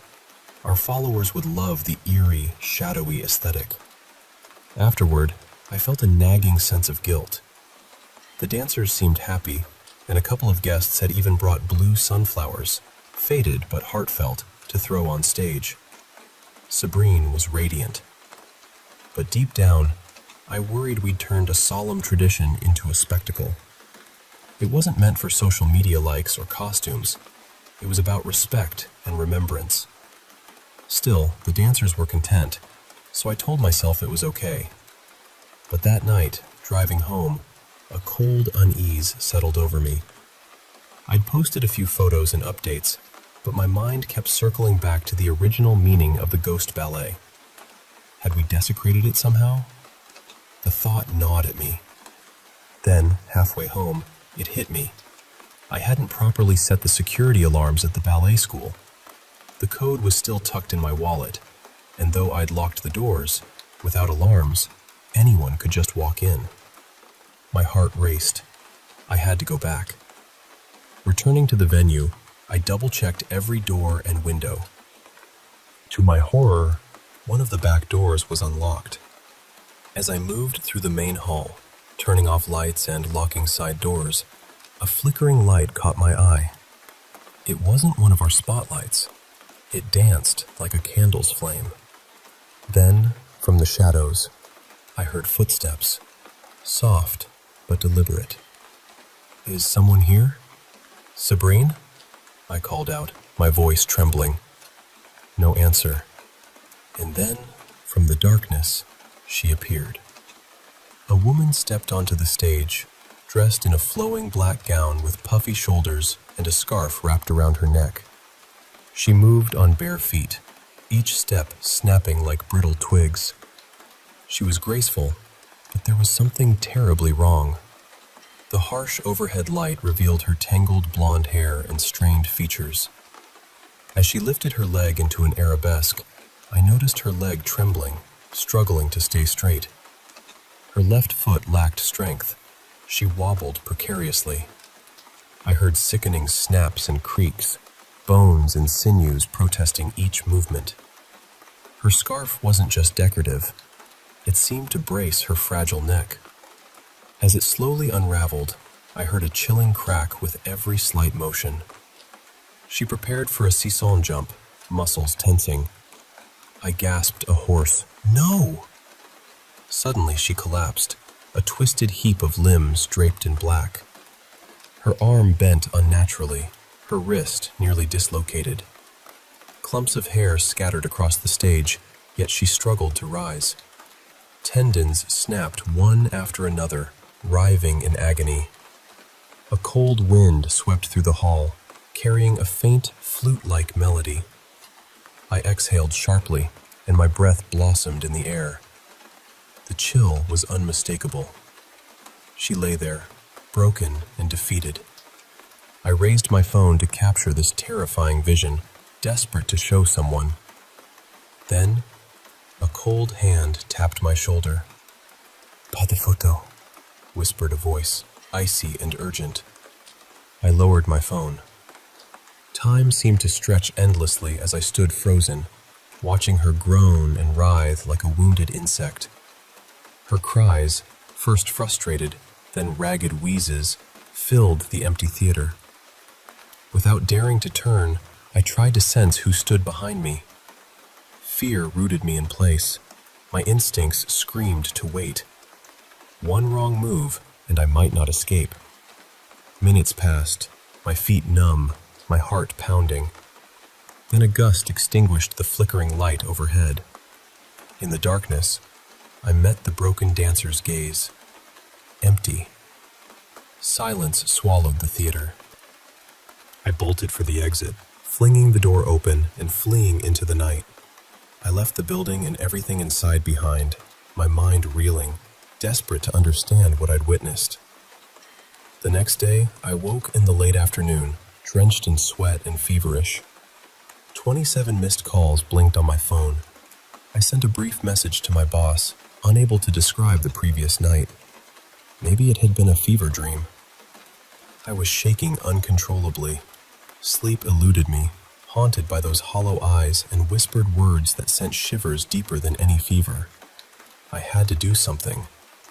It took nearly 2 hours to dress and prepare. Driving wasn't an option.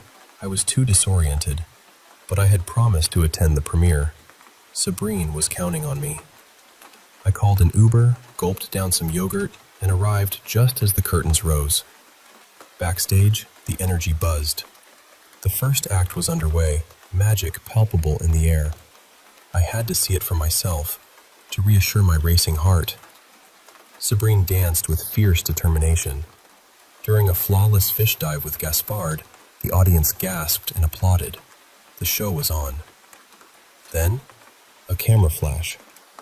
For a fleeting moment, I glimpsed something in the empty seats. A sound, footsteps alongside Sabrine's. I held my breath, waiting for a snap or a twist, fearing the broken dancer's fate. Another flash. I glanced at the dancers backstage, panic rising. We have to... Words failed me. I stared at the stage, whispering the warning I'd heard before.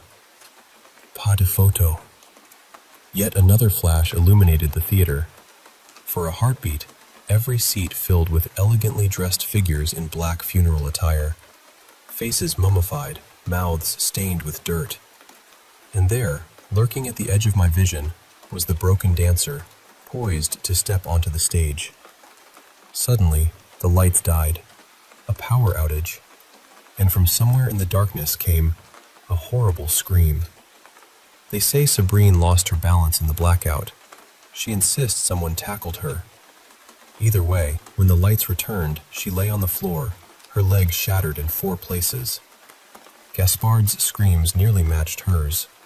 The audience snapped photo after photo, flashes piercing the chaos. I've never heard such terror in a scream. Seeing the panic in Sabrine's eyes was one of the most wrenching moments of my life. It wasn't just a broken bone. It was the shattering of a dream. People rushed to help. Our backstage medic hurried out. Curtains were closed, and volunteers tried desperately to soothe the crowd. As Sabrine was carried away, her eyes met mine, empty. And in that emptiness, I saw the ghost ballet's true cost.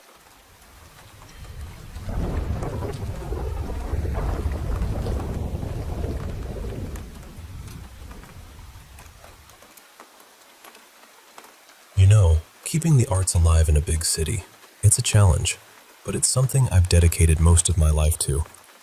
I've been that familiar face at countless community events, late-night film screenings, bustling flea markets, youth center chaperones, concerts, game nights, you name it. People often recognize me in the crowd, and honestly, that's a little comforting. Over time, my interests naturally stretched into amateur theater, opera, and ballet.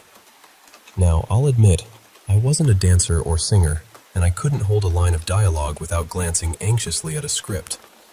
But I knew a thing or two about organizing, promoting, and keeping a steady rhythm to the schedule. Slowly, I became an essential part of these performance groups, even if I was never center stage. I didn't earn much, just enough from about 16 micro jobs to get by, but I was passionate about what I did. Then, one day, leveraging my experience with the local cultural scene, I applied for a full-time position at a prestigious ballet school here in the city.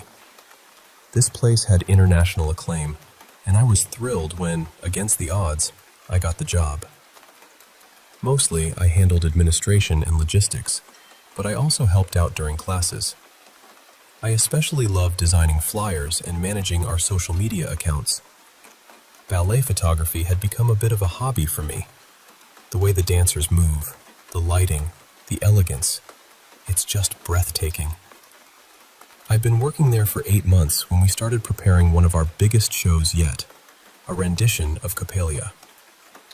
The months leading up to it were filled with drama.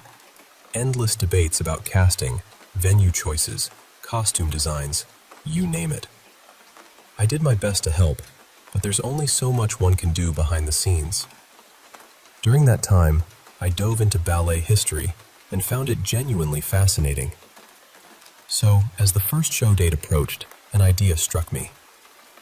Back in the late 1800s, some Parisian ballet companies had this intriguing tradition called the ghost ballet.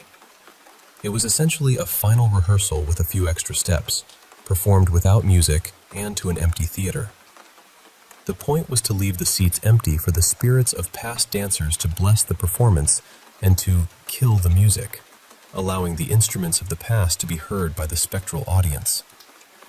It was a dispute, a way to remind performers of their rich heritage and honor those who came before. I suggested we do a ghost ballet before our Coppelia debut. I thought I could take photos, make some posts on social media, maybe even dress the dancers in the black costumes from our Swan Lake performance to add a spooky flair. It would make the rehearsal more fun and pay respect to tradition. Everyone loved the idea. Sabrine, our Swanhilda, was especially enthusiastic. She proposed we invite friends and add skeleton makeup. I was a bit hesitant. The idea of turning a reverent tradition into a sort of Halloween party felt off to me. But the team was excited, and who was I to say no? So, the night arrived. Our ghost ballet became a mini event. About 20 people showed up, and we dimmed the lights. The music was off, but honestly, with an audience present, it felt like we'd missed the point. The seats weren't empty, and the silence wasn't pure. Times change, I guess. The performance itself went smoothly. The relaxed atmosphere seemed to encourage the dancers to take risks and pour their hearts into it.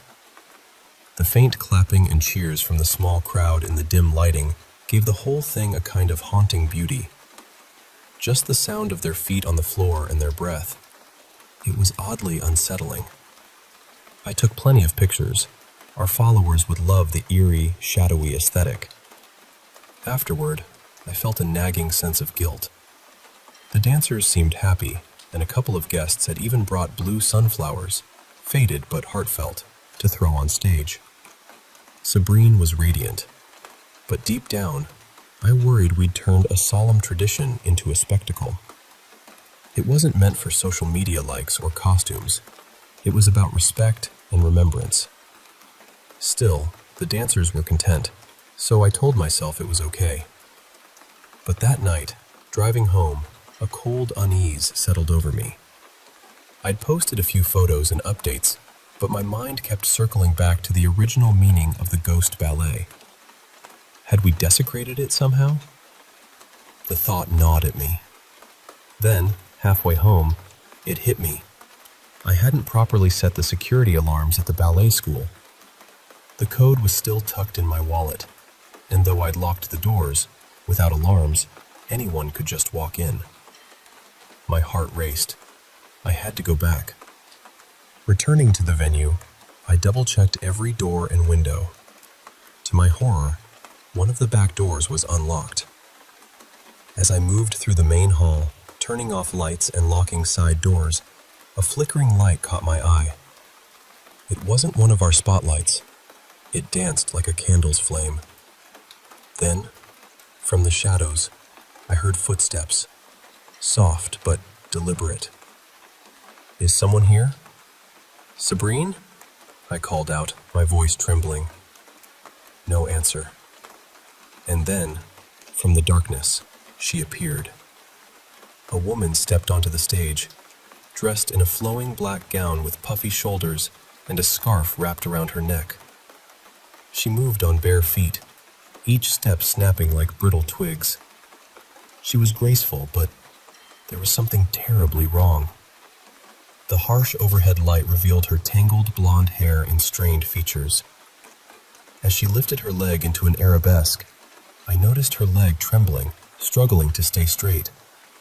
Her left foot lacked strength. She wobbled precariously.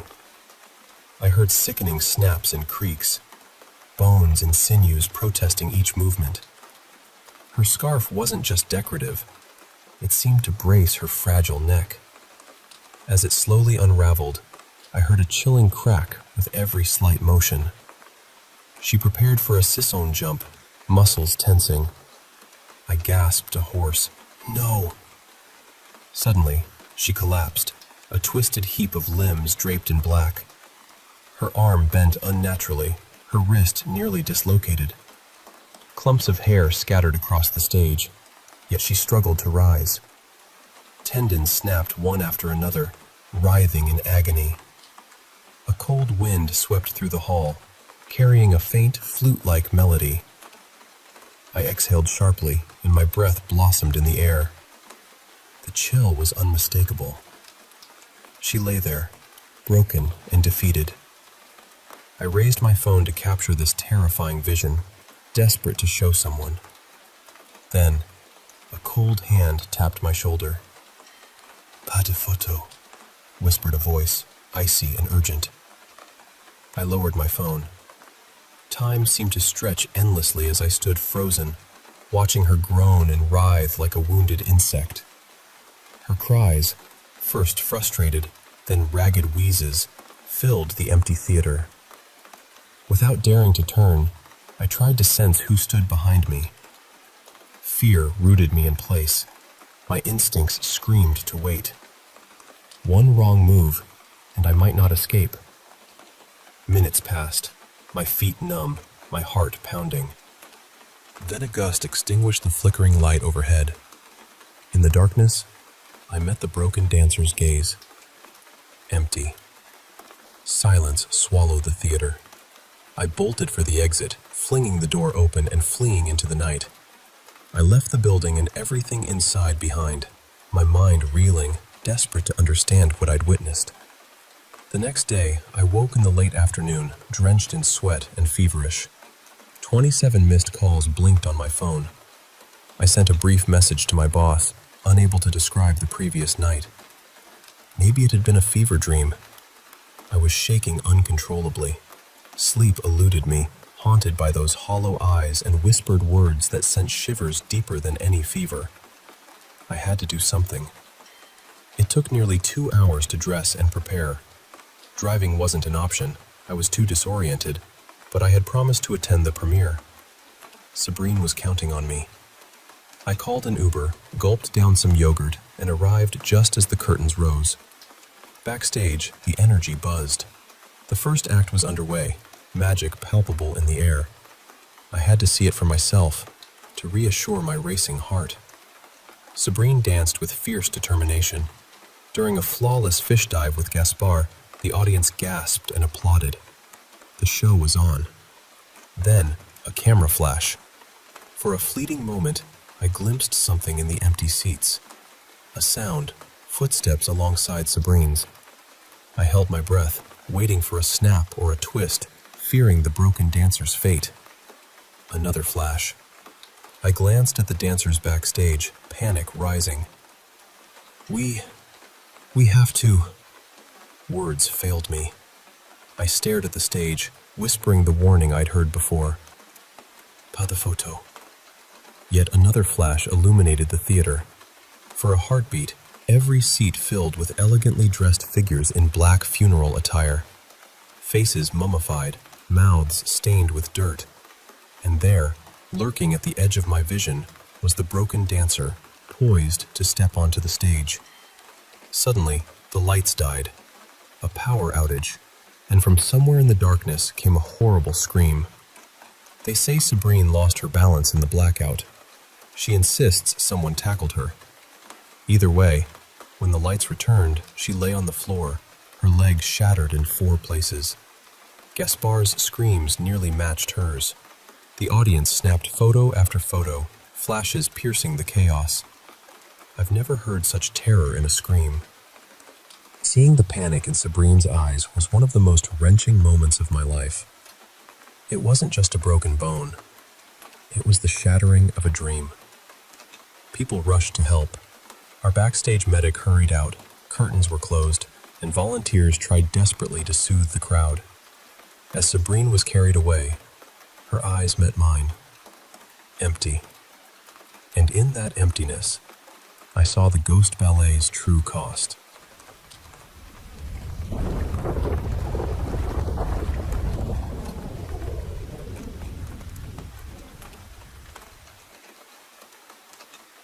You know, I haven't arranged a ghost ballet since that night with Copelia. We switched venues after that, and I stepped back from organizing those eerie performances. For a long time, I thought maybe it was letting outsiders watch the show that stirred trouble. But lately, I've been thinking differently. Around the late 1800s, photography was just starting to catch on, but many theaters banned it. Ballerinas, especially in Parisian companies, had a strict rule. No photos allowed. They called it pas de photo. No photography. It was meant to protect the magic of the performance. I sometimes wonder if breaking that rule somehow opened a door we shouldn't have. I just hope, in time, whatever we disturbed will forgive us. I hope Sabrina, the dancer with those hollow eyes, finds peace. And I hope, with all my heart, that someday I can forget those eyes staring back at me, empty and silent. Now, let me tell you about something I saw when I was little, around 6 or 7. My family had just moved into a new rental home in Oregon. The place was still full of stacked boxes everywhere, every room packed tight. One day, my parents left for a short trip, taking my brother but leaving me alone in the house. I was wandering around, enjoying the quiet and the freedom. When I reached their bedroom, I paused. The room had these big French doors, double doors with glass panes, that were wide open to move furniture in. Sunlight filtered softly through the windows, casting a gentle glow, but no sharp shadows on the floor. Just as I was about to step inside, something caught my eye. In the light, I saw movement. A small boy, like 3 or 4 years old, but he was all white, like a glowing silhouette. He was walking toward me, but strangely, his movements were slow, like he was moving underwater. I remember feeling scared, heart pounding. I ran out and hid behind the couch in my parents' living room, covering my face. When I dared to look again, he was gone. We were only the second family to live there. The first were the builders. Years passed, and I never saw anything like that again. Even when my husband's family moved into that same rental years later, they never felt or saw anything unusual. I still wonder, what was that? Has anyone else seen something like this? I believe in the supernatural, always have, but I never thought I'd have an encounter myself, not growing up in a deeply Christian home where I felt protected by faith. But then, one night, everything changed. My dad had gone to work, and it was just my mom, my brother, and me at home. I was young, struggling with sleep problems, light sleeper, always waking up at the slightest noise. I had this habit of pulling the blanket over my head to feel safe, even though I still slept in my parents' room because they were worried I'd suffocate. That night, I felt the blanket being gently pulled off my head. When I opened my eyes, I saw a pair of shoes right in front of me.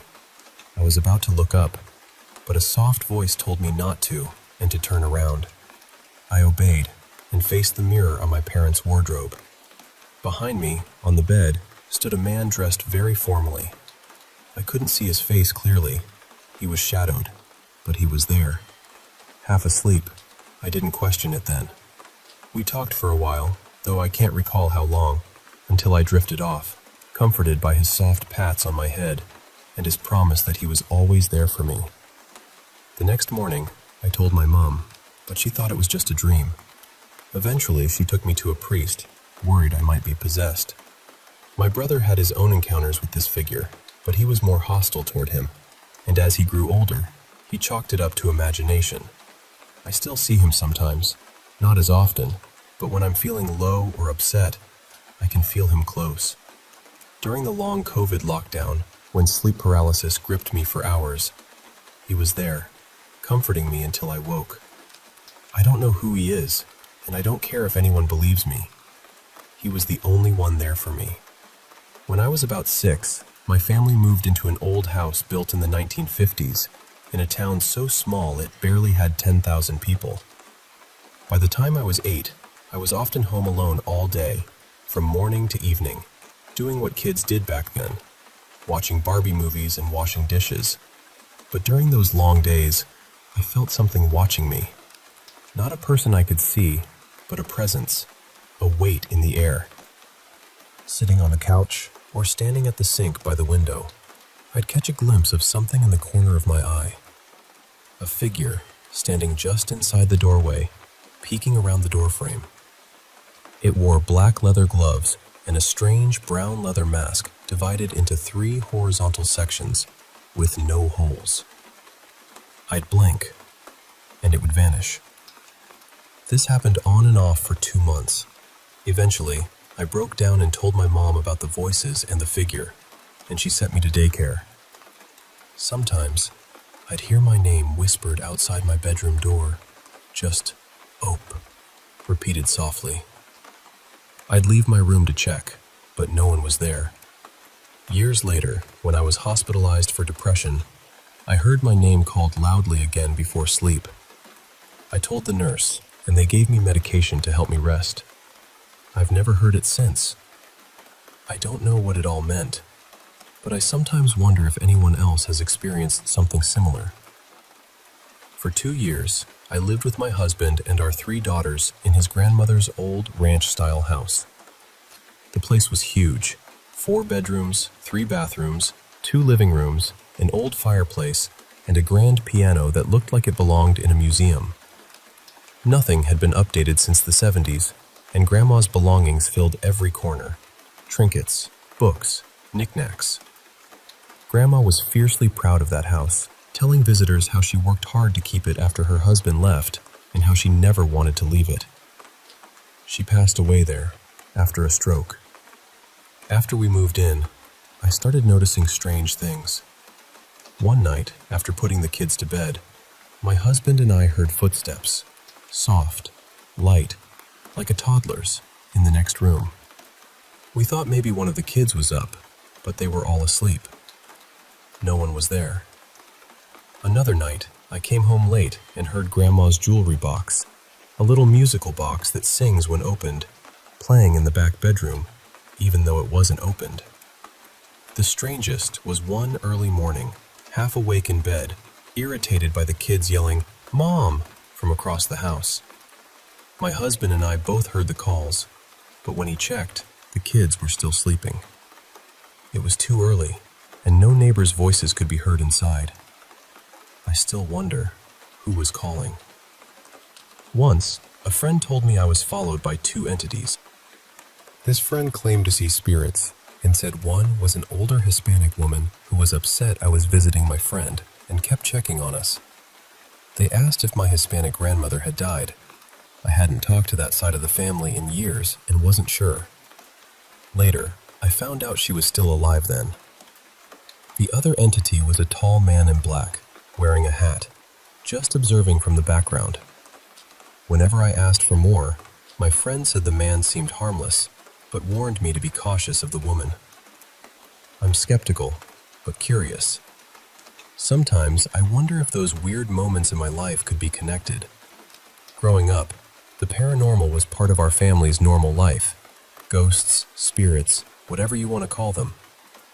We never feared them, but respected them. I've had my share of experiences, but nothing as frightening as what happened my senior year of high school.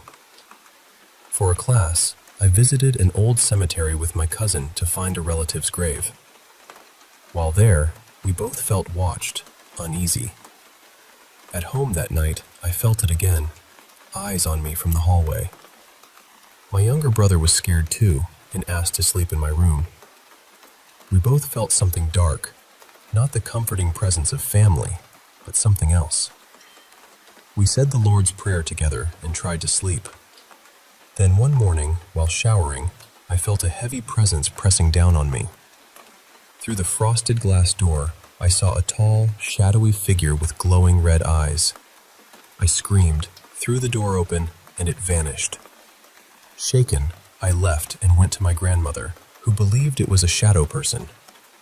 After that, my mom and I fought a lot, and they called someone to cleanse the house. I moved out shortly after, and even years later, driving past that house fills me with dread. That was the worst paranormal experience of my life. All these stories, some strange, some terrifying, remind me of how thin the veil between worlds can feel. Whether it's a ghost ballet, a slow-moving silhouette, an unseen guardian, or a dark watcher in the shadows, these moments invite us to listen closely to the whispers in the dark.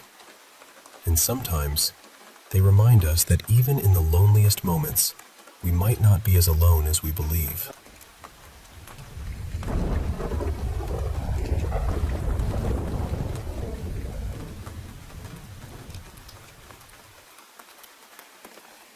You know, I haven't arranged a ghost ballet since that night with Copelia. We switched venues after that, and I stepped back from organizing those eerie performances. For a long time, I thought maybe it was letting outsiders watch the show that stirred trouble. But lately, I've been thinking differently. Around the late 1800s, photography was just starting to catch on, but many theaters banned it. Ballerinas especially, in Parisian companies, had a strict rule: no photos allowed. They called it pas de photo, no photography. It was meant to protect the magic of the performance. I sometimes wonder if breaking that rule somehow opened a door we shouldn't have. I just hope, in time, whatever we disturbed will forgive us. I hope Sabrina, the dancer with those hollow eyes, finds peace. And I hope, with all my heart, that someday I can forget those eyes staring back at me, empty and silent. Now, let me tell you about something I saw when I was little, around 6 or 7. My family had just moved into a new rental home in Oregon. The place was still full of stacked boxes everywhere, every room packed tight. One day, my parents left for a short trip, taking my brother but leaving me alone in the house. I was wandering around, enjoying the quiet and the freedom. When I reached their bedroom, I paused. The room had these big French doors, double doors with glass panes that were wide open to move furniture in. Sunlight filtered softly through the windows, casting a gentle glow, but no sharp shadows on the floor. Just as I was about to step inside, something caught my eye. In the light, I saw movement. A small boy, like 3 or 4 years old, but he was all white, like a glowing silhouette. He was walking toward me, but strangely, his movements were slow, like he was moving underwater. I remember feeling scared, heart pounding. I ran out and hid behind the couch in my parents' living room, covering my face. When I dared to look again, he was gone.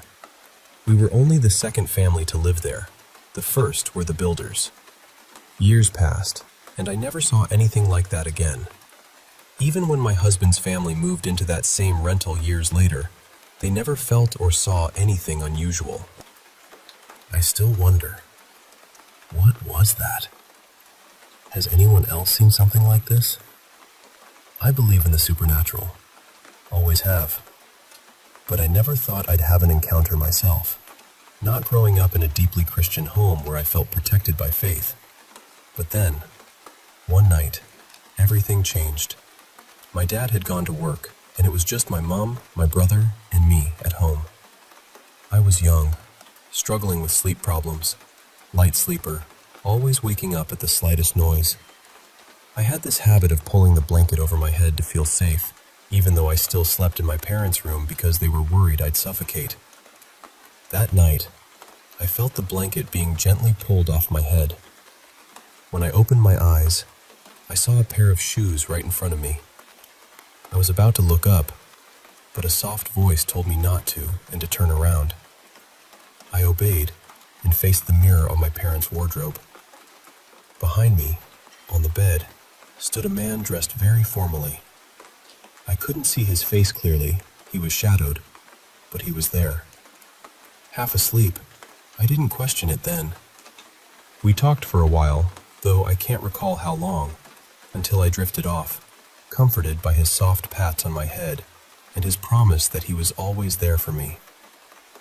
The next morning, I told my mom, but she thought it was just a dream. Eventually, she took me to a priest, worried I might be possessed. My brother had his own encounters with this figure, but he was more hostile toward him, and as he grew older, he chalked it up to imagination. I still see him sometimes, not as often, but when I'm feeling low or upset, I can feel him close. During the long COVID lockdown, when sleep paralysis gripped me for hours, he was there, comforting me until I woke. I don't know who he is, and I don't care if anyone believes me. He was the only one there for me. When I was about 6, my family moved into an old house built in the 1950s, in a town so small it barely had 10,000 people. By the time I was 8, I was often home alone all day, from morning to evening, doing what kids did back then, watching Barbie movies and washing dishes. But during those long days, I felt something watching me. Not a person I could see, but a presence. a weight in the air. Sitting on the couch or standing at the sink by the window, I'd catch a glimpse of something in the corner of my eye. A figure standing just inside the doorway, peeking around the door frame. It wore black leather gloves and a strange brown leather mask divided into 3 horizontal sections, with no holes. I'd blink, and it would vanish. This happened on and off for 2 months. Eventually, I broke down and told my mom about the voices and the figure, and she sent me to daycare. Sometimes, I'd hear my name whispered outside my bedroom door. Just, O.P., repeated softly. I'd leave my room to check, but no one was there. Years later, when I was hospitalized for depression, I heard my name called loudly again before sleep. I told the nurse, and they gave me medication to help me rest. I've never heard it since. I don't know what it all meant, but I sometimes wonder if anyone else has experienced something similar. For 2 years, I lived with my husband and our 3 daughters in his grandmother's old ranch-style house. The place was huge. 4 bedrooms, 3 bathrooms, 2 living rooms, an old fireplace, and a grand piano that looked like it belonged in a museum. Nothing had been updated since the 70s, and Grandma's belongings filled every corner. Trinkets, books, knickknacks.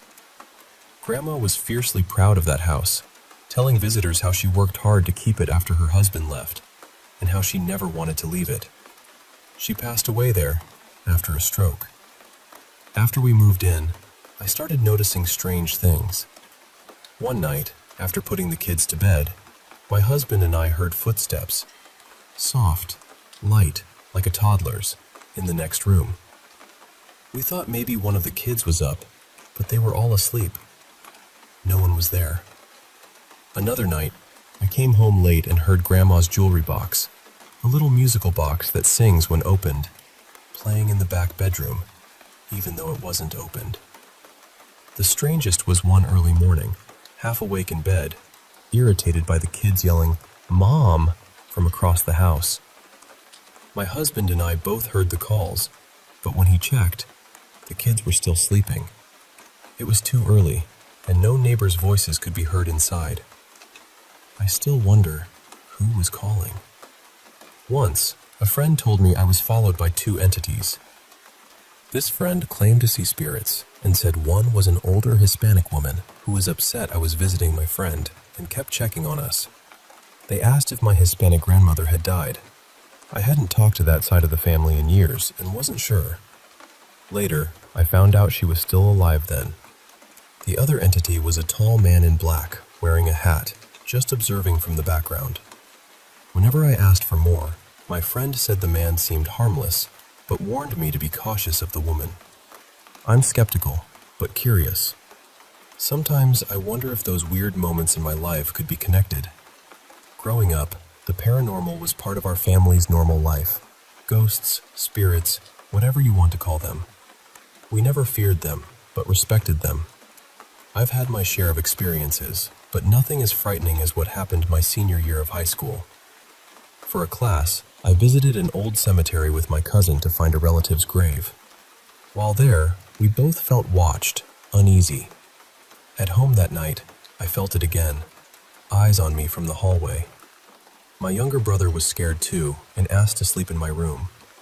We both felt something dark, not the comforting presence of family, but something else. We said the Lord's Prayer together and tried to sleep. Then one morning, while showering, I felt a heavy presence pressing down on me. Through the frosted glass door, I saw a tall, shadowy figure with glowing red eyes. I screamed, threw the door open, and it vanished. Shaken, I left and went to my grandmother, who believed it was a shadow person. After that, my mom and I fought a lot, and they called someone to cleanse the house. I moved out shortly after, and even years later, driving past that house fills me with dread. That was the worst paranormal experience of my life. All these stories, some strange, some terrifying, remind me of how thin the veil between worlds can feel. Whether it's a ghost ballet, a slow-moving silhouette, an unseen guardian, or a dark watcher in the shadows, These moments invite us to listen closely to the whispers in the dark. And sometimes, they remind us that even in the loneliest moments, we might not be as alone as we believe.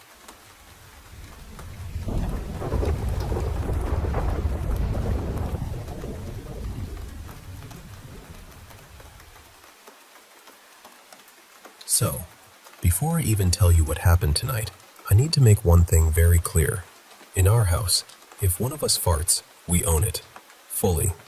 No shame, no mystery, no courtroom drama. If it was me, I say it was me. If it was my fiancée, she says it was her. That is just the kind of honest little ecosystem we live in. And we do not prank each other like this. We never have. Now, we have had a few strange things happen in this apartment before. Not constantly, not every week. Nothing dramatic like cabinets flying open or shadowy figures standing at the foot of the bed. Just a handful of moments over the years that have made us sit there in silence and think, okay, what exactly was that? A couple of times, one of us has been woken from a nap by what sounded exactly like the other person saying, "Hey," with a sharp hand clap. Clear as day. But then, the room would be empty. And both times, within a minute or so, the other person would actually walk in through the front door, coming home from work. So it was not them. They had not been inside yet. There was another night too, when we were both asleep and woke up at the same time because we heard whispering, or quiet talking. Something human. Something close enough to wake us both, but far enough away that it could not have been one of us mumbling in our sleep. We both sat up and listened. We both heard it. We checked the apartment. The door was locked from the inside, and the cat was asleep like a little loaf of bread with no interest in anything supernatural or otherwise. We even gave each other the chance to admit it, just in case one of us was joking, but neither of us was. And honestly, there was no good explanation for it. So that brings me to tonight. We were in the living room, just relaxing, watching videos on the TV. Nothing creepy, nothing intense. Just a normal, quiet night. And then, out of nowhere, we heard the most unmistakable fart sound. I mean, unmistakable. Not a floor creak, not a pipe, not the couch settling. This was a classic rippling fart sound. The kind you could make with your actual body, or maybe by pressing your tongue between your teeth and blowing. It had rhythm. It had texture. It had confidence. My fiancée immediately looked at me and asked if I farted. And I told her no, because I absolutely had not. Then she said, "I can smell it." Now, here's the thing. I barely have a sense of smell. I usually cannot smell farts, food, candles, cleaning products, almost anything. But a second later, I smelled it too. That alone bothered me. Then our cat, who normally does not care at all if either of us farts, suddenly sat up from a dead sleep on the couch and stared directly at the corner of the room where the sound had come from. And this was before either of us pointed. Then my fiancé and I both silently pointed to the exact same spot. There was clutter over there, sure. A few bags, some random stuff, normal apartment chaos. But nothing moved. Nothing fell. Nothing shifted. There was nothing there that could have made that sound for that long, in that specific way. And then there was the smell. A real smell. A human fart smell. Coming from a place in the room where there was no human. I know this sounds ridiculous. Trust me, I know. It is hard to say, I think a ghost farted in my living room, and feel like a serious adult afterward. But I also know it was not me. It was not my fiancé. It was not our cat.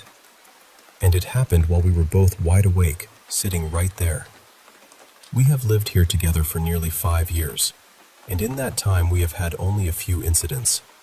The two strange, hey, wake-ups, the whispering we both heard in bed, and now this loud, deeply rude, apparently paranormal living room fart. I do not really know what to make of it. Whatever is here, if anything is here, does not seem angry. It does not seem threatening. It barely ever makes itself known. But tonight, Apparently, it decided to announce itself in the dumbest possible way. So, yeah. Thoughts?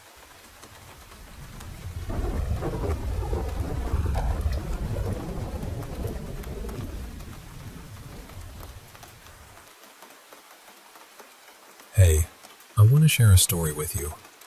Something that still gives me chills when I think about it, even years later. It happened when I was about 12, and honestly, it was my very first real encounter with something paranormal. So picture this. My house is right next to my Aunt Lila's old family home. This house used to belong to my grandparents before they moved away to the province, and Aunt Lila stayed behind. Now my family's house is a small, one-story studio-style place, and because my parents, my younger brother, and I all share one bedroom, I didn't have my own private space. So whenever Aunt Lila's house had a free room, like when my cousins or my aunt were out, I'd sneak over and spend the night there. It was my little escape where I could play video games late without anyone nagging me about bedtime. And, well, I could also sneak a peek at some stuff my classmates jokingly called forbidden on the internet. But that's a story for another time. Now, my cousins swear their house is haunted. They say it's because, back during World War II, some terrible things happened nearby. People were tortured before the house was even built. This rumor was passed around by kids from the neighborhood, who claimed their grandparents told them the story. But Aunt Lila always dismissed it. She'd scold us for believing such nonsense, saying no one died in the house. Same with my parents. They've lived there their whole lives and never felt anything weird. When we asked my grandparents, they said the lot was just a junkyard when they bought it in the 70s after fleeing Vietnam, and they never asked about what came before. Still, they told me to say a prayer whenever I stayed over, just to be safe. Until that night, honestly, I never really felt anything strange. Sure, sometimes I'd hear loud footsteps in the hallway in the early morning, but I just figured someone was going to the bathroom or grabbing a snack. But everything changed the first time I was home alone at Aunt Lila's. Everyone else, my aunt, my cousins, and my parents, had gone to the province to visit my grandparents. I decided to stay behind because, honestly, there wasn't much for me to do there.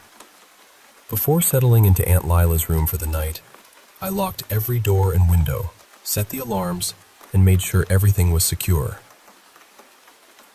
Right next to the bed was a TV screen hooked up to the CCTV cameras covering the house, so I could keep an eye on things.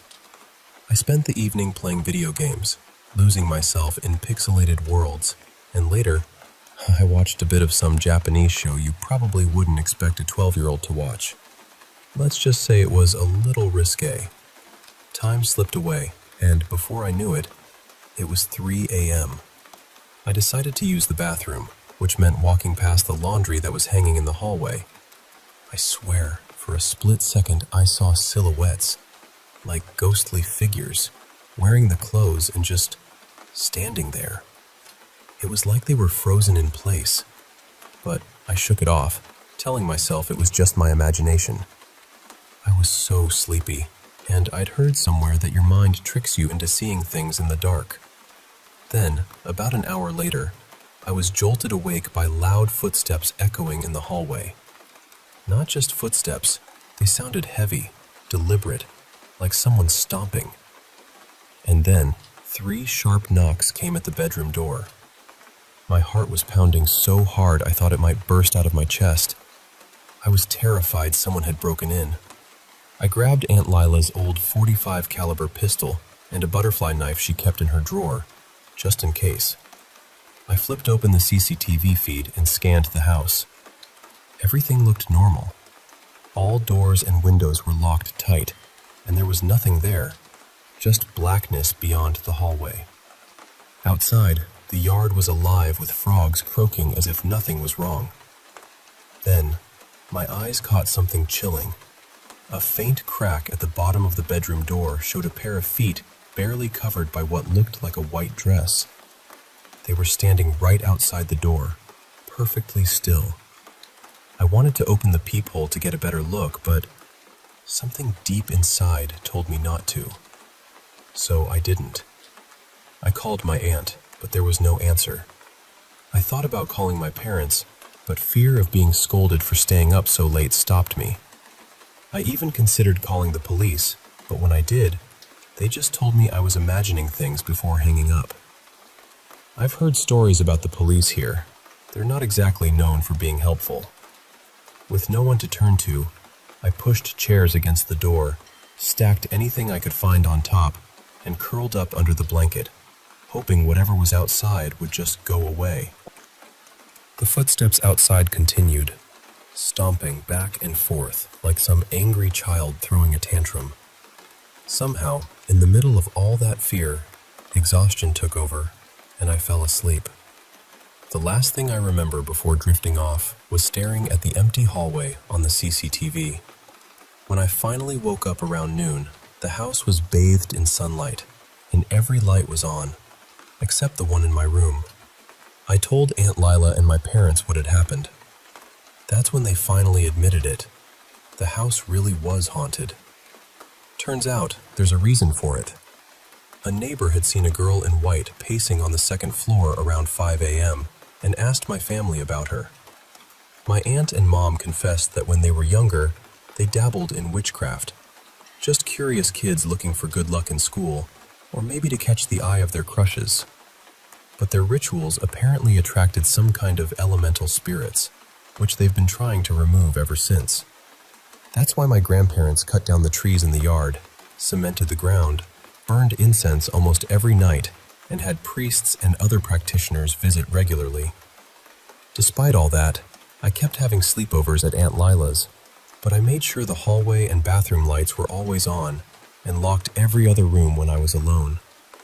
The strange activity slowed down and eventually stopped around 2005, but every so often, especially on Halloween or All Saints' Day during odd-numbered years, I'd still hear footsteps or faint whispers late at dawn. Thankfully, no full apparitions ever showed up again, and we just learned to ignore these visits as long as they didn't cause harm. Oh, and here's a little twist.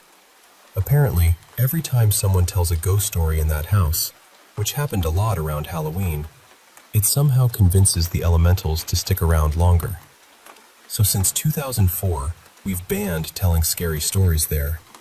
If my cousins want to share ghost tales or watch spooky movies, they do it at our house or with headphones. Our home stays safe, supposedly because my mom buried a charm she got from church under our living room floor before she took her nursing board exams. It's a strange story, I know, but it's part of my family's history now. And honestly, it's kind of comforting in a weird way, to know that even in the darkest, scariest moments, you can find a little light, a little protection, and eventually, peace.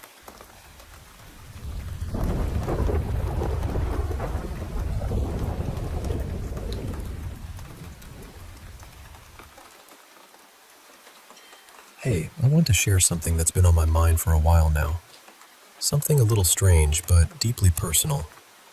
It's about a house I lived in from when I was about 9 until I was 16. I've never quite been able to shake the feeling that it was haunted. Seriously, there were moments in that house that just didn't feel right. And even now, years after moving away, I'm still dreaming about it. You see, whenever I was on the second floor, I always felt like I was being watched. There were noises, soft footsteps, creaks, little whispers that seemed to come from nowhere.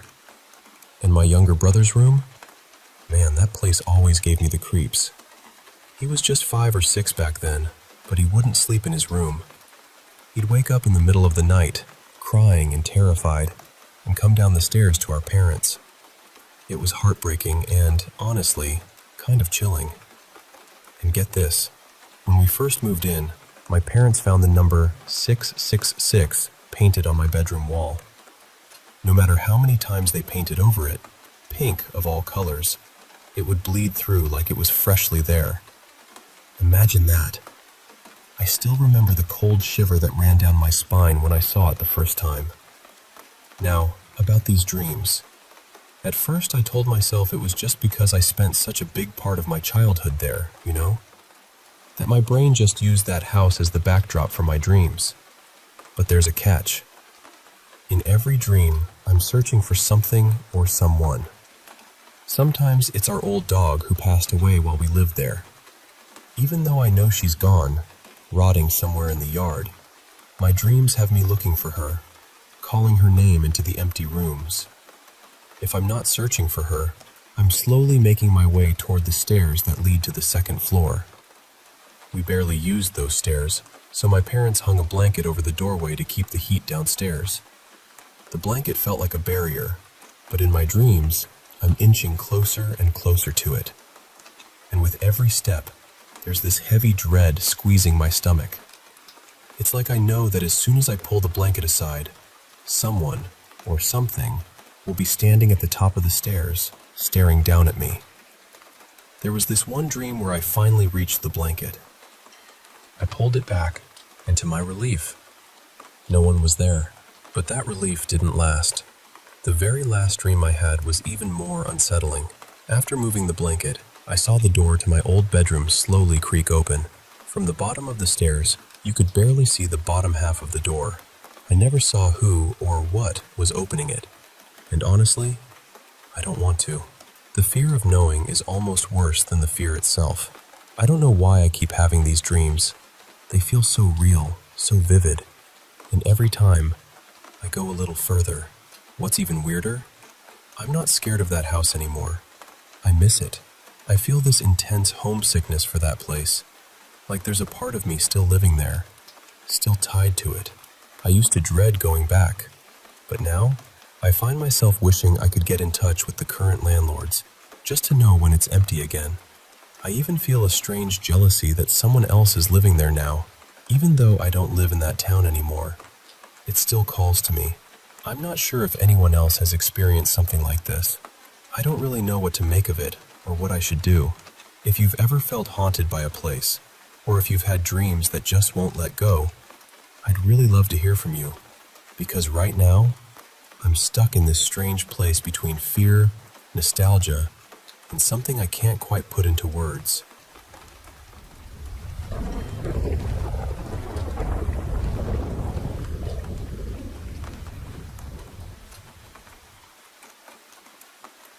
Hey, I want to share something that's been on my mind for a while now.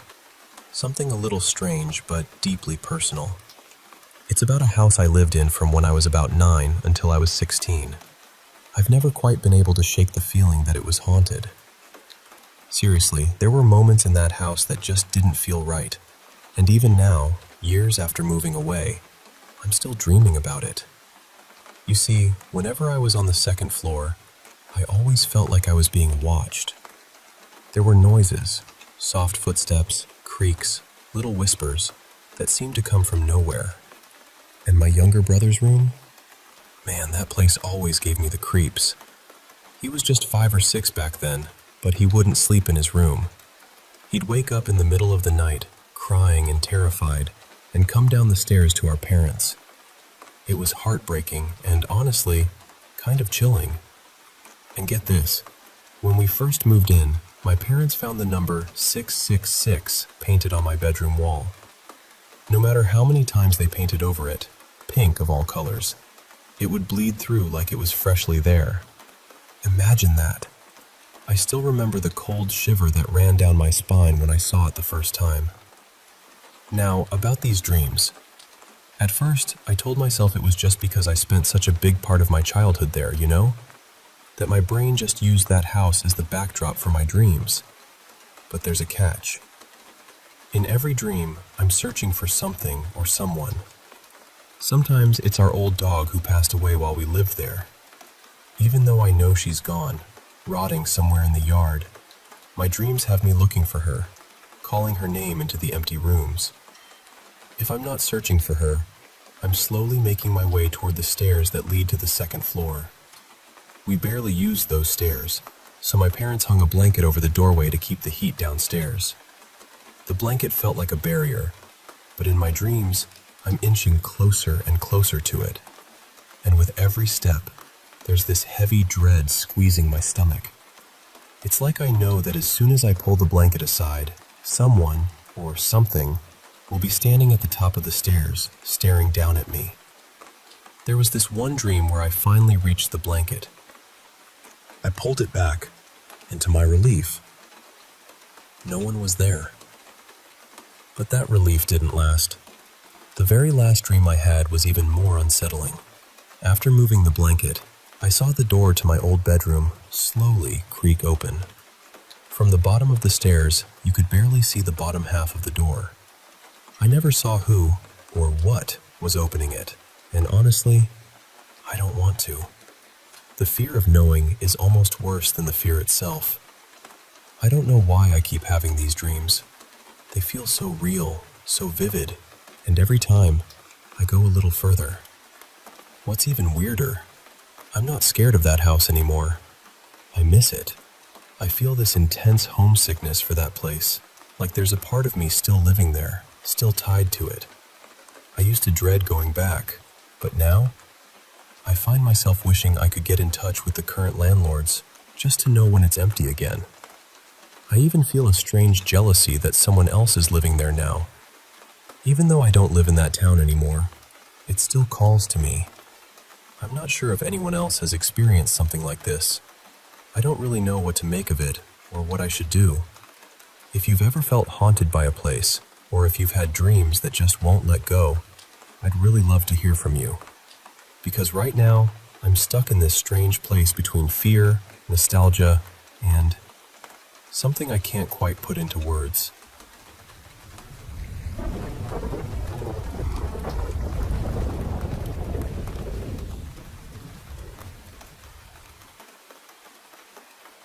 You know, my family, especially on my mom's side, has always had this closeness to the paranormal.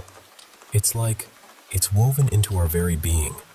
I've had my fair share of encounters with spirits, ghosts, entities, things most people wouldn't even dare talk about. And, well, it seems I've passed a little bit of that connection on to my 11-month-old son, Jamie. For about a month now, something pretty unusual has been happening. Every night, when we tuck Jamie into his crib, we notice he's way more talkative than usual. Not that he's normally a quiet baby. Oh no. He's got plenty to say. But when he's alone in his room, he just starts babbling away like he's having a full-on conversation. It's like his own little secret world. I've sneaked a few peeks when I hear all the noise, curious about what he's up to. And here's the thing. Jamie is always facing the wall. Not just staring into space, but really focused, like he's chatting with someone, or something, right there. It's kind of adorable, actually. There are these long pauses, like he's listening carefully. Then he'd burst out into babble again. And sometimes, after those pauses, he'd let out the sweetest, most infectious giggles and laughter. I swear, it sounds like he's playing a game with an invisible friend. One afternoon after his nap, I went into his room to pick him up. Now, my back's not the best, so I had to brace myself against the wall to steady myself. I kept my eyes on Jamie, but he was staring intently at the exact spot where my hand rested. Then, suddenly, he looked back at me, then at my hand, then back at me again, and just broke down into these heartbreaking wails like I'd hurt him.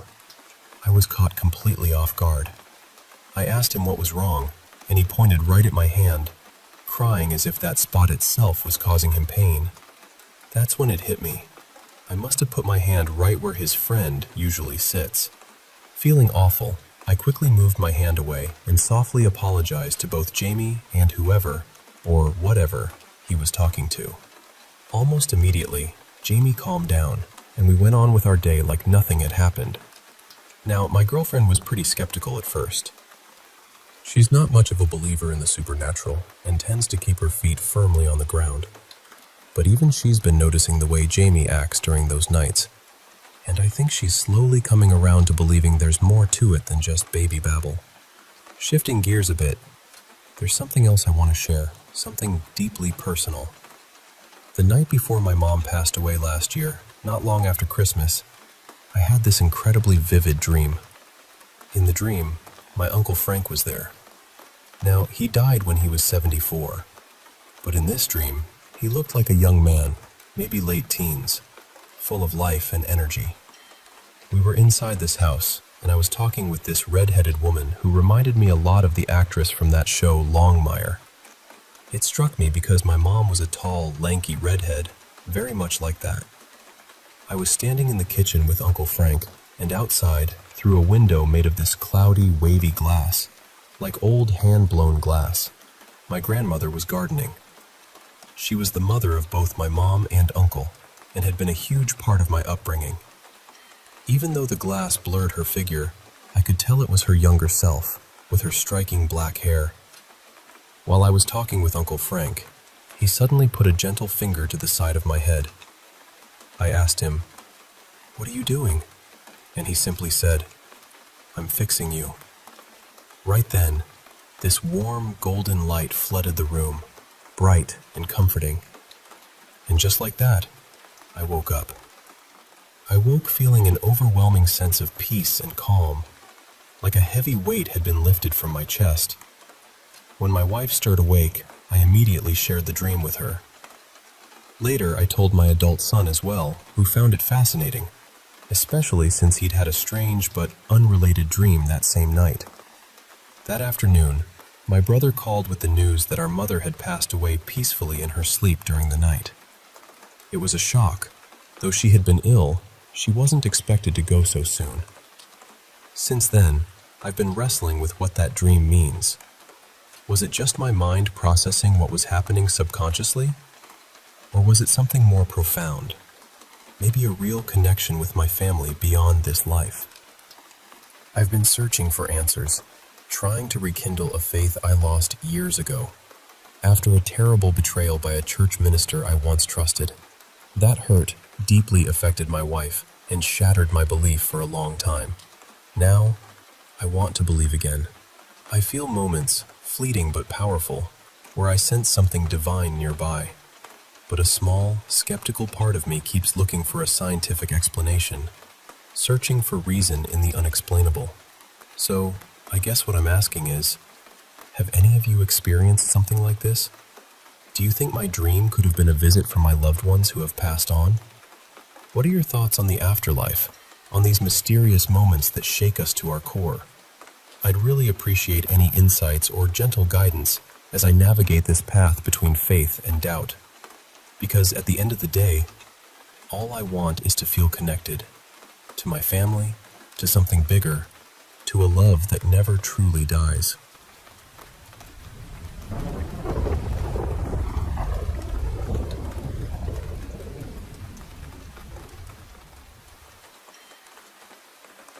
You know, I've always felt a little different from everyone else. It's like there was this invisible barrier between me and the world, a barrier I wasn't quite sure how to cross. I grew up on the fringes of St. Gall, Minnesota, with my grandparents. If you asked anyone, they'd probably label them as old-school hippies, but honestly, they were emotionally distant, like shadows of people who held grudges I could never fully understand. They weren't close to my mother, and from the way they treated me, it was clear they weren't thrilled she had me. Most of the warmth I received came from the small, tight-knit community of St. Gall, a collection of outsiders who looked out for each other in their own way. My mom? I never really knew her. She's been behind bars for as long as I can remember. Life sentence, I think. No one ever told me exactly why, but with my father gone, I pieced together my own theories. Still, they were never a part of my life, and honestly, I stopped wondering about them a long time ago. But this story I'm about to share is different. It's one of my deepest, most private struggles, something that's shaped me far more than I realized until recently.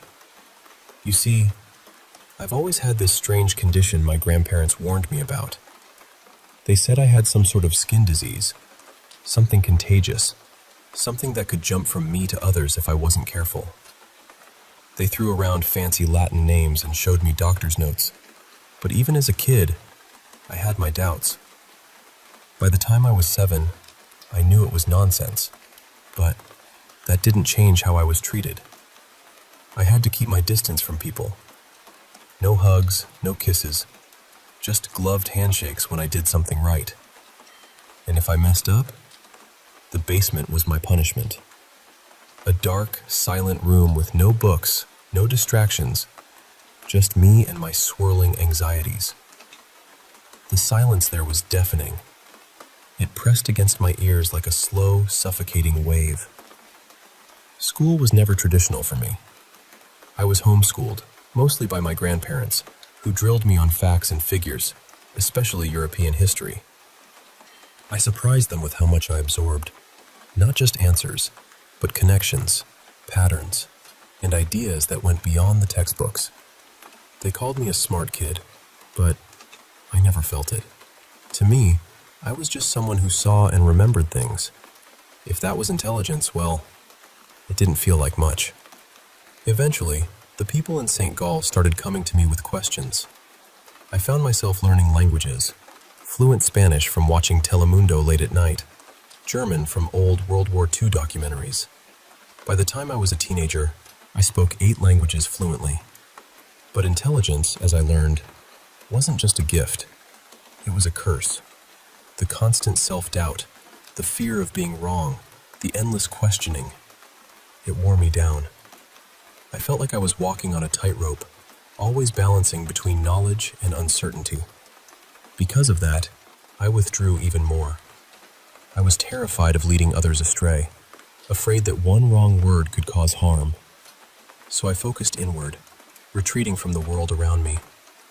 But then, there was nature. It was nature that gave me a reprieve, a chance to breathe and connect without all the noise of human expectations. It started one early May morning. The air was cool and thick with dew, the kind that clings to your eyelashes and makes the world shimmer softly. I was walking around the lake when I heard this terrible, heart-wrenching cry. It was coming from the Toussaint couple's farm. They'd set up traps to protect their chickens, and something was caught. I rushed over, heart pounding. At first, I thought it was a dog, but the paws didn't match. As I drew closer, I saw it. A baby black bear, scared and screaming. Its mother was nowhere in sight. I felt this surge of helplessness, but as I reached out and touched its forehead, something strange happened. The screaming stopped instantly. The bear looked up at me with these big, dark, bewildered eyes, and in that moment, I felt a connection, a silent understanding. It knew I meant no harm. It was just terrified and hurting. "I'll help you," I whispered softly, stroking its fur. I made a mental checklist. Bandages, antiseptic, maybe a splint. I needed to figure out if the leg was broken or just sprained. The bear was limping badly, and there was a deep gash. I couldn't bring it back to the house. That would only scare it more and possibly keep the mother away. So I stayed with it, cleaning the wound, whispering comforts, practicing my Mandarin to keep it calm. The bear seemed to listen, leaning against me as if we shared a secret. I named him Wojtek, after the famous bear that served with the Polish army in World War II. For 4 days, I cared for Wojtek. Each night, I'd tuck him in beside a large rock to protect him from predators. Each morning, I'd sneak eggs, toast, and bacon from my dinner to feed him. My grandparents remained oblivious, letting me have my solitude in my room. Then, on the evening of the 4th day, as the sun dipped behind the trees and painted the sky in fiery hues, I heard it, a low rumble, like thunder, but closer. A branch snapped. I turned slowly and froze. There she was, the mother, a massive black bear, standing between me and Wojtek. I didn't have time to panic. The sheer size of her, the glint of her claws, the power behind her roar, it was overwhelming. I felt my knees give way, my breath caught in my throat. I was sure this was the end. But then, Wojtek stepped forward, despite his injured leg. He stood on his hind legs, yipping and yelping, placing himself between me and his mother. It was like he was trying to protect me, to tell her I was no threat. I curled into a ball, heart hammering, tears stinging my eyes. The forest fell eerily silent, the kind of silence that presses heavy before a storm. Then, slowly, The mother bear backed away, led by Wojtek, who limped but stayed firm.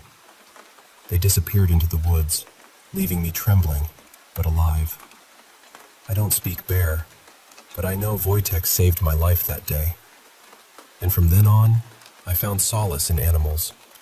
They don't ask questions, don't judge, and their gratitude is simple and pure. I started spending more time downtown, volunteering at the animal shelter and veterinary clinic. I told my grandparents I was at the library. It was half true since I borrowed every book I could find on animal anatomy. The dogs at the shelter, once barking and growling, would fall silent the moment I entered. Their eyes would lock onto mine, curious and hopeful. When I was 16, my grandparents passed away within months of each other. I inherited their estate, sold the house, and moved into a modest apartment downtown. Though unlicensed, I became a go-to for local farmers needing help with their cows and goats. They affectionately called me Doc Charming, a nickname that still makes me smile. I used the inheritance to fund my veterinary degree at MSU, finishing ahead of schedule. The studies were easier than I expected, and slowly, I realized much of my fear was self-imposed. Yet, I remained distant from people, shy and unsure, with only a handful of acquaintances. At 20, I decided to face my fears head-on. I knew the skin disease was a lie, but the feeling of being a freak lingered. Conversations were exhausting. I wanted to correct everyone, but I held back, sticking to safe, subjective topics like music and movies. Then came Veronica. We met at an after-work gathering from the clinic. I was shy, inexperienced, and uncertain, but she took a genuine interest in me, fascinated by my trivia-filled mind. She called it a flower bed of knowledge, a bouquet of random facts. Our first meeting was awkward, but our next few dates were magical. We took long walks, and she asked all sorts of questions. "You could be a rocket scientist," she said with a smile, "but you can't pick up sarcasm for the life of you." She broke me out of my shell, the warm, understanding spark I needed. She patiently explained social cues I'd missed. With her, I found my voice, and soon, I could hold my own in conversations with her friends. It's been a journey, a slow unraveling of fear and isolation. But I've learned that connection, whether with a scared baby bear or a kind person like Veronica, is what truly heals the mind. And maybe, just maybe, my mind isn't so contagious after all. It just needed the right company to bloom.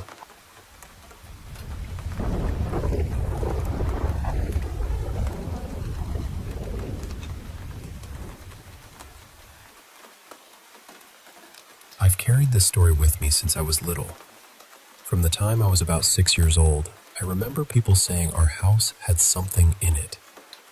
Not always in a dramatic way. It was more like a quiet thing everyone knew, but didn't always talk about too loudly. When I was around 8, I saw a woman walking inside the house of my grandmother's sister. Her house was right beside ours, so it was a place I knew well. But that woman didn't feel familiar.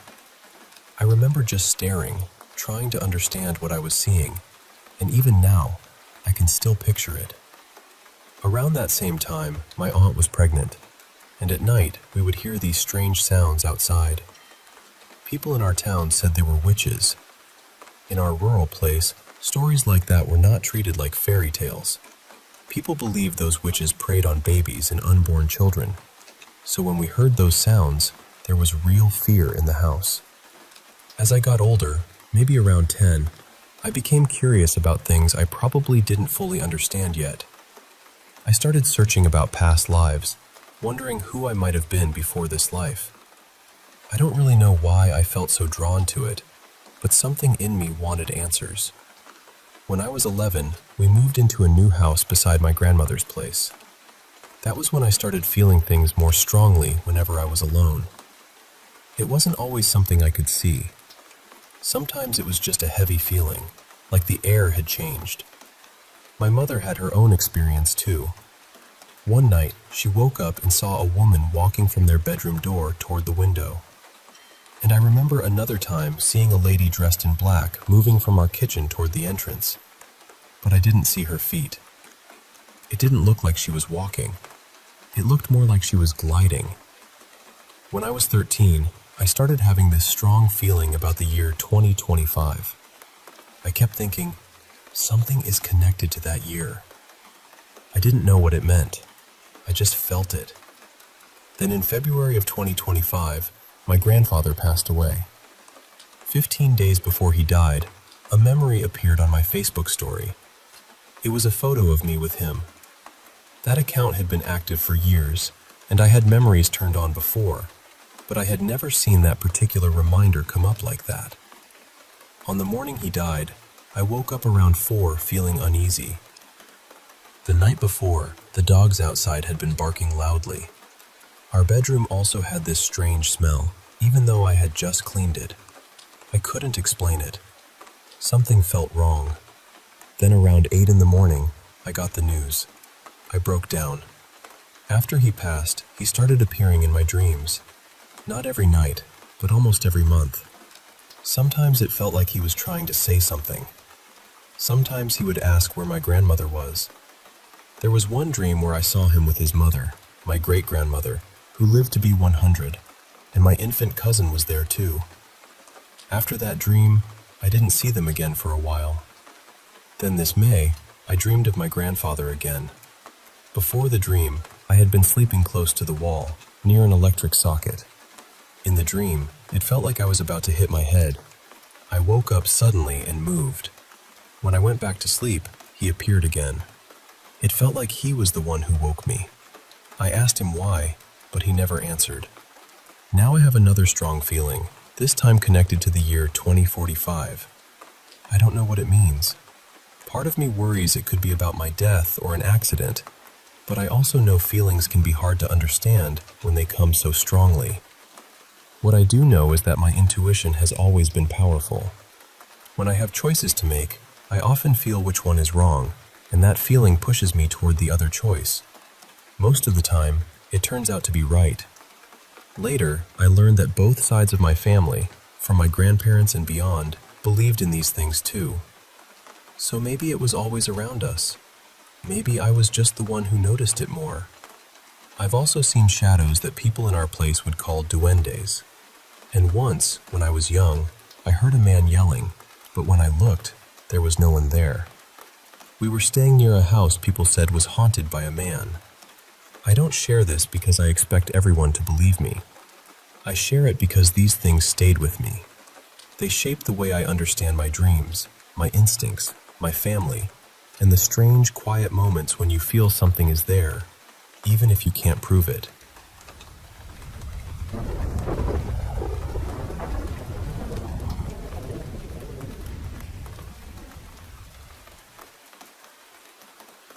You know, almost everyone in my family has had something strange happen to them at least once.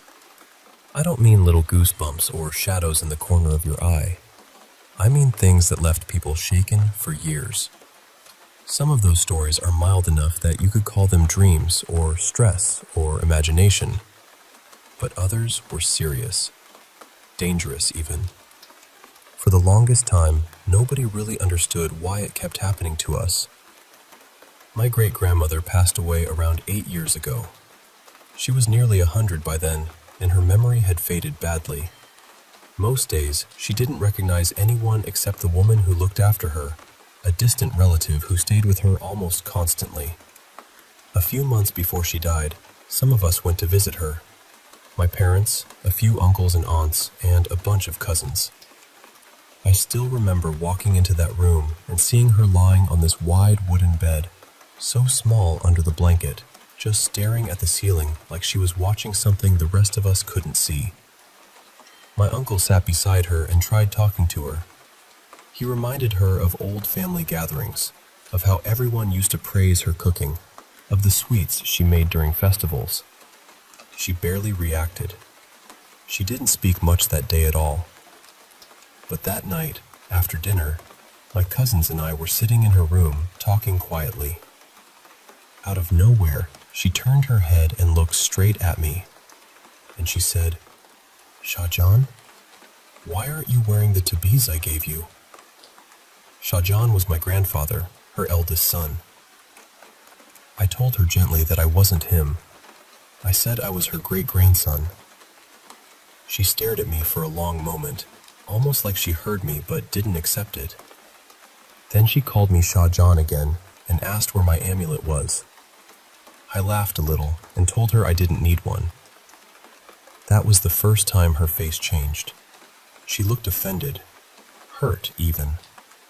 Then she said, very quietly, "You do need it. All of you do." I asked her why, and she told me it protected our bloodline from attracting things we were never meant to attract. Then she said if I didn't wear it, I might end up like her aunt. That was when she told us the story. Back when she was a child, her family lived on a small island in the Mandeshwari River. It's abandoned now, and it has been for decades, but in those days her family was wealthy. They were from a zamindar household, and they had a large villa on that island. Her grandfather had only one daughter. She was adored by everyone. When she was still very young, the family began discussing her marriage, because that was normal in those days.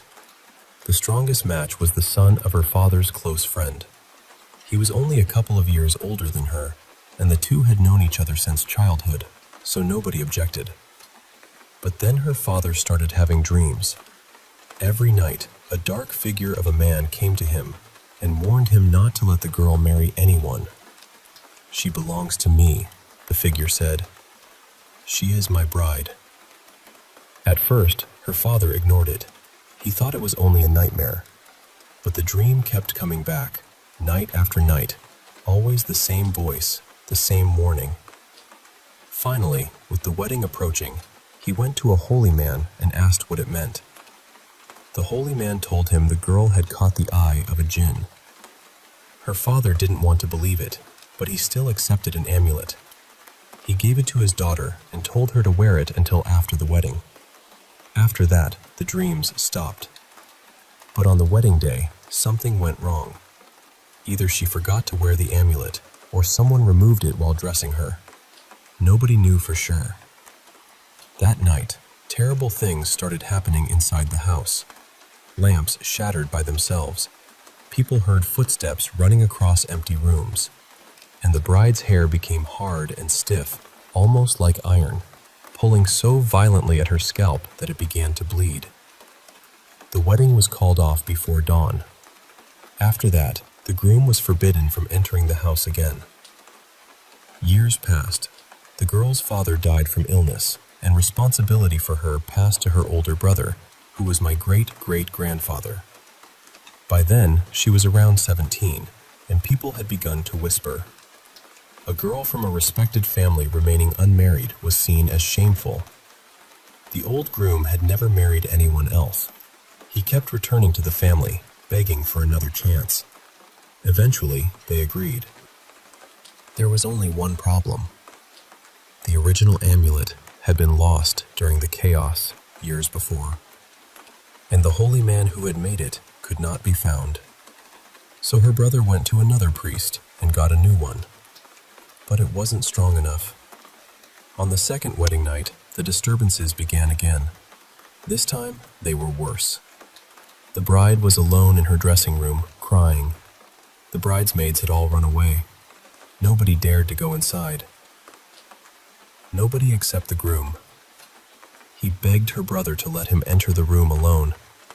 Finally, they allowed it. He stepped inside and locked the door behind him. Almost immediately, everyone outside felt something was wrong. They tried to open the door, but it would not move. Not even a little. They shouted, pushed, kicked, and prayed, but the door stayed shut. It took hours to bring workers and break it down. My great-grandmother saw what was inside. She was only 5 years old, but she remembered it until the end of her life. The groom was lying on the floor. His head had been twisted completely around. His eyes were gone, and his white wedding clothes were soaked red. The bride had vanished. On the chair where she had been sitting, there was a small cloth pouch. Her brother picked it up and opened it. Inside was a single gold coin. That was the bride's dowry, not from the groom, from whatever had taken her. Her brother put the coin back inside the pouch and locked it away in a lead box. But the guilt consumed him. He believed he had failed his sister. So he spent years learning how to speak with jinn, how to protect against them, and how to destroy them. People warned him not to go too far. Even if such knowledge exists, it carries a price. But he wouldn't stop. Eventually, he learned what had happened to his sister. According to what he discovered, she was alive somewhere beyond our world. She had children, and she was, somehow, happy. That word always bothered me. Happy. I don't know if it meant she truly was happy, or if that was simply what he was allowed to hear. The pouch turned out to be something unnatural, too. Every time someone reached inside, it produced one gold coin. The old story said it was connected to the treasury of Solomon. But my great-great-grandfather never accepted it. He buried the pouch behind the old house and spent the rest of his life hunting jinn and other things people only whisper about. I think part of him believed that if he kept searching, he might find his sister again. Eventually, the island was abandoned. Over time, it became the kind of place people warned children about. Fishermen avoided its banks. Locals said lights moved through the old villa at night. Some claimed they heard wedding music coming from the trees. As for the weapon my great-great-grandfather used, it still exists. It's an old gun passed down through the family. My grandfather has it now. There are only 4 usable bullets left, and every year there's some issue with the license, which is why none of his children have taken it. Technically, I'm next in line for it. I used to think that was funny. Then, about a month ago, a few of my cousins and I went to that island to see whether the stories were true. And I'll just say this. One of us nearly died. The police got involved. And now the island is completely off limits to ordinary people. So when my great-grandmother asked me where my amulet was, I don't think she was confused. I think, for one clear moment, she remembered exactly what our family had been trying to forget.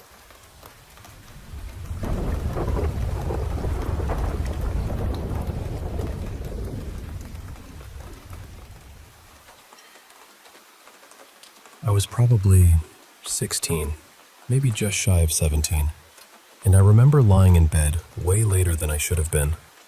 I'd been reading this paperback I was completely hooked on. I couldn't tell you the title now, but I remember that feeling of trying to squeeze in just one more chapter before finally giving up for the night. So I closed the book, set it on the little table beside my bed, and just as I was getting settled, I heard this sound. It was loud. Not just house-settling loud. Not a creak. Not the mattress springs. Not the walls popping because of the weather. It was this deep, ugly mix between a growl and a belch. Long, wet, rough, and way too close. And I mean close. It sounded like it came from inside my room. I froze completely.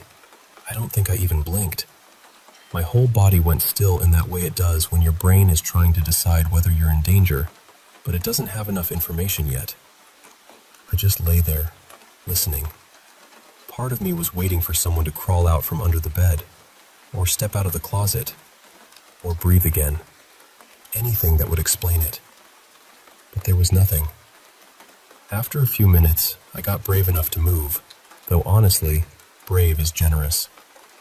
I slowly stood up on the mattress and backed toward the wall, because my bed was pushed against it. In my terrified teenage logic, I figured if something was under the bed, it would have a harder time grabbing me from there. So I stood there, on my bed, pressed against the wall, barely breathing. I stayed like that for a ridiculous amount of time, at least half an hour, maybe longer. No scratching, no footsteps, no whispering, No second sound. Eventually, I knew I couldn't stay there forever, so I did the only thing my panic-struck brain could come up with. I ran from the head of the bed, launched myself as far toward the door as I could, hit the floor hard, slammed my knees, and knocked my head against the wall. I didn't feel any of it. I bolted straight out of my room, tore through the hallway, and ran into my parents' bedroom. I woke my mom up and told her there was someone in my room. She grabbed a baseball bat and the cordless phone, which, for anyone too young to remember, was basically a housebound cell phone with an antenna that could absolutely become a weapon if the situation called for it. She turned on every light, marched into my room, and yelled that she was calling the police, and whoever was hiding had better come out right now. Nobody did. She checked under the bed. She opened the closet. She looked behind the door, around the furniture, everywhere. Nothing. Then she looked at me with that tired parent face, the one that says, "I love you, but are you sure you didn't just scare yourself half to death?" And I kept telling her, yes. I heard it. I know I heard it. She told me I was getting too old to be afraid of monsters under the bed, turned off the light, and went back to sleep. The second she left, I turned the light right back on. I spent the rest of the night sitting in the corner of my bed with my knees pulled up to my chest, listening, just waiting for that sound to happen again. But it never did. And listen, I know how this sounds. I know people will say I was half asleep or dreaming or imagining things. I wasn't. I was wide awake. I had just put my book down. I know the difference between an old house noise and something alive making a sound in the room with you. I've never heard anything like it before, and I've never heard anything like it since. And that's the part that stays with you. When you hear something in a place where it absolutely should not be, something that feels like it doesn't belong in the world you understand, it leaves a mark. You don't forget a sound like that.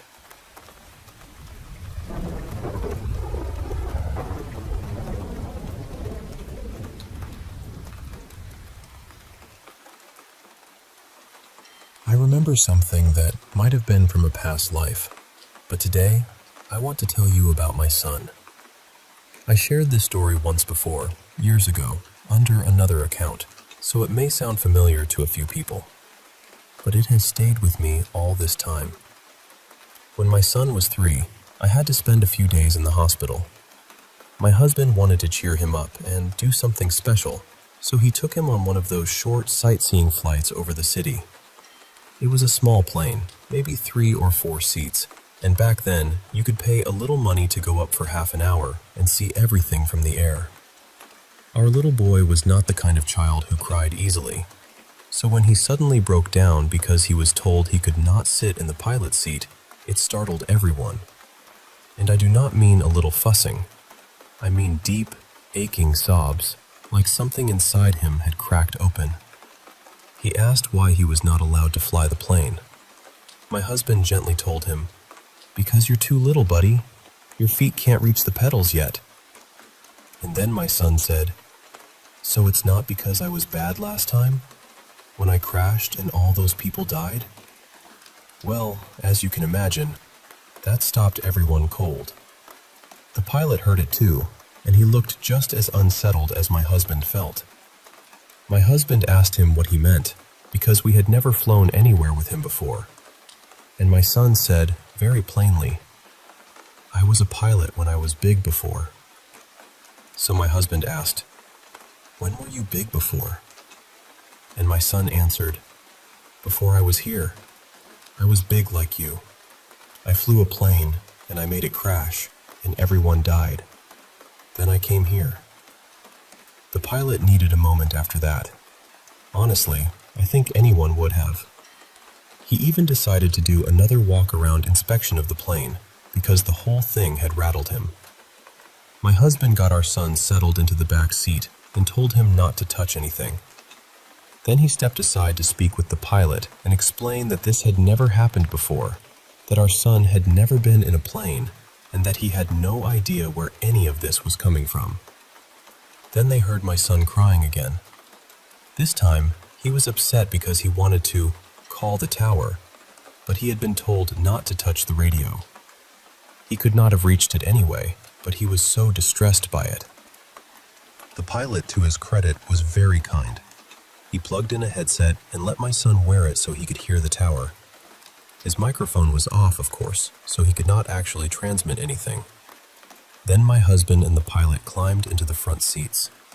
The pilot started going through his checks, and my son, sitting in the back, began quietly repeating them. Not randomly either.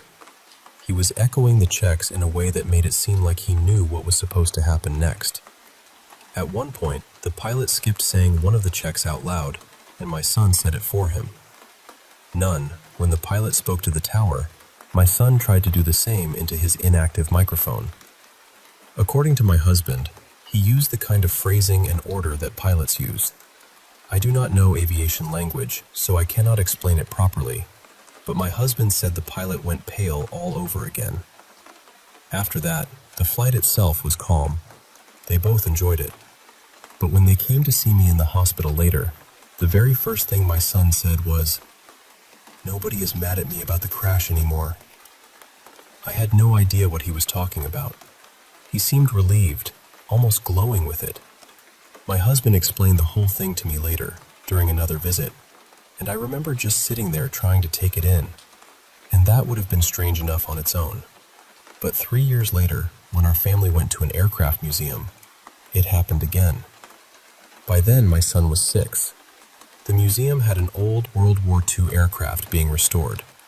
I believe it was a Mosquito, though I could be remembering that part imperfectly. Someone working on it offered to take us inside, and my son was thrilled. But once we got inside, his excitement changed. He started looking around and pointing out things that were not right. He mentioned several details, and every single one of them turned out to be something modern that had been added later. Something waiting to be replaced with an original part, or something original that had been moved from where it should have been.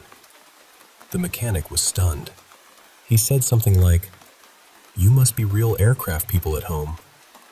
But we are not. My husband likes small planes, but he is not a warplane enthusiast. I have no special interest in planes at all. I suggested maybe our son had seen a book at his grandparents' house or something like that. But my son said, "No. I know because I trained on one of these when I was big before." We had not talked to him about the first incident since it happened. We honestly thought he had forgotten all about being big before. My husband asked him gently, "Was this the kind of plane you were flying before you came to live with us?" And my son said no. He said the plane he crashed was wooden and it could land on water. He said he had made a bad mistake while flying it, and people died because of him. He became so sad as he said it. That heavy kind of sadness no little child should be able to carry. So we told him again that he was here now, that he got to start over, and that no one was mad at him. That seemed to help. He calmed down after that. Meanwhile, the mechanic looked completely bewildered, so I took the kids to another part of the museum while my husband explained what had happened 3 years earlier. Nothing strange like that has happened since. When I told the story online years ago, some people reached out and tried to connect the details. They told me about World War II planes that were wooden and could land on water. I think one of them may have said it sounded like a Catalina, though I could have that wrong. They even found a wartime crash that had been ruled pilot error and traced the pilot to South Africa, training in the UK when the accident happened. I cannot say what any of it truly means. My son never developed a special interest in South Africa, or the UK, or World War II. He is not obsessed with airplanes. He likes things like Gundam and Lego. His work has nothing to do with aviation or travel. So if reincarnation is the explanation, it did not take over his life. It was more like a small door opened when he was little, just long enough for us to hear something from behind it. And then, quietly, it closed.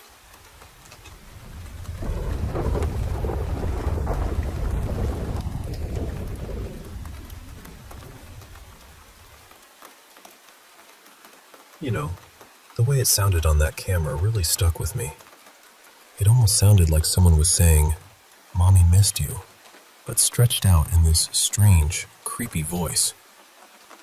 And I know you're pretty sure you didn't say it yourself and just forget about it, so I keep trying to make sense of it in a normal way first. Part of me wonders if it could have been some kind of audio glitch. Maybe the recording buffered wrong, or the sound slowed down for a second and made a regular voice come out warped and unsettling. That kind of thing can happen, and it would explain why it sounded so off. The hacking idea feels a little far-fetched to me, but I guess it's not impossible. What makes it creepy is thinking, what if some stranger had been watching the camera long enough to know your routine? Maybe they knew when you usually came home, knew you greeted the dog, and in their weird little mind, they decided to talk to him like they belonged there. Honestly, that idea bothers me more than the ghost explanation. A spirit saying something strange is one thing. Some random person watching your house and talking to Milo through the camera is a whole different level of disturbing. Do you have any cameras pointed toward the driveway or the front of the house? Because if someone did have access, they might have been able to see when you pulled up. Then they would know you were about to walk in and greet the dog. I'm not saying that's what happened. I'm just trying to understand why a person would say something like that at that exact moment. And no, you don't need to send me the ball video for me to believe you. I'll take your word for it. I've had a few things happen in my own life that I still can't explain. Things I saw and heard myself. So I'm not someone who automatically dismisses everything. I do try to look for the logical explanation first, though, because most of the time, there is one hiding somewhere. Still, if I had to choose between a hacker and a ghost, I think I'd rather it be a ghost. That probably sounds strange, but I mean it. The idea of some weirdo watching me and talking to my dog about how much I love him feels way creepier than some harmless spirit passing through. I've had a few experiences that felt haunted, and I never got hurt. People I trust have told me similar stories, and they were fine too. The ball rolling doesn't surprise me too much, because something kind of similar happened to me not long ago. I didn't see it happen, but I heard it. Something flew off the wall from a secured hook, and there was really no way it should have fallen on its own. The hook was still firmly in place. For that object to come off, it would have had to lift up, curl around the hook, and then somehow land about 5 feet away from where it should have dropped. I was sitting in the other room, heard it hit hard, and went to look right away. What made it even stranger is that 3 family members had passed away in that house. I don't know why any of them would want to bother me, but still, it made the whole thing feel heavier. Another time, I saw what looked like the shadow of a cat moving across my bedroom wall. I caught it out of the corner of my eye, then turned and watched it move toward the dark closet. It kind of shrank into the darkness and disappeared. At first, I assumed it was my cat's shadow, but my bedroom door was shut. I searched the room right after, and there was no cat in there.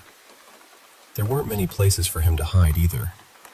The closet door was only cracked a tiny bit, not enough for him to slip in unnoticed. I left the room slowly, staring down at my feet to make sure he didn't rush past me, even though he didn't usually do that. Then I closed the door behind me and found him lying somewhere else completely. That one still feels unexplained to me. I tested the lighting afterward, checked every angle where a shadow could have come from, and it just didn't make sense. It was nighttime. I had blackout curtains, and the only light in the room was from the TV. So yes, I do believe there can be something paranormal out there, whatever people want to call it. I just think it's rare. Most of the time, probably 9 times out of 10, there's a normal explanation if you look hard enough. But if you can post the video of the ball rolling without too much hassle, I'll definitely watch it. I'm not really sure how easy that is on Reddit, whether you can send it in a message or if you'd have to make another post. I don't really DM people there much, so I'm not the best person to ask on that part. Still, if you're able to share it, I'd be interested to see it.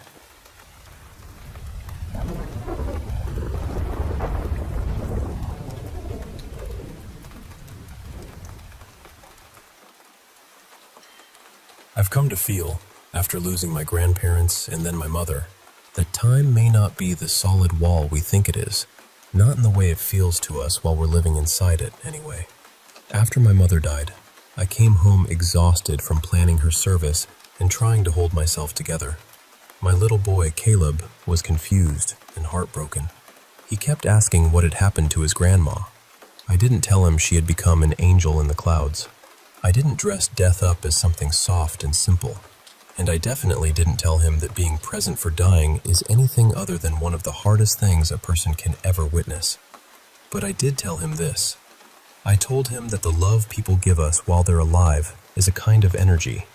And energy doesn't just vanish. It doesn't blink out of the universe because a body stops breathing. It changes form. That's physics, really. Energy is not created or destroyed. It becomes something else. And that idea gave me something to hold on to after my mother died. I told him that the love my mother had for me and the love she had for him no longer existed in the same way it did when she was alive. That part was true. We couldn't call her. We couldn't hug her. She wouldn't be sitting at the table with us again. But that love was not gone. It was still around us. It was in the way I comforted him. It was in the stories I would tell. It was in the softness she had left in me, the patience she had taught me, the memories that would keep rising up when we needed them. And I told him that when people talk about heaven, maybe that's part of what they mean. Maybe heaven isn't some faraway place with gates and clouds. Maybe it's the love that remains around us, changed but still real, not visible in the old way, but present all the same. I told him that maybe the people we lose can see us, and maybe they can't. I don't know. None of us really knows. But I could tell him with complete certainty that his grandmother's love would stay with us for the rest of our lives. Not as a pretty saying, not as something we say just to feel better, as something true. There are harder parts of death too, of course, parts that aren't gentle or beautiful. But that wasn't something I needed to put on the shoulders of a small child. I've also learned that people who work in hospice see certain things often enough that they're trained for them. Dying people will sometimes talk about relatives who died years before. Parents, spouses, friends, even pets.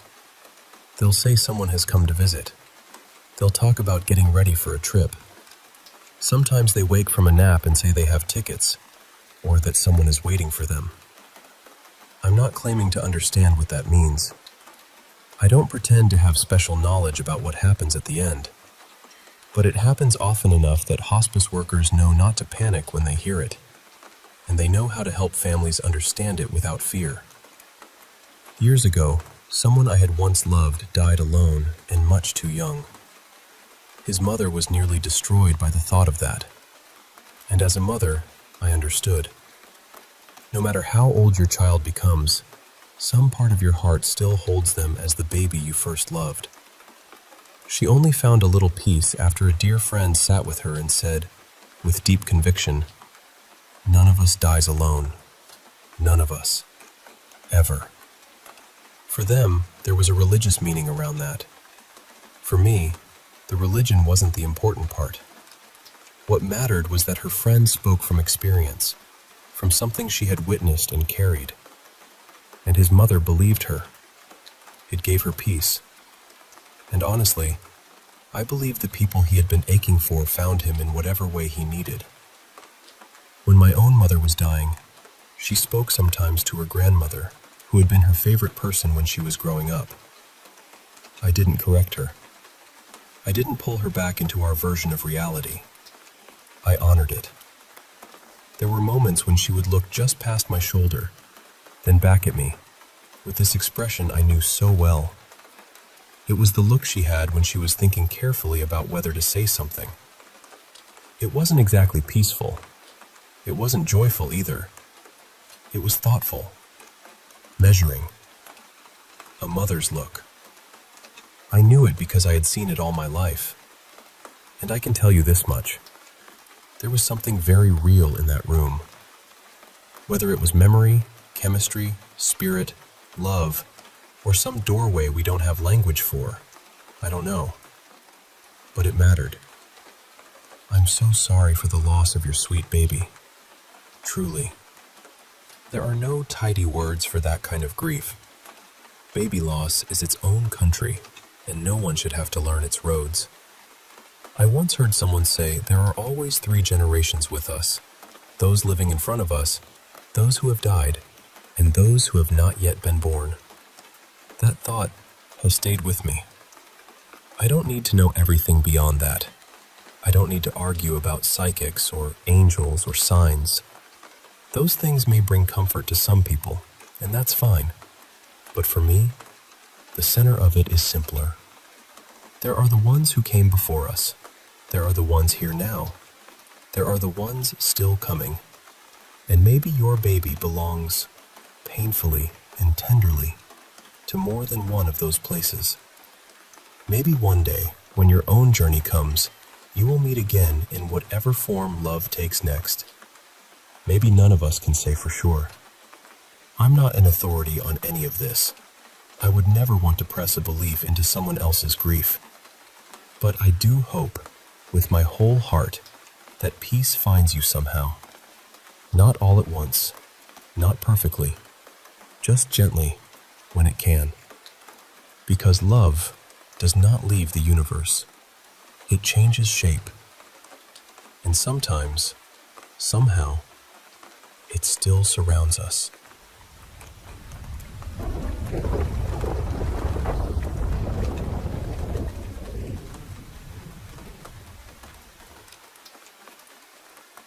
I was 17 when my family moved into this old double-wide trailer on our school and church campus. Everybody called it the Harbor House because it was where visiting missionaries usually stayed when they came through town.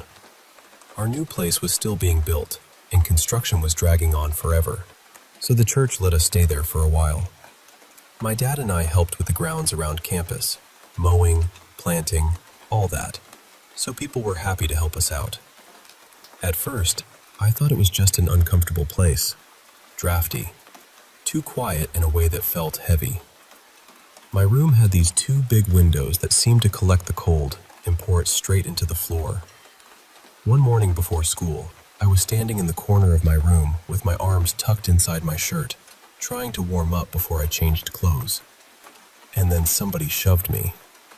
Not a little bump, a hard push. I stumbled forward, and I was instantly furious because I thought my sister had come into my room again. I spun around, ready to yell at her, but the room was empty. The door was closed. I told my mom right away. She looked at me and said, "Why were you changing by the windows?" Then she suggested maybe I had stood up too fast. Maybe my blood pressure dropped. Maybe I just lost my balance. So that was that. Case closed, apparently. A week or so later, I was cleaning my room and tossed a burgundy polo onto the shelves in the back of my closet. I walked across the room to my nightstand, grabbed something, turned back around, and that shirt was lying right at my feet. Again, my mom brushed it off. She acted like I was being spacey or dramatic, which honestly made it worse. Because the little things weren't little when you were the one alone in that room. And those were the mild things. At night, I'd smell cigar smoke in my room when nobody in our family smoked. I'd hear scratching above me, like fingernails or claws dragging lightly across the ceiling. Sometimes there were voices too, low and muffled, right over my head while I was trying to sleep. Everyone thought I was losing it. My sister told people at school that I thought the Harbor House was haunted, and it turned into this running joke. My parents got tired of me waking them up. They decided I was either looking for attention, too imaginative, or some lovely combination of both. Then things started happening to them. Small things went missing. Doors would knock when nobody was outside them. The whole place had this thick, miserable feeling in it, like the air itself didn't want you there. The worst night, though, was when my sisters, my best friend, and I were in the living room watching a musical. My youngest sister and I were on one couch. My best friend was in an armchair nearby. My other sister was lying on the couch across from us, facing the television. We were joking around, being silly, singing along a little, when my best friend looked over at the piano. My mom had this odd little porcelain doll sitting there in a tiny chair. It had one of those delicate painted faces that was probably supposed to be charming, but honestly, it looked like it knew things. My best friend said something like, "Why does your mom even like stuff like that?" My youngest sister and I laughed and agreed it was creepy, but that was just Mom. And I need you to understand this part. The three of us were looking directly at the doll. My other sister wasn't. She was lying down facing the other way. That doll turned its head. It turned. All three of us screamed and jumped up at the same time. My youngest sister started crying. My best friend kept yelling, "No, no, absolutely not." And I remember shouting, "I told you, I told you, I told you." My other sister, of course, said we were being ridiculous because she hadn't seen it. But after that, my mom finally believed I hadn't been making it up. She went to our pastor, but our church wasn't exactly the kind where people knew what to do with something like that. So she found a Pentecostal pastor instead, and he came to the double wide and prayed through every room, every hallway, every corner. Things did calm down after that. Eventually, our house was finished, 5 months late, and we moved out. For a few weeks, I thought it was over. Then, slowly, things started happening again in the new house. Not as violently as before, but enough that I knew whatever it was had not stayed behind completely. The part that still hurts is that my mom went right back to doubting me. She'd laugh and say, "Here we go again." Like the paranormal was something you caught once and then became immune to, like chickenpox. But I know what happened. There were darker things over the next couple of years, things I still don't really like talking about. Eventually, when I was 19, I got so tired and angry and scared that I decided I was done letting it have power over me. I don't know how else to explain it except that I pushed back with everything in me. And it worked. But afterward, I was sick for a while, like it had taken something out of me. Sometimes I wonder if it started as poltergeist activity, maybe tied to me being that age and under so much stress. Maybe something else noticed and attached itself. I don't know. I really don't. What I do know is that I still won't go back into that double wide. More than 20 years later, just thinking about standing inside it makes my chest tighten. And every once in a while, very quietly, I'll ask my youngest sister, "You saw the doll move too, right?" She always nods. Then she changes the subject.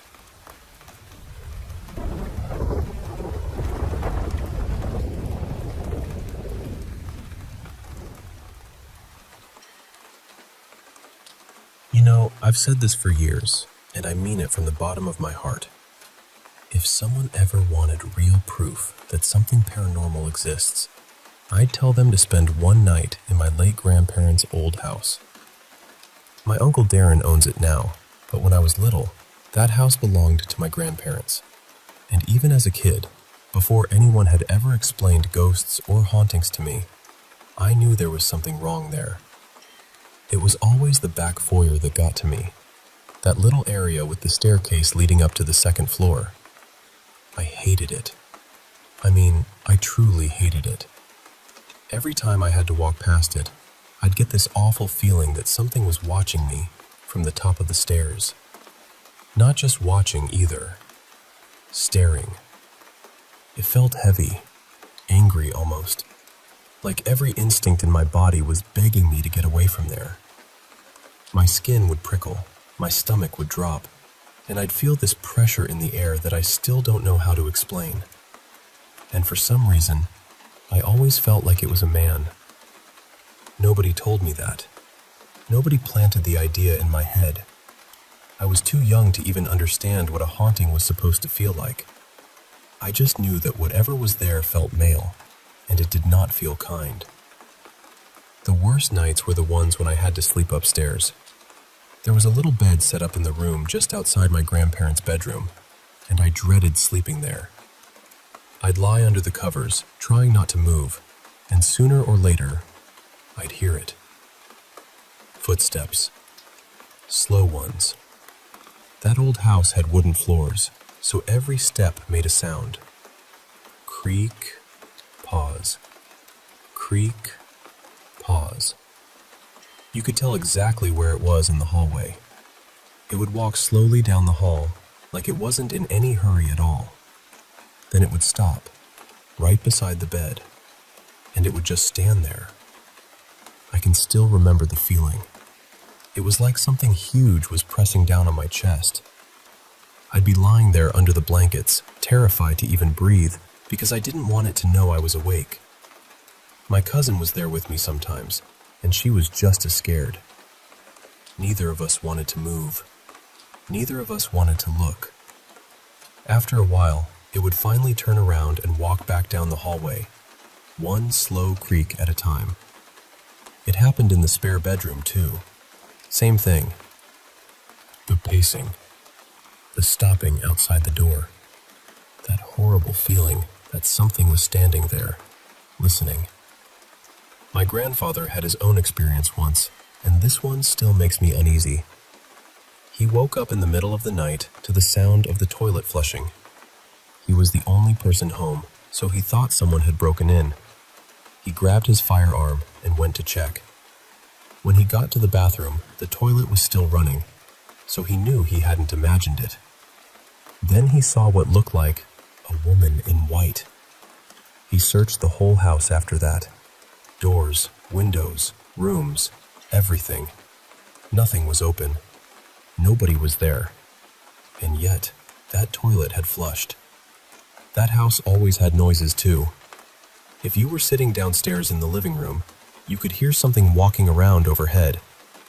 Not little settling sounds, actual footsteps. Later on, when my brother moved back into the house for a while as an adult, things got even stranger. He'd come home from work and find himself locked out of his upstairs bedroom, even though nobody else had been up there. He hated sleeping with the closet door open, so he always made sure to shut it before bed. But sometime during the night, it would open again. When he was younger, the power used to go out around the same time every morning, right when he was getting ready for school. He also remembered smelling rotten eggs near the front door, which made the whole thing feel even more wrong. One night, while he was sleeping, the curtain rod and curtains somehow came up and over the wall brackets and fell right onto him. Another time, a stack of paper plates flew off the top of the refrigerator like someone had slapped them across the room. My grandmother usually brushed it all off. She didn't like talking about it. If we said there was something in the house, she'd wave it away like we were being dramatic. But even she went quiet after some of those things happened. After my grandparents passed, I stopped going over there. Years went by, and I always wondered if the activity had faded, or if maybe the house had gone quiet. Recently, I found out it definitely has not.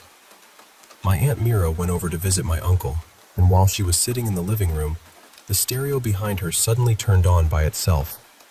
Not softly either. It blasted so loud that she jumped out of her seat, and then she felt something touching the back of her head, like fingers messing with her hair. My uncle barely reacted. He just kind of shrugged, like it was another normal day in that house. That's what bothers me most, honestly.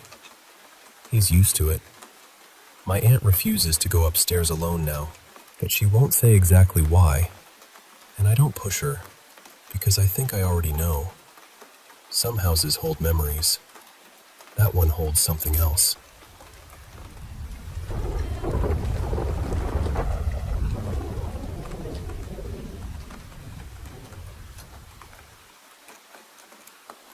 I honestly can't remember exactly how much longer we stayed after that, or whether anything else happened that same night.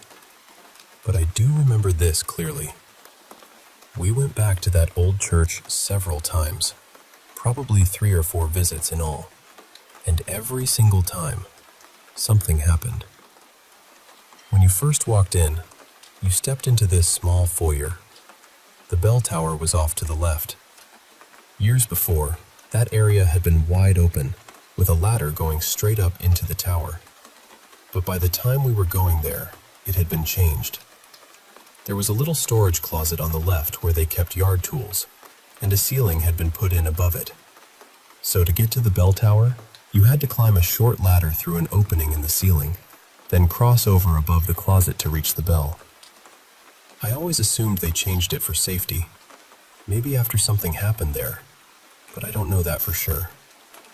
On another night, we were all spread out in the main room of the church, sitting quietly in different pews, just listening. After a while, I started hearing these soft rustling sounds and little bumps coming from the foyer. I asked everyone if we could move up front by the altar, just to make sure none of us were accidentally causing it. So we all gathered together near the front. The sounds kept going, and we had already checked that closet when we first came in. There were no animals inside, and honestly, no real way for anything to get in. The door itself was hard to open because the frame had shifted over time.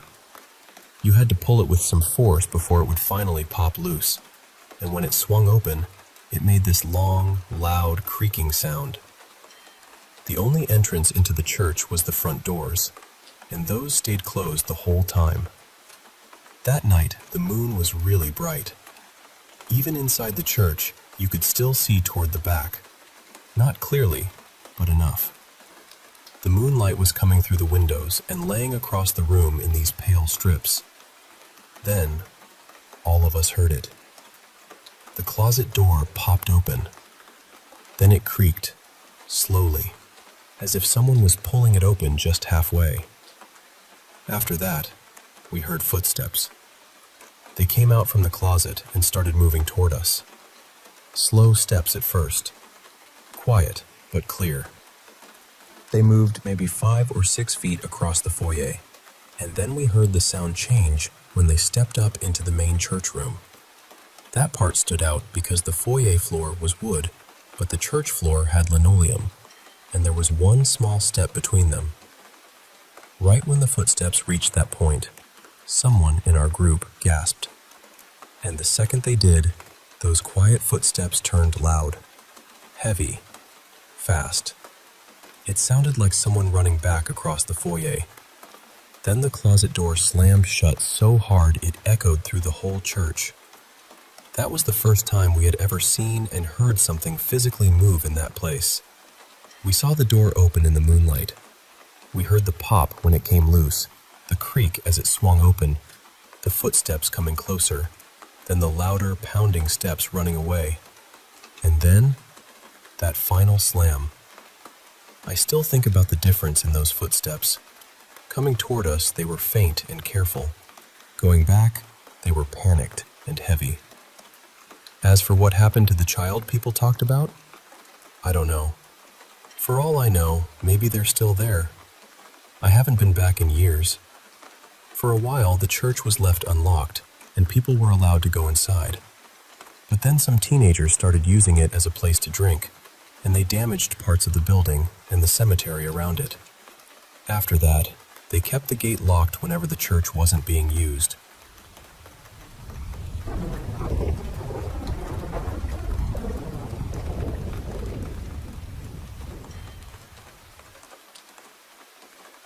So, I don't know that I would call this story crazy exactly.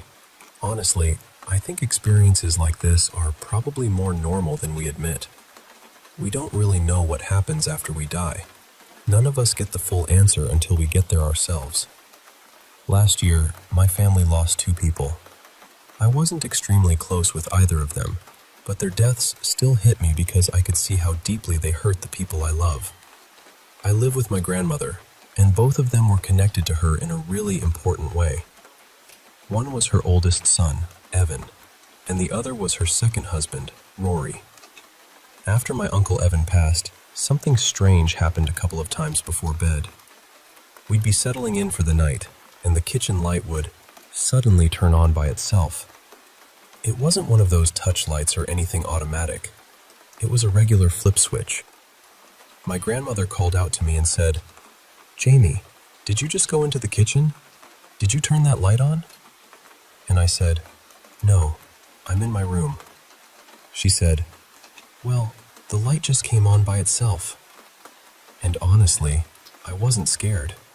I felt kind of comforted. I just said, "Hello?" Aw, maybe that's Evan stopping by to see us. A little while after that, we brought one of his paintings home and hung it in the hallway. After that, the kitchen light stopped turning on. Then, after Rory passed, we started noticing something else. The shed in the backyard kept opening. Not just a little crack either. It would be standing open, day after day, for about a week or two. Nothing inside was moved. Nothing was missing. It was just open. My grandmother would ask me, "Did you open the shed today?" And I'd tell her, "No, I didn't." The odd thing was, we barely ever went in there. It still had some of Rory's things inside too, and that shed wasn't easy to open. The door was heavy, there wasn't a window in there for wind to push through, and we usually kept a loose lock sitting through the handles. This all started after we cleaned out the garage and packed up the rest of his belongings. It was one of those bittersweet chores where you feel like you're doing what needs to be done, but every object feels like it has a heartbeat. One day, after seeing the shed open again, I kind of joked and said, "Sorry, Rory, we cleared out your stuff." Not long after that, my grandmother took a nap. When she woke up, she was crying. She came and told me about the dream she'd just had, and as she was telling it, I started getting emotional too. She said, "I saw Rory from behind. He was far away, and I kept trying to get his attention. I was waving and calling out, 'Rory, Rory.' Then he turned around and started walking toward me. At first, I couldn't see his face clearly, but I knew it was him, and he was walking all by himself. That part mattered because before he passed, Rory had been dealing with serious health problems. He hadn't been very mobile, and he used to say all the time that he couldn't wait to walk again. She said, "When he got close to me, we hugged, and when he pulled away, his face looked young again." Then she asked him, "Where are you going?" And he said, "Don't worry, I'm on my way to the pearly white gates." That was the end of the dream. The only thing I asked her was, "Did he look the age he was when you first met him?" And she said, "Yes." After that dream, the shed stopped opening. For a little more context, my Uncle Evan passed from cancer. Rory had been struggling with severe health complications, and near the end, my grandmother said he looked up toward the light and stared, almost like he could see where he was going next. I don't know exactly what all of it means. I just know how it felt. I love you, Rory and Evan. Thank you for visiting in the little ways you could. Ever since then, I've been more curious about the afterlife and other people's stories. Even when people talk about spirits as bad, I don't think we can always assume we understand what's happening. I burn sage sometimes, mostly because I love the smell and it helps me sleep. But part of me has wondered if things like scent still affect loved ones after they're gone. It's strange to think about, but also beautiful. Maybe some senses carry farther than we know.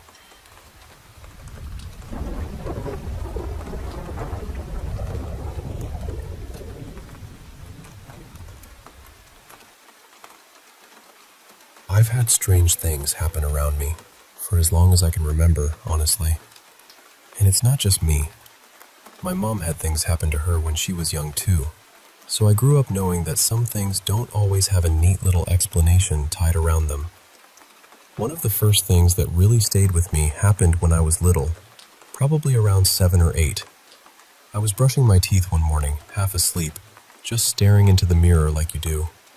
And in the reflection, I saw this dark figure standing in my brother's doorway. At first, I thought my eyes were playing tricks on me, but when I turned around, it was still there. It didn't move. It didn't fade. It just stood there. I remember waiting for a second, hoping it would somehow make sense, and then I ran downstairs. My mom didn't brush it off. She didn't laugh or tell me I was imagining things. She went straight upstairs with my dad. Later, she told me she'd seen the same kind of figure when we first moved into that house. I would have been about 4 then. She saw it leaning over my brother's cot while he was downstairs. So that has always sat badly with me. Another thing I only really pieced together recently was about this huge stuffed koala I had when I was little. I wanted it so badly in the shop. I mean, full tears, clinging onto it, the whole dramatic child performance. It was almost half my size. My parents ended up getting it for me for Christmas, and I kept it on my bed for ages. But sometimes, I could swear it had shifted slightly, like it wasn't exactly where I'd left it. I kept telling myself it was just the bedding moving, or me knocking it in my sleep. Then one night, its arm lifted up and dropped right onto my head. After that, I never slept with it again. I still own it, weirdly enough. I just don't keep it anywhere near my bed. Things also seem to get more active around Halloween, which I know sounds painfully cliché, but it's true. We've had doors slam, running footsteps through the hallway, sounds going down the stairs, then into the downstairs hall, and then the kitchen door opening by itself. That was the night my mom put her cross back on and basically decided she was done playing brave. The voices are newer, though. I never used to hear voices before this year. Since early last summer, everything has become more intense, and lately it feels like it's getting out of hand. I've been struggling to sleep, and if I stay upstairs too long, I start feeling sick, like the air has gone heavy. The worst part is that the voices sound almost exactly like my youngest sister and my brother. With everyone else, it's a little off, just enough that you know something isn't right. But with those two, it's frighteningly close. It'll call our names, use nicknames, all of it. My other sister once had an entire conversation with something outside the bathroom door because she thought it was our youngest sister. That's how convincing it can be.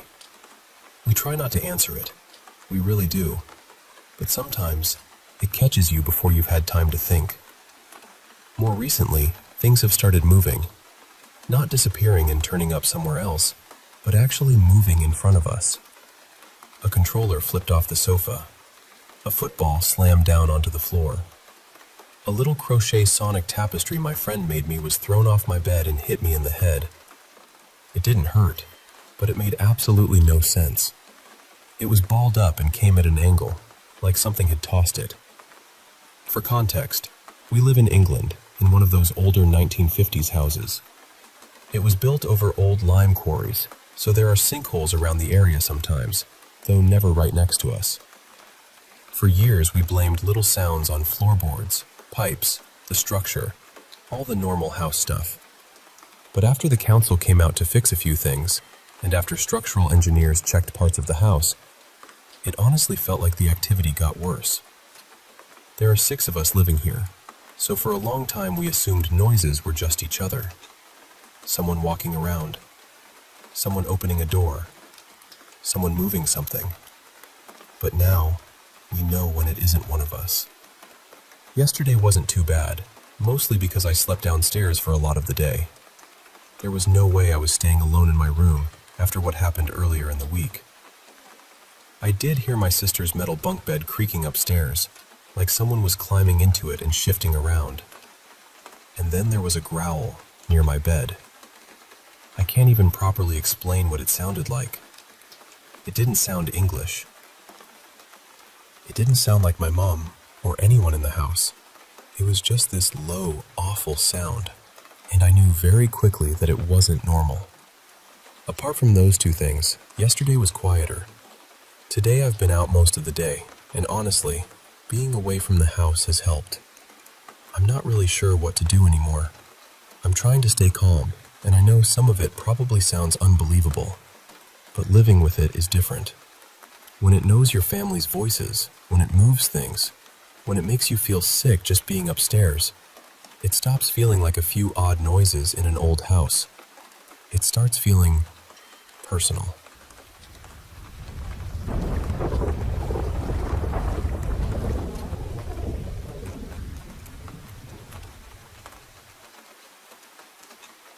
I only started trying to record the voices recently because it happens so randomly that it's almost impossible to catch.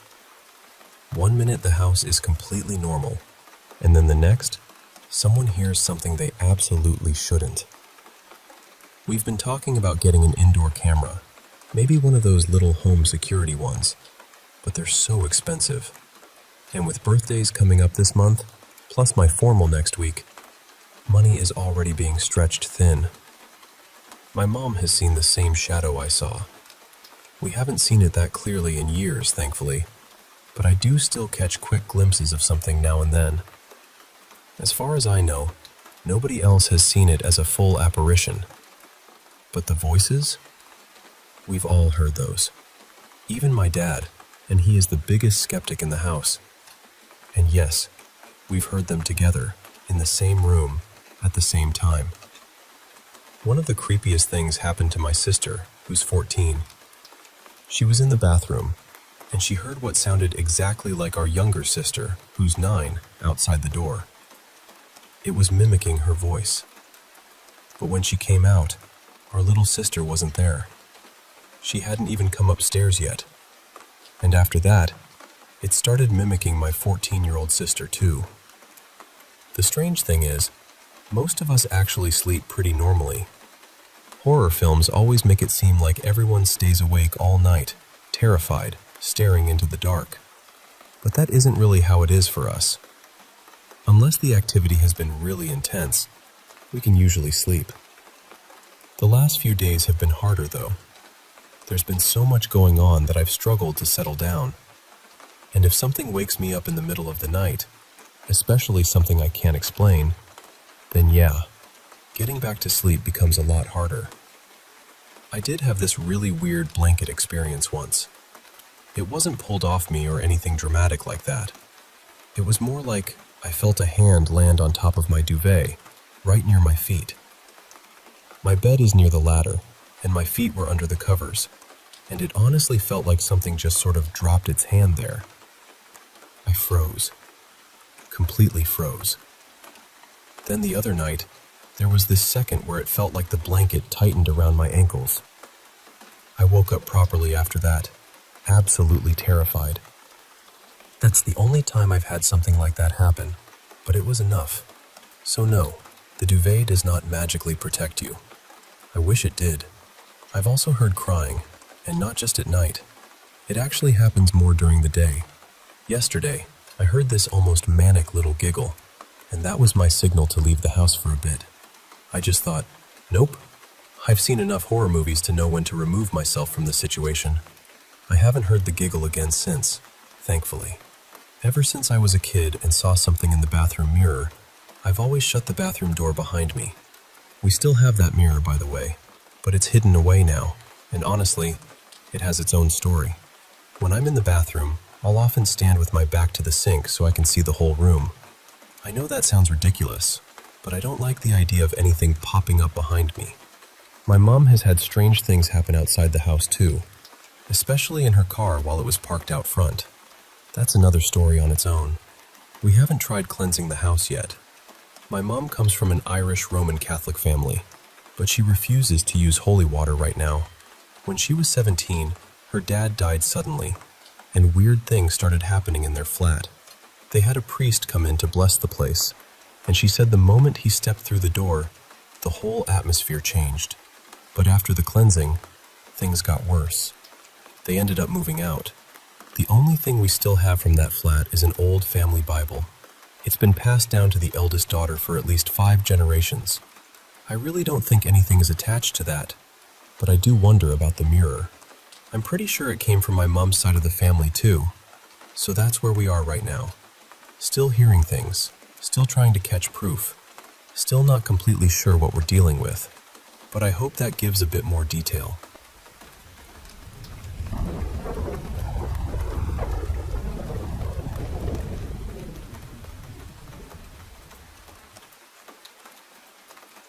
So, I've been kind of obsessed with astral projection for a while now. Not in a casual way either. More like, I kept wondering if there was some hidden door out of ordinary life. I haven't exactly been happy with my waking world, so part of me thought, maybe I can just slip out of my body for a while and go somewhere else. But after last night, I don't know. I really don't know. I was lying in bed, right on the edge of sleep. You know that strange in-between place where your body feels heavy, but your mind is still flickering? I kept repeating the same thought over and over in my head. I want to leave. I want to leave. And for a second, it actually felt like something was happening. It felt like I was sinking down through myself, like my body was becoming a shell above me. But every time I got close to letting go, something pulled me back, or scared me back. Not a noise, not a thought. Something. I haven't tried again since. The thing is, dreams have always felt unusually strong for me. Ever since I was little, my dreams have been vivid, almost too vivid. Sometimes I'd even become aware I was dreaming without trying. And honestly, I think those dreams helped me survive things I didn't know how to handle when I was awake. Feeling abandoned, losing people, carrying grief I was too young to explain. Every now and then, my dreams would line up with real life in strange ways too. I wouldn't call them prophetic exactly. It was more like I had dreamed the emotional shape of something before it happened. I think the word for it might be déjà vu, but even that doesn't fully explain it. There's another pattern in my dreams that bothers me more. A lot of them are about being taken. My earliest nightmare was from when I was very young. I dreamed my crib was being dragged away by this twisted-looking man, and I was screaming for my parents, but they couldn't hear me. That image never really left me. What made it worse is that my mother had a similar dream not long ago. She told me she dreamed I was being carried off by a man, and I was calling for her, but she couldn't reach me. She couldn't help. That chilled me more than I wanted to admit. And it wasn't just that one dream. Over the years, I've dreamed about being stolen by strange figures, mannequins, things that looked human but weren't quite right. One nightmare still stands out more than all the others. In the dream, my little sister and I were playing in the dining room of our old house. Everything seemed normal at first. The room looked the way it always did, quiet and familiar. But then, I noticed a woman sitting in the corner on the floor. She was completely still, almost like she had been placed there. She was dressed in white, and her skin was so pale it barely looked alive. Her eyes were blank and white, and she had this awful, stretched smile on her face. Not happy, not kind, just fixed there. The second I saw her, I felt this pressure in my chest, like fear had hands. But I didn't scream. I didn't even react. Somehow, I knew that if she realized I had noticed her, my sister and I would be in danger. So I tried to sound normal. I turned to my sister and said something like, "Hey, let's go play in Mom and Dad's room instead." I don't remember what happened after that. Just the feeling of trying to move calmly while every part of me wanted to run. I saw that same woman again in another dream later. I was walking through an old house I didn't recognize, opening doors, looking around. In one bedroom, there was a glass cabinet with mirrors inside, the kind people use to display little ornaments or dishes. When I looked into the mirror at the back of it, she was there. Not standing behind me, just reflected, staring straight at me with that same empty smile. Anyway, it's late now, really late. I think it's somewhere around 4 in the morning, and I'm trying to make myself sleep, though I'm not sure how well that's going to go. I keep hearing little noises outside, but I can't tell if it's the dogs shifting around, or mice, or just the house being weird. At least, I can hear my dad snoring from the other room. Strangely enough, that makes me feel a little less afraid.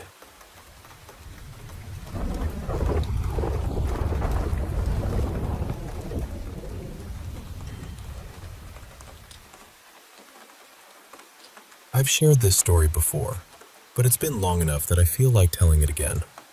And honestly, it still sits with me in a way I don't really know how to explain. I was 17 at the time, and I'd had this awful fight with my family.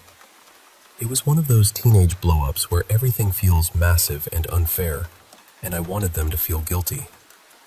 Not in any logical way, just in that dramatic, wounded way you think when you're young. Like, maybe if they saw how badly they hurt me, they'd finally understand. So after everyone left the house to pick up dinner, I stayed behind alone.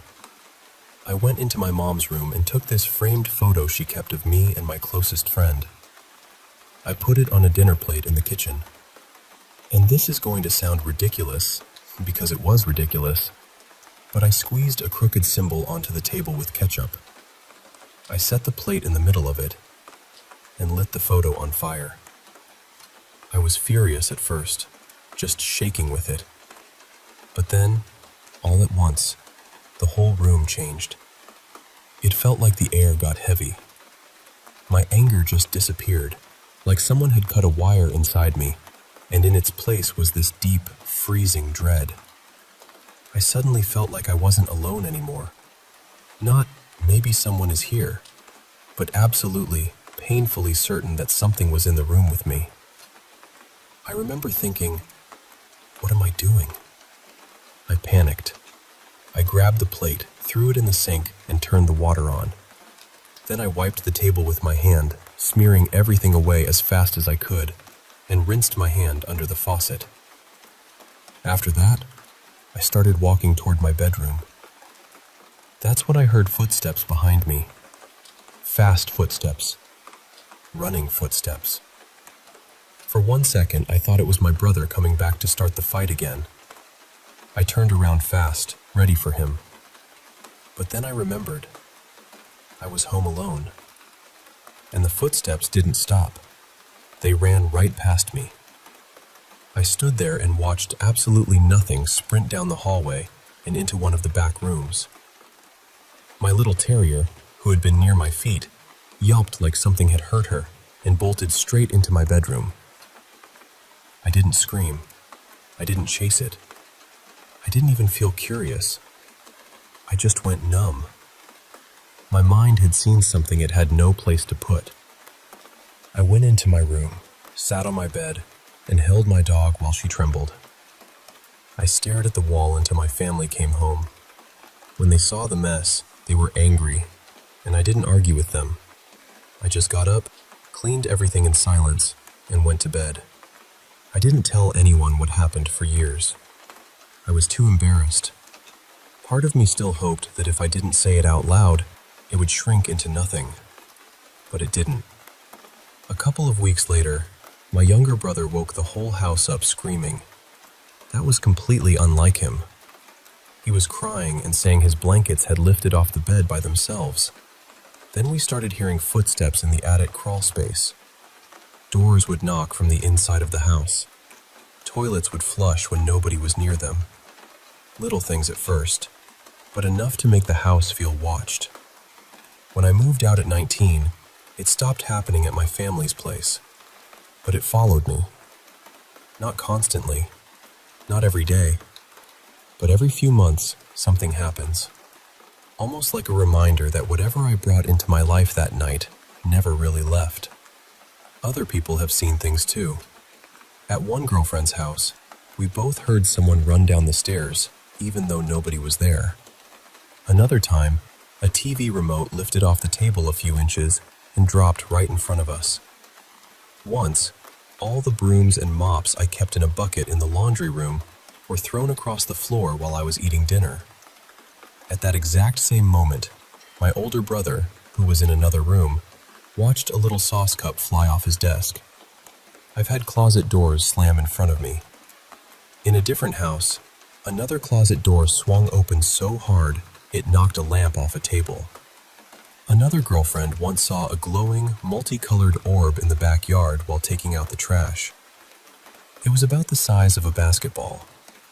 After that, she refused to go into the yard at night. There have been shadow figures too. My brother saw one. A friend saw one. My ex saw one. Different times, different places. There's been pounding on doors. Women's voices when no one was there. Singing in the middle of the night. I even had neighbors complain about hearing a woman singing from inside my house, even though I lived alone. Sometimes a room will suddenly fill with a smell that makes no sense. Perfume, cigar smoke, things that don't belong there. And there's more. Too much to list, honestly. Another strange thing is that when people sleep near me for the first time, they often say they had terrible nightmares. Not just bad dreams, but the kind that shake them up the next morning. The most recent thing I saw myself was my closet door flying open and knocking over a lamp at around 4 in the morning. That happened in March 2025. And just a few weeks ago, my brother was house-sitting for me and told me he saw a shadow figure standing in the hallway. The part I hate talking about most is the dreams. Every so often over the years, I've had dreams that feel different from normal dreams, heavier, more deliberate. And in 2 or 3 of them, I was told that because of what I did that night, I'm condemned when I die. That scares me in a strange way, because I'm not religious. My family wasn't religious either. We were raised atheist, so it's not like this was something I grew up believing. I'm 30 now. I was born and raised in California. And I know this is a long story, but it's something I've carried for a long time. I don't know what happened that night. I just know that after it happened, something changed.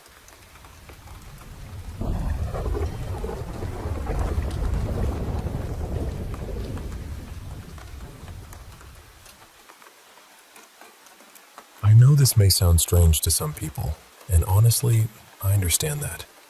But I want to speak from what I've experienced and what I've come to believe over time. I believe dreams can be moments when we are spiritually vulnerable. When we're awake, our minds are alert.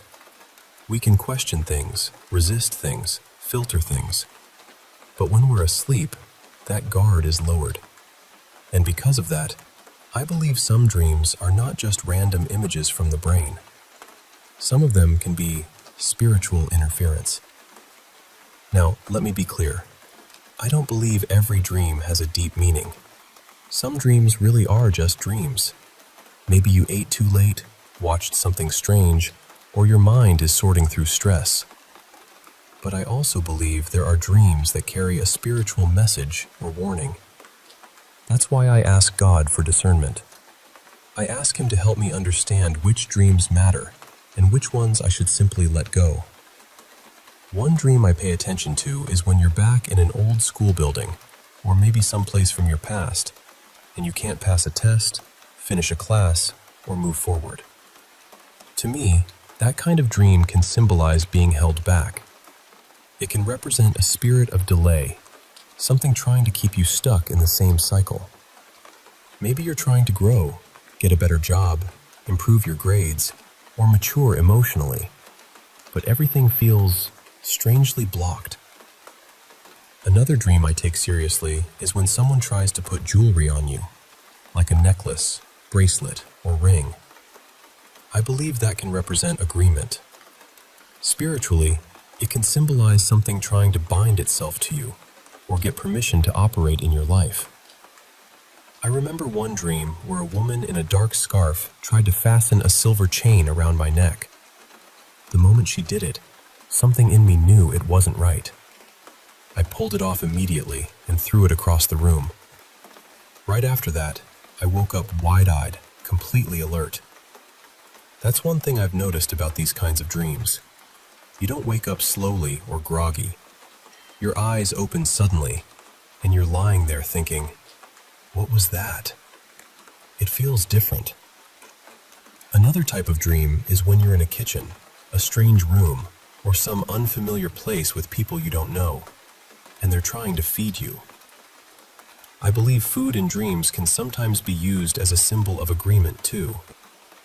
When you accept it, especially in the dream, it can represent receiving something spiritually that you never would have accepted while awake. I had a dream not long ago where I was standing in a small kitchen with yellow walls and a cracked tile floor. A stranger handed me something to eat, and the taste was awful. I remember turning away and trying to spit it out. Then I heard the person laugh and say something cruel, like they had tricked me. That dream disturbed me, but it also taught me something.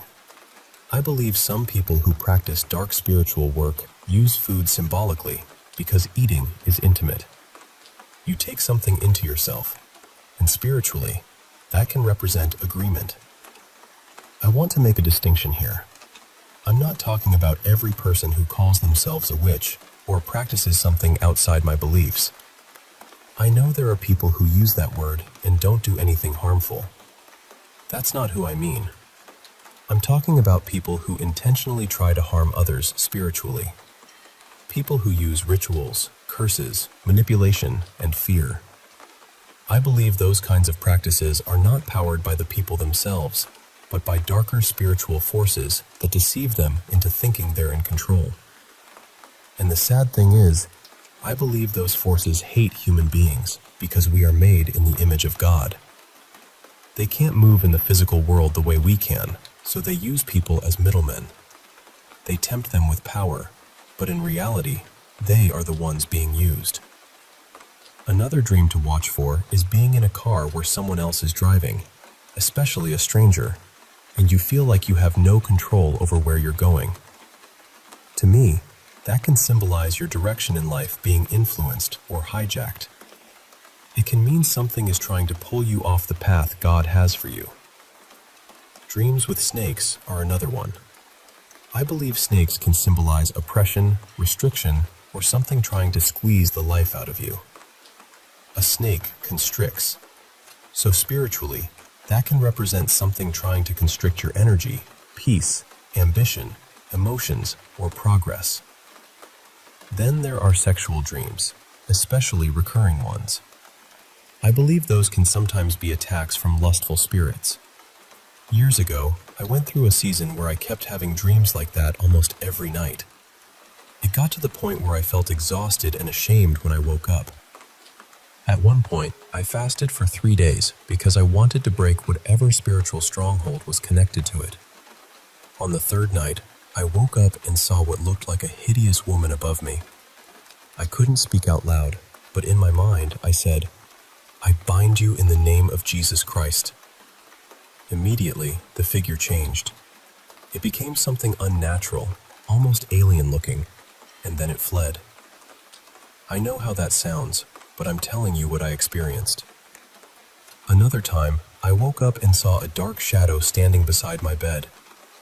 I didn't hear it with my ears, but I sensed the words clearly in my mind. It said, "Why won't you be quiet? I hate you." Earlier that day, I had been talking with a small group at church about how easily our phones can become idols.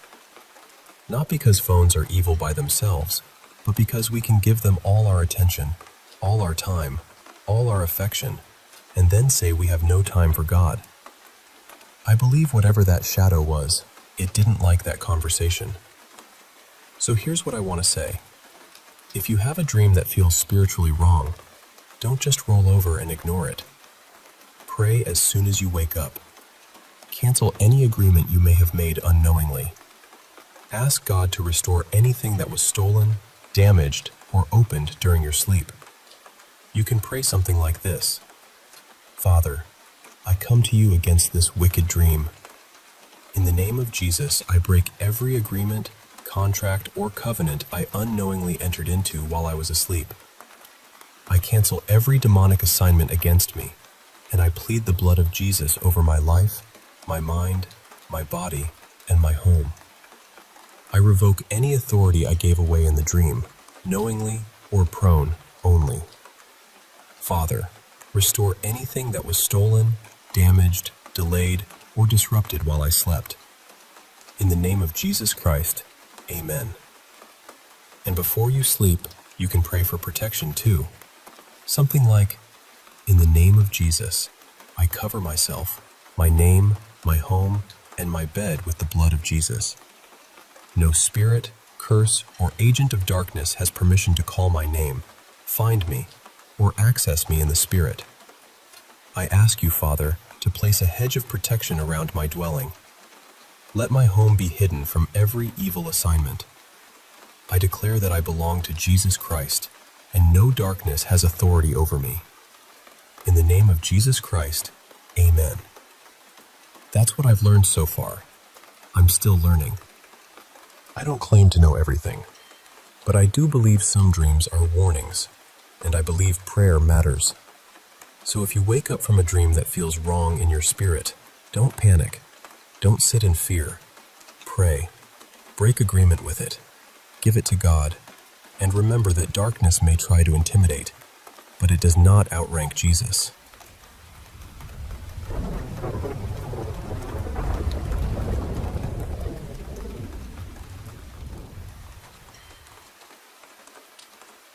I've had strange things happen to me for as long as I can remember. Not constantly, not every day, but enough that I stopped being able to brush it all off. Some of it was small. Some of it was almost quiet. But a few moments stayed with me so clearly that even now, I can still feel the room around me when I think about them. The first one happened when I was around 5th grade. I woke up in the middle of the night, wide awake for no reason, and I saw movement inside my open closet. I just froze. I was staring at it, trying to convince myself it was nothing, when the closet door started to close by itself. Slowly. Not slammed, not pushed by a draft, just this slow, deliberate closing. I couldn't move. I just watched it inch shut, and right when it was almost closed, my blanket was yanked completely off my bed. That was it for me. I lost my mind. I ran straight into my sister's room crying, shaking, completely done with being brave. The next one happened my freshman year of high school. Again, it was the middle of the night. I woke up and saw someone standing in the doorway of my bedroom. Later on, I heard people talk about the Hat Man, but at the time, I had no idea that was even a thing. What I saw looked like a dark figure, partly blocked by my dresser and old TV stand. I was scared, of course, but the weird thing is, I didn't feel like it hated me. I didn't even feel like it was unfamiliar. That house had belonged to my grandparents before us, and there had always been little stories about kind, harmless activity there. My family usually blamed it on my grandfather, or sometimes my great-grandfather, almost like they were still checking in. So I was frightened, but not terrified. After a minute, the figure stepped a little farther into the room and held out its hand, like it was greeting me. And I know how this sounds, but I reached out and took it. The next thing I remember, I woke up slumped over on my bed with one arm stretched out over the side, like I had actually been holding my hand out to someone. After that, smaller things started happening more often. Little noises. Things moved. That heavy feeling of not being alone. But the worst one happened when I was 19. I was living on my own by then, and I was on a video call with a girl I'd been talking to. I'll call her Mina. It was one of those long calls where you're not really talking the whole time. You're just there together, doing your own thing, keeping each other company. It was around 1 a.m, and I told her I was going to grab something to drink from the kitchen. I left my phone propped up against the TV because I had been gaming, and my chair was pulled close to the screen. Before I even made it back to my room, I heard her crying. Not just upset, hysterical. I ran back in, and she was begging me to leave the house. She kept saying there was something there with me. I asked her what she saw, but she couldn't explain it. She just kept saying, "Please leave. Please get out." She was so scared that I didn't argue. I grabbed my keys and left. I drove back to my dad's house, which was the old family house, the same place where I'd had those earlier experiences.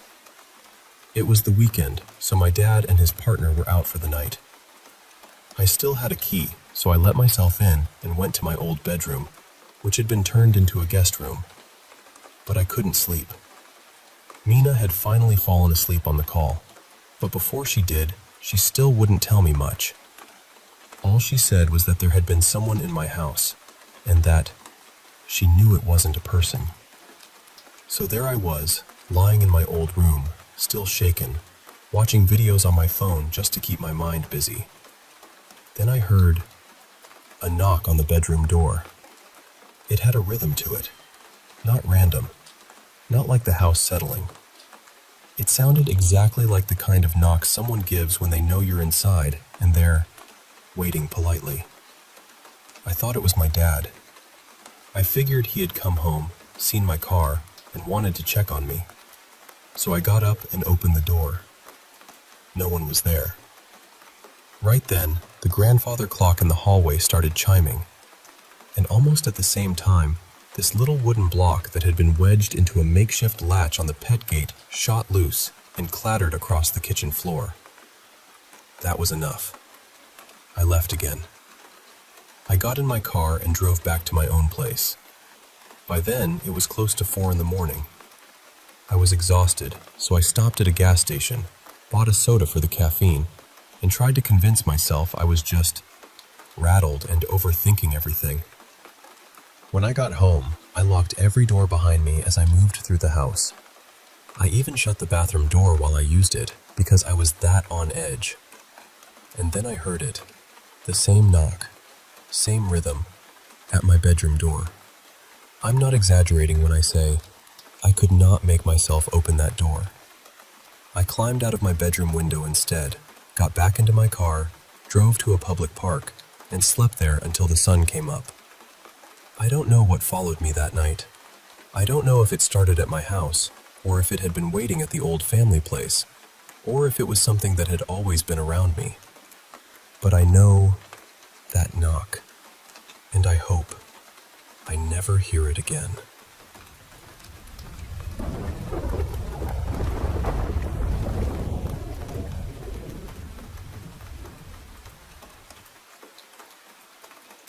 I still think about that house sometimes, even now. We moved in around 2013, when I was 12.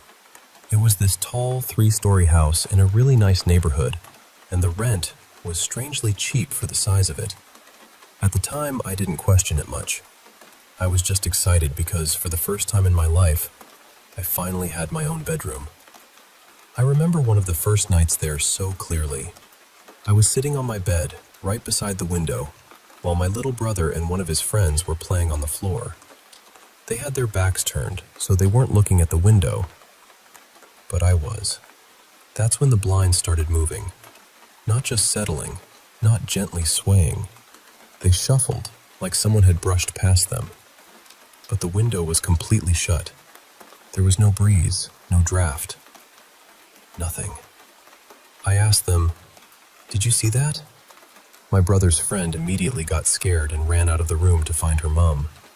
My brother followed her, and when he left, he shut my door behind him. A minute later, I saw the door handle move. It pushed down slowly, like someone was standing on the other side holding it. Then it lifted back up. At first I thought, okay, they're trying to scare me. So I got up and opened the door. There was no one there. No one was even on that floor. My room was on the second floor, along with the living room, a tiny empty room, and my bathroom. My parents' room and my brother's room were upstairs on the 3rd floor. But at that moment, everyone else was downstairs in the kitchen. When I told my family, they didn't really believe me. They thought I was nervous because the house was new, and maybe my mind was playing tricks on me. But that was only the beginning. About a year later, the front door sensor started acting weird. It was supposed to make a chime only when the front door opened, but for some reason, it also started chiming when someone stepped on certain stairs leading down to the front door. One night, my parents were awake in bed when they heard the chime. They both sat up immediately and listened. My dad went to check if someone had broken in, or if my brother or I had tried to sneak downstairs. But we were both asleep. He checked the rooms, the doors, everything. Nothing looked wrong. Our cat followed him downstairs because, for some reason, that cat hated going down alone at night. He would always meow until someone came with him. So my dad stood there while the cat ate, and then he felt this sudden rush of cold air move past him. He panicked and went straight back upstairs. A few minutes later, my parents heard footsteps. Heavy footsteps. The kind that sounded like a grown man slowly walking up the stairs toward my floor. That was the moment they stopped trying to explain everything away. Other things happened too. My parents would hear scraping sounds outside their bedroom window, like metal dragging against the grating. Sometimes it sounded like someone was placing a big ladder against the house in the middle of the night. They would look outside, thinking maybe someone was breaking in nearby, but there was never anyone there. Our dog also used to bark at this old glass cabinet my parents had bought secondhand. It was an antique display cabinet, the kind people use for wine glasses or fancy dishes. My parents had bought it from someone clearing out belongings after their parents had passed away. The dog would just stand there barking at it, like something was standing right beside it.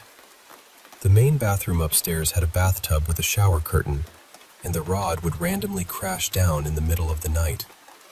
That thing was solid. You could tug on it and it wouldn't move. Even the cat jumping around wouldn't have knocked it loose. But every now and then, we'd hear it fall. I also remember getting this awful feeling at night, like someone was watching me. I'd be alone in my room, and the feeling would get so intense that I'd hide under my duvet and pray until I fell asleep. My brother was scared too. He hated sleeping alone in that house. He was always asking if he could sleep in my room or with my parents. One day, a woman who had lived there before us came by to collect some mail that was still being sent to the house. My mom opened the door and invited her inside, just to be polite. The woman refused. She wouldn't even step over the threshold. She barely looked into the house at all. My mom said the whole interaction felt strange, like the woman was scared to be near the place. Then there was the angel clock. We had this heavy stone angel clock sitting on the fireplace in the living room. One night, my parents heard a loud bang from downstairs. The living room was directly underneath their bedroom, but my mom didn't go check until morning. When she did, the clock was smashed on the floor in the middle of the room, about 2 or 3 meters away from the fireplace. At first, they tried to blame the cat. Maybe he jumped up and knocked it down, but that didn't make sense, because if it had simply fallen, it would have landed near the fireplace. It wouldn't have flown across the room. And then they remembered. The living room door had been closed. That door always shut by itself unless you put a stopper in front of it, and it was heavier than normal. At night, it was always closed. The cat hadn't been inside. The last thing that happened was when we were moving out, less than 3 years after moving in. The house was mostly empty, and my mom was there cleaning while I was at school. She noticed the closed door to my old room shaking violently, like there was a storm inside and the window had been left open. But the window was shut. My mom, trying to calm herself down, jokingly said something like, "If you're going to scare me, you could at least help me clean." Right after she said that, the door handle went all the way down, and it stayed down. She said it felt like forever because she was frozen there, terrified. It didn't spring back up until she nervously said, "I was only joking." Years later, my mom found out from a family friend who worked with the police that there had been a murder in that house in 2006, only 7 years before we moved in.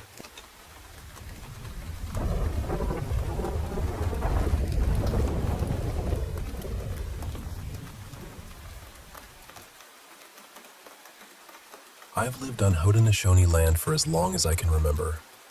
Every little town I've called home was built over places that held history long before any of us arrived here. And growing up, I was lucky enough to hear stories from native classmates, elders who visited our school, and a close friend whose family is from a different nation out in the Great Lakes region, but who still had ties to people near where I live now. These were never treated like campfire stories around here. People spoke about them with respect, with care, like they were part of the land itself. Now I live right near the edge of a reservation, And when my partner and I first moved in, an older neighbor told us, very plainly, that we might hear things in the woods. We might see things too. But he said not to be afraid. Just take care of the land and don't act like it belongs only to you. And honestly, for a long time that brought me comfort. The woods never felt empty to me, but they didn't feel hostile either. My garden started thriving. The trees crept in closer each season, and birds, deer, foxes, all of it started returning in this quiet, beautiful way. It felt like the place had accepted us, at least a little. Then, the development started. I won't say exactly what it is, because it would make my location too easy to figure out, but a huge project came into town and started tearing through acres and acres of land. Since then, the whole feeling around here has shifted. It's hard to explain, but the air feels tense now, like something has been disturbed and is standing up straighter. One rainy night, I heard footsteps in my yard. Clear footsteps too. Wet mud, steady movement. Close enough that I grabbed a flashlight and called out, thinking maybe it was a security guard from the worksite nearby. But there was nobody there. The sound stopped, and the yard was empty. Not long after that, I started seeing strange lights back in the woods behind the house. Not headlights, not porch lights, just small lights moving where there shouldn't have been anything moving. Then yesterday, I was talking with my neighbor, Nora. She moved here after I did, and she's not someone who exaggerates. She's kind, practical, not really into paranormal things at all. She looked at me with this serious expression and said, "Can I ask you something strange?" I said, "Of course." And she asked me if I had ever seen something running down the road. I told her I hadn't, and then she told me what happened. She'd been outside sometime after midnight, maybe around 1 in the morning, when she heard the sound of bare feet slapping against the pavement. When she turned, she saw a tall, pale figure running down the road. She said it looked unclothed, but not in a normal human way.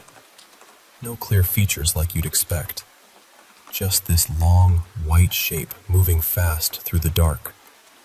The moment she saw it, she ran back to the cabin. While she was telling me this, her boyfriend, who has lived here his entire life, joined the conversation and said that several people in his family have seen the same thing.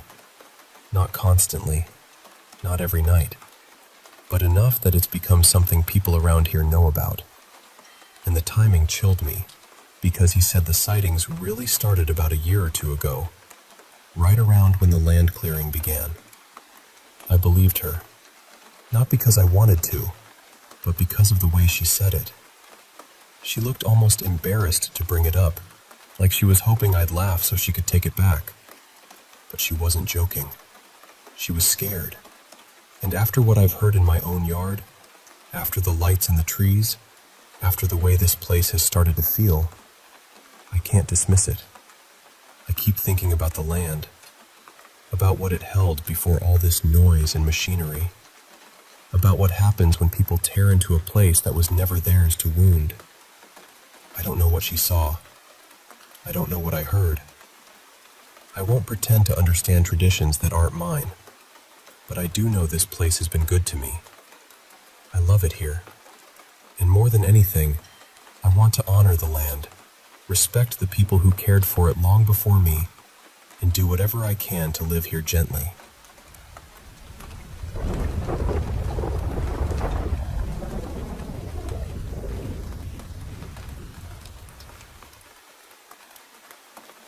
I still think about this night sometimes, because even now, I don't have a clean explanation for it. It happened in January of 2019, right in the middle of winter. My wife and I were working at the same corporate campus back then, though we were with different companies. Our shifts were almost identical, starting around noon and usually ending close to 10:30 at night, so we would drive to work and come home together every day. That afternoon, we were running late. We reached the office around 12:40, and by then, every parking space inside the campus was already taken. I drove around for a few minutes hoping someone would leave, but no luck. So I finally parked outside the campus, near an old municipal storage lot where damaged vehicles were often dumped. When we stepped out, we noticed a row of wrecked cars sitting there. Some looked like they had been there for months, covered in dust and grime. But one of them looked different.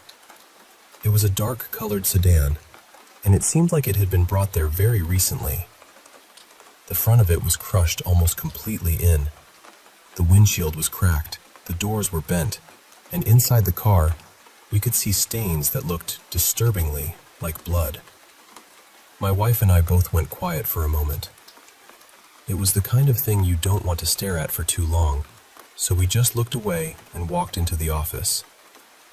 The day passed normally after that. By the time our shift ended and we came back to the car, it was around 11:20 at night. The whole area was covered in thick fog. The campus road, which was usually busy, felt strangely empty. Even the streetlights looked weak, like they were barely cutting through the mist.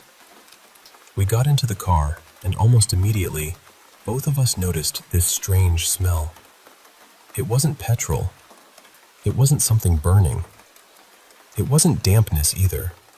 It was just unfamiliar, heavy, and unpleasant.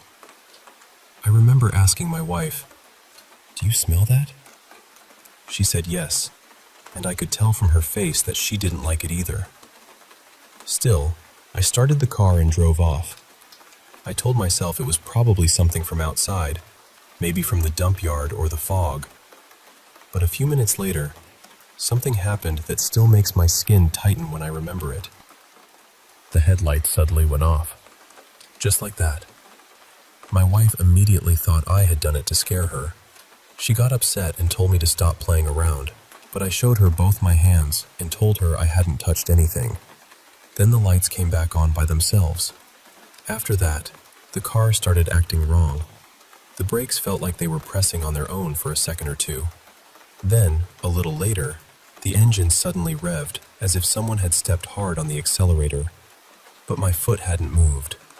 I was holding the steering wheel so tightly that my hands started hurting. I didn't want to panic my wife more than she already was, but honestly, I was terrified. It felt like the car was listening to something else, not to me. Neither of us spoke much after that. The drive home was only about 15 minutes, but that night, it felt much longer. When we finally entered our apartment parking area, I thought the worst part was over. But then, out of nowhere, a group of dogs came running toward our car. There must have been 8 or 9 of them. They surrounded the vehicle and started barking like crazy. Not at us exactly, but at the car. They kept circling it, growling, barking, staring at the windows, as if something inside had caught their attention. That had never happened before. Even after we got out, the dogs didn't calm down. They stayed near the car, barking and moving around it, like they could see or sense something we couldn't. The next morning, I took the car to a mechanic. I told him everything. The headlights, the brakes, the sudden acceleration, the smell, all of it. He checked the car properly and later told me there was nothing wrong with it. No electrical issue, no brake problem, no fault with the accelerator. According to him, the car was perfectly fine. And that is what bothers me the most. Because if nothing was wrong with the car, then what exactly happened that night? Maybe it was just a strange chain of coincidences. Maybe the fog, the smell, the wrecked car, and the dogs all came together in our minds and made everything feel worse than it was. Or maybe something followed us from that place. I don't know. But my wife and I both experienced it, and neither of us has ever been able to forget that drive home.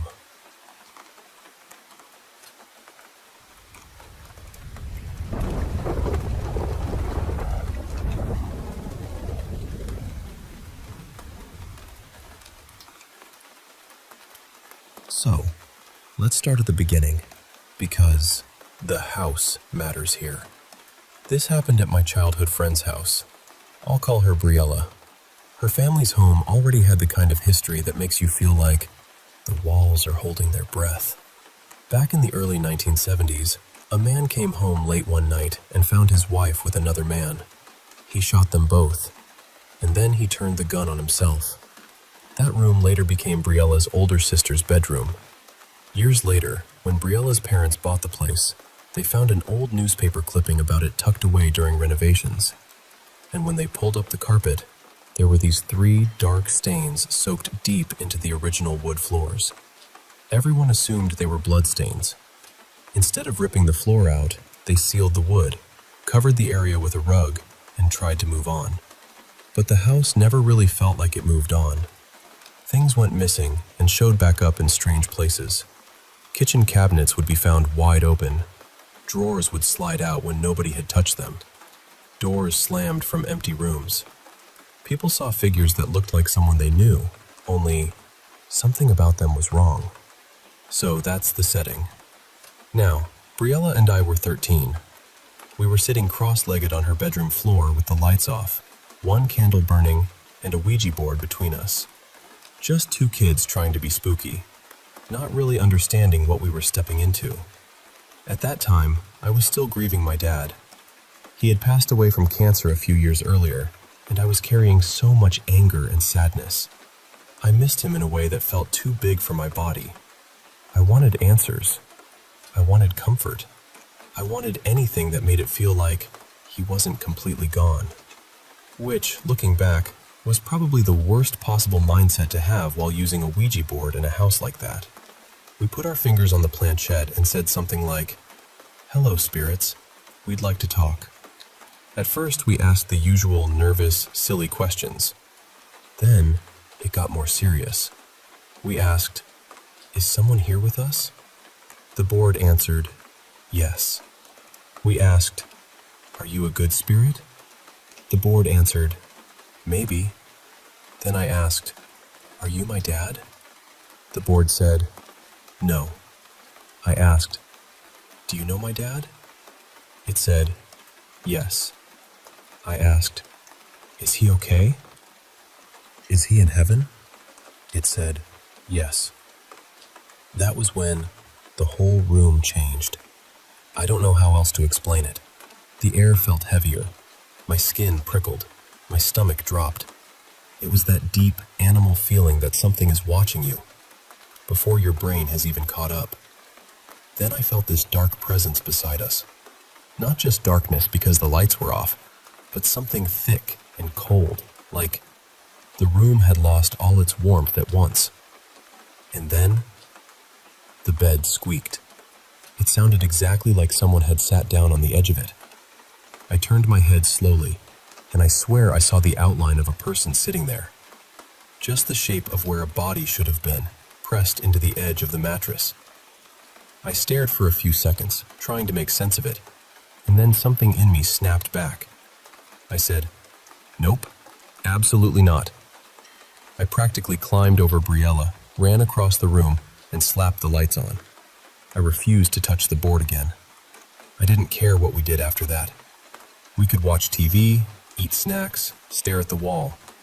Anything but that. And here's the part that still bothers me. We never closed the board. I didn't know better. I was young and terrified. But now, as an adult, I honestly believe that was the moment something attached itself to me, or at least, something noticed me. Later that night, Briella and I got into bed with her little poodle, Tilly, curled up with us. We were finally getting sleepy when Tilly suddenly lifted her head and started growling at the foot of the bed. There was nothing there. At least, nothing we could see. We calmed her down, and Briella eventually fell asleep. I stayed awake because I could feel something standing at the foot of the bed. My heart was pounding so hard it felt like it was shaking the mattress. I pulled the blanket over my head and tried to force myself to sleep. Then I felt it move. It crept up along my side of the bed until it felt like it was standing right next to my head, just lingering there, watching.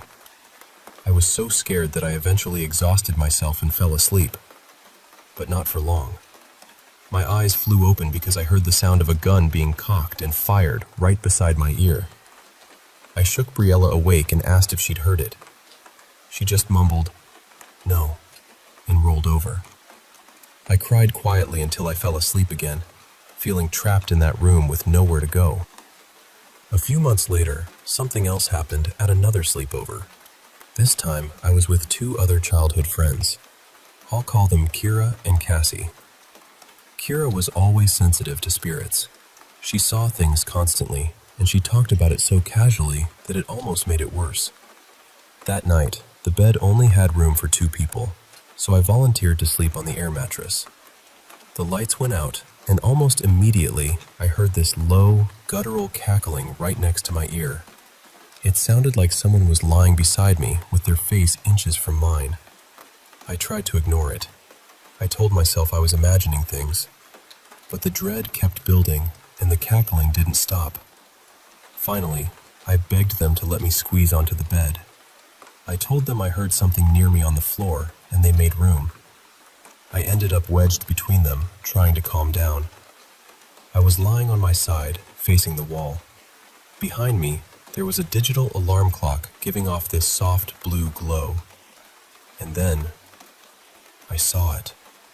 A large shadow hand appeared on the wall and started waving. All 5 fingers were clear.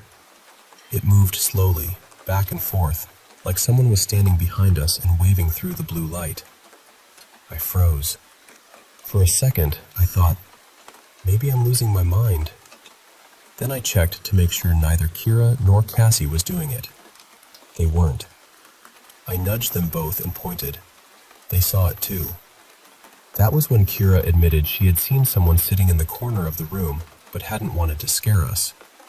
Which, honestly, was not a successful plan, because we were all terrified by then. Part of me was praying for whatever it was to leave us alone. But another part of me, the grieving part, still wondered if it could somehow be my dad. Then this thought came into my mind so clearly. If it were really him, you wouldn't feel this scared. Kira started whispering things she said she could hear. Then she whispered a nickname my dad used to call me. Nobody there knew that nickname. She reached for my hand and laced her fingers through mine. Kira had tiny, delicate hands, but suddenly, her grip felt different. Heavy, strong, rough. Her hand felt like my dad's hand. I started crying hard. Not just because I missed him, but because something about it felt wrong. It felt like my grief was being used against me. The room felt too heavy, so we turned on the lights and stayed up talking about everything that had happened. Eventually, Kira went to the bathroom, leaving Cassie and me alone. A few minutes later, a strand of beads hanging by the window suddenly dropped to the floor. We screamed. At almost the same time, Kira came rushing back in, pale and shaken. She said she had looked in the bathroom mirror, and her face didn't look like her own. Her features looked sunken, sick, almost hollow. She said it looked like she had cancer. Then she saw a bright orange orb come out from near her head, and her face slowly changed back. After that, Kira and Cassie somehow fell asleep. I stayed awake until sunrise. The next day, I told my mom everything. Before I even finished, she asked, "Did you use a Ouija board?" I admitted I had. She was upset, but not in a dramatic way. She was scared for me. She told me never to touch one again. She said those things can open doors you don't know how to close, and sometimes something ugly can follow you through. She believed whatever we encountered at Kira and Cassie's house was not my dad. She said it was something pretending to be him because it knew I was vulnerable. And honestly, that explanation made the most sense to me, because nothing about it felt loving. Nothing about it felt safe. After that, I started having awful night terrors. I became afraid of my own bedroom. I couldn't look in the mirror because I was terrified I'd see someone behind me. I hated being alone at night. Every evening, I felt this dread building because I knew I'd eventually have to try to sleep. It got so bad that I slept in my mom's room until I was around 16. She never made me feel embarrassed about it. Eventually, she helped me feel safe again. She prayed over my room, used anointed oil, rearranged everything, and gave the space a complete reset. We even put curtains over my built-in vanity so the mirror could stay covered unless I needed it. And it worked. The night terrors slowed down. My anxiety eased. I started sleeping in my room again. Years have passed now, and I'm 30. I've had plenty of strange experiences since then, but those were the ones that made me believe something followed me from that night at Briella's house. So, from the deepest, most sincere part of me, don't mess with Ouija boards.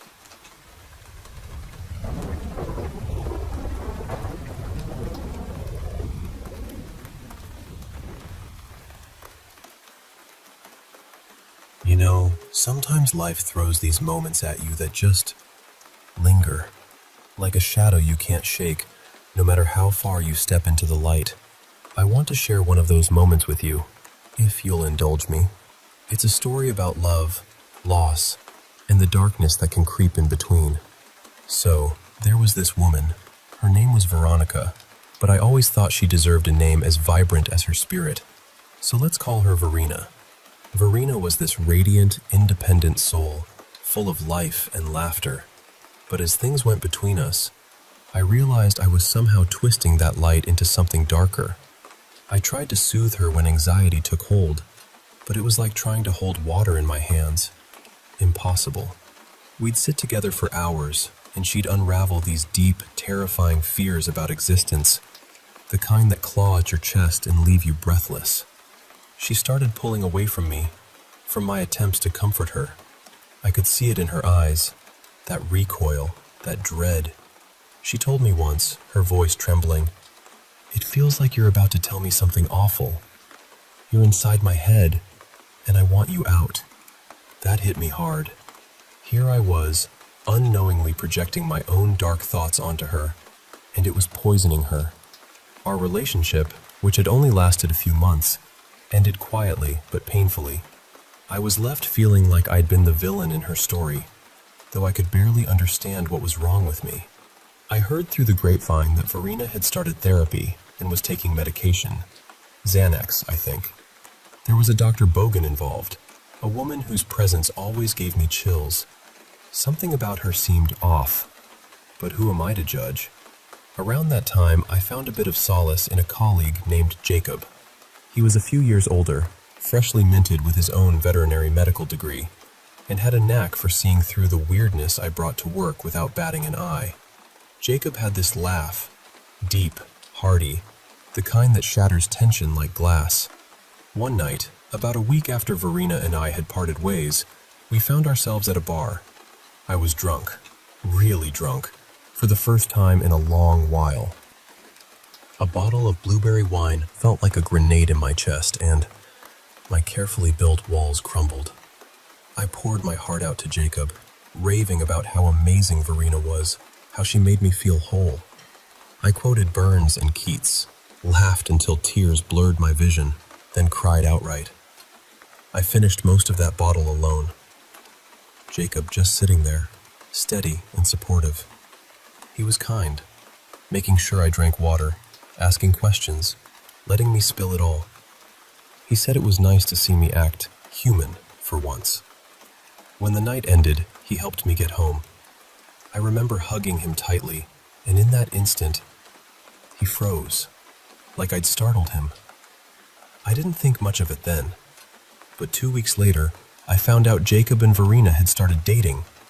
Just like that, he swept in. She appreciated the attention, and they fit together like they were always meant to be. Jacob adored her, and she found someone who accepted her frailty. They became this perfect couple, like I'd been an awkward footnote in their story. Honestly, it stung. I quit my job, moved to a neighboring town, trying to erase the memories. They married, and I wasn't invited. Years passed. I kept mostly to myself, spending time with the local wildlife, traveling a bit. Europe was a favorite escape. I had a few short-lived relationships, But whenever I sensed a flicker of what happened with Verena in them, the nervousness, the dread, I'd walk away. I left behind a trail of broken hearts, and eventually, I stopped making excuses. I was selfish, hurting others to patch up my own wounds. Then, last autumn, at a Thanksgiving parade, fate, if you can call it that, brought me face to face with Jacob and Verena again. They had kids now, and at first, I barely recognized them. So suburban, so settled. Jacob's oldest son waved a balloon, and I caught Jacob's glance from across the street. Maybe enough time had passed for us to be adults about it. So, after the parade, we met. Seeing Verena doing well warmed something in me. Memories of her hair on the pillow flickered, and a quiet warmth spread through my chest. When she stepped away to help their kids, Jacob approached me. But something was off. His smile was uneasy, a flicker of something I hadn't seen before. We shook hands, and the smile vanished. He asked, "You want to talk to her?" I stammered, "No, I just wanted to see how you were doing. It's been a long time." He chuckled, tension still thick in the air. "Sure about that?" I apologized, but he waved it off, saying it was all history. Then he looked down at his hands and said quietly, "But if it's okay with you, I'd like for you to piss off and leave my wife alone." I wanted to say that was the last time I saw him, but it wasn't. He added me on Facebook, not to reconnect, but to stalk. He sent long, rambling emails, full of wild accusations and paranoid rants about how he knew my real feelings for Verena. He asked about my dreams, my intentions, even creepy things like how I might touch myself thinking about her. "That's my wife," he'd write. "I know how you feel about her, and I'll wring your neck if I see you looking at her like that again." At first, I tried to calm him, but it only made things worse. Eventually, I blocked him. He kept finding ways around it, new emails, calls, letters. I even told him I was considering the police. Big mistake. A few months ago, I was out jogging along a quiet trail, headphones on, listening to a lecture about 1940s filmmakers. It helps me keep my mind busy, compartmentalizing the anxiety that always seems to lurk. As I passed a broken streetlight, I suddenly felt a shove. I stumbled forward, scraping my hands and knees on the rough pavement. I thought I'd just tripped, but when I turned around, there he was, Jacob. No glasses, eyes cold and unblinking, like Verena's used to be. In his right hand, a pistol aimed right at me. "Get up," he spat. My mind raced, thousands of possibilities crashing all at once. I had to comply. I was frozen, mouth opening and closing like a fish out of water. My brain drowned in fear. "Step off the path," he ordered. "Walk." You don't get to talk," he screamed. "You don't get that privilege. Step off the path and do what I say." I nodded, my legs trembling as I started walking. His hand shook, the click of a fully loaded magazine rattling. We moved off the trail and into the dense woods. Branches scraped my arms, leaves crunching beneath our feet. It felt endless. I searched for a chance to run, but with the gun aimed at me, any sudden move could be my last.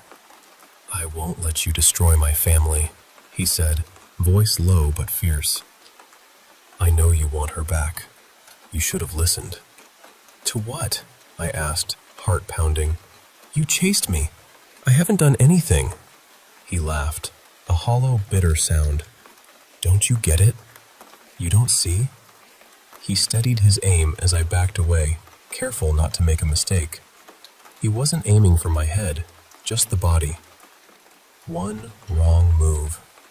Facing that gun barrel, it was like staring into an endless abyss, knowing that it could swallow you whole. I tried to steady my mind, to find a way out, but all I had was fear and doubt.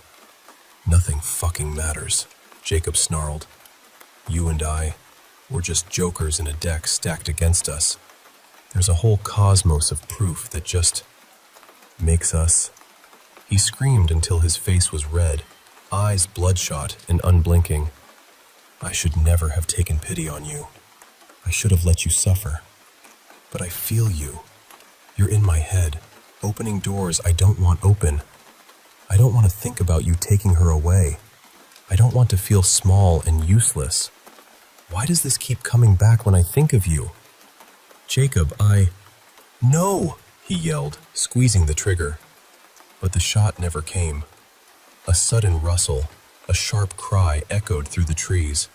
A park ranger, alerted by a passing hiker, burst through the underbrush, shouting for Jacob to drop the weapon. Jacob hesitated, eyes wild. The ranger's calm but firm voice cut through the chaos, and slowly, Jacob lowered the gun. I collapsed to the ground, heart pounding, tears streaming down my face, not just from relief, but from the weight of everything that had led to this moment. That day changed everything. Jacob was taken away for help, and I finally understood the depth of his pain, and mine. Verena? She and I never crossed paths again, but in a strange way, that night gave me peace. It was the closing of a chapter, a chance to heal. So, if there's one thing I want you to take away from this, it's that sometimes the darkest moments can lead to the light, if we're willing to face them. And that even broken, tangled stories can find a way to end with hope.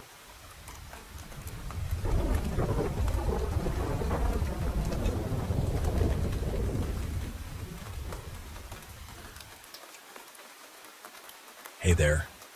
I want to share something deeply personal with you. Something that changed my life in ways I never imagined. It's a story about survival, transformation, and the thin line between reality and the unknown. About a year ago, I was in a terrible accident.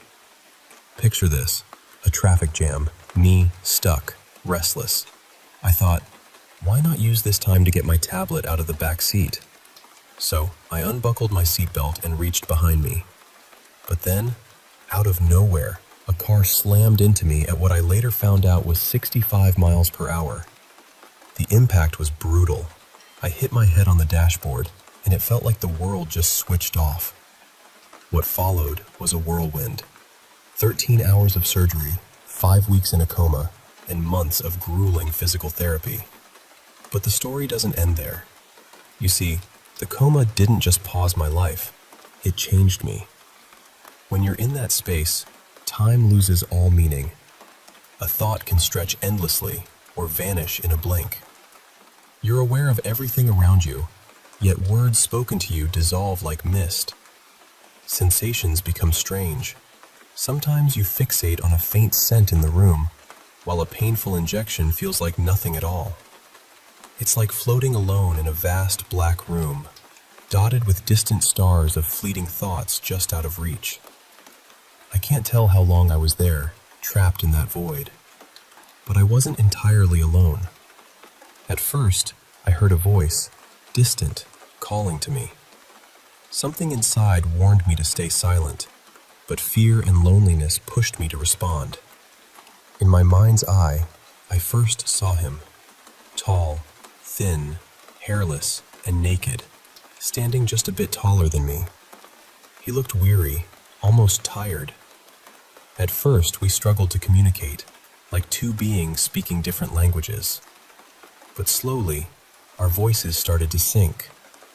We shared stories, jokes, and companionship in that empty space.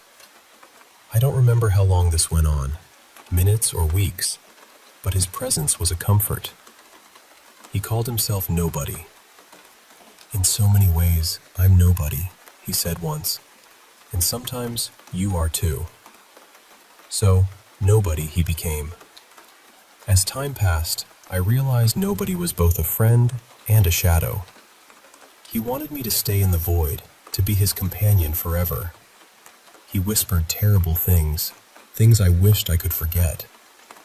I felt dread, a deep, existential terror. But I fought back. I wanted to wake up, to reclaim my life. Nobody grew frustrated.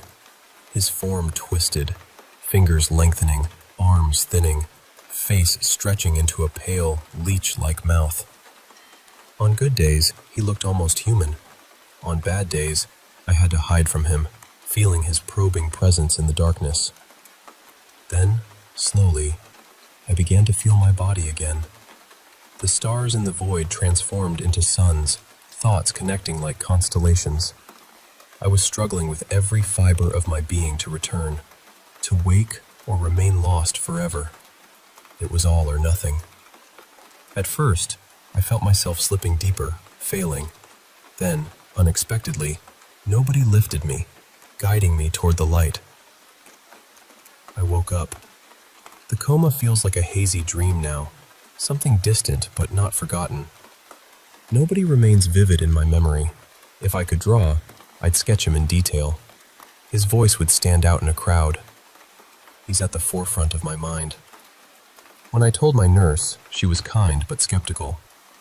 "People experience all sorts of things," she said. "It felt real to you, but here, you are you. Try to find comfort in that." I wanted to, but I couldn't. Then came the sleepwalking. At first, small things, waking in the shower, mouth full of olives. I told my doctor, but they focused on physical symptoms, not the strange experiences. I could almost see nobody behind me, lurking in shadows, making me afraid to turn on the lights. I'd stare at empty spaces, expecting him to appear. One day, I fainted at a coffee shop. People panicked. I was fine, but the tests showed something odd. My height was off. I should be 5'9", but they measured 6'1". I'd lost weight, too. I thought it was in my head, but my fingers grew longer. My complexion paled. It wasn't normal. Sleepwalking worsened until one night, I woke before the bathroom mirror, the words, "Nobody loves you," scrawled in blood. I'd shaved my head, my mouth raw from brushing teeth too hard. I wasn't just pale, I was pallid. Nobody was with me, his only friend in that dark place between worlds. Over weeks, my body changed. I grew taller, thinner, hair vanished. My teeth hurt. Violent coughs racked my ribs. Doctors prescribed asthma meds, but nothing helped. I looked less like me and more like him. Sometimes, as I drifted to sleep, I heard nobody's voice, thanking himself for saving me. Our voices merged into a haunting duet. A membrane grew in my throat, splitting my voice into two pipes, light and dark, speaking together. Surgery was impossible. Insurance refused coverage, claiming the condition was pre-existing. My canines lengthened, piercing my lip. Fatigue consumed me. Sleep was torture, either brief and dreamless, or endless and drenched in cold sweat. Night and day blurred. One evening, brushing my teeth, I saw him in the mirror, his twisted smile on my face. We spoke through my body, two voices overlapping. "I'll stop," I said, forced. "I want you to be comfortable." "Leave me alone," I replied in a different tone. "No," he laughed. "We're free. Just listen, and it will be fine." I was tired. I listened. At first, his demands were small. Change my diet, sleep at strange hours. I complied, and for a while the changes paused. But soon, he wanted more. Midnight walks, darkness, raw chicken, even insects. I obeyed, isolated from friends and family. I grew a third windpipe. Bones jutted from my ribs. My yawns revealed a mouth twice the size it used to be. Doctors couldn't help. Nobody threatened me if I sought help. I'm writing now because I don't know how this ends. Physical therapy ended abruptly. I can't return to work or family. Nobody controls me, sending me to unknown places, asking me to read about distant tragedies and people I've never met. Strange, but I care. I'm adapting, stronger in some twisted way. But this isn't me. This These words might be the last traces of who I once was. Nobody whispered truths about existence, about what it means to be human. And honestly, I'm not a fan anymore. Now, let me tell you about Evan. He's a young man grappling with his own fears and mysteries. Evan's world shifted when his mother died tragically after a fall. She lived with a disabling condition, and Evan had been homeschooled, sheltered, protected. He speaks many languages. English is his sixth, and he learned to read and write early, often typing before speaking. His mother kept the internet filtered, shielding him from harsh realities. After her death, Evan faced a daunting new world. He struggled with chores and independence, but started exploring his surroundings. He noticed many around him shared his mother's frailty. People with strange, delicate bodies, missing limbs, or covered in cloth to hide imperfections. Evan tried to reach out but was wary. His mother warned him about neighbors, calling them religious nuts. Watching them, he saw their fragile, almost pitiful existence. Yet, a deep fear gripped him. They could overwhelm him, harm his home. At a local school event, Evan observed masses of these people, their voices shrill, their movements awkward.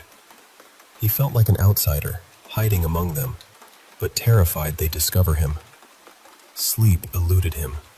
Determined to understand, Evan hacked past his mother's internet filters, creating his own operating system named after her. Online, he saw the world through new eyes, populated by these strange, frail beings everywhere. He questioned reality. Is this normal? Is he the odd one out? His mother told him he was the normal one, but Evan felt disconnected, out of place, camouflaging himself like a tense spring ready to burst. He wonders if he should leave, fearing those who saw him might come for him, as they did for his mother's father. He asks himself, was I hidden from the world, or has the world been hidden from me? The answer frightens him. He writes, hoping for comfort, understanding, and a glimpse of normalcy in a world that feels anything but. Thank you for listening to these stories of survival, transformation, fear, and the search for identity. Remember, sometimes the greatest battles are the ones we fight within ourselves, and sometimes reaching out can be the first step to finding light in the darkness.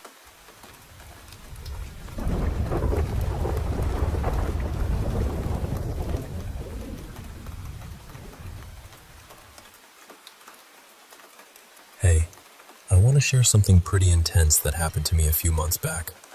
It's been weighing on me, and I think talking about it might help. So here goes. It started at a bachelor party. All my close friends had gathered. Laughter, music, the usual kind of wild night out. I'm the kind of guy who likes to let loose, and, well, I definitely had more than a few shots that evening. But here's the thing. I'm responsible. I wasn't going to risk driving, especially after drinking. Luckily, my place wasn't far from the party, so I decided to walk home, sober up on the way. I took a shortcut along the lake path. Now, if you've ever been near a lake at night, you know it's like a frog convention out there. These little amphibians are everywhere, their croaks echoing softly in the dark. I was trying my best to avoid stepping on the little guys, hopping around in the dim light. It was peaceful, almost serene, the water lapping gently at the shore. I was about halfway home, minding my own business, when I noticed someone ahead on the path. This person was dragging a large garbage bag behind them, the sort of dragging sound that makes your skin crawl. We stopped about 20 feet apart, and I got a clear look. He wasn't wearing a shirt, just a pair of old jeans, and his eyes. Oh man, his eyes were something else. They were huge, unnaturally round, almost animalistic.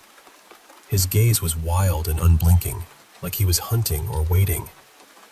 His skin was scarred in several places, deep cuts that looked fresh, but strangely, there was no blood. His entire presence was terrifying, like something out of a nightmare. He just stood there, staring at me without blinking. Then he spoke. his voice low and raspy. "Look the other way. Just look away." I don't know why, but I obeyed. Maybe it was the alcohol, maybe it was fear, but it felt like something deeper was at play, some kind of instinct telling me not to face what was coming. So, I turned my head, and I heard the shuffling of his feet as he passed by, the garbage bag scraping against the gravel. "Good," he coughed. "You did good." I got home that night feeling uneasy, but too foggy-headed to think much of it. Maybe it was just a dream. I didn't report what I'd seen, didn't even tell my girlfriend. A few days later, I started seeing missing person posters around town. Councilwoman Leslie Bolin had disappeared. The coincidence shook me, but I stayed silent. About a week later, news broke that Leslie Bolin had been found. No details were released except a suspicion of foul play. I couldn't shake the feeling that I'd stumbled onto something dark that night by the lake. But still, I kept it to myself. Then, one morning, I noticed a large charcoal X marked on my front door. At first, I thought it was graffiti, but no, this was deliberate. I wiped it off immediately, but it shook me to the core. I'm a private guy. This felt like a threat, like somebody watching me. Instead of keeping it to myself, I told my girlfriend everything.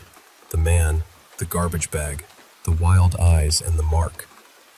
She didn't seem too worried, maybe thought I was overreacting or imagining things. She had been preoccupied with her garden lately. I guess I didn't seem believable. So, I went to the police. I gave them all the details I could remember. But you know how it goes. They didn't seem interested. I'd been drunk, my memory was hazy, and it was already a week old. They'd searched the area before, found nothing. It was like my words were just noise. I tried to brush it off, told myself I was being paranoid. Then, the dry eyes started. At first, it was just a mild irritation, but soon my eyes became red, raw, and stung like fire. I could barely keep them open. I tried all sorts of creams and salves, but nothing gave lasting relief. Driving became impossible, and even looking at myself in the mirror was unsettling. I didn't recognize the person staring back. And then I noticed those X marks everywhere, on the water tower, in alleyways, on a sign near the quarry, even by the church mailbox.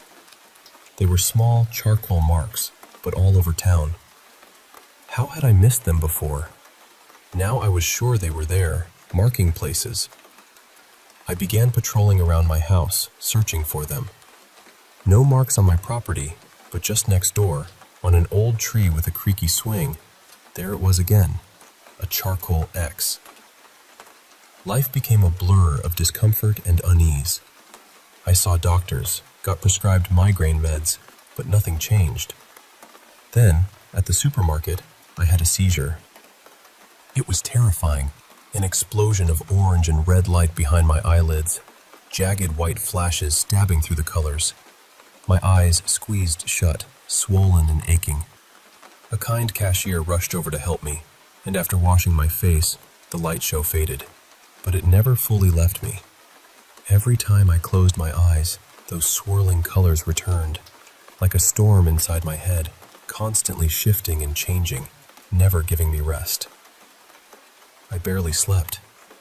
One day on the bus, I closed my eyes to escape the world, and amidst the swirling reds and oranges, I saw something new. A large, dark X-shaped void. It stood out like a shadow in the chaos. When I opened my eyes and looked in the right direction, there he was, the man from the lake, crossing the street by the red light. Our eyes met. I swear he smiled. Later, waiting for the bus, he sat next to me. Even with my eyes closed, I knew it was him. Tall, lean, with short black hair and a goatee, holding sunglasses even though the sun had set. It was bizarre. Who wears sunglasses at night? Rough day? He asked. Yeah, I nodded. It'll get better, he said softly. It always does. His voice was strange, like he was talking to someone familiar, not a stranger. "Just look ahead," he said. "Look closely." He rose and started walking down the street. I waved. "Aren't you taking the bus?" "I prefer a long walk," he replied with a small smirk before disappearing into the night. That night in my bedroom, I closed my eyes tightly, desperate to escape the colors. I caught a glimpse of a tiny black spot in front of me. It was like the X on the bus, a dark void. Then I realized I was staring at my reflection in the mirror. The spot grew, forming into a black X right where my forehead reflected. I was marked. Nightmares followed, visions of blood, torn flesh and bone in fiery red and orange hues. Closing my eyes was like being trapped under a pile of broken bodies. The migraine pills were useless. I started sleeping with my eyes open. Morning came with crusted, swollen eyes that hurt to open. Creams did nothing. My girlfriend grew worried, not just about my eyes, but about me. She said I was distant, distracted, not myself. I barely noticed, but she was right. Usually I'd fight for her attention, but now, I just didn't care. Maybe I'd changed more than I realized. Things got worse. Every time I closed my eyes, new horrors unfolded. Hellish landscapes, skulls laughing in the fire, skies filled with staring eyes. It was a nightmare that never ended. I tried not to blink, but the pain forced me. I was sent home from work on sick leave. I was a liability, a distraction. One night, I locked myself in the dark bathroom. It was easier to keep my eyes open there. As I blinked, the X in the mirror grew larger, filling my entire view. Closing my eyes now gave only darkness, no swirling colors, just black. The relief was overwhelming, and I cried. Then, a hand reached out from the mirror. It gently stroked my hair. A voice, like a whisper underwater, rumbled, "Hello." I started closing my eyes more, trying to make sense of the visions. The hellish images corresponded to my surroundings. A skull shaped like my bed, a dismembered tongue matching the hallway carpet. It was like seeing the world through a twisted, ever-changing painting. I found I could navigate my home with eyes closed, cook, type, even take walks. The horrors became normal. I adapted. My girlfriend wasn't happy. We fought. She wanted me to break away, but I didn't care. How could she ask, "What about me?" when I was losing my sight? It felt so shallow. I kept my eyes closed much of the time. The world through open eyes was too dry, too bland. I missed the colors, strange as they were. Recently, I noticed a dozen dark spots outside my house. Tall X's, some towering over me, others circling silently overhead. They just hung in the air like ominous symbols. "You're looking closer," a familiar voice coughed nearby. "You did good." "Please, tell me what's happening," I begged. "I told everyone about you," the voice said. "They're eager to reward you." "This is a reward?" "You can't grow new muscles without tension and pain," he chuckled. "All this discomfort will pass." "Then what?" "Then we move forward, see things, together." "Enough of this," I snapped, frustrated. I forced my eyes open, pressing my fingers against my lids. But they were already open. Before me stretched a hellscape, orange sands, blood-red skies, bone-white mountains, rivers of fire. And right in front, a dark X hovered. I tried blinking it away, but it wouldn't budge. This was real. My mind shattered as I collapsed to the ground. "You won't regret it," the voice promised. I crawled backward, feeling the gravel beneath my fingers, the open door behind me. I couldn't look away from the floating figures. "Don't leave," it pleaded. "Please, don't leave." I saw corpses drifting down a fiery river, worm-like tunnels burrowing into ribcage-shaped mountains, countless X's waiting. "No," I stammered. I can't. Please," it begged. I crawled inside, closing the door behind me. I kept my eyes open, but every blink dragged me back to that infernal place. The voices screamed, closing in. I was torn between worlds, and they didn't want witnesses. My dry eyes screamed for relief, but I held on. Desperate, I found a stapler in my office and stapled my eyelids open. Since then, I've never blinked. I sleep with my eyes open, protecting them with goggles and eye drops. I clean the wounds from the staples, and they've healed, but I can't close my eyes if I want to live. I don't know who these people are, what they want from me, or if it's too late to accept their offer. They keep things vague, testing my faith, I guess. Sometimes I lean against the mirror, hoping that hand will reach out again, comforting me. I'm so tired of these dry eyes.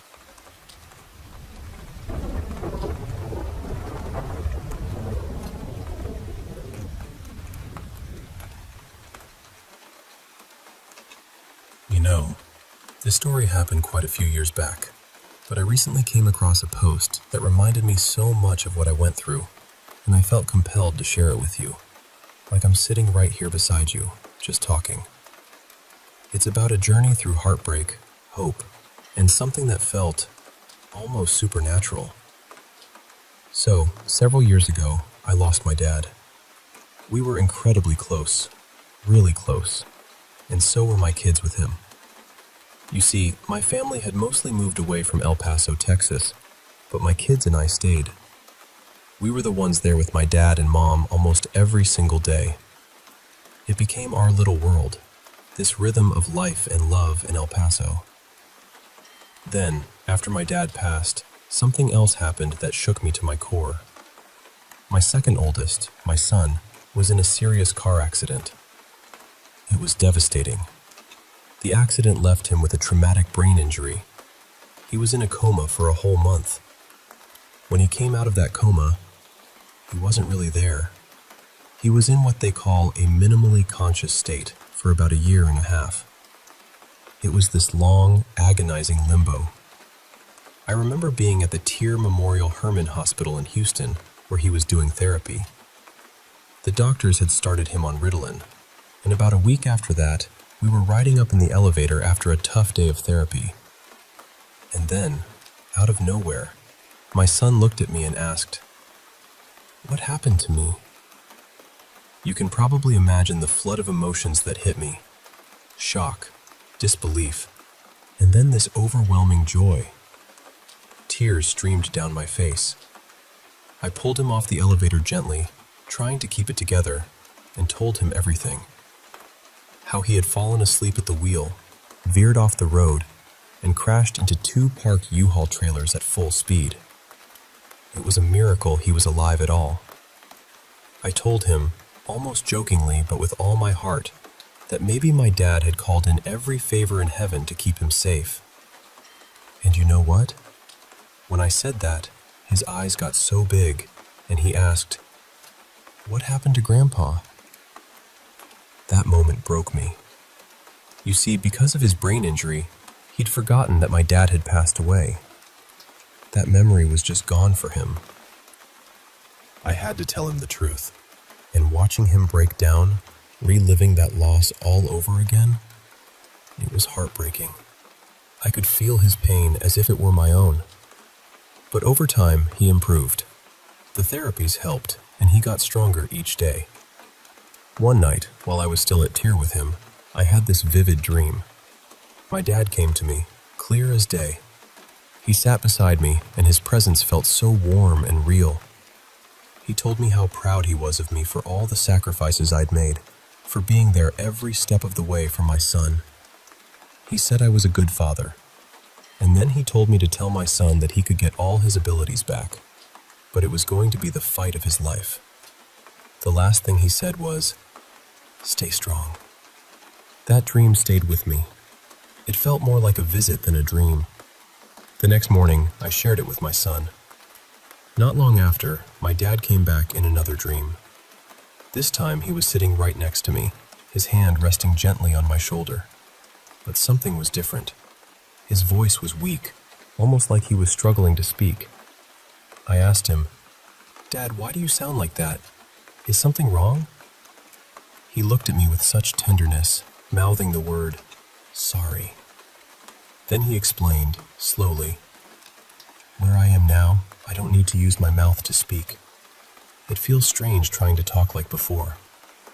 He wanted me to know he loved me, was proud of me, and was happy I was there with my son. He promised he'd be watching over us, for as long as he could and was allowed. And he made me promise to remind my son that he had to keep fighting, harder than ever, to stay strong again and again.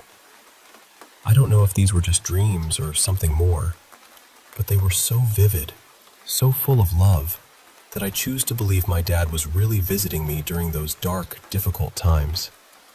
It gave me strength when I needed it most. I truly believe there's more to this world than what we can see or understand. A deeper connection that doesn't end with death. One day, I hope to see him again. Until then, I carry his love with me every single day. Miss you, Pops.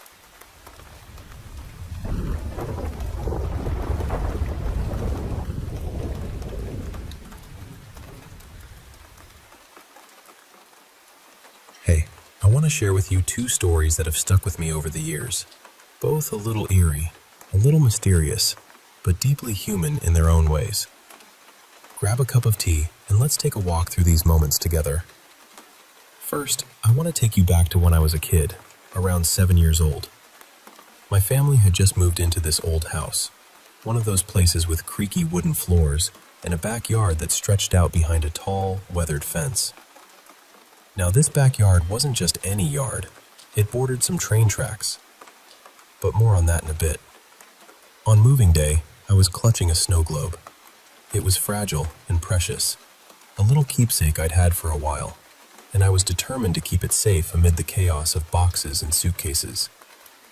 As we walked up to the house, I remember my mind drifting.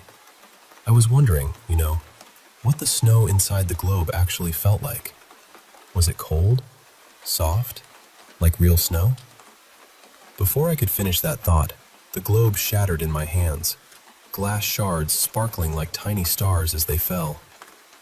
I was stunned, heart pounding.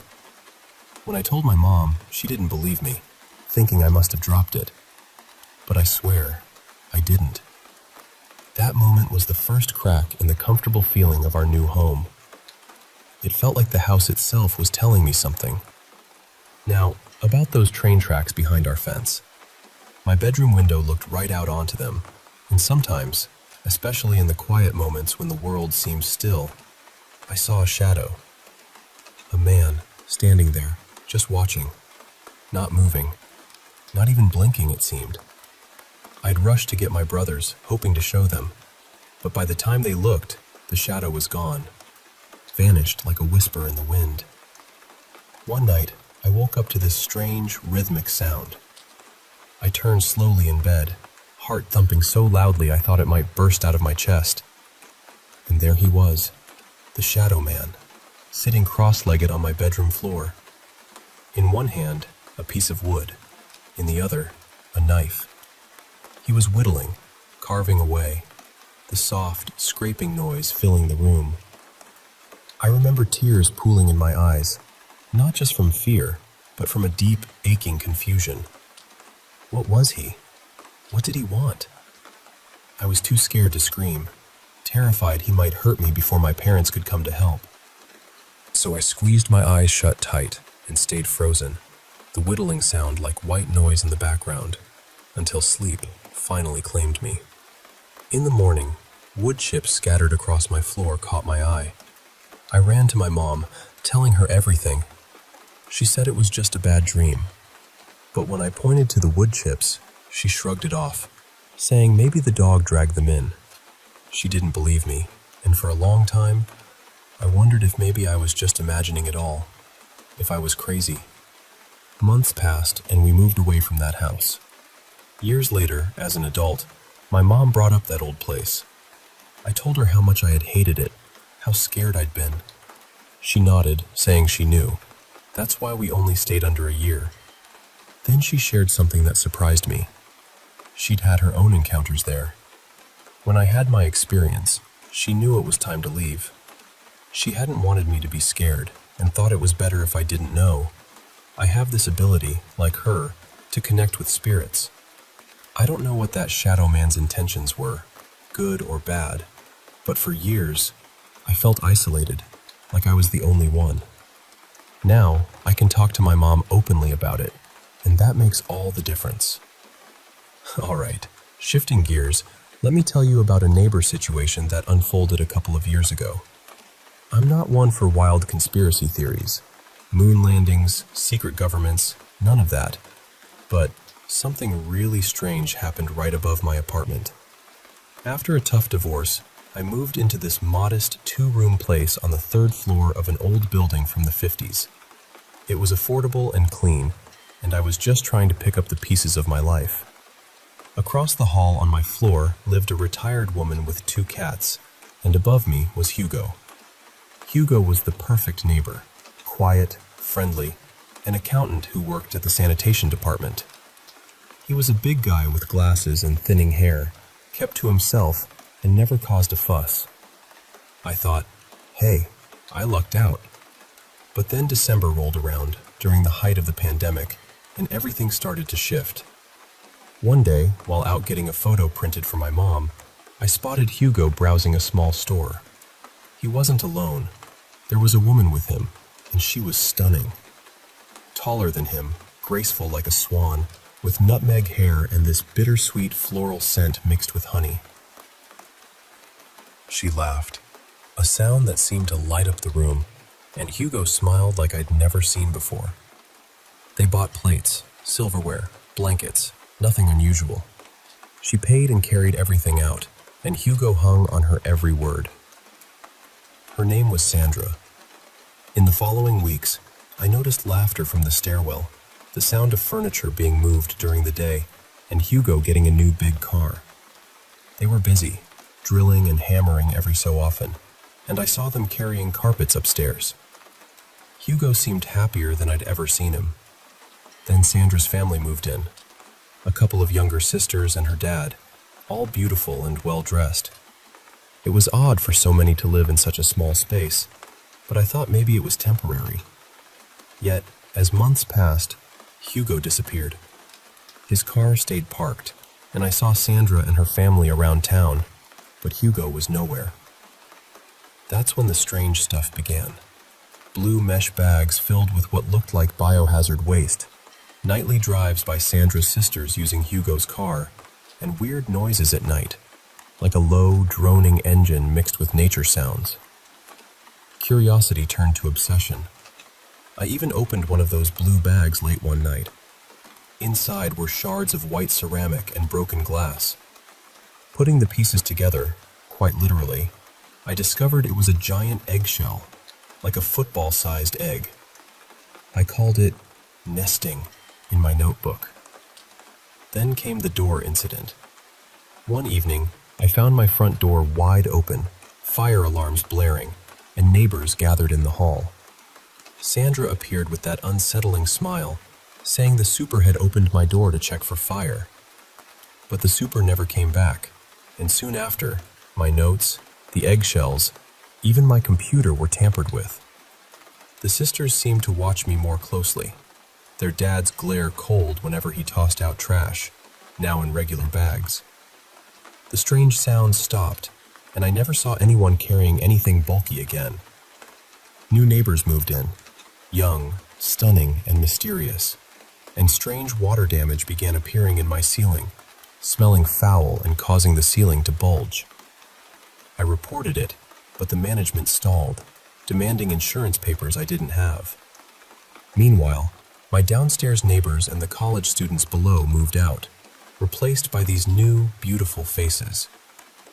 I don't know what they're up to, but the whole building feels different now. That nesting feeling? It's still there. Like something is growing. waiting. So, yeah, 2 stories from my life. One about a shadow man who whittled in the dark, and another about neighbors building something strange. Both left me with questions and the understanding that sometimes the ordinary world isn't as ordinary as it seems. Thanks for listening.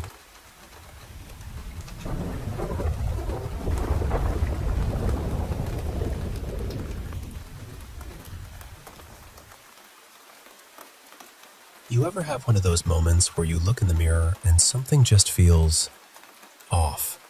Like, really off. I swear, sometimes when I catch my reflection, my pupils, they don't match.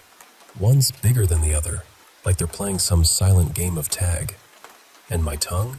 God, it feels like it's stretched out, longer than it should be. And that headache? Not your usual throb. It's this weird magnetic pull right where Dr. Janice touched me last time. It's like my forehead's trying to pull in something invisible. It's not painful, exactly, but it's unsettling in the worst way. Just a few days ago, I was chopping potatoes, trying to cook something simple, and I sliced my finger. You'd think I'd see blood, right? But nope, not a single drop. I barely even noticed it. It's like my body's turned into some freakish steel or plastic. And that's when the dread really sank in. I can't bring myself to go back to Dr. Janice, because if there's even a slim chance she'll send me back to that hill, that place, I don't think I could ever face her again. She scared the shit out of me before, but now it's a deep, gnawing fear, not of rats, but of what she's done to me, what she could do. What has she done to me? And why the hell can't I bleed? Let me take you back a bit to when all this started. My Aunt Rachel, she was like a second mother to me. After battling this relentless illness, she passed away last year, left me with almost nothing after the hospital bills had swallowed everything. Just 2 things she insisted I keep: her cockatiel, Tugboat, and this bizarre collection of 1950s cartoon-themed plates. The rest? Sold off or given away. But those plates, man, they were eerie. Especially one. Picture this, a plate showing a young cartoon girl feeding apples to a giant frog. But here's the twist. The girl looked like she stepped right out of a classic Disney movie, all bright and cheerful, with rosy cheeks and a sunny smile. The frog? It was grotesquely realistic, almost too real. You could see every wart, every slimy fold, like 2 different artists had made it. It gave me the creeps every time I looked at it. I was sure some collector out there wanted it, but I couldn't find anyone interested for weeks. Posted pictures everywhere, social media, auction sites, but no bites. No marks or stamps on it, unlike the other plates, which made me think it was custom made. I couldn't stand the sight of it, so I boxed it up and shoved it into the garage. The other plates? Hung in the kitchen, just like Aunt Rachel would have wanted. I live just outside a small town in Minnesota, not far from the lake. It's quiet, too quiet sometimes. A few houses scattered nearby, but close neighbors? Nope. You couldn't throw a rock and hit anyone's yard. There's a single flickering streetlight that's seen better days, and it doesn't do much to keep the darkness at bay. Friends rarely visit. This place is just a little too out of the way for most. I inherited it from my mom, who passed when I was young. Lucky to own a house, maybe, but what a price to pay. Tugboat fit right in. I made him a big cage in one of the back rooms. When you live alone in a place like this, you have more space than you know what to do with. Aunt Rachel's funeral was simple. She insisted on it, said she paid for it herself. She hated being a burden. She begged me to take care of Tugboat, and honestly, that bird was my lifeline during the pandemic. When everything outside was falling apart, he'd sing, and it made things a little less lonely. Living alone, you become a bit of a sound detective. You learn to notice every creak, hum, buzz. The fuse box's low rumble, the fridge humming quietly, the light buzzing in the kitchen, the TV flickering in the other room. even when no one's watching. So when one night I turned on my electric toothbrush and heard nothing, it threw me off. The motor was running. I could feel the vibration, see the brush spinning, but it was completely silent. No buzz, no hum, not a peep. The TV in the next room was fine though, just the toothbrush. Weird, right? And that was just the start. Over the next few days, things got stranger. The egg timer went off, but I didn't hear it, so my eggs boiled over. The cushion ventilation system sounded like it was broken, but it wasn't. It just stopped making noise. One night, I dropped one of Aunt Rachel's plates. It shattered on the tile floor, but there was no crash, no shatter, just silence. I started to wonder if I was going deaf, but 2 doctors said my hearing was perfectly fine. Still, the image of that plate falling in slow motion, expecting a loud crash, and instead nothing. Man, it sent chills down my spine. I have this friend Patrick who works at the sheriff's department. We used to grab lunch every week, but the pandemic messed with everything. One day, I bumped into him at the supermarket aisle. I was distracted, sleep-deprived, barely getting to work on time because my alarm clock sometimes stayed silent. My boss wasn't thrilled. Patrick noticed I was out of it. "Hey, you all right?" he said, tossing oranges into his cart. "Yeah, sorry. Didn't see you there." "Crazy times," he nodded. "Hey, I heard about Rachel. Sorry I missed the funeral." "She wouldn't have liked it, with all the uniforms there," I said, half smiling. We parted ways but bumped into each other again in the parking lot. He leaned on his car, serious now. "Hey, have you seen any strangers around?" I laughed weakly. After this year, everyone's a stranger. "No, I mean strangers in the neighborhood." "No, can't say I have." He looked tense. "Some neighbors have had problems." "Problems?" He looked like he'd seen a ghost. "You don't know?" Apparently there'd been break-ins. At first, people thought raccoons. But raccoons don't pick locks, don't leave food behind, and certainly don't leave handprints on windows the size of a human's. Some folks even reported seeing a woman with wild, tangled hair wandering around. The police couldn't find her. That's when I started noticing things. The garbage lid was missing, and one dewy morning, I was pretty sure I saw handprints on my car. I told myself it was paranoia, but after what Patrick said, I couldn't shake the feeling that someone, or something, was lurking nearby. Trying to push it out of my mind, one night I was in the shower. Tugboat was singing his version of Earth, Wind, and Fire's September in the other room. I was scrubbing my hair when suddenly, the sound of the water vanished. I could feel it, but no splash, no drip, no noise. The bird kept singing, oblivious to the silence around me.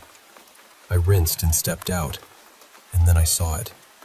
A pale face pressed against the frosted bathroom window. The silhouette was there, just staring.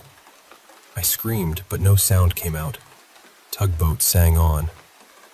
Heart pounding, I grabbed my robe and ran to the kitchen to call Patrick. No answer. No sound, not even my own voice. Then, outside the kitchen window, the silhouette appeared again. Eyes uneven in size, spaced oddly far apart. Our gazes locked, and she bolted, probably to the back door. Tugboat stopped singing, sensing the tension. My hearing flickered back, and I heard the sharp, metallic scrape as I pulled out a kitchen knife. My pulse was racing. This wasn't just fear anymore, it was survival. I ran to the sliding glass door leading to the backyard, Tugboat's usual perch nearby. She was there, pale, frail, wearing a hospital gown, her hair tangled and wild. Her eyes darted frantically, then locked onto me. She opened her mouth to scream. No sound came out, but her mouth stretched unnaturally wide, and I felt a strange vibration in the air, like standing next to a massive speaker blasting a silent noise right through me. The glass door exploded, shards flying toward me. I gripped the knife tighter, trying not to shake. She stepped inside, barefoot, leaving bloody streaks on the floor. Her scream was silent but felt like a physical force tearing at my insides. I fled to the kitchen, lights bursting above me, plunging the room into darkness. Outside light spilled through the window, casting long, eerie shadows. Aunt Rachel's plates rattled violently on the wall. Glasses cracked and shattered. Bottles toppled. Cabinet doors swung open and closed by themselves. An old recipe book fell, pages flapping like wings. I pressed myself against the window, fumbling to open it. She was there, mouth impossibly stretched, body vibrating with unnatural force. Her wild hair whipped around like caught in a storm. Her uneven eyes searched for me, twitching. No sound, no hum, just the soft rustle of wind outside. My heartbeat was silent. I managed to climb out, feet scraping against the gravel. I didn't look back. I ran, knife clutched like a lifeline, into the woods. My breath hitched, then faltered. I tried to scream, but the sound was swallowed. She was behind me. Long, clawed fingers brushed my robe's edge. I fell, legs skinned by underbrush. Slashing wildly, I caught her fingers. She stooped, plucked my keys from my robe pocket, and walked away without a backward glance. Her uneven eyes pierced me as she disappeared into the darkness. I found my neighbor's house, breathless, muddy, terrified. The police arrived hours later. I gave my statement, showered again, and spent the night at a motel. The house was searched. Nothing stolen. Not much broken. She wasn't after valuables, just something specific. And then I noticed the garage.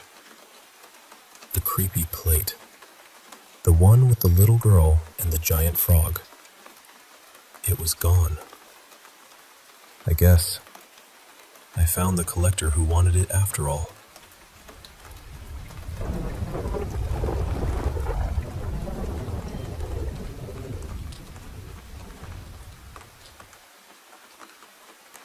Hey, I want to share something that happened to me about 10 years ago. It's a story that's been with me ever since, and honestly, it's still hard to make sense of it all. So, about a decade ago, on what was supposed to be the very first day of my vacation, everything changed. I suddenly suffered a brain hemorrhage. It was like going from zero to completely brain dead in just a couple of hours. My brother had to rush me to the hospital in a panic. The doctors were ready to give up, to pull the plug, but my mom, her faith was unshakable. Maybe misplaced, but she refused to let me go. Because of that, I was kept alive for 3 long months. Then, one day, I woke up. It wasn't dramatic or cinematic, no grand gestures or emotional reunions. I just waved at a nurse, who calmly went to get a doctor. I was slipping in and out of consciousness, but within an hour, I was sitting up on my own. They ran tons of tests and took several x-rays, but nothing seemed wrong with me. Just a bit malnourished and vitamin deficient, really. After a few hearty meals, I was back on my feet. Wobbly, sure, but walking. People called it a miracle, and my mom was over the moon, her faith only growing stronger. She started giving most of her money to faith healers, spirit guides, megachurches, you name it. I hated seeing her get conned time and again, but I couldn't blame her. To her, it all made sense. Meanwhile, I had to find a new place to live since I'd lost my job. I moved in with my brother and slowly rebuilt my life. For a couple of years, I felt healthier than ever. Then I got a job at a lumber mill outside of town and finally had my own place. Everything was fine until about 1.5 years ago. That's when things started to feel strange. At first, I thought my old health problems were coming back. Every day during my commute, I'd get headaches, dizziness, and sharp bursts of neck pain. It got so bad that I started dreading the drive more than work itself. I went back to the doctor, and the results confused me. Turns out, I had this small growth at the back of my skull. The doctor showed me the x-ray. It looked like a strange, metallic tattoo inside my skull, about the size of my palm. It had this weird mechanical shape, almost like a circuit board, but organic at the same time. The doctor was baffled. Surgery was way too risky, and blood work showed nothing abnormal. Whatever this thing was, it didn't seem harmful. They gave me stronger pain meds and told me to keep a pain journal. For 8 months, my symptoms worsened. The meds only helped briefly. I tracked my pain meticulously, looking for patterns. The worst times? Right when I got to work and when I got home. This led me to try different routes and working from home.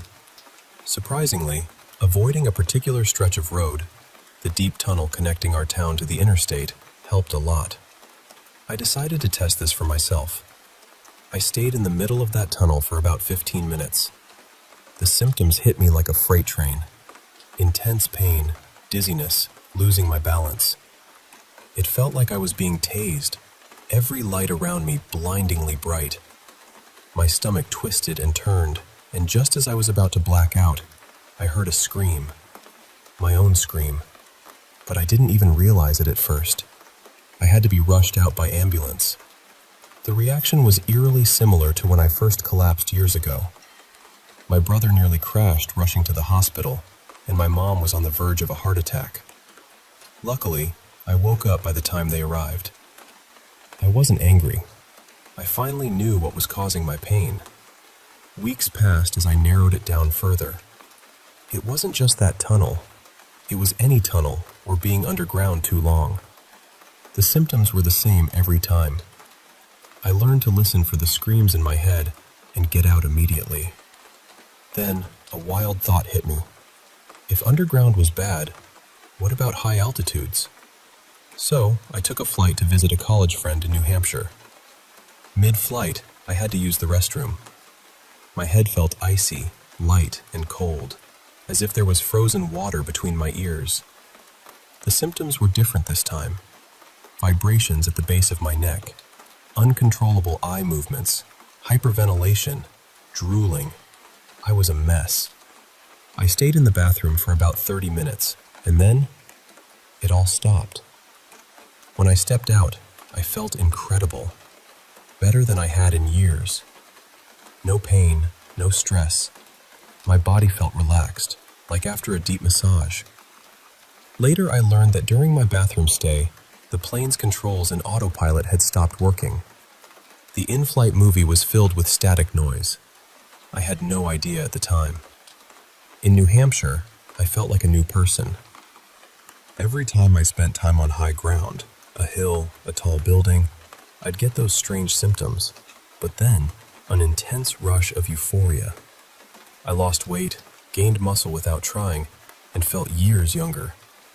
I could function on just 3 hours of sleep. After 2 weeks, I was eager to fly back. I wanted to feel that euphoria again. People even noticed my new attitude, and some asked if I'd started taking drugs. The flight back was nearly a disaster. I stayed in the bathroom for 45 minutes, and during that time, the plane nearly fell from the sky. The controls and autopilot went haywire. Instruments flashed bizarre numbers repeatedly. 02, 12, 01, 13, 05, 12, 05, 19, 19. It was the same pattern I heard in my head as beeps and screeches. Then, a flight attendant burst in, laid me down, poured cold water on me. I had a fever so high my skin was red and burning. They put a blanket in my mouth to stop me from biting my tongue. One attendant later told me my eyes had bulged so much they thought they'd pop out. In my mind, I kept hearing that sequence of beeps and screeches. Somewhere deep in my thoughts, a woman's voice called to me. The last thing I remember from that flight was looking out the window, seeing the fluffy cumulus clouds over New Hampshire. I swear, one of them blinked at me. They made an emergency landing, and I was examined right at the gate. I lost consciousness but regained it quickly. One flight attendant stayed to talk with me while paramedics checked my vitals.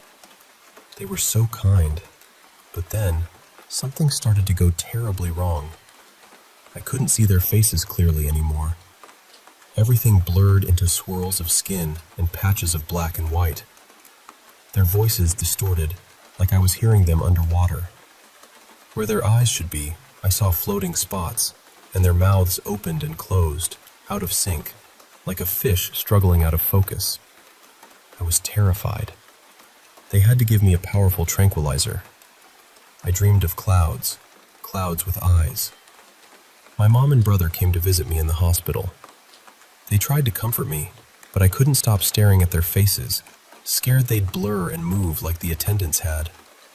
Once, I heard their voices distort and felt my heart race. Nurses rushed in. No one could see me for 6 hours. I woke up in the middle of the night.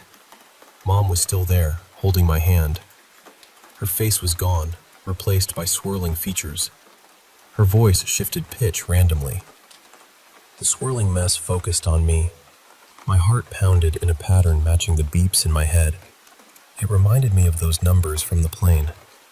"You should be thankful," the voice murmured. "You should be so thankful." "For what, Mom?" "I asked him to come save you, and he did." "He saved you, love." "Who? Who saved me?" She leaned in, whispering.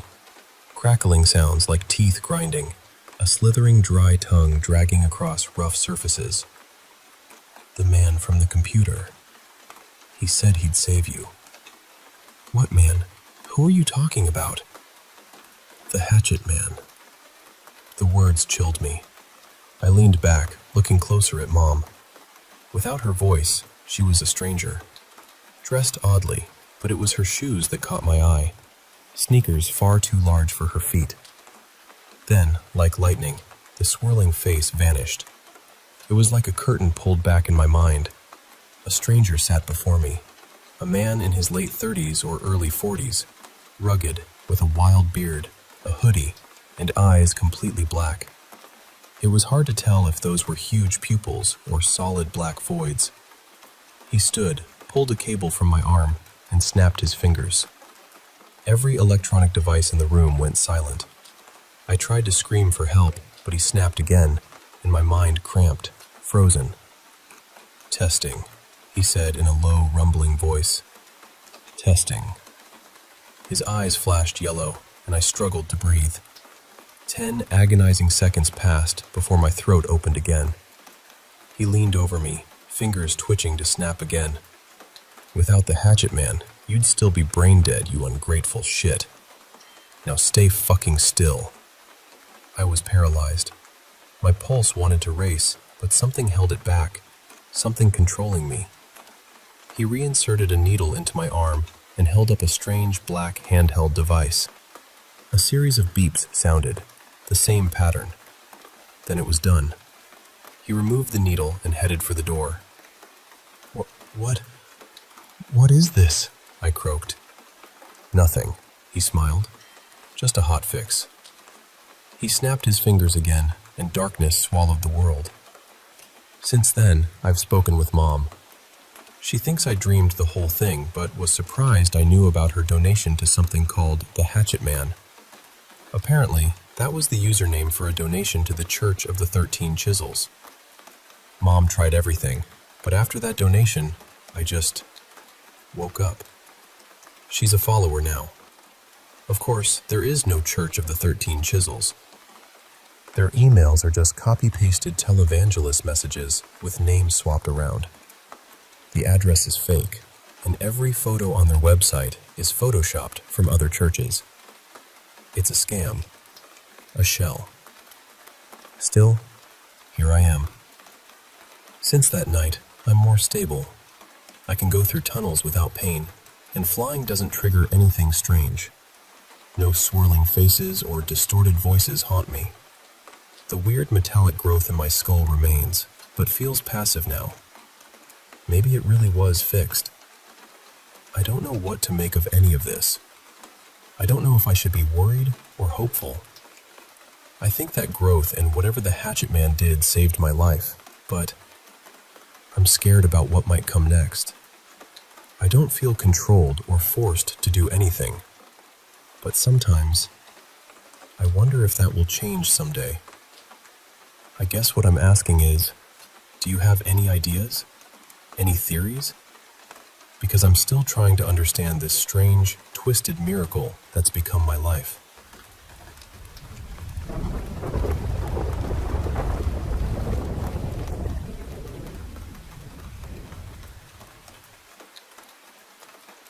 You know, every year around mid-May, something strange and grim happens down at Solston Lake.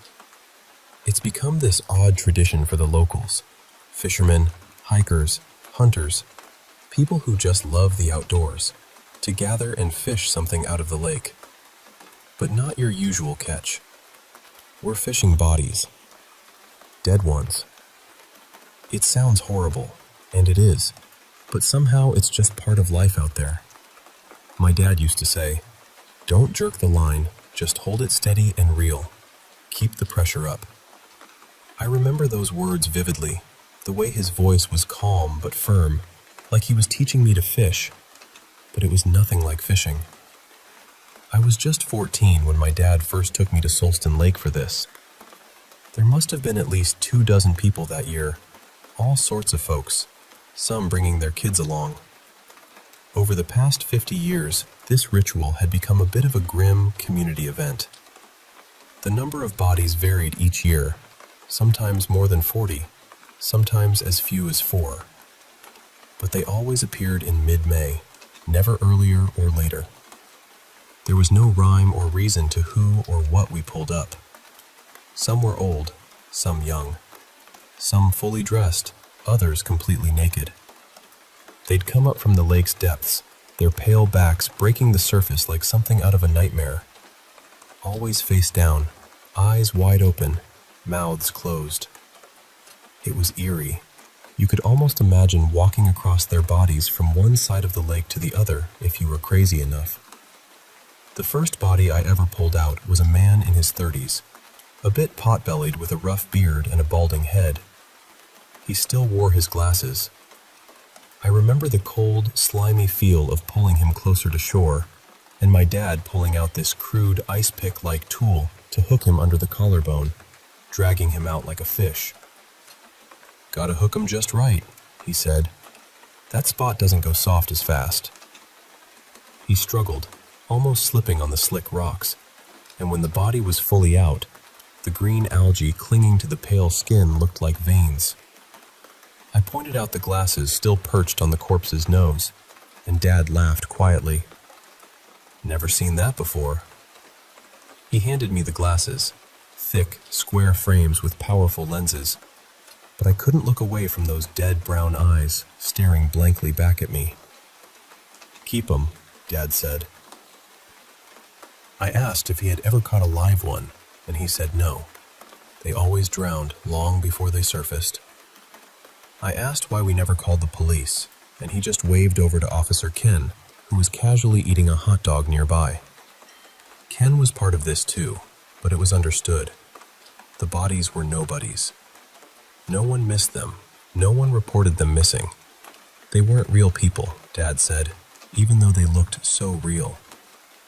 I spent a long time staring at that pot-bellied man, wondering how someone who looked so ordinary, so human, wasn't really a person at all. One by one, the bodies were pulled out, some still bobbing up from the lake's depths. Officer Ken was methodically pulling out body after body, dropping them into piles. The Nicky sisters had a few already, though they took shortcuts when bodies floated close enough to grab without the usual struggle.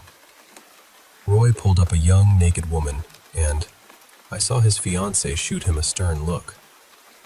Once all were reeled in, a boat was brought out to trawl the lake, making sure nothing was left behind. Smaller bodies were bundled into bags, larger ones were cut up, a process Dad showed me. The water along the lake's edge ran red. Not much, but enough to stain the rocks.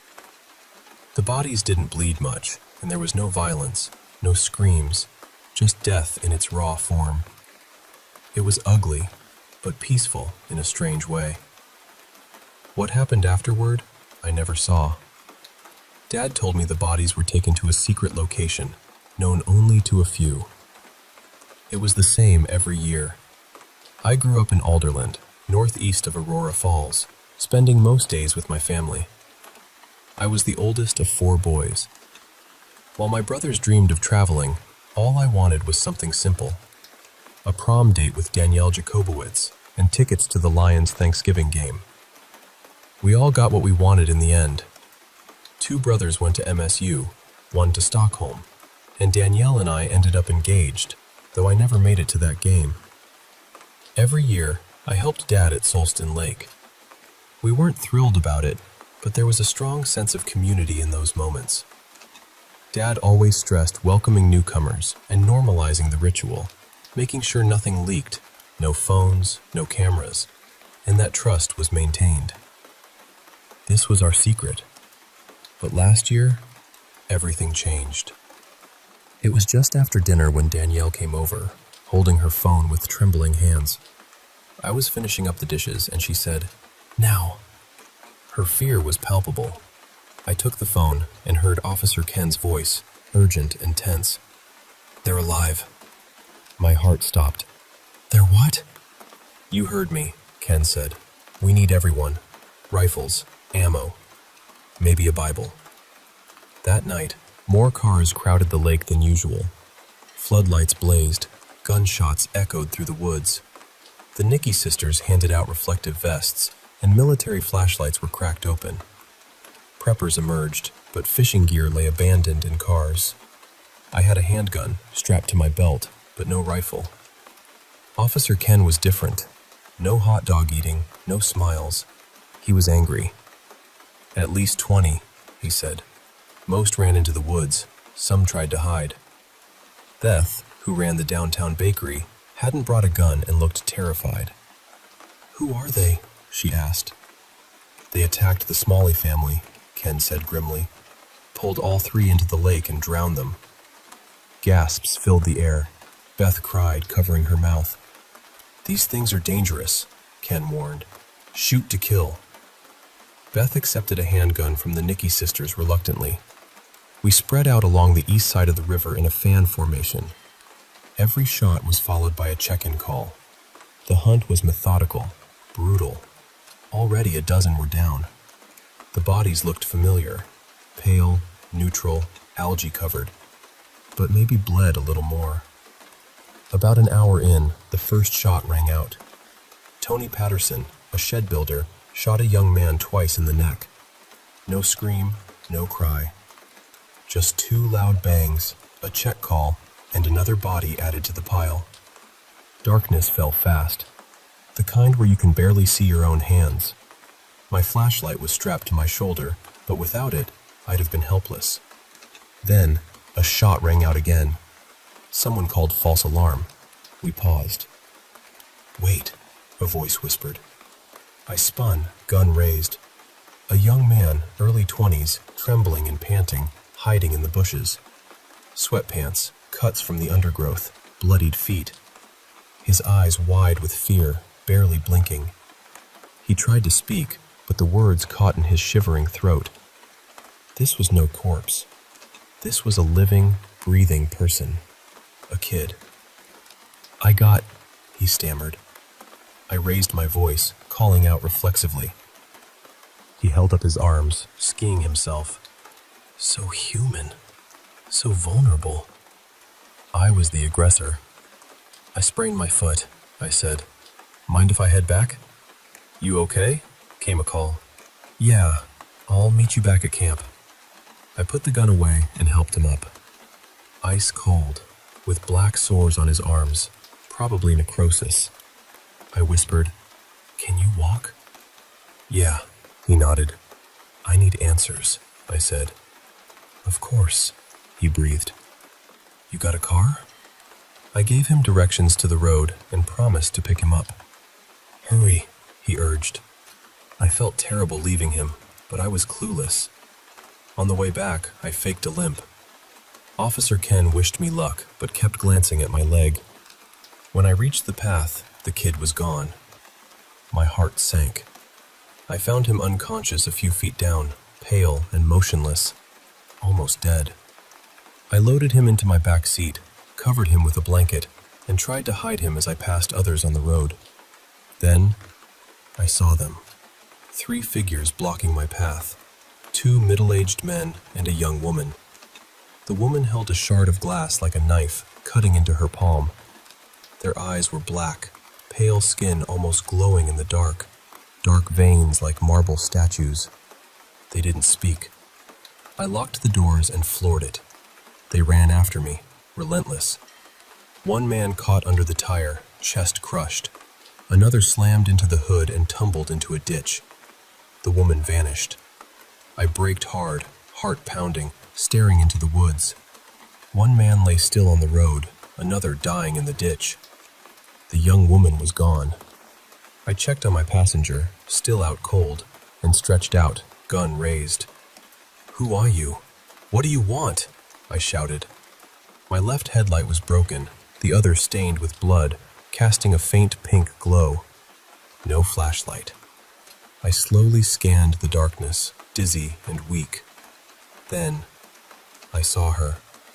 Early 20s, black metal t-shirt, tight jeans, short blonde hair, wounds on her face, maybe piercings ripped out. "Just stop," I pleaded. She leapt, not a jump, but a vertical launch, 7 feet up, effortless, like snapping fingers.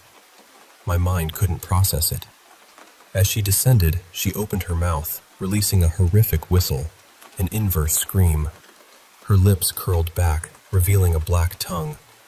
She tackled me, cutting my left arm with the glass shard, but I barely felt it. Disconnected. I threw her off, stood up, but she leapt again, the awful whistle piercing the night. Instinct took over. I pulled the trigger repeatedly. She crashed down, dead. Face down, 4 exit wounds, a splatter on the dirt. Her face was neutral, like the pot-bellied man years ago. I kept pulling the trigger, the empty gun clicking like a metronome. The others came running, bandaged my arm, and celebrated. 3 kills, tying me with the Andersons. They sent me home with orders to have Danielle stitch me up. The only regret? Forgetting my limp. I'm sure Officer Ken noticed. Driving home, I caught movement in the rearview mirror. My passenger stirred, coughing weakly. "You got any water?" I handed him a bottle from the glove compartment, which spilled its contents everywhere. Papers, tools, even CDs. Among the mess, I found a pair of glasses. They were the same as the pot-bellied man's, thick, square frames.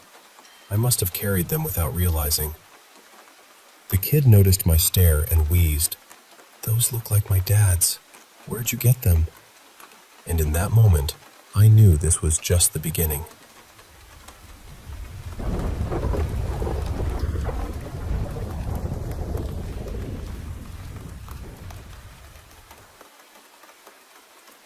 I believe that, no matter how much harm a person causes in this life, the consequence for it cannot be infinite. It might be heavy. It might last longer than the mind can imagine. But it has to end eventually, because none of us can commit an infinite amount of harm. And I want to explain what I mean by harm or sin, because I'm using the word in a broader way than people usually do. To me, sin is anything we do that causes pain to another person, whether we meant to or not, whether we felt justified or not. It comes from that moment when empathy goes quiet. When we stop asking, what is this going to feel like for them? That can be something terrible, like murder. It can be something complicated, like defending yourself when someone attacks you. It can be something ordinary, like snapping at someone who snapped at you first. It can even be a parent taking away a child's phone because they truly believe it is for the child's own good. The point is, the pain still happened. Justified or not, it became part of the world. And I do believe everyone can be redeemed. I really do. But I also believe redemption is not magic. It is not someone simply waving a hand and saying, "You are forgiven now." I think redemption requires understanding.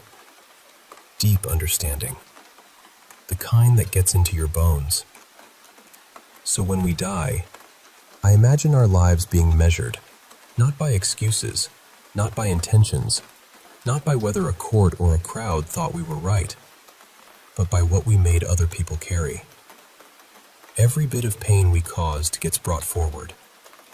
Then we are made to feel it, not as punishment for punishment's sake, but because we cannot truly be healed from what we refuse to understand. Say someone attacks you. They corner you, insult you, hit you, and you fight back.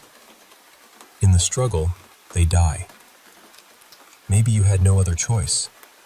Maybe anyone would have done the same thing. But still, in this place after death, you would feel the terror of their final moments. You would feel the grief of their family. You would feel the anger of the people who condemned you. You would also feel the heartbreak of the people who defended you if the world punished you anyway. And the attacker would feel it too. They would feel your fear, your pain, the fear of the people who loved you. They would feel the suffering caused by the chain of events they set in motion. No one escapes the truth of what they caused. A smaller example might be a father finding out his daughter cheated on an important exam. He is scared for her future, disappointed, angry. So he grounds her for a few months and tells her he cannot trust her right now. When the daughter dies, she feels the fear and sadness she caused her father. But when the father dies, he feels her shame, her confusion, her loneliness, and the way his punishment sat inside her. Then both of them understand more fully, and through that understanding, both can be redeemed. After all of this, I imagine we are asked very simple questions. Do you understand now? Do you see what your actions felt like from the other side? Would you have done anything differently? Would you speak to the person you hurt, knowing they also had to feel the pain they caused you? In other words, do you have empathy now? And I think most people would say yes. Some would admit they were wrong. Some would say they wish they had been stronger, wiser, calmer, or kinder. Some might still believe they had no better choice, but they would understand the cost of that choice. After that, I believe we are shown the good we brought into the world too. Every comfort we gave, every laugh, every moment of safety, kindness, patience, love, or peace. And only after knowing both the pain and the goodness of our lives do we move on. But for people with power, the road is much longer. A judge, a ruler, a general, a wealthy executive, a lawmaker, anyone whose decisions reach thousands or millions of ordinary people. Their actions ripple farther. Their choices can break families they never meet. If a leader sends people to war, that leader must feel the fear of the soldiers, the grief of the parents, the hunger of the children, the burning of homes, the panic of civilians, the bitterness that lasts for generations. If old kings, merchants, and lawmakers helped build systems of conquest, slavery, and racial hatred, then they would not only feel the pain of the people directly chained, beaten, stolen, and sold. They would feel the centuries that followed, the inherited fear, the humiliation, the backlash, the innocent people harmed on every side because of a poisoned thing they helped set loose into history. That is the price of power, because power is never just power. Power is borrowed weight, and when you use it to shape the lives of others, heaven, or whatever waits above us, asks you to answer for every life your hand touched. Not because redemption is impossible, because redemption is serious. Everyone can be redeemed. I believe that. But some people have made the road very, very long. So while we are still here, I think the best thing we can do is simple, even if it is not always easy. Treat others with the care you would want if you were the one afraid, confused, cornered, or hurting. And please, have empathy.